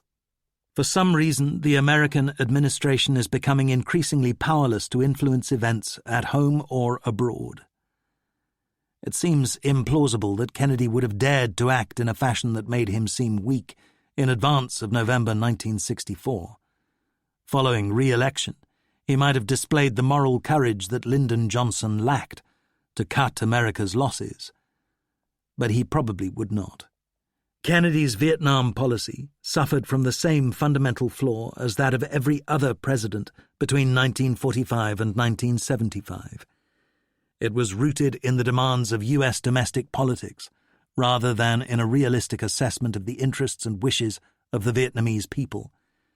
Kennedy was a sufficiently intelligent and sensitive man, consider his earlier skepticism about Indochina, to recognize the unlikelihood of American military success there. However, in the climate of the Cold War, which was then very cold, the political costs of staying in South Vietnam appeared to the Kennedy White House lower than those of being seen to quit, fail, lose, give best to the communists. Neither the president nor Robert McNamara grasped the depth of the potential downside of Vietnam for their own country.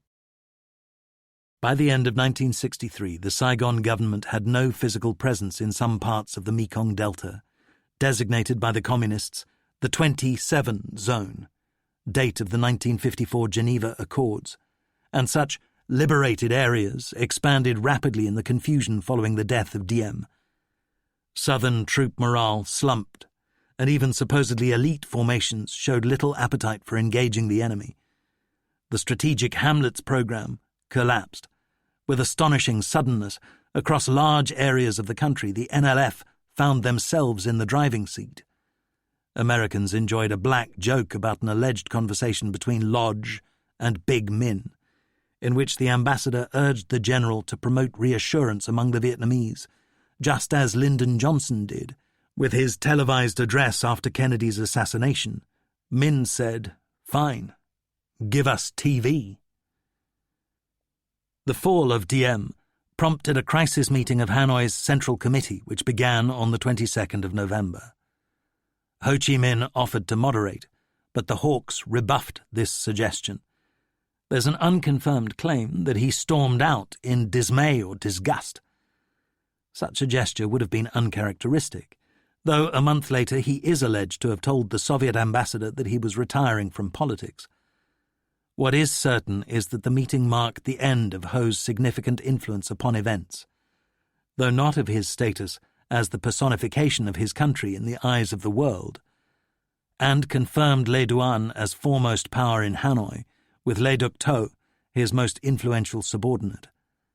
Le Duan enjoyed an immense advantage over his foes both in his own country and in the US.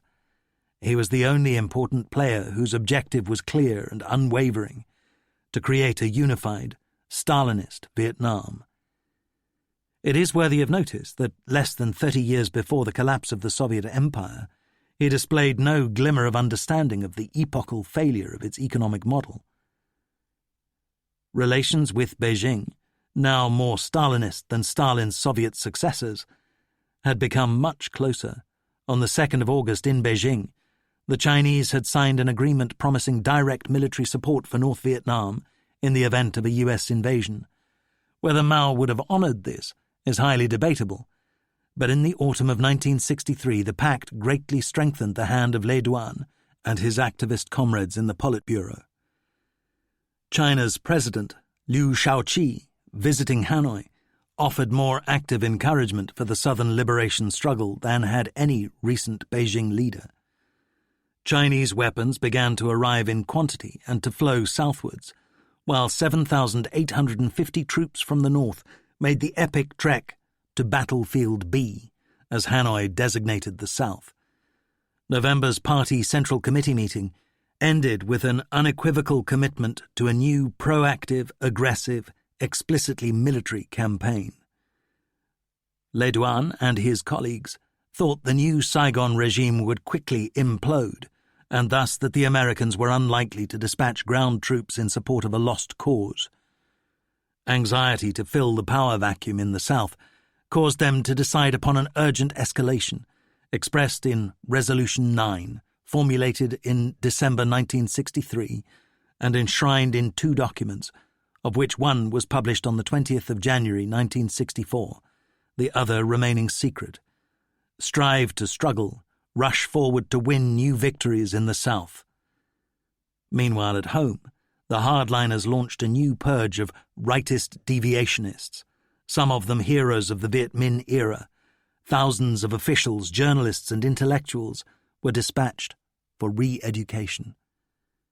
Resolution 9 represented a historic commitment to wage an armed struggle to the bitter end.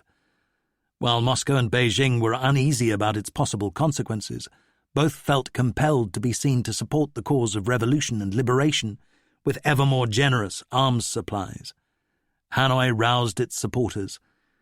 The time has come for North Vietnam to increase its assistance to the South. The enemy is using his armed forces to kill and plunder the people.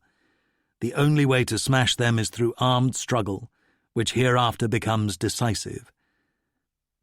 Though the Mekong Delta witnessed the most immediate increase in guerrilla activity, the epicenter of the struggle would progressively shift towards the Central Highlands and the area northwest of Saigon.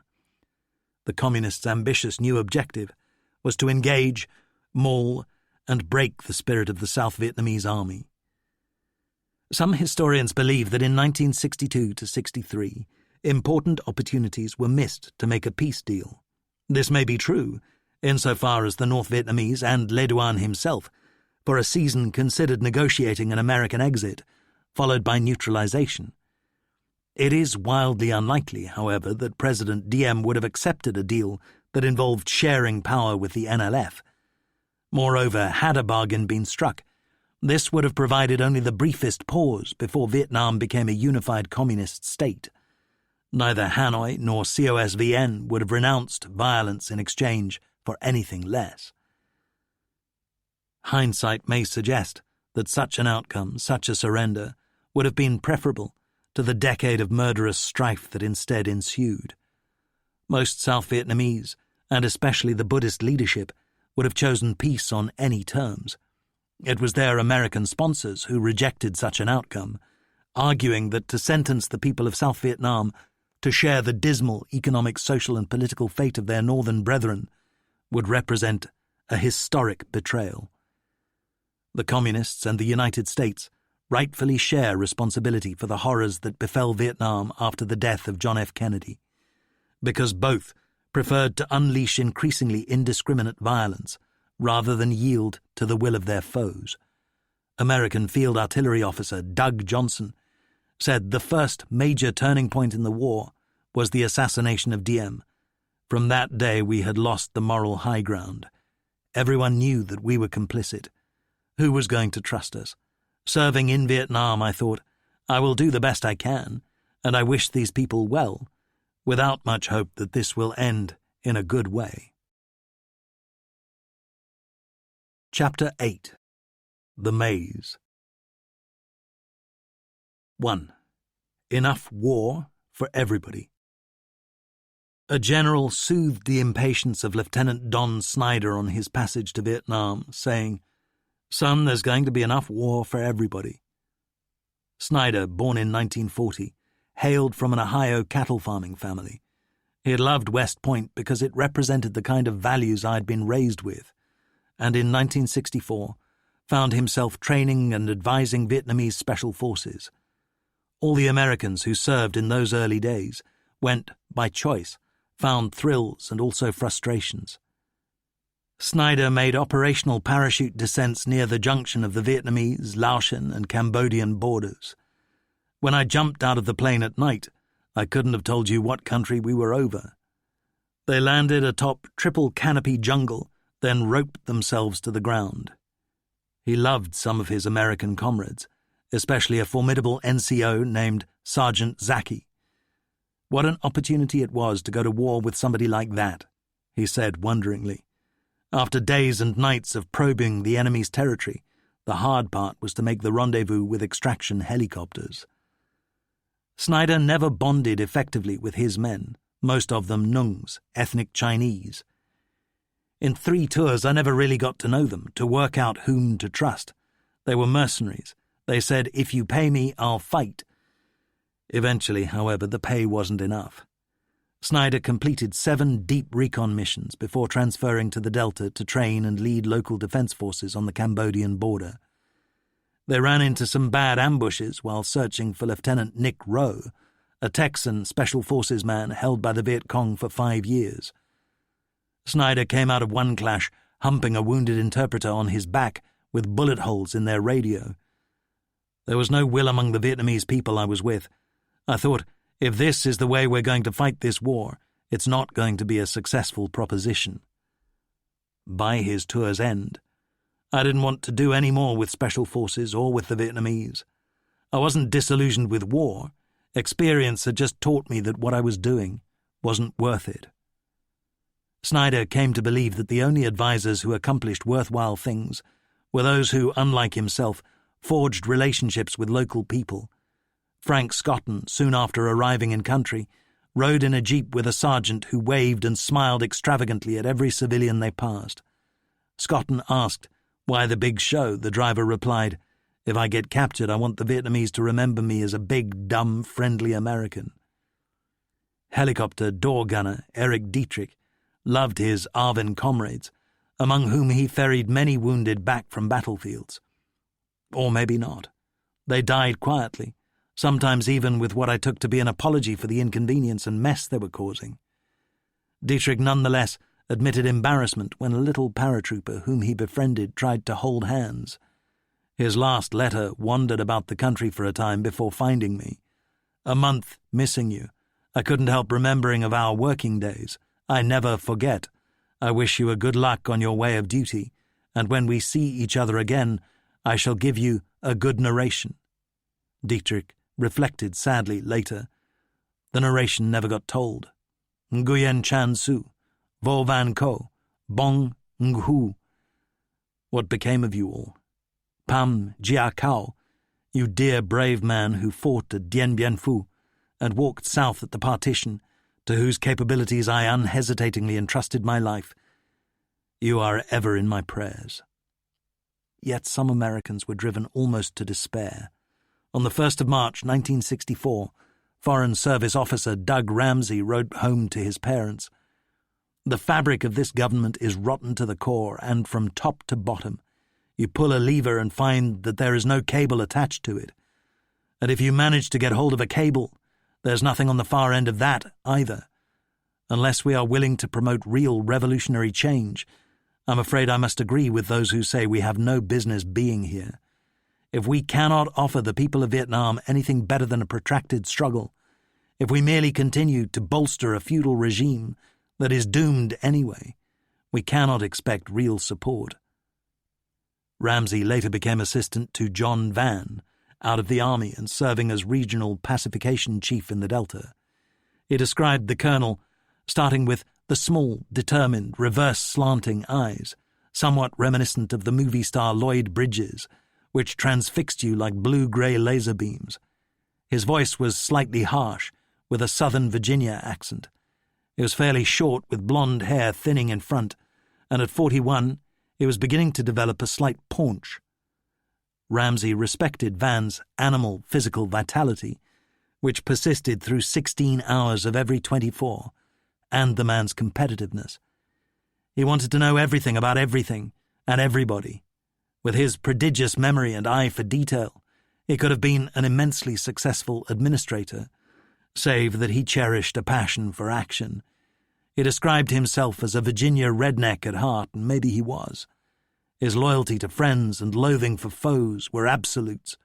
He was also a fabulous networker, cultivating ruthlessly and usually successfully the acquaintanceship of anyone who might fit his purposes. Superbly athletic, he could perform a somersault from a standing start, and was a showy volleyball player. Lieutenant General Fred Wayand said, "He was one guy I would have trusted with my life." Ramsey described Vann as fanatically self-disciplined about everything, save sex. John's idea of relaxation was to have 2 sisters on the same night.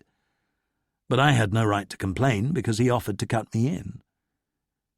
He believed that for all Vann's manic womanizing, this muddled man retained a deep love for Mary Jane, the former wife whom he had betrayed so often. Army captain and advisor Gordon Sullivan admired Vann's grasp of Vietnamese realities rather than games played to please Americans. He'd say, "I'm not interested in the dog and pony show." A lot of the opposition to him came from jealousy. Such thoughtful men as Doug Ramsey were alternately exasperated by failures of U.S. policy and revolted by communist savagery. The latter's atrocities took place daily, shooting into schoolyards in the hope of getting 3 Arvin soldiers amidst 50 children, or killing dozens of civilians in restaurants or on the streets to chalk up 2 Americans, mortaring towns willy-nilly to terrorize, assassinating unarmed teachers and murdering disarmed POWs, killing female friends of GVN officers as well as the officers themselves. Ramsey urged that a successful pacification program must work through small local advisory groups, unashamedly modelled on communist cells. He and Frank Scotton once arrived in a hamlet unannounced and entered its chief's courtyard to find a cluster of black pajamaed men, obviously NLF, conferring within. They scowled at the newcomers but made no hostile move, since both Americans were armed. The hamlet chief assured both groups that if everybody stuck to his own business, nothing unpleasant need happen. The communists eventually recognized the comedy of the situation and posed for photos. Nonetheless, when the Americans drove away, they were relieved there had been no high noon, and sobered to witness the freedom with which the enemy transacted business in broad daylight, within an hour's drive southwest of Saigon. For all its difficulties and frustrations, Ramsey, like Scotton and Vann, loved the life. While rejecting Lawrence of Indochina comparisons, he liked to see himself as Spartacus, though look what happened to him. He wrote, "At worst, being in Nam provided one with opportunities to pander to and magnify childhood macho self-images, the heroic swashbuckler, rifle in one hand, and candy for the kids in the other, by day doing his thing for God, country, democracy, and free enterprise, in an environment providing enough danger to keep the blood running fast, the stories flowing and building, the promotions coming through, and by night being able to sample all that Saigon had to offer. In the words of Tom Lehrer's 1953 Old Dope Peddler, "In Vietnam, while doing good, you could also do very well indeed." More than Lehrer's satirical ballad, however, Ramsay became increasingly obsessed with the music of Benjamin Britten's War Requiem. The CIA's Frank Snepp came to Vietnam later, but was cast in the same mould. He was the son of a fiercely establishment ex-Marine colonel and subsequent judge, with whom he had a troubled relationship. The most loving bond of his childhood in North Carolina was with his black nanny. His best claims to employment by the CIA on leaving Columbia's School of International Affairs, he wrote, were Aryan blood, a country club mentality, and an immense capacity for dissembling. He might have added good looks that enabled him to sleep with an astonishing range of girls, some of them employed by the agency. His critics called him priapic, though he would have preferred the word romantic. 2 weeks into Snepp's first tour as an intelligence officer, the Pilatus Porter, in which he was crossing the Mekong Delta, took rounds in the wings from communist small arms, and the 26-year-old exulted, murmuring to himself, "I love it, my God, I love it." He said later, "It was simply great. I fell in love with Vietnam and the Vietnamese. I believed that if the CIA generated the right intelligence and got it to the right people, we could really make a difference for the better." Harry Williams started working as a wireless eavesdropper in April 1964 and embraced the assignment eagerly. This was a good war, a wonderful war. We were cowboys. I loved the work and felt I was making a real contribution. I felt assured of the rightness of our cause and that we would win. He left his pregnant wife Peggy at home in the U.S. and rented a Saigon apartment. Because he could speak their language, Vietnamese neighbors branded him the Frenchman. He traveled extensively around the country, chatting to local people in those days before wandering became prohibitively perilous.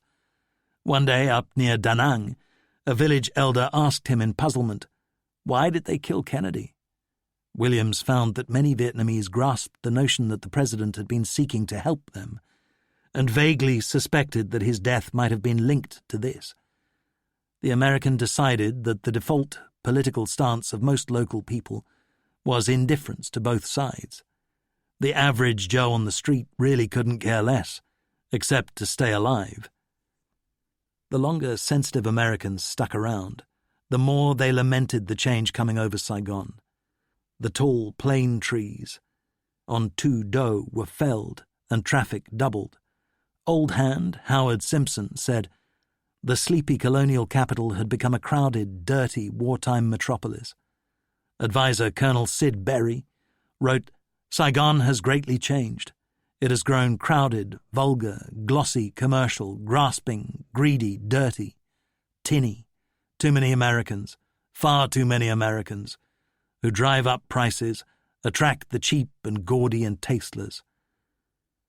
The tempo of the war rose steadily. Williams often dined at the Brasserie, a little restaurant behind the Rex Cinema run by a French-Vietnamese woman named Hélène. One night in August when he entered, she greeted him by saying seriously, "You should eat somewhere else." Sure enough, an hour later the place was bombed. That summer, Williams was assigned to a team monitoring North Vietnamese infiltration on the Ho Chi Minh Trail. They established a base at Khe San, close to the western end of the DMZ, less than 3 miles from the border with Laos, where a Special Forces A-team was already ensconced. The key personnel were civilians from Syracuse University Research Corporation, a body created by the Office of Naval Intelligence. Their technology was dubbed POSSUM, Portable Signal Unscramble Monitoring System. The plan was to plant sensors on nearby Hill 1701. On the 28th of May, an H-34 airlifted Marine Captain Al Gray and 3 Vietnamese to clear the summit with defoliants. Gray was an austere, dedicated warrior who relished the drollery that his Arvin sergeant had once commanded a Viet Minh machine gun company. He was a great warrior, he said. On the mountain, matters went sour. Within hours of their arrival, rain and mist descended, and stayed down for 30 days, preventing the team's extraction. They subsisted for a while on starvation rations, then decided they must walk out. The descent went without incident, save the usual leeches and big animals, until they emerged from the jungle to confront a man bathing.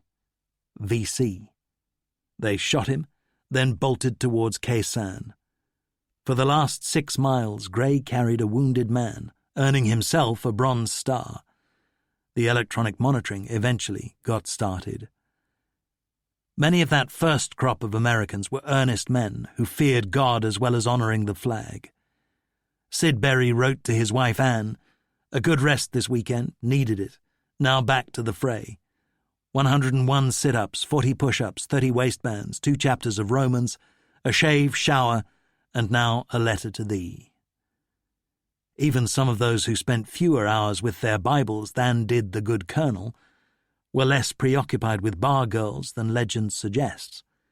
A newly arrived Special Forces NCO looked in awe at the filth coating Frank Scotton and his team after days in the hills, and said, "Gee, after your experiences, I bet you guys go wild with the ladies when you get into town." Scotton disabused him. Their first priorities were always the same: a bath and decent sleep in a clean bed. A few Vietnamese managed to enjoy the war, including Nguyen Van Úc, who clocked 6,000 hours as a helicopter pilot. "I loved flying," he said, "and got huge satisfaction from doing the job when it went right." Most of his countrymen, however, took a bleaker view. One morning in August 1964, Lieutenant Phan Nhat Nam of Saigon's 7th Airborne approached a bunker entrance in an apparently deserted village. "Anyone down there?" shouted one of his men, then turned to Nam. "Lieutenant, let me toss a grenade in." Nam, 21 years old and experiencing his first operation, told the soldier instead to fire a burst from his Thompson. This prompted an old man slowly to emerge, sobbing, carrying an old woman with a hideous head wound. He laid her on the ground before bowing solemnly in all 4 directions. Nam felt shocked by the spectacle, together with that of 2 dead teenage Viet Cong in a nearby ditch, the first enemy corpses he had seen. This was a Catholic community, and in its church he found 5 more bodies, those of a husband and wife clutching 3 children to their breasts, all killed by blast, as had been a young girl he found nearby, her purple blouse flapping in the breeze. Nam wrote, "I felt stunned and found it hard to breathe, in a daze from my anger and sense of boundless grief." Next day, as his battalion swept through an almost abandoned village amid occasional bursts of enemy fire, he found a young woman sitting silent on the brick floor of a wrecked house, holding a wicker basket. Her eyes looked straight ahead in a blank, stupefied stare. She stood up as the soldiers entered, and Hugh, the radio operator, slipped past her into the ruined kitchen to search for food. Nam asked why the girl lingered in the midst of a battlefield, when he gestured towards her with his pistol. "She remained silent," he said, her stunned eyes emitting a flash of terror. Suddenly, as if performing a gymnastic exercise, she thrust out the basket towards me. It contained 2 sets of clothing, blouses and pants, a headscarf and a small paper package, tightly secured with a rubber band. When I opened it, I saw 2 gold strand necklaces and a pair of earrings. Hugh muttered behind my back, "This bitch is crazy. She's got so scared she's insane." Then he caught the glint of the necklaces. "Gold! It must be more than 1 tael. Keep it, Lieutenant." He motioned the girl away. She turned and began to walk, moving like a corpse. Nam described how he called her back and held out the basket. Her hands trembled so violently with terror that she was unable to take it, and instead began to unbutton her blouse, sobbing the while. The young man was profoundly embarrassed. She had interpreted his rejection of her most valuable property as a sign that instead he sought her body. What kind of life had she experienced that in her terror she would unbutton her blouse, and offer herself to a soldier who could be her younger brother, while tears ran down her terrified face. Nam persuaded the girl to follow his platoon to the nearby river, crowded with sampans filled with fugitives from the fighting. People were calling out to learn the fate of their homes and families. Among them a voice screamed, "Lai! It's you, Lai!" This was an old woman who recognized Lieutenant Nam's traumatized follower. The girl stopped, as if she was trying to summon up a memory from a past life. Then she cried, "Mother, mother, our house has burned down. Our house is gone." Nam described her walking away towards the water, like a person in a trance. This narrative deserves notice on several counts. First, though some South Vietnamese units acquired a dreadful reputation for pillage and rape, there were also men like Nam, imbued with deep feelings for both his country and its humbler inhabitants. Many Americans persuaded themselves that Asians don't feel about death the way we do. This was not so. Sid Berry was moved by the fortitude of those with whom he fought. "The Vietnamese wounded don't cry or moan or complain," he said. "They suffer silently and patiently. I've never seen anything like it. It tears your heartstrings to see them and to watch them silently die." A British reporter walked along a dike near Can Tho among a file of soldiers, one of whom chatted about his home in Nha Trang and urged the visitor to come and see him there. The Vietnamese pointed covetously to the foreigner's suede boots. "Shoes, you, number 1. Their owner said that he could have them after the operation. "Oh no, you very big. Small me." In the midst of a sudden rainstorm, a solitary mortar bomb burst among them, throwing the Englishman to the ground. To his surprise, no more incoming followed. "My hands shook and my heart thumped," he said, "and I heard a strange human sound quite close to me, half sob, half gasp. A helmet lay on the ground like an abandoned seashell, and near it lay my new friend from Nha Trang. He was clasping his stomach with one hand and pushing at the ground with the other. His eyes were screwed up and rain poured down his face, and I suddenly was aware of a terrible smell. I opened his sodden shirt and saw that below his breastbone was nothing but a dark, shining mess. Ripped clothing stained with rain, blood, bile, and whatever comes out of bellies torn open by metal splinters. His eyes flickered open and he frowned. "Hurt me," he said faintly. And soon after, he died. Many higher commanders became regional warlords. A 1966 American report claimed that only one senior officer had been wounded in action since 1954. Frank Scotton described how Vietnamese loved to play Co Tuong, the Chinese war game of capture the general, resembling its old European counterpart, l'attaque. There are realistic pieces with realistic limitations. For instance, infantry can cross a river but cannot cross back, and the generals at the heart of the game cannot leave their tents, which was true of most of their Saigon counterparts. District chiefs were allocated rice for their soldiers, of which they would appropriate a generous portion before issuing the balance to those for whom it was intended. Police chiefs made fortunes by selling licenses for every form of commercial activity, running restaurants, fishing, logging. In the extended family culture, you would probably have been considered sinful not to take advantage of the opportunity to help your family, said Edward Brady, who spent years as an advisor. A general would solemnly assert that he never sold a commission and indeed did not do so. Instead, his wife and mistresses did the business on his behalf.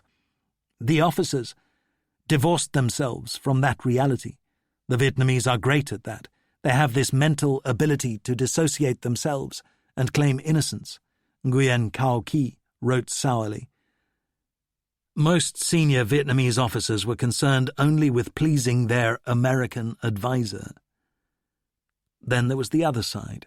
Prompted by the deepening Sino-Soviet split, Mao Zedong changed his tune, suddenly seeing virtue in an intensified Vietnamese struggle. He offered Le Duan a big new injection of aid and a conference of Asian communists without the Soviets. Politburo members began to characterize the Chinese as comrades, the Russians only as friends. So bitter became the ideological strife that 40 Vietnamese working or studying in Russia, many of them close to Giap, requested asylum.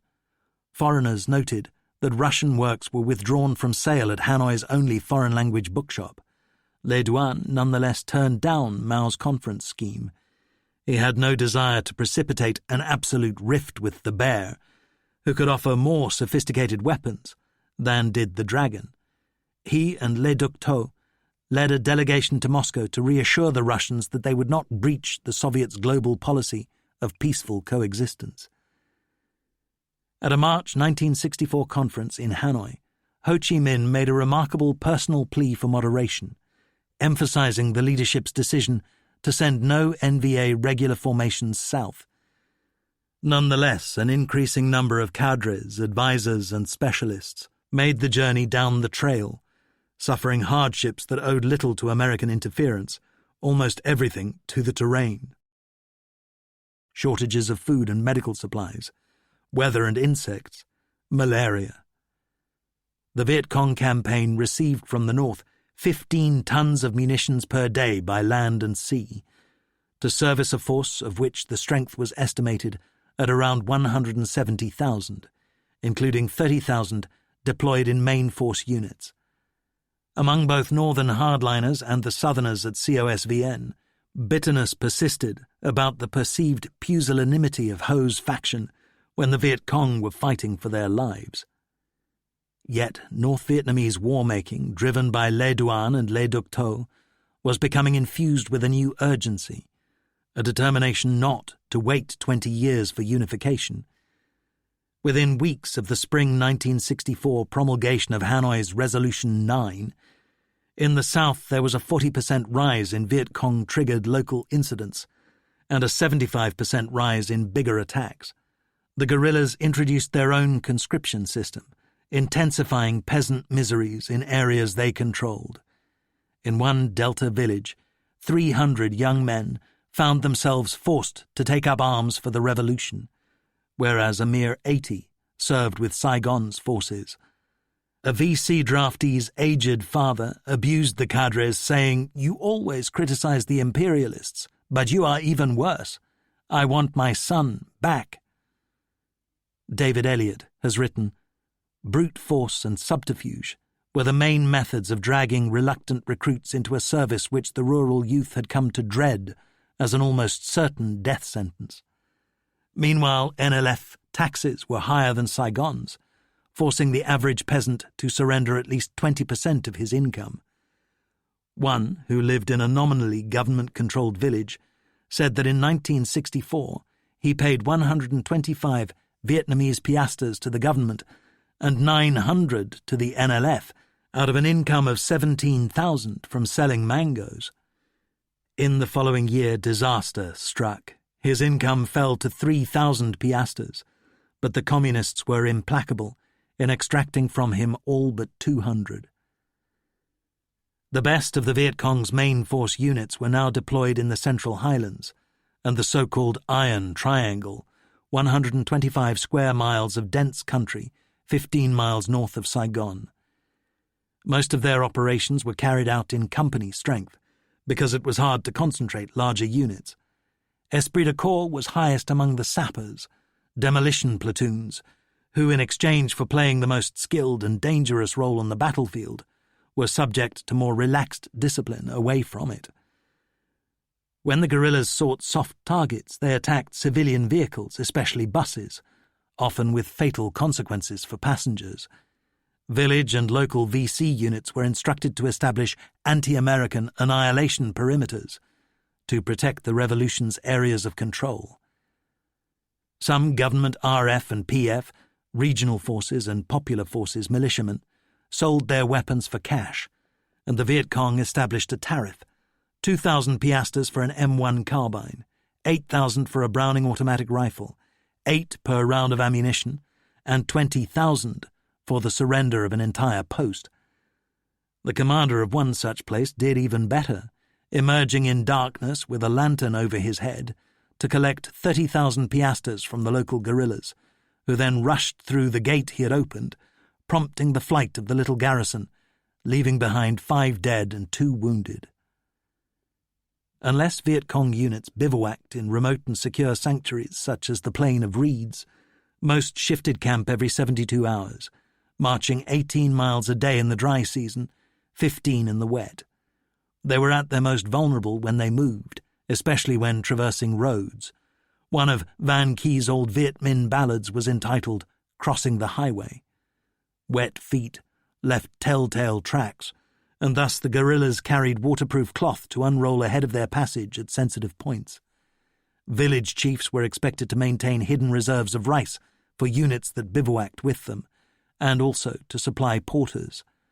These were often women who served in relays, each carrying 3 rifles, a single shell, or 250 small arms rounds. Some girls enjoyed porterage because it introduced them to young men.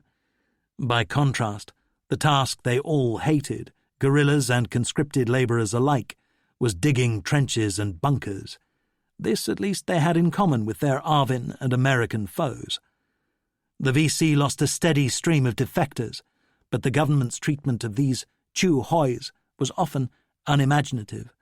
When a guerrilla leader who had commanded a successful attack on a government post changed sides, he found himself translated into a South Vietnamese private. The airborne defoliation program, which became more intensive in 1964, caused the VC real difficulties by destroying natural cover. Moreover, while government forces suffered plenty of defeats, they also had their successes. One day in the Delta, the Viet Cong's fabled 514th Battalion suffered a notable reverse in a clash with Arvin in the hamlet of Bac, where John Van's ambitious plan had miscarried so disastrously. Following the Communists' 1964 defeat, they repeated the folly perpetrated by General Harkins a year earlier, lying about what had taken place. Cadres spread word that they had killed 100 government troops for the loss of only 12 of their own men. Local people, however, had not merely seen the nearby roads strewn with VC dead. They numbered some of their own sons among them. Grieving parents went to desperate lengths to discover where bodies lay, so that they might dig them up and rebury loved ones in family plots. A cadre wrote in the unit log, "As a result of this battle, the 514th Battalion went into a serious decline." On another occasion, 3 VC battalions concentrated for an attack on an airfield, again suffered a murderous repulse, and again tried to lie to the people about what had happened. This credibility gap cost the local NLF a temporary decline in peasant support. It did not last, however, for the usual reason. Government firepower blasted away every wisp of goodwill. Civilians suffered far more grievously from careless airstrikes and shelling than did Viet Cong fighters, who were surprised by how few casualties they received if dug in. A peasant told a Rand interviewer, "The Americans strafe and destroy too much. They only kill the people and not many VC." Cadres told peasants, "The government will kill you even if you do not fight against them. Therefore you might as well fight before you die." Too many Vietnamese agreed. While the Communists suffered their share of defeats in 1964, the overarching theme was that they gained ground and popular support, while the forces of the Saigon government lost them. 2.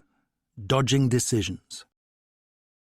President Lyndon Johnson said long afterwards about Vietnam, "I knew from the start that I was bound to be crucified either way I moved. If I left the woman I really loved, the Great Society, in order to get involved with that bitch of a war on the other side of the world, then I would lose everything at home. But if I left that war and let the Communists take over South Vietnam, then I would be seen as a coward, and my nation would be seen as an appeaser, and we would both find it impossible to accomplish anything for anybody, anywhere on the entire globe." Every president inherits a stable from his predecessor, starts out riding another man's horses. The war was the least biddable of Johnson's. Creation of the Camelot legend began within a microsecond of the bullets striking John F. Kennedy. The first assurance that his successor gave to Congress and the American people was that he would sustain the legacy, and it is impossible to see how he could have promised anything else. Though Johnson took pride in being the rough-hewn Texas ranch owner, the man mocked for his homely epithets, like, "Don't spit in the soup, we've all got to eat," for his supposed taste for okra with black-eyed peas, and for being photographed holding up a beagle by its ears. He was nagged by his own lack of refinement alongside the Kennedys and their courtiers. Johnson said much later, in a fit of self-pity about his alleged abandonment by JFK's men, that in 1964 he had kept on the 11 cowhands, the Kennedy cabinet. Setting aside the elephant of Vietnam, the former vice president was a much more effective politician than the wartime commander of PT 109. Every human being needs to get comfortable with himself, however. While such togetherness was achieved by Jack Kennedy, it eluded Lyndon Johnson, which goes far to explain the latter's tragedy. America's top military men were wary of him, not least because of sorties into windbaggery about his own record in World War II. He once told a reporter that he'd been known as Raider, an implausible claim since his combat experience derived from flying as a passenger on a single 1942 B-26 mission in New Guinea, which secured the visiting Texas congressman one of the more tarnished Silver Stars, awarded by General Douglas MacArthur. No legacy imperative obliged the new president to bomb North Vietnam, nor to dispatch 500,000 troops to the south. It was unthinkable, however, that in his first year of office, a re-election campaign year, he should tell the Americans already in Indochina to pack up and come home. Nothing that came later was inevitable, but everything derived from the fact that 16,000 men were in country, because John F. Kennedy had put them there. Just before David Ness took off to become Deputy U.S. Mission Chief in Saigon, his Commander-in-Chief told him, "Lyndon Johnson is not going down as the president who lost Vietnam. Don't you forget that." At the end of November 1963, MAC-V launched a new initiative to strengthen government control in the Mekong Delta. This involved widespread shelling of rural areas and the declaration of free fire zones, wherein anything that moved was assumed hostile. Villages were abandoned, and their inhabitants took up residence in shantytowns along Route 4. Some peasants adopted white clothes instead of their traditional black, because American pilots assumed that the latter represented dress code for guerrillas. The new aggressive policy was effective in lowering Viet Cong morale, eroding popular support. It did nothing, however, to promote loyalty to the Saigon government, as distinct from temporarily outbidding the communists in the auction of peasant terror. Then the generals started something new. Big Min had been running the country for less than 3 months, but some of his fellow officers had lost confidence in him. So too had the Americans.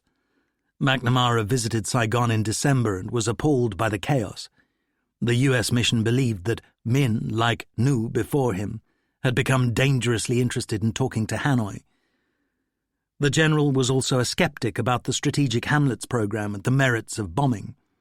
On the 28th of January 1964, 37-year-old General Nguyen Can travelled down to Saigon from his headquarters at Hue on a scheduled Air Vietnam flight, wearing civilian clothes supposedly to visit the dentist.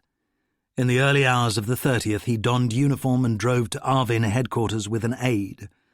Can expected to rendezvous there with paratroopers and a close colleague, General Tran Tien Kiem, to stage a coup to depose the Min junta. Instead, he found the building in darkness and telephoned to ask Kiem why nothing was happening. "Oh, I must have forgotten to set my alarm clock," said this indolent plotter. "But don't worry, we have the situation in hand." The coup, indeed, proceeded smoothly. At daybreak, the new leader of South Vietnam broadcast to the nation, saying that he was assuming power because General Min and his colleagues were making a poor fist of the war. Not a shot was fired. The inevitable Liu Conin had flagged the plot to his superiors, who decided to acquiesce because they accepted Khan's claim that Min had become eager to neutralize Indochina, a concept wholly unacceptable in Washington. McNamara and Lodge thought the newcomer the ablest of the generals. The most notable achievement of his first days in power was the liquidation of Major Nguyen Van Nung, killer of Diem and Nu. This professional executioner was himself professionally executed, being ordered to kneel in the garden of a Saigon villa, then presented with a single bullet in the back of the head. South Vietnam and its army were reduced to confusion and demoralization under a military strongman who quickly appeared weak. British Ambassador Gordon Etherington Smith thought that the US should have prevented the coup. The readiness with which Washington turned down its thumb on Big Min suggested that the governance of South Vietnam was now at the disposal of any senior officer whose writ ran among a few regiments. Etherington Smith wrote to London, "It seems increasingly probable that the very qualities which make Khan attractive to American soldiers, his bounce and fluency, render him unpleasant to a very great many Vietnamese." Khan quickly began to agitate for an invasion of North Vietnam, on the grounds that it was unacceptable for the war's death and destruction to be confined to the South. He was not alone in cherishing this fantasy. Some Saigon soldiers and politicians ever afterwards argued that they could have won the war had the Americans allowed them to strike into the north. Bui Diem, Saigon's former Washington ambassador, asserts that the Southern cause was doomed from the moment the U.S. ruled out this option. The Communists could be sure of eventual victory if they merely did not quit. Such enthusiasts were thus far correct, that Hanoi enjoyed an important advantage because it need make no provision to meet a major ground attack, while its own soldiers roamed freely across Laos, Cambodia, and soon South Vietnam. But the U.S. government displayed wisdom by forswearing any such overreach as MacArthur had perpetrated by racing to North Korea's border with China in November 1950. Moreover, the Saigon generals deluded themselves in supposing that the Arvin could, unaided, have mounted a successful invasion. In such an eventuality, they would assuredly have been repulsed. Khan's adventurism nonetheless compounded the discomfort already prevailing in Washington. Decision-makers began to see that the general's fluency and affability were his principal virtues. He was a less intelligent man than the displaced Min, with a meagre understanding of his own people. Even those Americans who assumed that South Vietnam must be ruled by generals now strove to identify some new ones who were clever, effective, honest, and biddable. The last requirement was the hardest to fulfill because the only way for any Vietnamese leader to secure popular respect was to distance himself from the U.S. 20-year-old embryo officer Doan Phuong Hai was bewildered, dismayed, and rendered increasingly cynical by the 4 changes of command at Dalat Military Academy during his pupillage there, following successive Saigon coups. We young cadets began to see that our seniors, rather than being imbued with the spirit of military brotherhood, turned on each other in pursuit of personal gain, power, fame. In those early months after the change of U.S. president, almost every military option was on the table in Washington, at Lodge's embassy and MacV. A key question was, who is our enemy? Was the rightful target for American might the communist guerrilla force fighting in South Vietnam, or instead North Vietnam, which was seen, half rightly, half wrongly, as the struggle's fountainhead? America's Joint Chiefs of Staff, now chaired by Maxwell Taylor, tended to favour the latter view. Among them were 2 weak, or at least cautious men, the Army's General Earl Wheeler and the Navy's Admiral David MacDonald, and 2 strong ones who cherished a clear vision. These latter were the U.S. Air Force's General Curtis LeMay, ringmaster for the 1945 B-29 firebombing campaign against Japan that killed far more people than the atomic bombs, and General Wallace Greene of the Marine Corps. Both favoured deploying either overwhelming force or none at all. LeMay was an intemperate, obsessive advocate of strategic air power, arguing every case he espoused with an abrasive voice that could sometimes whine like a turbine engine, in the words of a colleague. The airmen, for instance, fiercely resisted soldiers' demands to be allowed to operate their own helicopter gunships, one day removing the cigar customarily clamped to his lips to bellow at the Army Chief of Staff a challenge to fight a duel. "You fly one of these damned Hueys, and I'll fly an F-105, and we'll see who survives. I'll shoot you down and scatter your pea-shooter all over the goddamn ground." McNamara decided this particular dispute in favour of the Army, which did not diminish LeMay's disdain for the Defence Secretary. Green's quiet, professorial manner earned him the nickname schoolboy. He was intolerant of the instinctive caution of politicians, and even more so of the virtues of limited war, favouring prompt, positive, dramatic and consistent action, pursued with the full concerted power of U.S. resources. Like LeMay, he believed that North Vietnam could quickly be brought to heel by devastation of its installations and infrastructure. Green told Lyndon Johnson on the 4th of March 1964 that air strikes might well precipitate another Korean-type conflict, with a risk of escalation into global war. However, the bitter fact was that we were going to have to take a stand somewhere, and the decision which he was going to have to make as president was whether or not Vietnam was where this stand should be made. Maxwell Taylor, who remained chairman until July when Wheeler replaced him, changed his mind so often that he could later claim to have advocated at least 5 different policies, according to taste and date.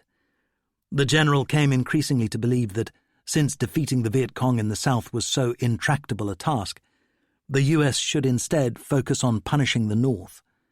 He thus became an exponent of bombing. The chief's impact on policy-making was limited, partly because successive chairmen conveyed to the White House anodyne expressions of JCS views, and partly because the president spent far more time with his civilian advisers, among whom McNamara carried most weight.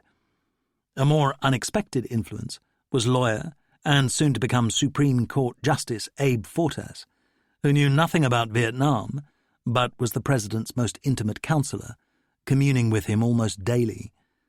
Those who have sought to blame the chiefs of staff for America's 1964-65 policy choices seem mistaken, because all decisions for war or peace are ultimately political. Even after the Korean experience, most of America's senior officers displayed an imperfect understanding of the merits of limiting conflict. Had the brass been permitted to dictate the course of events, they might well have mandated an even more disastrous escalation than that which took place. Yet the most remarkable aspect of the Washington debate was that it was almost entirely fixed upon identifying the appropriate level of force to apply, rather than with considering the case for extraction by political means. It was a weakness of Dean Rusk that, though responsible for America's diplomats, he never had much faith in diplomacy. Lyndon Johnson seldom engaged with foreign leaders, far less allowed himself to be influenced by their opinions. Throughout the first year of his administration, its principals showed themselves morbidly fearful of France's influence, believing that President Charles de Gaulle's enthusiasm for Vietnam's neutralization reflected a spiteful desire to see the U.S. humiliated. Great states have an unsurprising predilection for fighting the kind of conflict that suits their means, rather than the one they've got.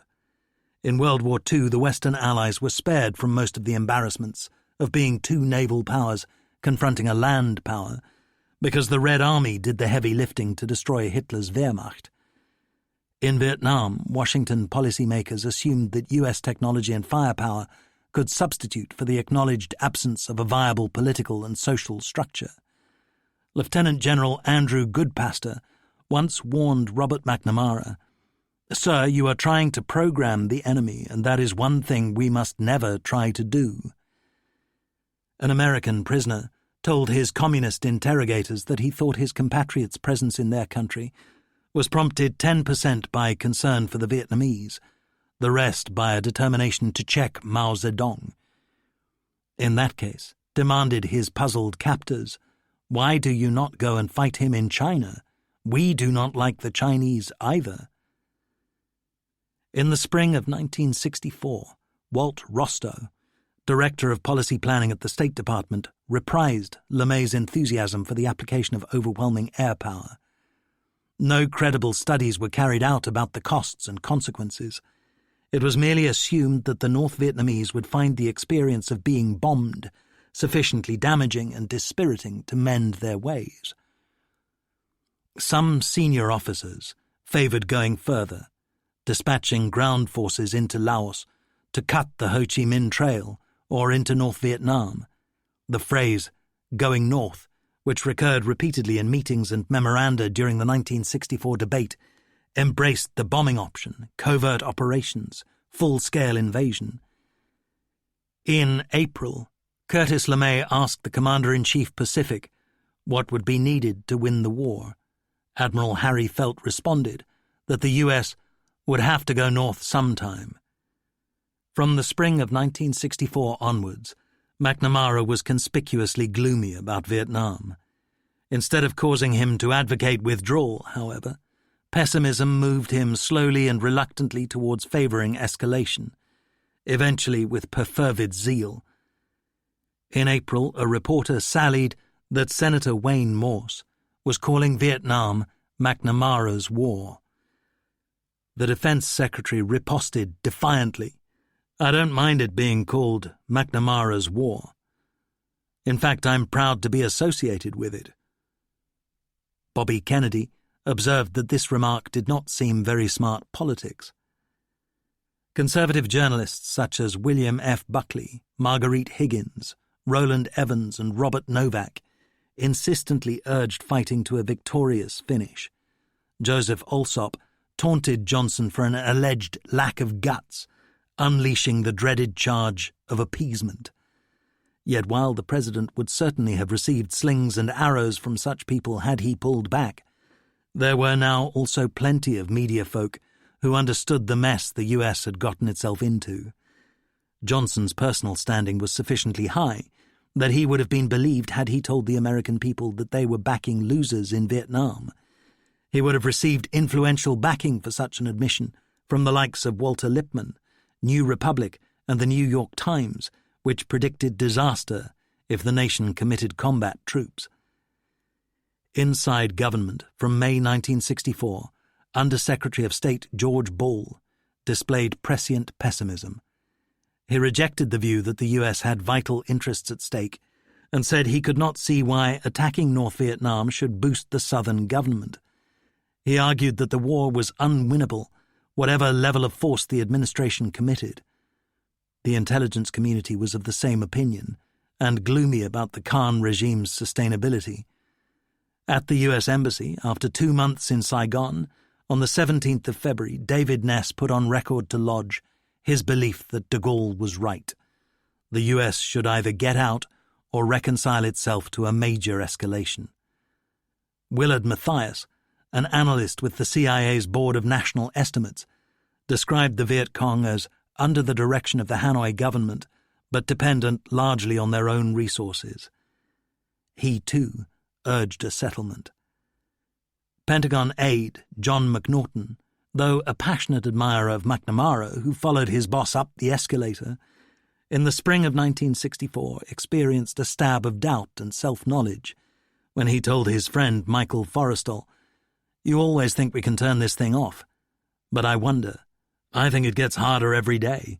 Each day we lose a little control. Each decision that we make wrong or don't make at all makes the next decision a little harder, because if we haven't stopped it today, then the reasons for not stopping it will still exist tomorrow, and we'll be in even deeper." McNaughton was in no doubt about the selfishness of U.S. purposes in Indochina, enumerating these a few months later. 70% to avoid a humiliating defeat to our reputation as a guarantor, 20% to keep South Vietnam and the adjacent territory from Chinese hands, 10% to permit the people of South Vietnam to enjoy a better, freer way of life. Scarcely anybody in Washington privately doubted that the Saigon government was rotten, that the war was languishing. Until the 3rd of November, however, and Lyndon Johnson's confirmation by the American people as their electoral choice of president, bad news was inadmissible. They must merely hang on in there. In March, McNamara visited Vietnam with Max Taylor and delivered a ringing endorsement of General Khan, the new capo. Brigadier General William Dupuy wrote home from Saigon, "Soon all the people in Washington will be in Vietnam and there won't be any room for Vietnamese. That perhaps is one way to win the war." In the Arvin General Staff Building, Rufus Phillips passed a Vietnamese major whose desk was piled high with books. The visitor asked what he was doing. "I'm helping to write the Constitution." Beside the officer lay books on the American and French constitutions and previous Vietnamese versions, such as those were. General Khan had assigned him this task, he said. A draft was passed to the U.S. Embassy, which conferred its seal of approval. Khan informed his fellow generals, some of them dissenting, that this was what the Americans wanted. Thus it was duly implemented.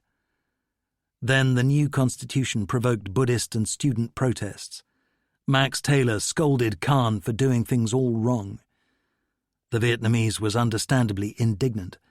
Had he not done exactly what his mentors demanded? Rufus Phillips fumed about the mindset this episode reflected. We'd carefully, painfully, for nearly 10 years, tried to build up this very fragile new nation.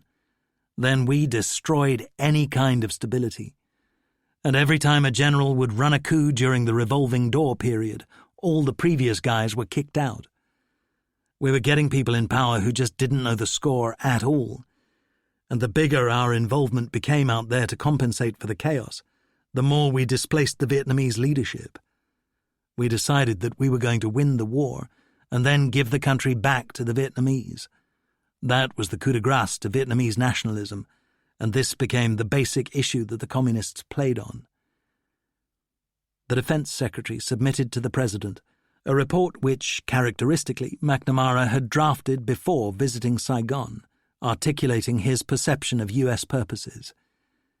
We seek an independent, non-communist South Vietnam. Unless we can achieve this objective, almost all of Southeast Asia will probably fall under communist dominance. This became the basis for the National Security Council's NSAAM 288, emphasizing America's commitment.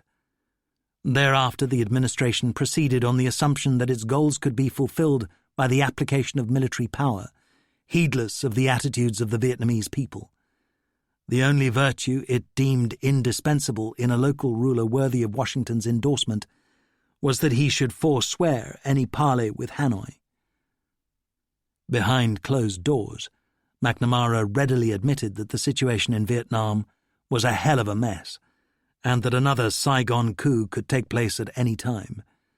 But both he and the President rejected absolutist counsel, both from those who favored abandoning South Vietnam and from those who sought a dramatic raise in the stakes. Johnson professed skepticism about whether bombing the North would achieve much. In the early election campaigning months of 1964, both men emphasized their commitment to the regime, but were unwilling to go beyond small incremental steps in managing the war, such as would not attract unwelcome notice from voters. When Soviet Ambassador Anatoly Dobrynin had his first meeting with the President on the 17th of April, to his surprise, Vietnam was scarcely mentioned. The following month, a flare-up of fighting in Laos caused France, India, Cambodia, and the USSR to call for a reconvening of the 1962 Geneva Conference. The Americans rejected the proposal, lest neutralization of Vietnam should also become an issue. Yet if they wanted out, such a forum might have opened a door. McNamara's man Daniel Ellsberg, later famous as leaker of the Pentagon Papers, identified 1964 as the last time in which a loyal bureaucrat could conceive of it being appropriate for the U.S. just to cut its losses. By the beginning of the following year, America had suffered so many failures and humiliations, both military and political, that a withdrawal must inevitably be viewed by the world as a defeat, such as no administration could readily countenance. In the early summer of 1964, however, matters were not yet that bad. The Defense Secretary's prevarication, as the Joint Chiefs viewed it, exasperated especially LeMay and Greene, who were convinced that mere persistence with existing policies would not suffice to turn a tide which, all parties agreed, was running strongly for the Communists. They were also impatient with their chairman Taylor, who they felt was unwilling to tell the President and McNamara harsh truths they did not wish to hear. Through the spring, the mood among the brass grew sourer.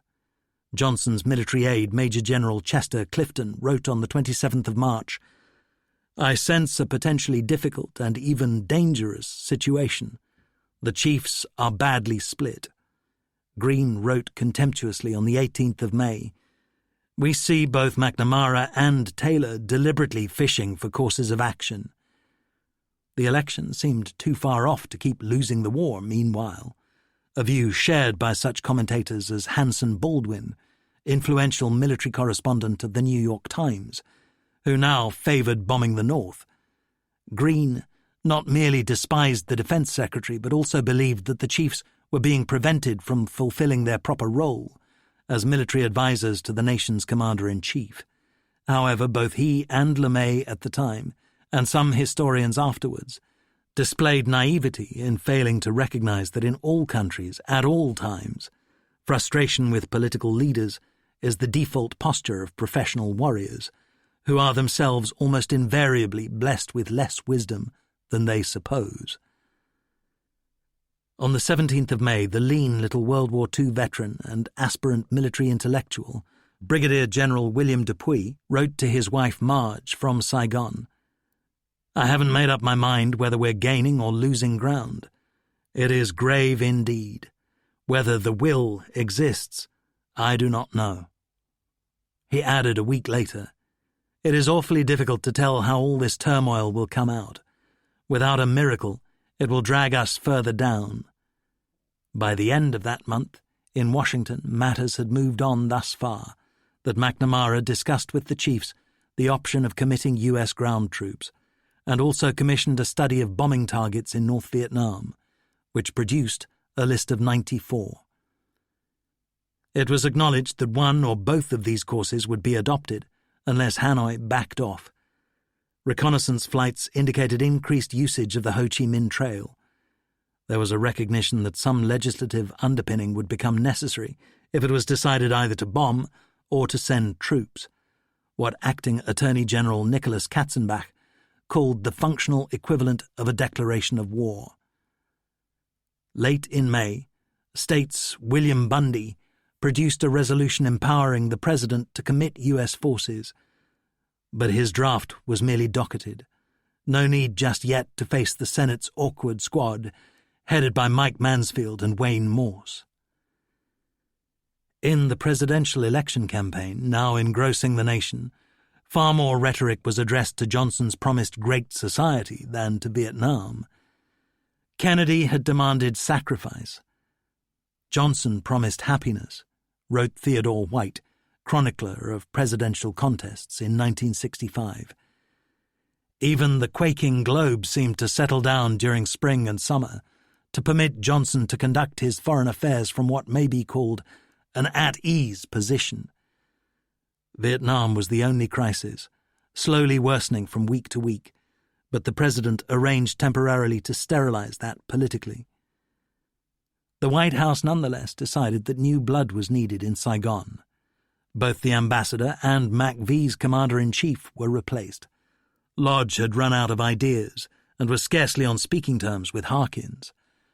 The names of Robert Kennedy, McGeorge Bundy, and Robert McNamara were mooted as possible successors, before the choice fell on Max Taylor, the soldier most personally trusted by the President. Taylor was sent in July not to do diplomacy, but to run a smarter war. If the general had not been addicted to office, position, power at 62, He would surely have declined to occupy such a bed of nails. It is hard to imagine how he could have supposed that assuming proconsular responsibility at such a time, in such a place, would enhance his reputation. Nonetheless, accept the embassy Taylor did, confirming the view of skeptics among his World War II comrades, who considered that the general's vanity and penchant for backstairs politicking notably exceeded his talents and judgment. Taylor's place as chairman of the JCS was taken by General Earl Wheeler, a bureaucrat and military power broker with little field experience, whom General Harold Johnson succeeded as Army Chief. With Taylor in Saigon, it was never likely that Wheeler would have a dominant voice in Vietnam strategy making, but the new chairman's weakness of character soon became apparent. General William Westmoreland, who on the 20th of June 1964 took over MAC-V, said, "I inherited this political chaos. It was almost like trying to push spaghetti." Harkins was permitted to retire with honour, though his failure had been egregious and his misjudgments apparent. His successor was junior to Taylor, while directly answerable to the Navy's Commander-in-Chief Pacific. Before Westmoreland was appointed, questions were asked about whether he was sufficiently big, bright, or tough. It is alleged that the chiefs instead wanted Harold Johnson, Crichton Abrams, or Bruce Palmer in command, that Taylor was deceitful when he informed the President and McNamara that Westy was the JCS choice. Westmoreland has often since been derided as the most impressive regimental commander the U.S. Army ever produced, and it is hard to make a plausible case that in Vietnam he showed himself one of history's great captains. One of his staff, a Marine, wrote home, "He has a good grasp of the whole picture, a quick ear for the trouble spots, but he lets his imagination run away with him. Some of his projects are crazy." It seems nonetheless unlikely that Sherman, Patton, or even Ridgway would have done better. Soldiers observe wryly that the unique selling point of their profession is that they kill people. It is too much to ask of most that they should resolve political and social challenges beyond their intellect, experience, conditioning, and resources. Westmoreland said later, "Very much ringing in my ears and the ears of all officers at that time was Mr. Kennedy's very emotional and stirring inaugural address. We'll bear any burden and meet any hardships, support any friend, oppose any foe, to ensure the survival and success of liberty." We felt pretty good about going to Vietnam to fight for such an idealistic principle. If such an assertion sounds trite to a cynical 21st century listener, it seems mistaken to question the sincerity of the general's fervour when he took up his post in 1964. Like almost all military professionals, he was imbued to excess with the spirit of can-do. The price of such an attitude, however, was that on Westmoreland's watch, realism was banished, as surely as it had been under Harkins. Old Indochina hand Howard Simpson was reassigned to the U.S. Saigon Embassy at this time. In transit, he attended a Honolulu strategy summit at which the cast was headed by McNamara, Rusk, Taylor, Westmoreland, and CIA Director John McCone. Simpson noted with dismay that no one present had real knowledge of Vietnam, and his spirits sank further as he followed the ebb and flow of discussion. I soon learned that the lessons of recent history were not on the agenda. The French had lost. We were going to win. I could have shut my eyes and imagined myself sitting through a briefing at the French High Command in 1953. Simpson did not let himself dare speak out, but listened in disbelief as plans and projects were explained that he knew no Vietnamese would implement. Worse indeed, Saigon's soldiers and officials would adopt their familiar tactic of agreeing to everything while intending to do nothing. The Vietnamese were being cast as the little men who weren't there. To all intents and purposes, they appeared to have become outsiders in the struggle for their country. This was profoundly true, profoundly important. The Americans, so proud of their own anti-colonialist heritage and mindset, were bent upon conducting a war in exactly the style of colonialist governments through the ages. Frank Scotton defined the average American's attitude to the Vietnamese as callous disregard. Americans of all grades joked about Vietnamese technology being defined by picking up one thing with two sticks or carrying two things with one stick. We were allies who understood very little of each other. In South Vietnam, force quite often sufficed to inflict tactical defeats on the communists. Yet such sensitive Americans as Scotton, Simpson, Van and Ramsey understood that battlefield successes could contribute astonishingly little. Perhaps the foremost irony of the war, especially for those who perished, was that fighting was the least important part of it, as against the social and cultural contest between Hanoi and Saigon. By delegating the central role in the American mission to Max Taylor, the administration mandated an electrician to address a lethal gas leak, though Taylor himself used a different figure of speech. My task was that of the Dutch boy with the leaking dike, sticking in his thumb to plug the thing up. William Dupuy wrote to his family as Westmoreland took over, "We can't win, but we can, perhaps, keep from losing." That summer, as throughout the war, days of relative tranquility in Saigon promoted spasms of optimism in Washington that big decisions might be deferred. Westmoreland, with Lodge's support, told the Honolulu Strategy Conference that the situation had bottomed out, was levelling off and would start slowly uphill. There would be no collapse in SVN unless there was some unusual violent occurrence such as a coup or assassination. McNamara and the CIA's McCone urged a bleaker view, but Westmoreland and the outgoing ambassador stuck to their guns. The general excelled at the part of his role which demanded managerial skill. One officer described his staff as the crème de la crème. Dick Stilwell, the chief of staff, and punchy, pint-sized Dupuy as operations officer were workaholics like their boss. The administration of a fast-expanding U.S. presence was conducted with notable efficiency, albeit at brutal cost to the social and natural environment. The fighting part, however, went less well. On the 28th of July, Dupuy wrote home, "There is a great collection of brass in this area. Frankly, the poor little Vietnamese are overwhelmed and bewildered, and I'm not sure they're not slightly frightened by it all, visibly weary of the war, and apparently unwilling to contemplate another 10 years of grinding, tedious, but bloody pacification. I'm sure they would like to have us attack North Vietnam for them." He added in August, "It's hard to see how we can win if the leaders of the country don't think they can win." In Washington, the mood became slowly, secretly, but relentlessly more hawkish. McGeorge Bundy, Dean Rusk, and John McCone favoured committing ground troops after the election, though Rusk at the Honolulu meeting stressed the unpreparedness of the U.S. public to absorb increased military action. McNamara remained wary of sending an army, but now favoured bombing the North. Intelligence produced a new thesis. Precisely because Hanoi owned so little industry and infrastructure, it would be especially sensitive about seeing these obliterated. Assistant Secretary John McNaughton, a long, lanky, fluent young lawyer, proposed an orientally subtle bombing strategy based on raising the level of pain, one cut of 1,000 at a time. We should strike to hurt, but not to destroy. When the chiefs met at the White House on the 31st of July, Wallace Greene restated his conviction that the U.S. must carry the war to North Vietnam to have any hope of achieving a tolerable outcome in the South.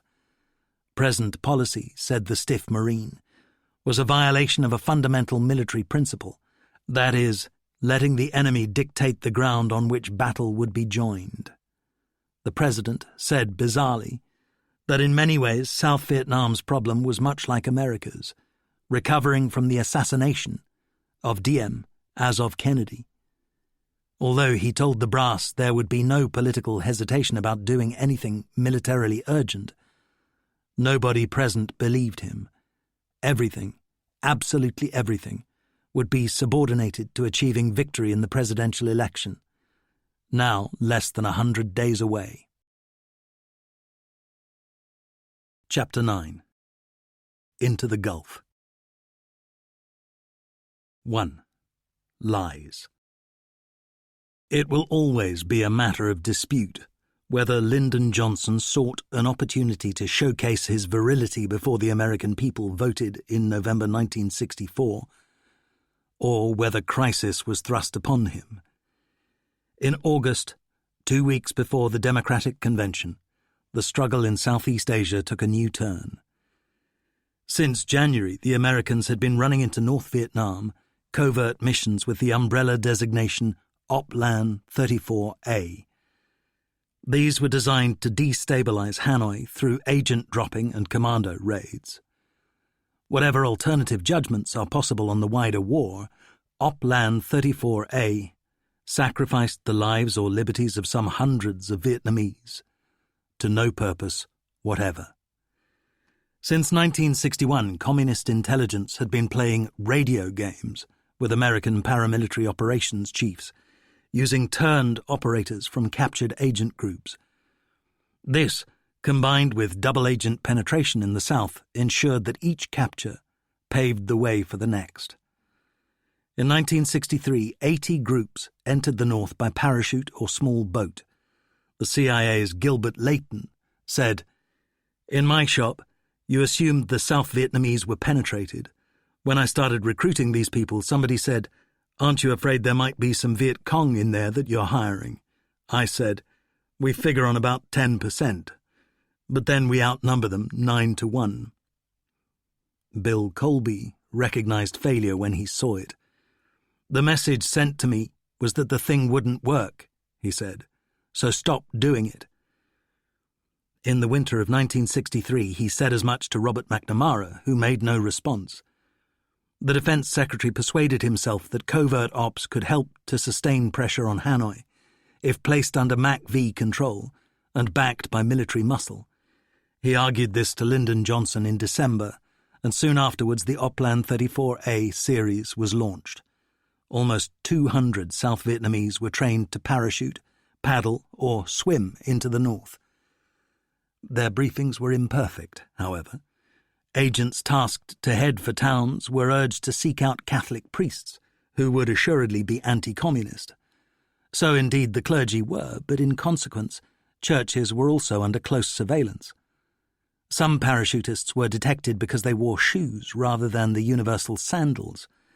One was captured in American blue jeans, promptly appropriated by the soldier who seized him. Many surrendered the moment their feet touched the ground. The North Vietnamese staged occasional show trials of Saigon agents, while firing squads executed intruders who resisted capture. Most of the Oplan 34A personnel were indefinitely imprisoned, the last survivors being released only in 1995. Colonel Clyde Russell, who ran the Studies and Observation Group, or SOG, overseeing the missions, told a later JCS inquiry, "We did commit most of these people without very high expectations. We never had a successful operation."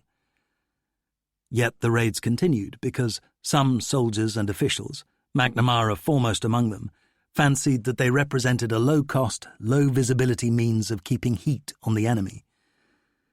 The South Vietnamese crews of the high-speed patrol boats that conducted the amphibious raids relished being an elite, together with the cash bounties the US paid them.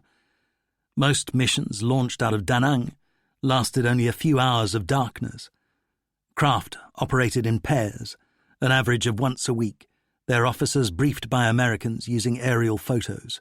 Swift and nasty boats landed SEAL teams, Vietnamese Nong, to fire on shore installations. There were occasional clashes with North Vietnamese craft, some of which they engaged with their own 40mm guns. None of the northern incursions was truthfully recorded. They appeared in logs under the cryptic heading, U.S. Liaison. The Vietnamese found it thrilling to drive their 55-knot boats, which no communist craft could catch, and, in the words of an officer, "It was great to be taking the war to the north instead of just passively defending our own territory." The Communists had grown accustomed to repelling the raiders, so that coastal defences maintained a high state of alert. On the 28th of July, after an attack on the island of Honzhou, Chinese-built Swato-class patrol boats pursued the attackers for 45 miles. 2 days later, commandos were repulsed during an attempt to storm a radar station on Hon Mei Island. They merely sprayed the facility with automatic weapons fire. The defenders were thus wide awake 3 days later, when the destroyer Maddox, conducting a De Soto electronic eavesdropping mission within a few miles of these same islands, entered waters claimed by North Vietnam, though beyond the limit recognized by the US.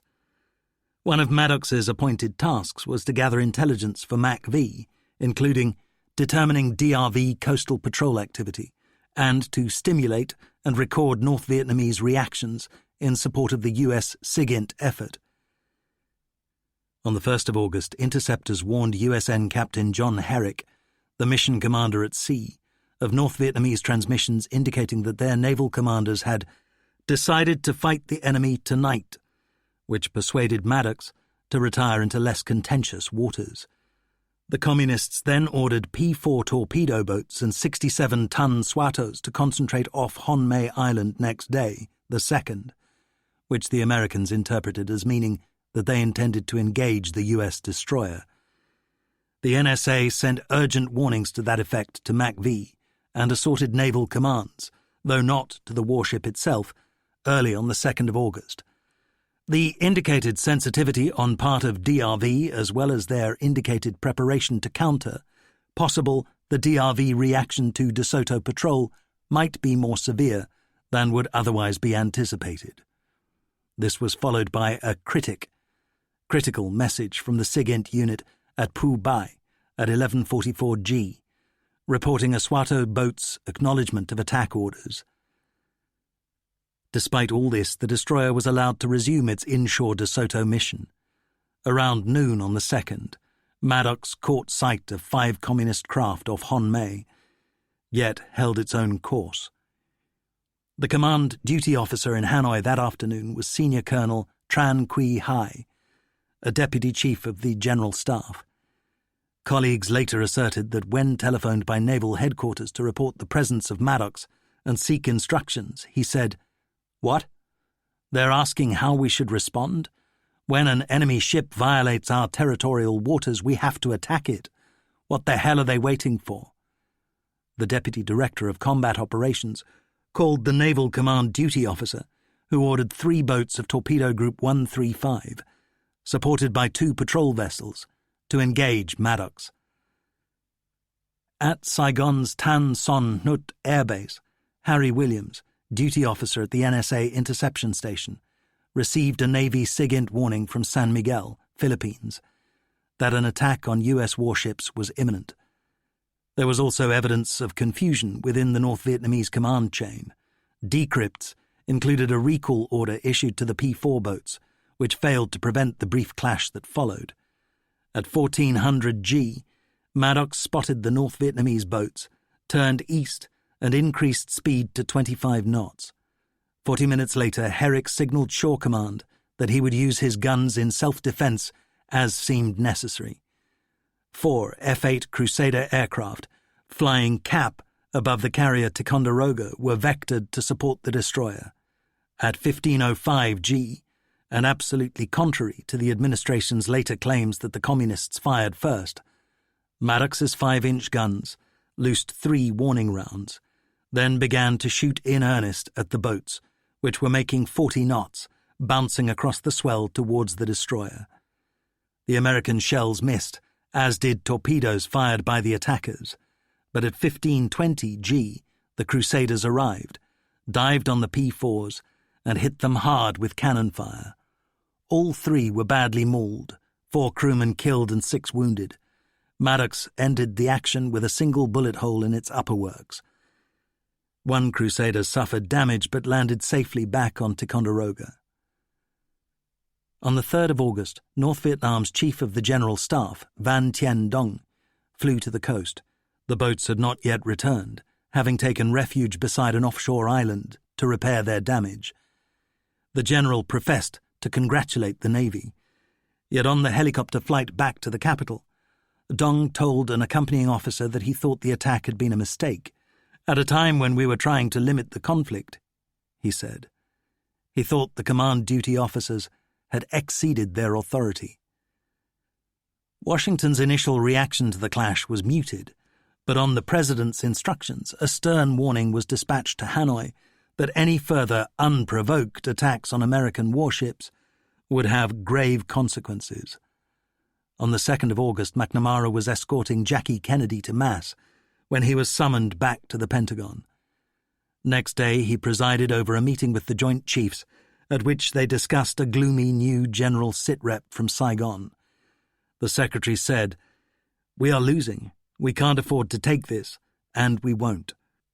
There were reports of a Chinese air division moving into North Vietnam. The CIA's McCone warned of possible Chinese air attacks on Saigon. The Russians might also take a hand, perhaps with fighter aircraft and without a vowel, as they had done in Korea.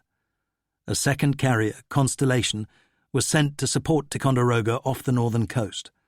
Another destroyer, Turner Joy, was dispatched to join the Maddox. Captain Herrick at sea was in no doubt matters had got serious, signalling, "DRV has cast down the gauntlet and now considers itself at war with us." He urged providing heavier warship support for the De Soto mission, which was ordered to close the coast once more on the 3rd of August. That same night of the 2nd, South Vietnamese commandos staged another Opland 34A raid, during which 4 boats fired on shore installations at Vinh Son, and one was chased by the Communists. This activity took place many miles from Hon May Island, where the North Vietnamese were still struggling to salvage their 3 craft damaged that afternoon. The Phu Bai interceptors, however, misinterpreted enemy radio traffic, believing that it presaged another looming attack on U.S. warships. At 16:56 G, Phu Bai thus issued a new critic warning. The next day, the 3rd, one Swato boat indeed tracked the American vessels by radar, but from a safe distance. Though there were tense hours at sea, not a shot was fired near Maddox or Turner Joy. Nobody in Washington suggested pulling back the De Soto mission. Next morning, the 4th, the 2 destroyers resumed inshore eavesdropping.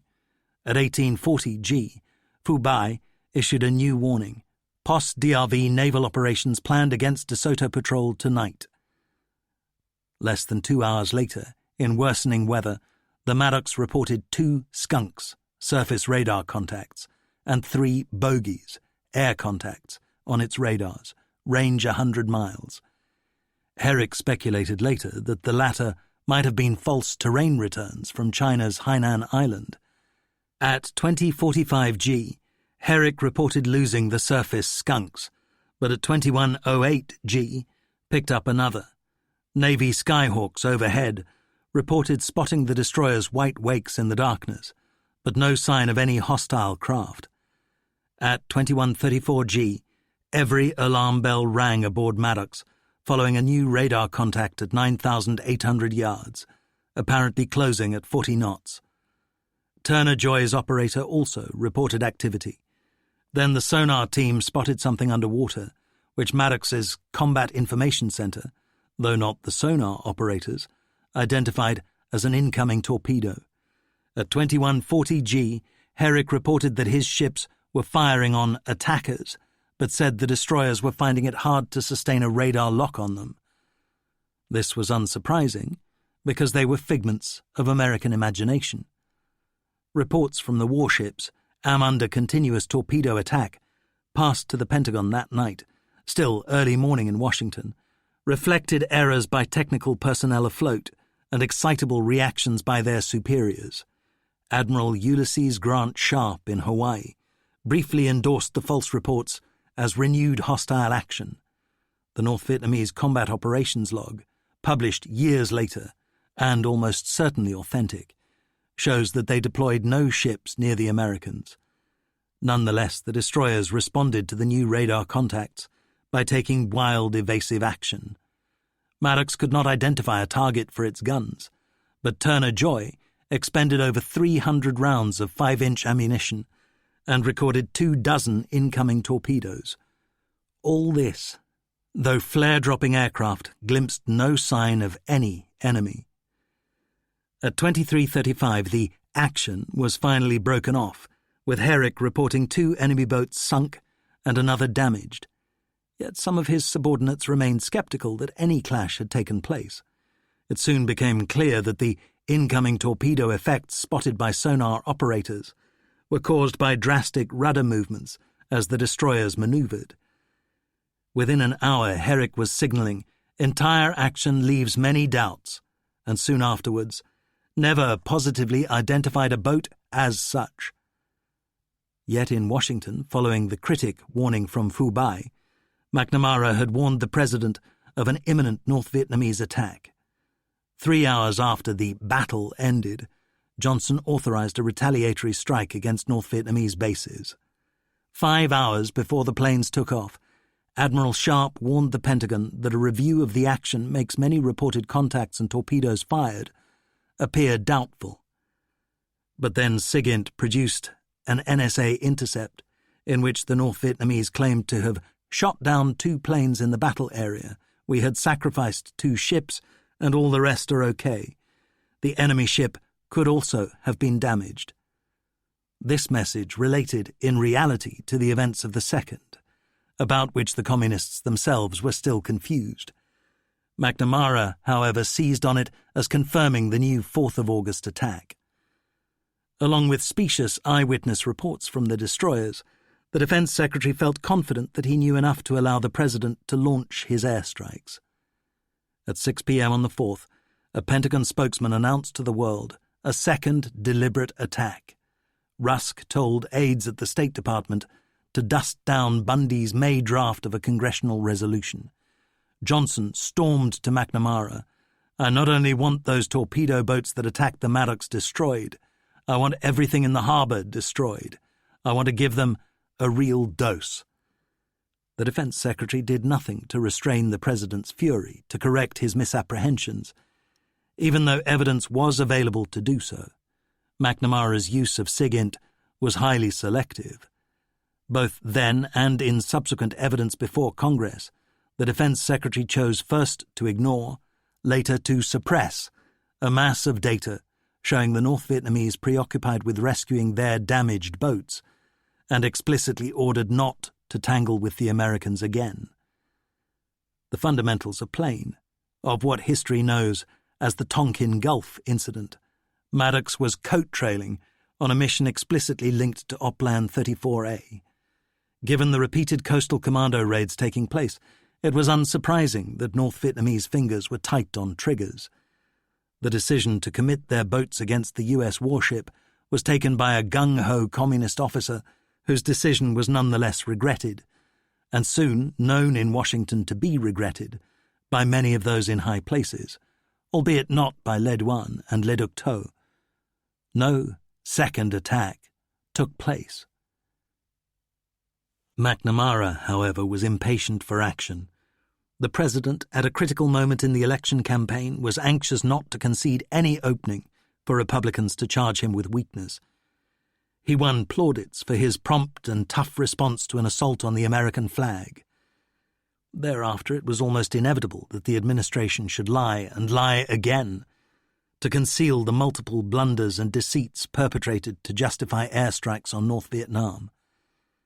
The President delayed his 4th of August national TV address until 11:36 p.m. Eastern Time, when Admiral Sharp told him that Ticonderoga's and Constellation's planes were airborne. Aggression by terror against peaceful villages of South Vietnam, Johnson told his people, has now been joined by open aggression on the high seas. Repeated acts of violence against the armed forces of the United States must be met not only with alert defense, but with positive reply.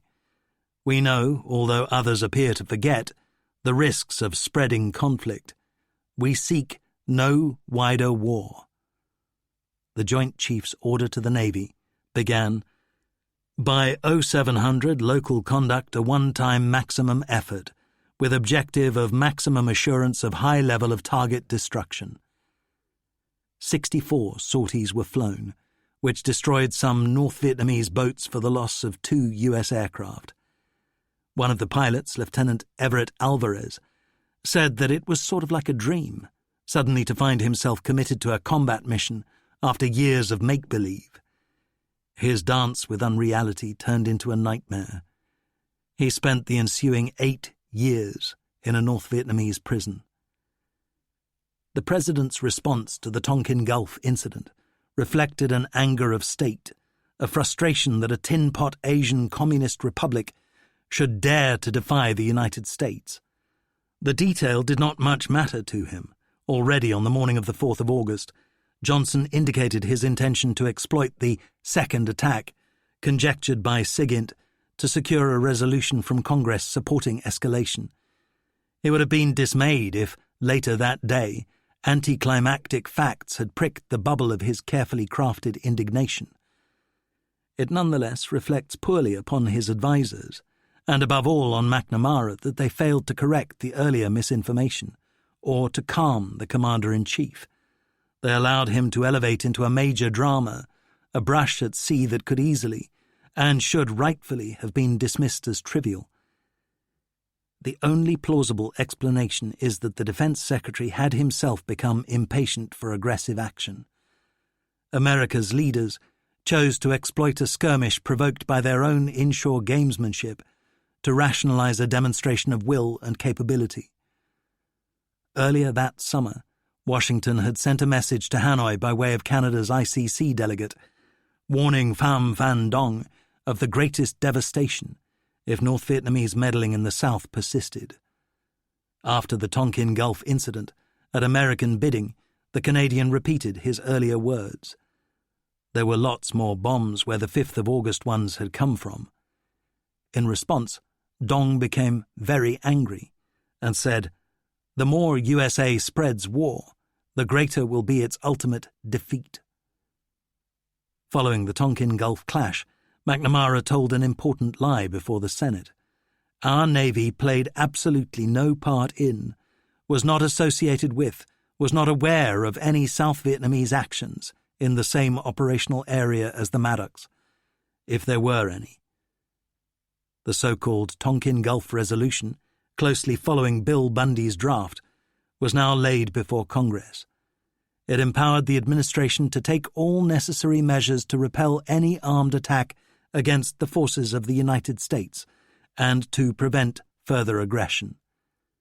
Senator Richard Russell spoke for most of his colleagues when he said, "Our national honor is at stake. We cannot and we will not shrink from defending it." Senator Eugene McCarthy, who later played Brutus to Johnson's presidency, said, "The proposition was, is it all right for American boats to fire back if they're fired upon?" It's pretty hard to vote against that. Democrats Ernest Gruning and Wayne Morse cast the only dissenting votes against the 7th of August passage of the resolution, which thereafter provided the authority for America's war-making in Southeast Asia.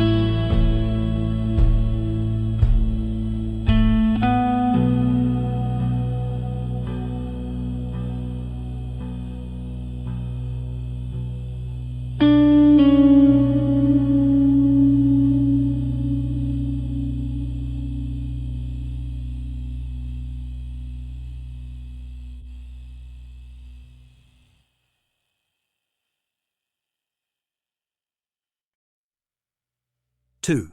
Hawk's Ascendant. At 13:30 G, on the 5th of August, North Vietnam's Party Military Committee met in the headquarters of the General Staff, known as Dragon Court, because stone dragons flanked the 9 steps leading to its entrance. They had just begun to review the events of the 2nd of August when they heard of the American air attacks on the coast. This was followed, in turn, by news that 2 planes had been shot down and a pilot captured, prompting such a display of glee that the meeting was suspended, as also were immediate recriminations about the Tonkin Gulf clash. Those first raids prompted demonstrations in the streets of Hanoi that were, in the words of a British diplomatic witness, as near to spontaneous as such things ever are in communist countries. The bombing did more for North Vietnamese unity than any propaganda exhortation. A teenager who watched from his village as aircraft struck nearby oil tanks at first experienced mere shock and bewilderment. Then, I began to see that the lives of young people like me would soon reach a turning point, he said, when we would have to fight for the independence and freedom of our people. Far from being cowed by the bombs, they convinced the boy that his people were victims of unprovoked terror. He later became an air defense officer. Max Taylor once observed that Americans knew little about the communist leadership and less about its intentions. The British consulate in Hanoi, which was chiefly its secret intelligence service station, reported with notable prescience after this first round of bombing that North Vietnam's leaders will not be intimidated, nor will they be deflected. Roads will be rebuilt, bridges replaced by simpler bamboo structures, and supply dumps resupplied. Air attack would only strengthen their resolution. The Politburo was indeed much less dismayed by the bombing than by private expressions of anger from Moscow and Beijing about the attack on Maddox. Ho Chi Minh emerged from semi-retirement, chairing a session at which he demanded sternly, "Who gave that order?" Giap demanded disciplinary action against those responsible, notably Senior Colonel Tran Quy Hai. Hai said that before unleashing the boats, he had consulted a member of the Politburo.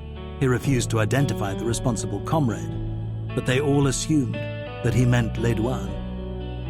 Though Hai was formally reprimanded, Chief of Staff Dong dismissed talk of regrets or recriminations, shrugging, "Even if we don't attack them, they will attack us. That is their nature as imperialists." A distinguished NVA officer who defected in 1990 confirmed that the 2nd of August attack was authorized by Le Duan, who had mocked Giap's anxiety to avert a showdown with the Americans, saying, "He's as timid as a rabbit." Since the US had fabricated the 4th of August clash to justify bombing the North, Hanoi saw no merit in further military restraint on its own side. This was where Washington paid the heaviest price for the post-Tonkin Gulf airstrikes. By translating the threat of bombing into reality, it played a card that was most potent while retained in the hand.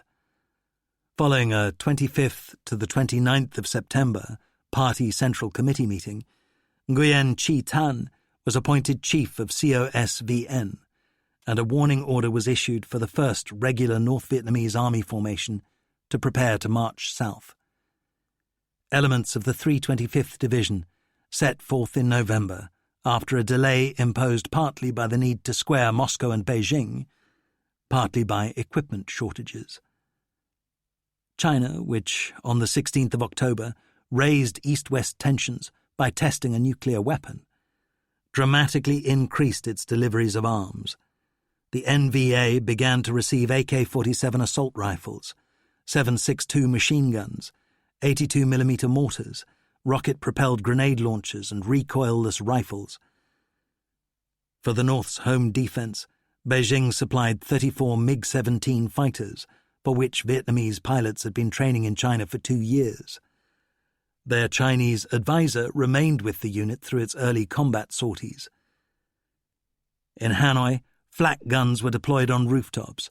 Half the civilian population was set to digging trenches. On the evening of the 5th of October in Beijing, Mao Zedong and Zhou Enlai discussed the war with a Hanoi delegation. Mao said he was confident that Johnson had no desire to invade North Vietnam, though he opposed wantonly provoking the Americans. Pham Van Dong concurred, telling the Chinese leaders, "We should try to restrict the conflict to the sphere of special war and to defeat the enemy within this context." He added, however, "If the U.S. dares to commit troops, we shall fight, and we shall win." They discussed possible negotiations through the United Nations, which Secretary-General U Thant had proposed. Though Mao changed his mind a few months later, that evening he said, "It is no bad thing to negotiate. You have already established a good bargaining position. It is another matter whether the negotiations succeed." Le Duan had travelled to Beijing immediately following the Tonkin Gulf incident to inform Mao of his intention to send a regular division south. Now the Chinese leader urged the North Vietnamese to consider carefully the timing of this deployment before the formation marched. As for Lyndon Johnson, in the months following the August drama, it remained his preferred option to hold down the temperature in Southeast Asia until polling day. There was no further bombing of the North. The president used the hotline to soothe Moscow. The Tonkin Gulf clash and subsequent resolution came to loom large in history only much later, when the administration's deceits were revealed.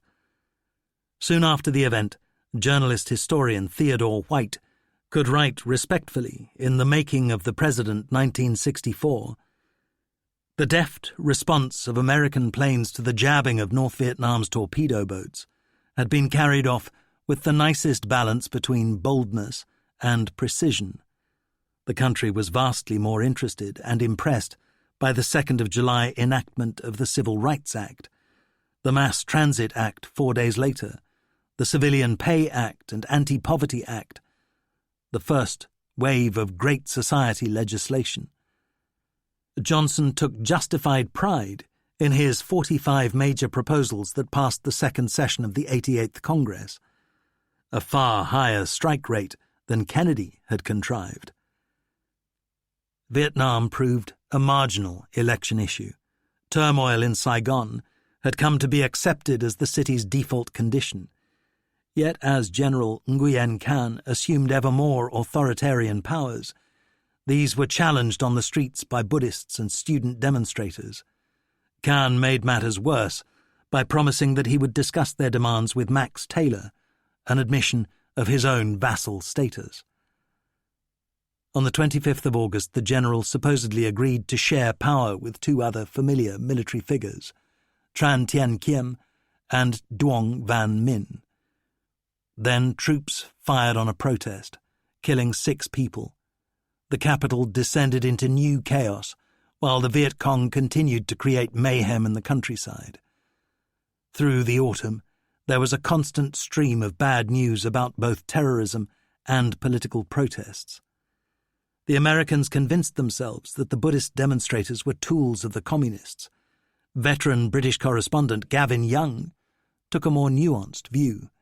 He saw the Buddhists as convinced that communism was barbaric and malign, just as they considered the Americanization of their country degrading. Strangely enough, they merely desired the means to wage a more successful war against the communists, for they believed that the American-sponsored generals who ruled the country were hopelessly corrupt and incompetent. They themselves were pure Vietnamese nationalists, proud of their history and their culture. They feared and mistrusted foreign influences of any kind.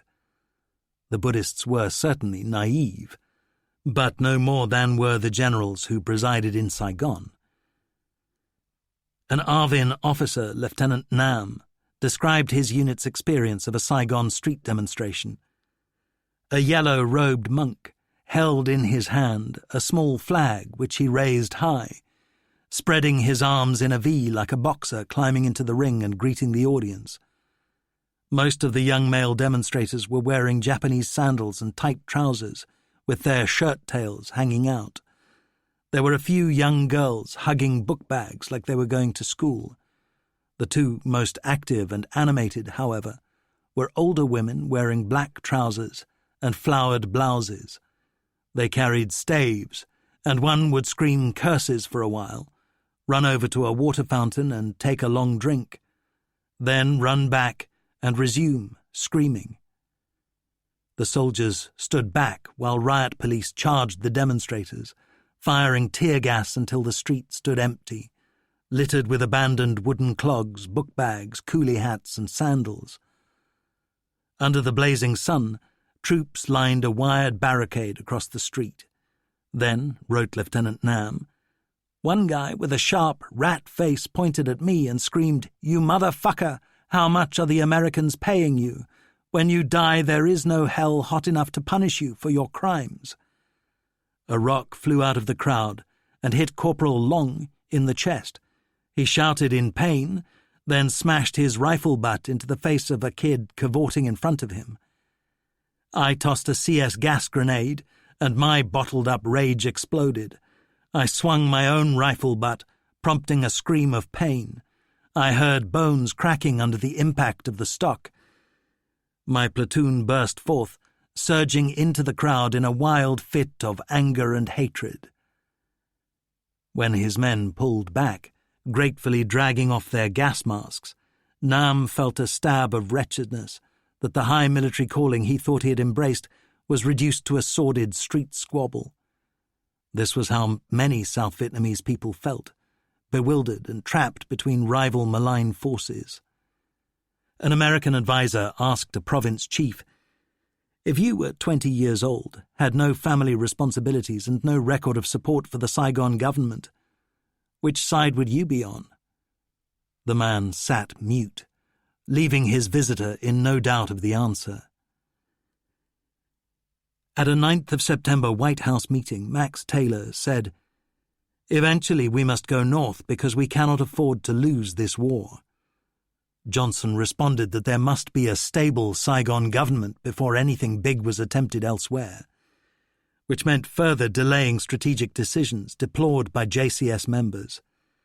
The Marines' General Greene denounced as a gigantic gamble the president's refusal to make any big commitment before the election.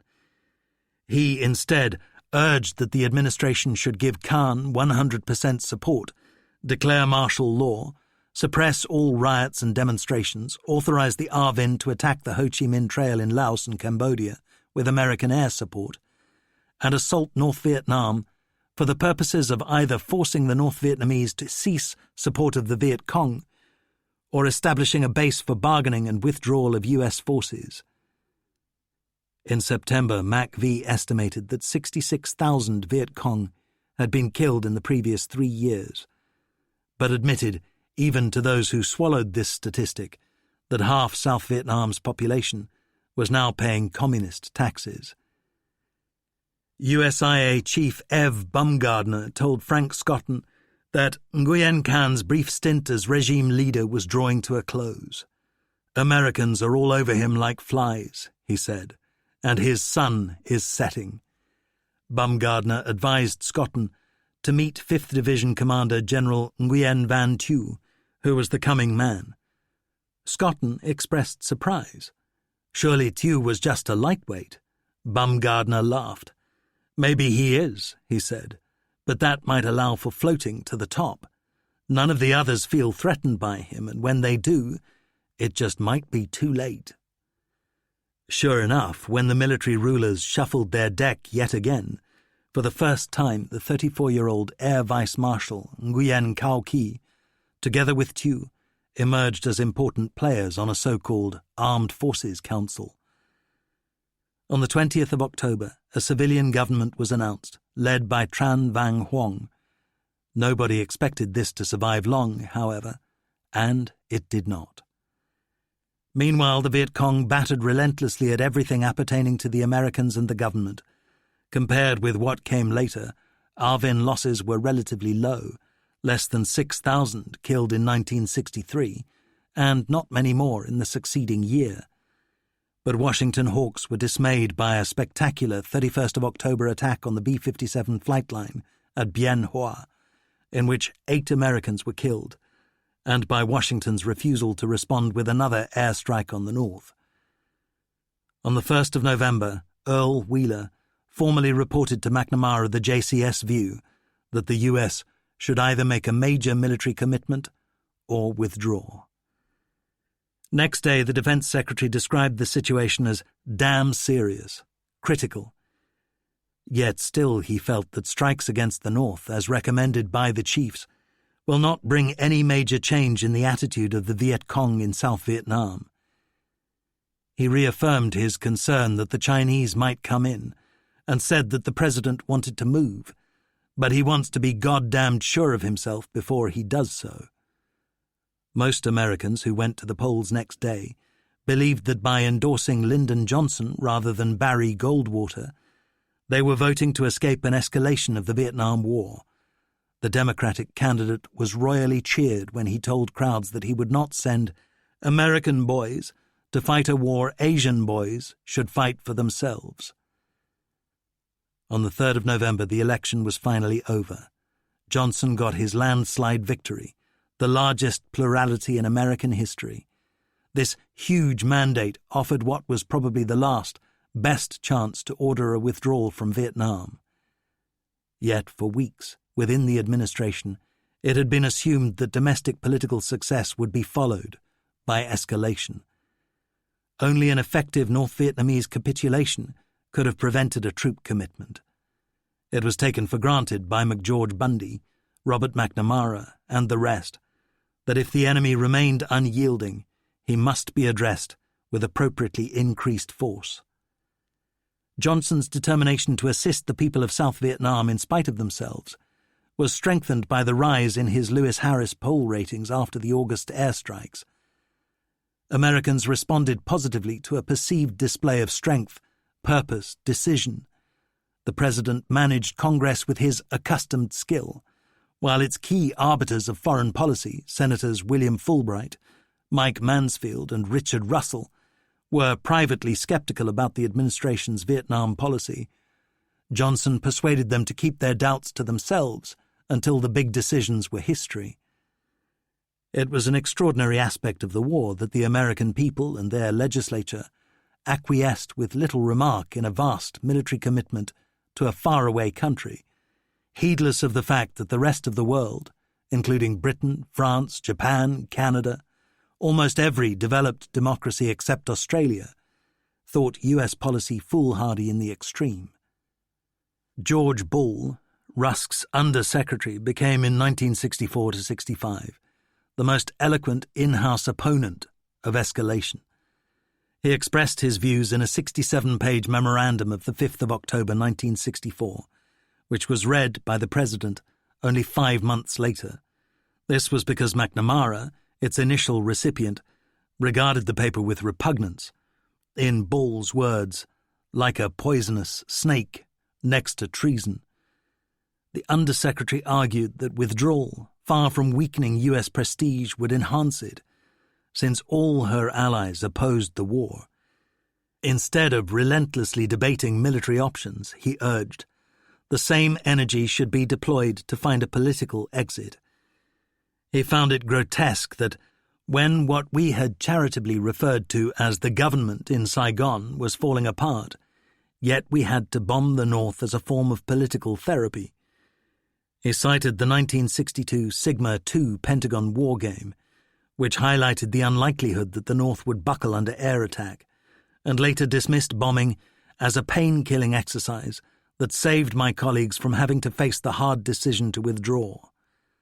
Bull thereafter became the administration's licensed dissenter, granted respectful hearings even from the president himself, while changing nothing. Why was there so little argument? Americans have never been much impressed by the views of foreigners or East Coast intellectuals about their affairs. In 1964-65, the conservatism of Middle America was still manifested in its willingness to trust the national leadership, to believe what its presidents said, even across a party divide. Patriotism helped to stifle debate when American boys were already dying. Though the New York Times and Washington Post had become critical of the commitment, relatively few people got their news from the liberal press. Meanwhile, the foremost reason for public passivity was surely that no gunfire was being heard, no shells or bombs were falling on their own continent. There was an urgency, even desperation, in the attitude of Vietnamese to their own predicament, because they paid a daily blood price. Americans did not. Nothing concentrates minds, not always rationally but certainly powerfully, so much as the spectacle of death and destruction in one's own streets and fields. The Johnson administration, by contrast, could make its decisions confident that whatever the consequences for Southeast Asia, no material damage would befall the continental United States. In 1964-65, the highest stakes appeared to be relatively small sums of money, together with the egos of the president and those around him, which they so deftly enfolded in the flag that personal reputations seemed in that season inseparable from the nation's global prestige. If the rubble on the streets of Saigon, the tears of peasants in the paddies of the Mekong Delta, had lain instead on Pennsylvania Avenue, or fallen on North Carolina tobacco fields, Americans might already have been demonstrating as vigorously as were Vietnam's Buddhists. The course of events after Lyndon Johnson's election triumph might have been very different. The president chose to deny himself choices, determining that the only acceptable outcome was a military victory, for which South Vietnamese will was conspicuously lacking. On the 21st of November, William Bundy submitted a memorandum proposing alternative degrees of escalation. 10 days later, Johnson authorized Operation Barrel Roll, secret bombing of the Ho Chi Minh Trail inside neutral Laos. This was deemed politically safe because far from prying eyes, and indeed did not leak until Christmas. The president explicitly asked Taylor in Saigon if he wanted U.S. ground troops, and may have been disappointed that the ambassador continued to oppose a deployment. By the 1st of December 1964, though the world supposed the big decisions about Vietnam to lie in the future, the only serious argument within the administration was about whether to launch a major air campaign against the North, to send ground troops, or to do both. The president was convinced that to fight to the end, almost heedless of cost, was the courageous course, the honourable course, the only course worthy of Time's Man of the Year. David Halberstam described Johnson as the elemental man, a man of endless, restless ambition, a politician the likes of which we shall not see again in this country, of stunning force, drive and intelligence, and of equally stunning insecurity. From December onwards, the Viet Cong launched a series of devastating attacks close to Saigon, and almost 1,000 lesser acts of terrorism within a fortnight. At a meeting of the U.S. Chiefs of Staff attended by Westmoreland, an exasperated general demanded, "Why is it that the North Vietnamese appear to be so well disciplined, and the South Vietnamese appear to be an undisciplined rabble?" Mac V's boss said the NLF had a very strong leadership. What was to be done about the general's relentless dogfighting? Westmoreland thought the Vietnamese, at least in Saigon, are coming more and more to feel that they can count on the U.S. Army to worry about the commies, while they put their own efforts into jockeying for political power. The Army's Deputy Chief of Staff said contemptuously after the meeting broke up, "If we add up everything Westy has said so far, it amounts to 1. Mac V is doing a fine job. 2. He is not optimistic, but on the other hand he is not pessimistic. 3. He has little to recommend. And 4. He is a smug young politician, but not as smart as he thinks." Early in December, the President instructed the State Department to start hustling among America's allies for co-participants in the war, and he did not mean just a chaplain and a nurse. When William Bundy met the Australian and New Zealand ambassadors, the latter avowed his government's caution. On the 7th, during meetings with Britain's new Labour Prime Minister, Johnson sought Harold Wilson's backing, urging that a few soldiers in British uniforms would have a great psychological effect and political significance. Here was a familiar theme in the Anglo-American relationship. U.S. armed forces were well capable of pursuing whatever objectives they chose, without aid from soldiers bearing the Union flag, but London could provide valuable political cover. McNamara once said that he would pay $1 billion for a British brigade, and he seldom joked. In Washington, Wilson temporarily deflected Johnson by saying that the Queen's soldiers had their hands full in Asia addressing Indonesian aggression towards Borneo and Malaysia. He was not told of American plans for escalation, because it was plain that his government wanted no part in it.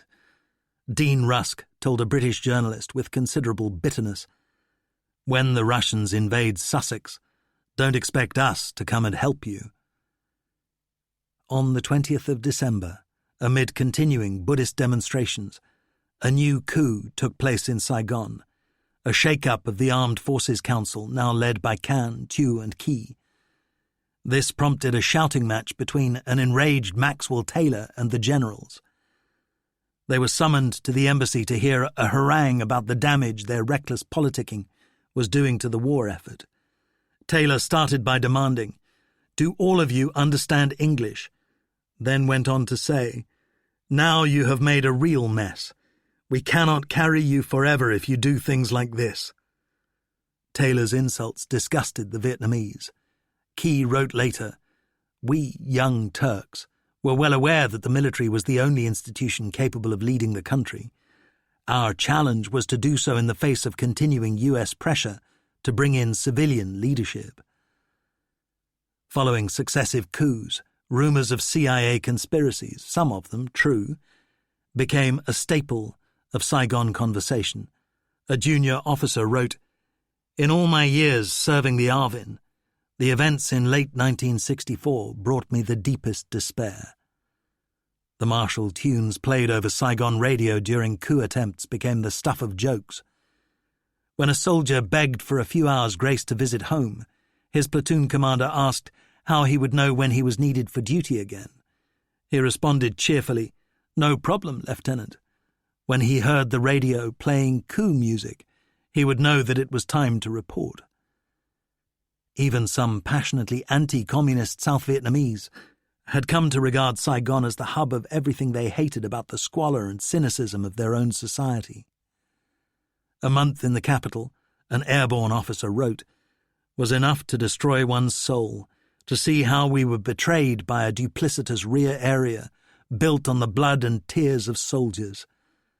I dream of a great flood that will wipe away the filth that our capital has smeared upon the tragic face of our native land."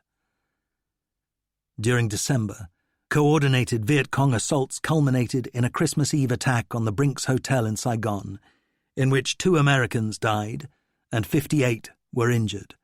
The Brinks explosion took place as Ambassador Taylor was delivering Bob Hope to another hotel a few blocks away, following the star's arrival for his annual Christmas show. "This is the warmest reception I've ever received," cracked Hope. But senior Americans were enraged. Taylor urged a reprisal air attack on the north, as did McGeorge Bundy. The president demurred, but a few days later there was a new shock when the communists attacked a village southeast of Saigon, where 1,000 North Vietnamese Catholics had been resettled a decade earlier. On the 28th of December, 2 VC regiments mauled Arvin troops, then shot down 4 American helicopters. In an ambush on the 31st, they inflicted 60% casualties on a Vietnamese Marine battalion, killing most of its officers. Within a matter of days, the South Vietnamese had lost 300 dead. At New Year 1965, Lyndon Johnson was still professing to vacillate about the way forward. In Saigon, political chaos had become the norm. There were some 26,000 Americans in Vietnam, most of them advisors.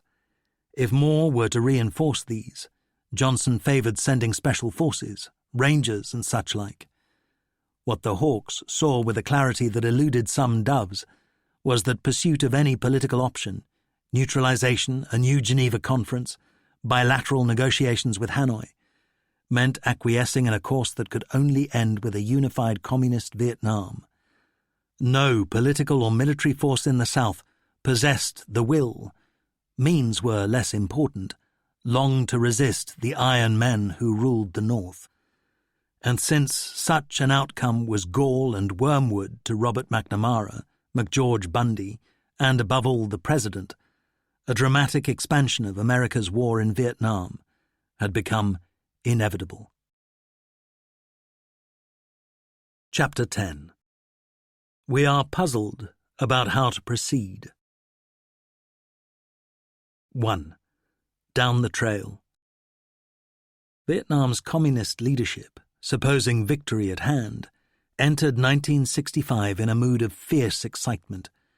Le Duan wrote to COSVN chief Nguyen Chi Tan, "This is the moment to seize our opportunity." Hanoi's party secretary now envisaged popular uprisings in the South's towns and cities.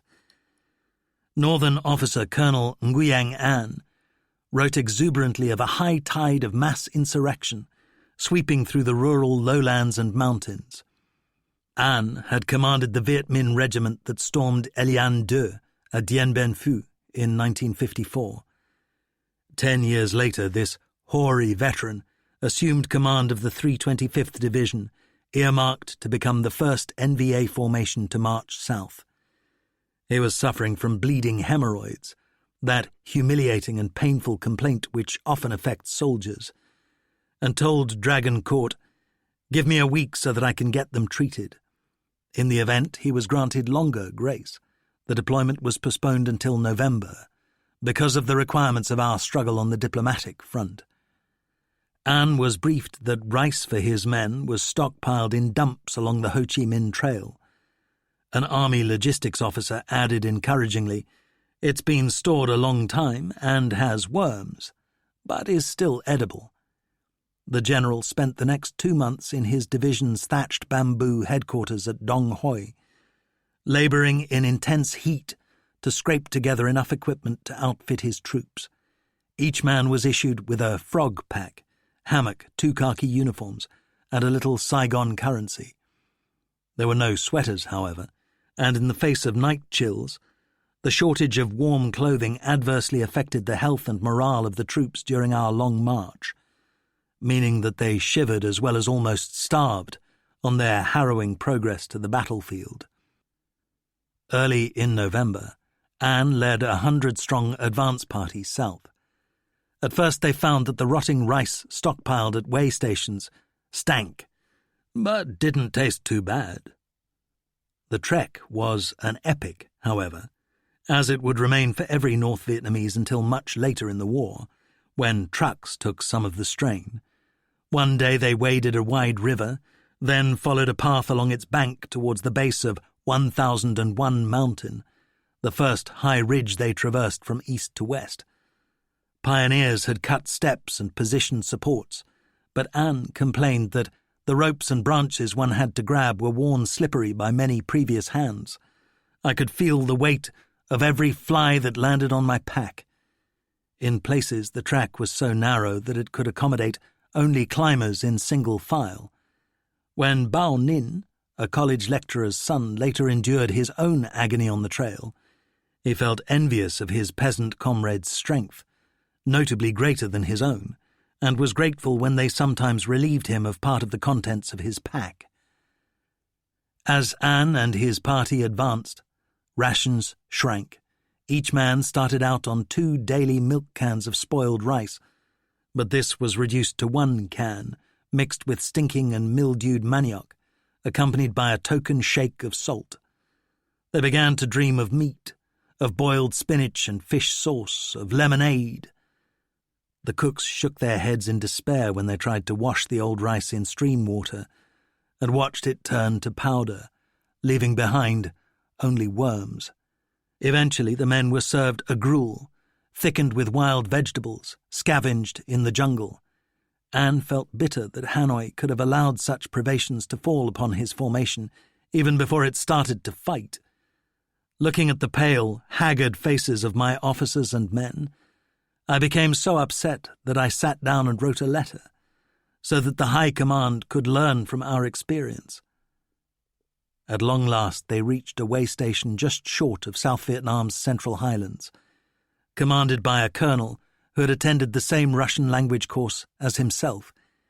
His host produced a supper of fish cooked in a sour soup, which caused Anne to enthuse.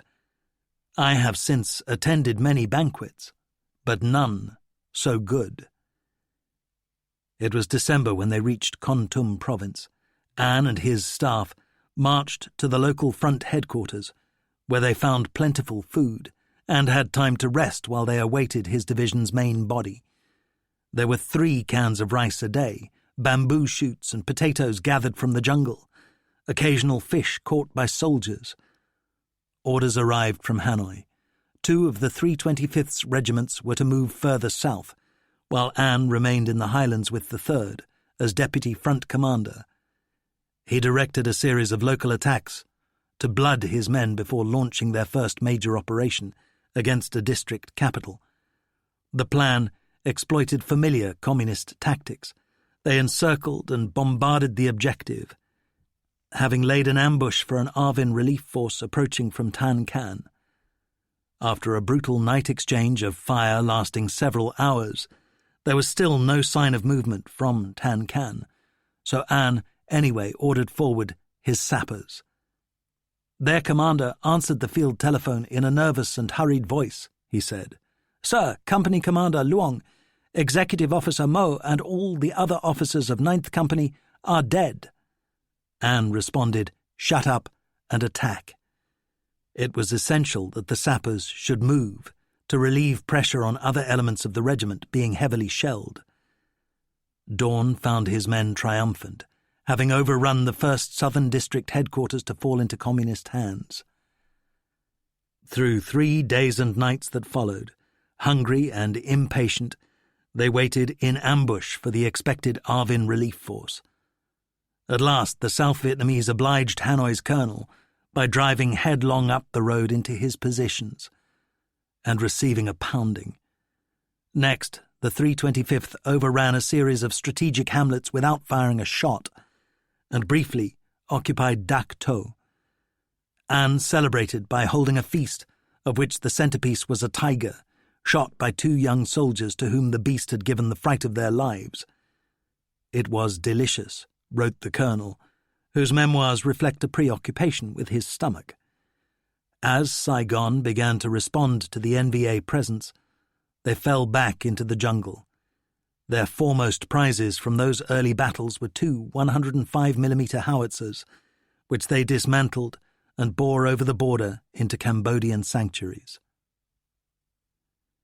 During the early weeks of 1965, the Viet Cong intensified attacks throughout South Vietnam. For a time, Le Duan pinned hopes on the prospects of a political coup planned by a communist sleeper agent, Southern Colonel Pham Ngoc Thao.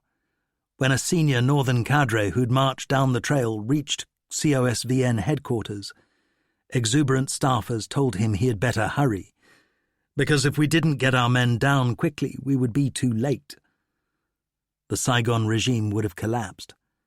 New communist currency was printed and shipped to South Vietnam in boxes labelled 65 goods. Though the Pham Ngoc Thao coup failed, forcing the colonel to flee and to suffer assassination in mysterious circumstances, there was a surge in terrorism. In the Central Highlands, for instance, 2 anti-malaria workers spraying DDT were seized and tried before a people's court. Convicted of spying for the Americans and the puppet government, they were executed with machetes. 2 nurses working on a cholera inoculation program, one of them pregnant, were captured and found guilty of acting in the name of the American imperialists and as a propaganda tool. The woman's life was spared, but her male colleague was hacked to death before her eyes. Soldiers and militiamen's families suffered. The VC kidnapped the wife and child of a notably energetic regional forces sergeant. When he rejected their proposal that he should change sides, guerrillas cut the child's throat. In this war without mercy, torture and arbitrary killings were commonplaces. A Southern officer wrote, "The situation was too complicated for even a Vietnamese to understand, let alone foreigners." After peasant girl Phung Thi Le Li had been raped, beaten, and exploited by both sides, Becoming an outcast from her village with a baby to support, she scraped a pittance by selling goods, including herself, to Americans. She wrote sadly, long afterwards, addressing a foreign readership, "You do not know how hard it is to survive." Traditional family discipline was strained to the limits, and often beyond. A woman NLF member was the only daughter of an ailing father whose wife was dead. She found it hard to fulfill her filial duty to him while labouring as a communist cadre. It was very dangerous for my life and virginity. At night, when at last they were alone in their hut, he pleaded with her, "You're my girl. Because you have left this house and abandoned domestic chores, most of our land is barely cultivated, and weeds have grown up everywhere. Where can we get food to eat? Many people can work for the revolution without pay, but I can find no one like you. You should at least take pity and cook for me. If you are killed by a bomb or shell, I shall have to bury you. Yet according to the divine law of our ancestors, children should rightfully bury their parents." As the war grew bloodier, the NLF found that the promise of land redistribution became a less potent propaganda weapon. Peasants were preoccupied with the mere daily battle for survival. Across most of the Vietnamese countryside, 95% of the time neither government troops nor guerrillas were visible. In the words of David Elliott, however, it was the 5% that was the problem. It is hard to exaggerate the stultifying dreariness, the relentless toil of peasant life, which goes far to explain why some young people chose either to become guerrillas or to migrate to the cities. When a friend of Phung Thi Le Li returned to their village from a stint as a bar girl full of stories of makeup, beehive hairdos and flushing toilets, Le Li said, "Saigon sounded like heaven." A 16-year-old poor peasant girl from My Tho, who visited the capital to stay with her brother, a policeman, was thrilled to find that she could earn 25,000 piastres a month washing dishes. To be sure, she worked until 9 p.m. every night. But I thought it was fun, she said. Everybody had shoes or sandals instead of going barefoot. An averagely successful prostitute made much more than 25,000 piastres, as many girls discovered, at the price of ostracism, if they later returned to their villages. In 1964, the Rand Corporation had launched what became one of its most important projects, the Viet Cong Motivation and Morale Study. The army was not much interested and delegated as its representative a mere lieutenant, David Morrill, who became passionately committed. He said later, "The remarkable phenomenon we were probing was why did the enemy keep slugging it out so incredibly? What was this cause? And why did they eschew the goodies we were trying to give, and just go and breathe under the reeds, live in the tunnels at Cu Chi?" Morrill was astonished to find that nobody in high places expected or encouraged the researchers to quiz any Vietnamese. When the young Randsmen did so, they were appalled by the tales they heard from prisoners and defectors, detailing mistreatment and torture.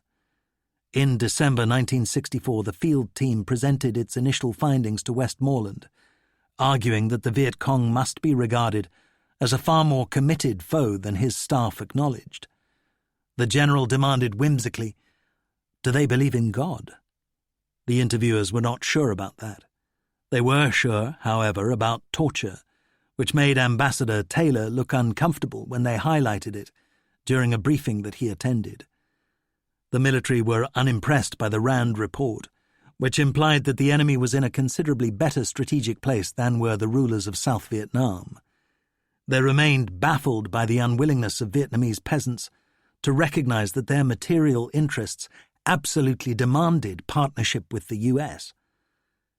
In January 1965, the morale report was presented in Washington. Rand's Harry Rowan told Assistant Defense Secretary John McNaughton, "John, I think we're signed up with the wrong side, the side that's going to lose this war." Daniel Ellsberg, McNaughton's assistant, was impressed by Rand's depiction of the enemy, who now controlled half Vietnam's countryside and a quarter of its population, as selfless, cohesive, dedicated soldiers who saw themselves as patriots, particularly within the context of a corrupt South Vietnam and a disintegrating army. Macnaghten responded to Rowan's depiction of the communists by saying, "They sound like monks." Yet he did not convey this exchange to McNamara, his boss, because he knew that the real argument was done and dusted. The administration had already made its commitment to secure military victory in Vietnam. Senior NLF cadre Trong Nu Tang expressed the bewilderment felt by himself and his kind. "The unrestrained irresponsibility and incompetence of the Saigon generals," he said, had led to apathy and disgust among people at every level. South Vietnam was a society without leadership and without direction, and these essentials the Americans could not provide. They could not impose order on chaos, and without a government that could claim at least some tatters of legitimacy and effectiveness, how could the United States dare commit its troops and its all-important prestige? 2. Committal. In January 1965, Major General William Dupuy wrote home to his son from Westmoreland's headquarters. "You ask me who is in power in Saigon.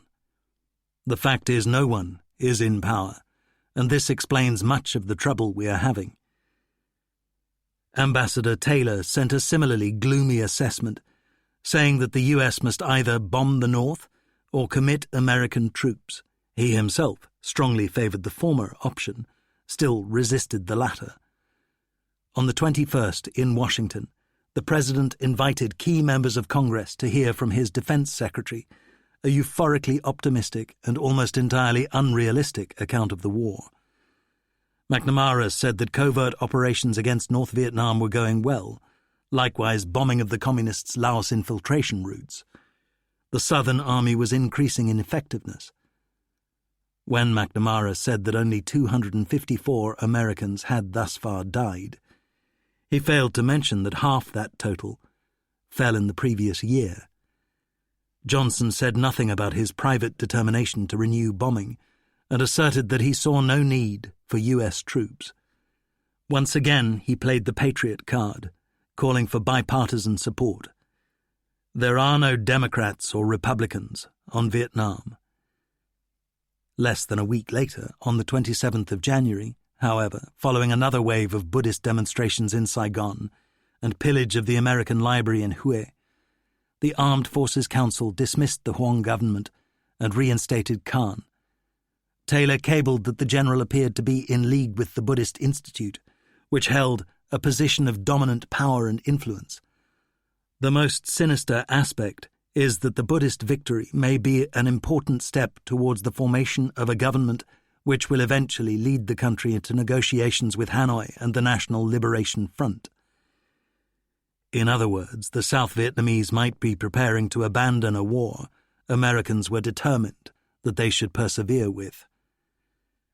That day, McGeorge Bundy submitted to the President a memorandum asserting that the Communists see the enormous power of the United States withheld, and they get little sense of firm and active U.S. policy. They feel that we are unwilling to take serious risks. Robert McNamara chose to associate himself with Bundy's memo, signalling the transformation of the Defense Secretary into an explicit proponent of escalation. These two powerful men were weary of cautious, half-assed strategy-making. So was the President. He responded, "We will move strongly. Khan is our boy." He ordered Bundy to proceed to Saigon to formulate recommendations. Given the National Security Advisor's status as Chief Hawk, there was little doubt what the nature of these would be. He found Saigon in a fever of street demonstrations and rumours, most of the latter about a looming coup by nationalists who would expel the Americans.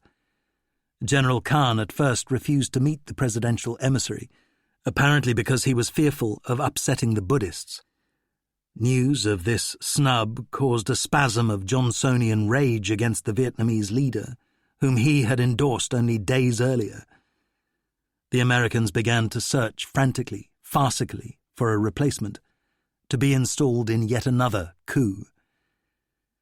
Their alarm was not diminished by the presence in Hanoi of Soviet Premier Alexei Kosygin.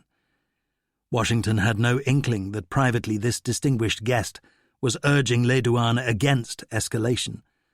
Moscow felt obliged to provide him with anti-aircraft systems, both guns and missiles, as the price of preserving the Soviet Union's status as acknowledged leader of the world's socialist camp. Yet, just as the Chinese had no intention of sending ground troops to fight in South Vietnam, so the Russians were desperate to avoid further entanglement. The White House, State Department, and CIA failed to understand that, despite stentorian liberationist rhetoric from both Moscow and Beijing, North Vietnam was not a guided weapon in the hands of either. Meanwhile, Bundy's visit to the South exploded into a lethal firework display, almost certainly without authorization or encouragement from Hanoi. On the night of the 7th of February, the Viet Cong staged a showpiece attack on U.S. Army Aviation Camp Holloway at Pleiku in the Central Highlands. 8 Americans were killed and 108 wounded. 5 helicopters were destroyed and a dozen more damaged. This feat, achieved by a single sapper company, was followed 3 days later by another destructive attack. Bundy, in Saigon, viewed the Pleiku raid almost as a personal affront. He cabled the White House that a drastic response was necessary. The best available way of increasing our chance of success is the development and execution of a policy of sustained reprisal against North Vietnam.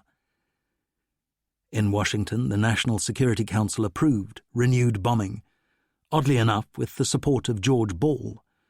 Senator Mike Mansfield raised the only dissenting voice. A few hours later, 132 U.S. and 22 South Vietnamese aircraft attacked North Vietnam. At the Pentagon, McNamara asked for a study of new contingencies, including a possible requirement to hit target systems inside China. What faces us is how we are going to respond to a massive Chinese and North Vietnamese ground effort. He proposed using napalm for flak suppression, a notion quashed on political grounds by Dean Rusk. Earl Wheeler said in jocular fashion, "The Secretary of Defense is sounding like General LeMay. All he needs is a cigar." The South Vietnamese government was not consulted. Hanoi suffered an uncharacteristic spasm of panic that the U.S. might invade the North. Columnists Arthur Kroc and James Reston were alike skeptical of administration claims that the new air attacks represented a spontaneous reprisal for Pleiku. They noted that 3 carriers, instead of the usual 1, had been pre-positioned in the Tonkin Gulf, plainly poised to launch strikes as soon as a plausible pretext emerged.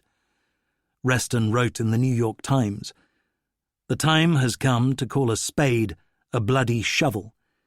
This country is in an undeclared and unexplained war. Our masters have a lot of long and fancy names for it, like escalation and retaliation, but it is a war just the same."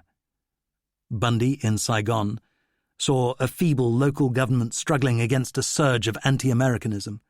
He told the White House, "The situation in Vietnam is deteriorating, and without new action, defeat appears inevitable.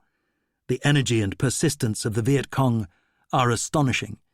There is still time to turn it around, but not much. The stakes are extremely high.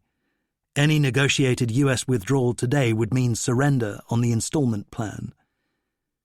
In the first 6 months of 1965, the Arvin lost to death, wounds and desertions, the equivalent of 15 battalions. McNamara was now exerting relentless pressure on the president, making plain his own desire to dispatch troops in quantity.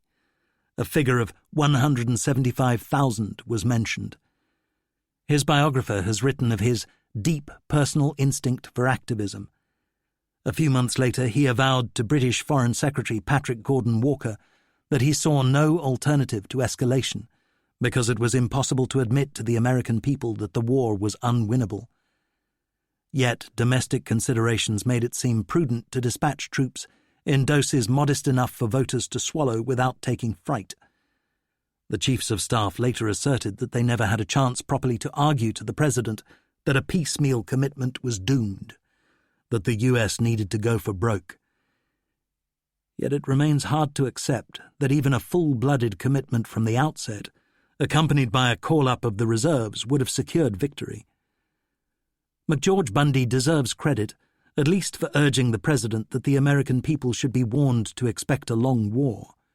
Johnson, however, refused to accede, and deputed Dean Rusk to persuade William Fulbright to prevent a Senate debate. H.R. McMaster has written, "Vietnam was not forced on the US by a tidal wave of Cold War ideology. It slunk in on cat's feet.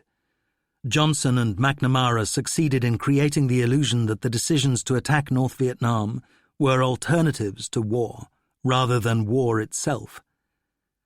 It was ironic, as well as morally and politically deplorable, that the administration was able to escalate by stealth, because the president's best chance of escaping from the morass into which he was headed would have been to bow to powerful voices on Capitol Hill, who, had the options been honestly set before them, would have been happy to tell the American people that Vietnam was not worth a big war." William Bundy came to believe that Johnson made a fundamental error by failing to take the case for war to Congress, writing, "Of course the debate would have been divisive, but if the doves had prevailed, the door to a political solution would have been opened much sooner." Bundy observed that Johnson's actions in 1964–65 were no more dishonest than those of Franklin Roosevelt in 1941, during America's dalliance with entry into World War II. Which is true. Bundy added ruefully, however, the trouble was that this turned out badly, and therefore looks much worse in history.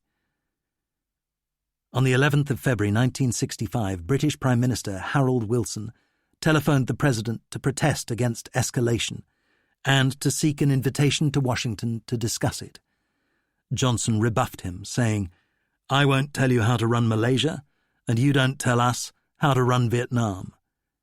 Wilson explained that he was under immense domestic pressure for Britain to distance itself from US action. Johnson remained immovable, and indeed subjected his caller to a considerable tongue-lashing. He was disgusted by the negative attitude to his war, displayed by both the British and the French. His own resolve was stiffened by a meeting with former President Eisenhower, who urged adoption of whatever military measures seemed necessary to avert defeat. Yet there remained in Washington plenty of prudent doomsters. An NSC staffer, James Thompson, wrote, "We have slipped into a gross overcommitment of national prestige and resources on political, military and geographic terrain that should long ago have persuaded us to avoid such a commitment." The CIA's almost unfailingly pessimistic assessments, both of South Vietnam and of the unlikelihood of a successful air campaign, exasperated the president, who in April 1965 forced John McCone's resignation as director. The agency's record of analysis was far from perfect, but proved consistently better than that of most other bodies, and especially that of MacV. On the 17th of February, Vice President Hubert Humphrey sent Johnson a brilliant memorandum urging against an escalation, which most of the American people would not understand. He argued that following the election victory, 1965 was the ideal year for the administration to exploit its sky-high standing to cut America's losses in Southeast Asia. The president's response was to exclude Humphrey from the Vietnam loop. On the 18th of February there was a new coup in Saigon, following which the deposed General Nguyen Can departed into exile. Dr. Phan Huy Quat became nominal leader, but real power rested in the hands of the military, among whom Nguyen Cao Ki and Nguyen Van Thieu now loomed largest. In June, their dominance would become explicit. 4 days later, Westmoreland asked for Marines to protect the ever-expanding US base facilities at Da Nang. His call came as no surprise to Washington, and the administration was braced to accede.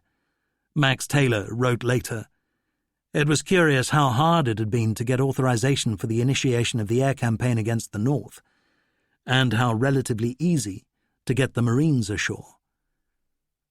A 1,200-man brigade landing team was earmarked for the Da Nang mission, though the President dallied with sending instead the 173rd Airborne Brigade, on the curious grounds that the American people would deem a commitment of paratroopers less momentous than an amphibious landing. Already in February there was an expectation of going further, sending much larger numbers of troops to shield all the US bases. An estimate of 44 battalions, or 100,000 men, was put forward. General Wallace Greene thought a force of this size would be necessary to guarantee 100% protection. Throughout February 1965, the designated assault force for Da Nang steamed circular courses in the South China Sea, while in Washington the President deliberated. Ensign Jim Colts, aboard USS Enrico with the 39th Marines, was deeply impressed by their quality, the finest warriors America possessed. "These weren't draftees," he said, "or guys who had signed up because they couldn't get a job. I met officers who'd been with me at Notre Dame. Their discipline was terrific, and there was wonderful camaraderie. Everybody believed in the cause." The wait under warning orders persisted through 32 apparently interminable days and nights. In darkness they gazed from the ship's rail at flares and gun flashes plainly visible in the hills above Da Nang. Nobody had any idea what to expect when they went ashore, because almost none of them had done anything like this before. We wondered, would it be like D-Day in Normandy? It was not, of course. On the 8th of March 1965, when Ensign Colts led elements of a flotilla of landing craft across the few miles of sea to the beach, not a shot was fired. Marine Phil Caputo's company commander held an orders group before his unit left their assault ships, saying, "Okay, listen up. When you brief your people, make it clear that our mission is defensive only. I don't want anyone going in there thinking he's going to play John Wayne. We're to provide security, and that's all. We're not going in to fight, but to free the Arvins to fight. It's their war." Lieutenant Caputo, like General Westmoreland, saw himself fulfilling the vision of JFK. "If he was the king of Camelot," he said, "then we were his knights and Vietnam our crusade." There was nothing we could not do because we were Americans, and for the same reason, whatever we did was right. Their communist foes were the new barbarians who menaced the far-flung interests of the new Rome. A significant aspect of the Marines' landing, before a throng of photographers, excited children, and pretty girls distributing garlands of flowers, was that nobody in Washington, the U.S. Embassy, or MacV saw fit to inform the South Vietnamese government that they were coming. Moreover, in Max Taylor's phrase, once the camel's snout was in the tent, the first troops ashore, there was no getting it out again, though the President had yet to articulate a credible game plan. Walter Lippmann wrote, "It used to be a war of the South Vietnamese assisted by the Americans. It is now becoming an American war, very inefficiently assisted by the South Vietnamese." Colonel Sid Berry wrote of an Arvin operation he witnessed in the Delta. "Good airstrikes, good artillery support, good helicopter landings and armoured personnel carrier actions, good troop movements on the ground." Yet the end of that story was depressingly familiar. "We didn't get any big Viet Cong units," he continued. "Killed 6, captured 4, and got some documents. But the big numbers of VC we hoped for just weren't there. Maybe next time." Another advisor quickly noticed that out with Southern troops, we never seemed to bump into anybody. There was pretty much a gentleman's agreement that if they left the VC alone, the VC would do the same to them. Paul Warnke, who later became an Assistant Secretary for Defense, thought that the whole story might have turned out better if Washington had imposed an honest-to-God occupation, rather than merely sought to handhold a grossly incompetent local government. What we were trying to do was to impose a particular type of rule on a resistant country, he said, and that required occupation, just as we occupied Japan in 1945. Warnke missed the obvious point that such a policy would have required treating the South Vietnamese as a conquered people, rather than as citizens of a supposed sovereign state. But he articulated a dilemma that would recur in 21st century Iraq and Afghanistan. Many middle-class families in Saigon, like that of Duong Van Mai, had become so despairing of their society's predicament that only lack of means prevented them from seeking exile. Some such people were at first delighted when the U.S. troop commitment was announced. Mai's father, a former mayor of Haiphong, said, "We're incredibly lucky. We're such a small and weak country, and yet the Americans have decided to save us with their money and their own lives." If such a view was confined to relatively privileged people, it deserves notice that, for a season at least, some felt a surge of hope. The process that began on the 8th of March 1965 nonetheless proved less a commitment than a committal to the earth, of U.S. strategy, hundreds of thousands of corpses, and eventually of the Johnson presidency. Almost every modern Anglo-Saxon leader who sets a course towards a foreign policy catastrophe either compares himself to Winston Churchill or his chosen enemy to Adolf Hitler. On the 13th of April, Lyndon Johnson told visiting diplomats that Vietnam posed a comparable challenge to that faced by Churchill in 1940. He was contemptuously contradicted by President de Gaulle, who predicted that the war would last 10 years and completely dishonor the United States. Those in Washington who accused the French leader of a disdain for American culture and resentment of American power were right, but that did not annul the validity of his warnings. Frank Scotton wrote that when the U.S. began to seek to run parallel but separate Vietnamese and American campaigns, the only player who seemed to understand the one-war concept, with everything having political impact and purpose, was the Vietnam Communist Party. From March 1965 onwards, the process wherein U.S. troops supplanted the ARVN at the forefront of the struggle evolved astonishingly swiftly. The procession of coups had drained the heart out of South Vietnam's soldiers even more than that of the U.S. Embassy. Desertions soared, reaching 11,000 in April alone. Units became increasingly reluctant to get into fights. A junior officer said, "When I first joined the army in 1962, I did so because I was patriotic. I loved my new country and hated the communists. Over time, however, so many leadership changes in Saigon and dependence on the Americans made it impossible for me to talk about the nation." Max Taylor had always believed that it would be disastrous if Americans assumed the burden of doing the fighting. But now he bowed to the administration's decision and withdrew his objections. For a while, anyway. For an assessment of future U.S. troop requirements, the President dispatched to Saigon the head of the army, Harold Johnson, a survivor of the 1942 Bataan Death March. The general must frequently have winced in the presence of Lyndon Johnson, because he deplored profanity and once sternly rebuked a subordinate, "I would appreciate it if you never again took the Lord's name in vain in my presence." Now the Commander-in-Chief gave the Army Chief his marching orders. As they descended together in a White House elevator, he jabbed his visitor in the chest with a forefinger and said, "You get things bubbling, General." Within the Pentagon, Harold Johnson was already on record as believing that it would take 5 years and 500,000 men to achieve an outcome. He returned from Saigon with a proposal to dispatch 1 division, and the chiefs upped this recommendation to 3.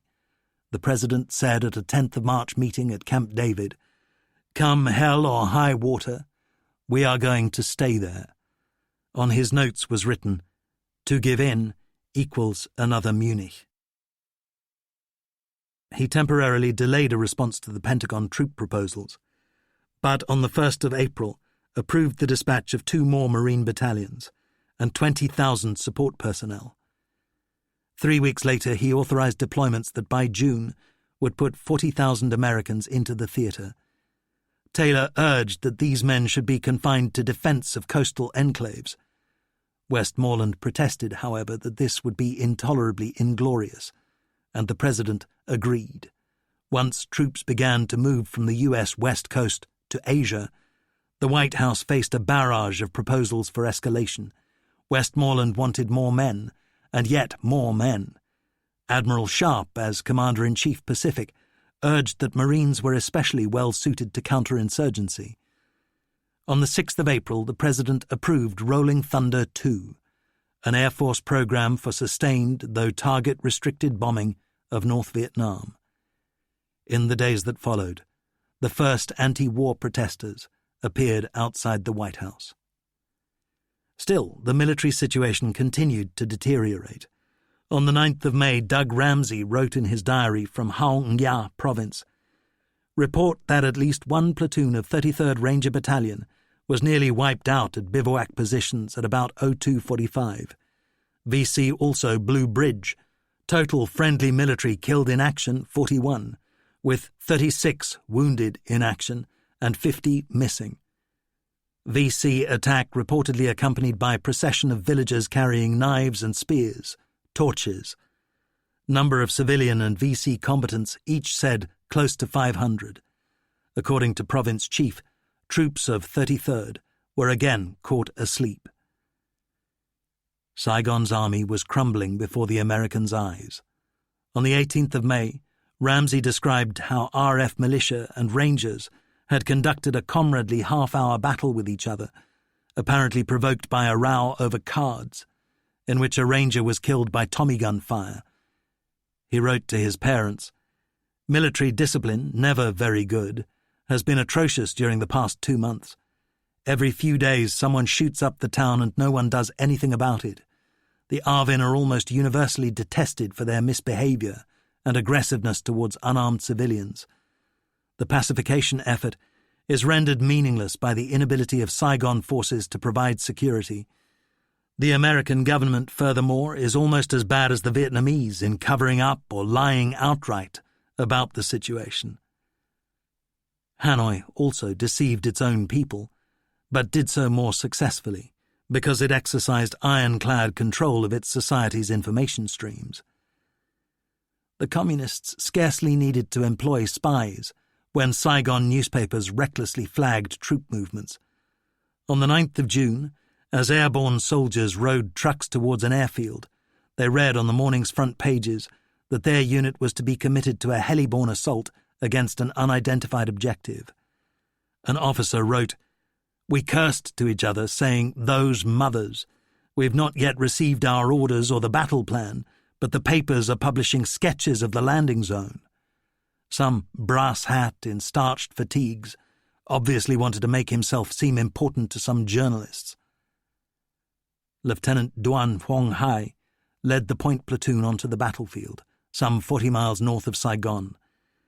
They sat down amongst the usual corpses and wrecked buildings. An ox dead in the shafts of a cart loaded with Viet Cong bodies, ownerless dogs barking, abandoned bicycles, a derelict truck. More ominously, they passed a cluster of wrecked helicopters, downed earlier when they landed in the midst of a communist concentration. The airborne's first task was to collect the corpses of both friend and foe, already decayed and stinking. Lieutenant Hai sniffed repeatedly at a bottle of heavily scented Ni Tien Duong oil, but this did not suffice to suppress his horror as he gazed on the ants hastening busily in and out of the ears, noses, eyes of the dead. By evening, when he opened a ration tin, the pork, covered with a layer of grease, so closely resembled the rotting flesh of the bodies I'd seen that afternoon that I threw up.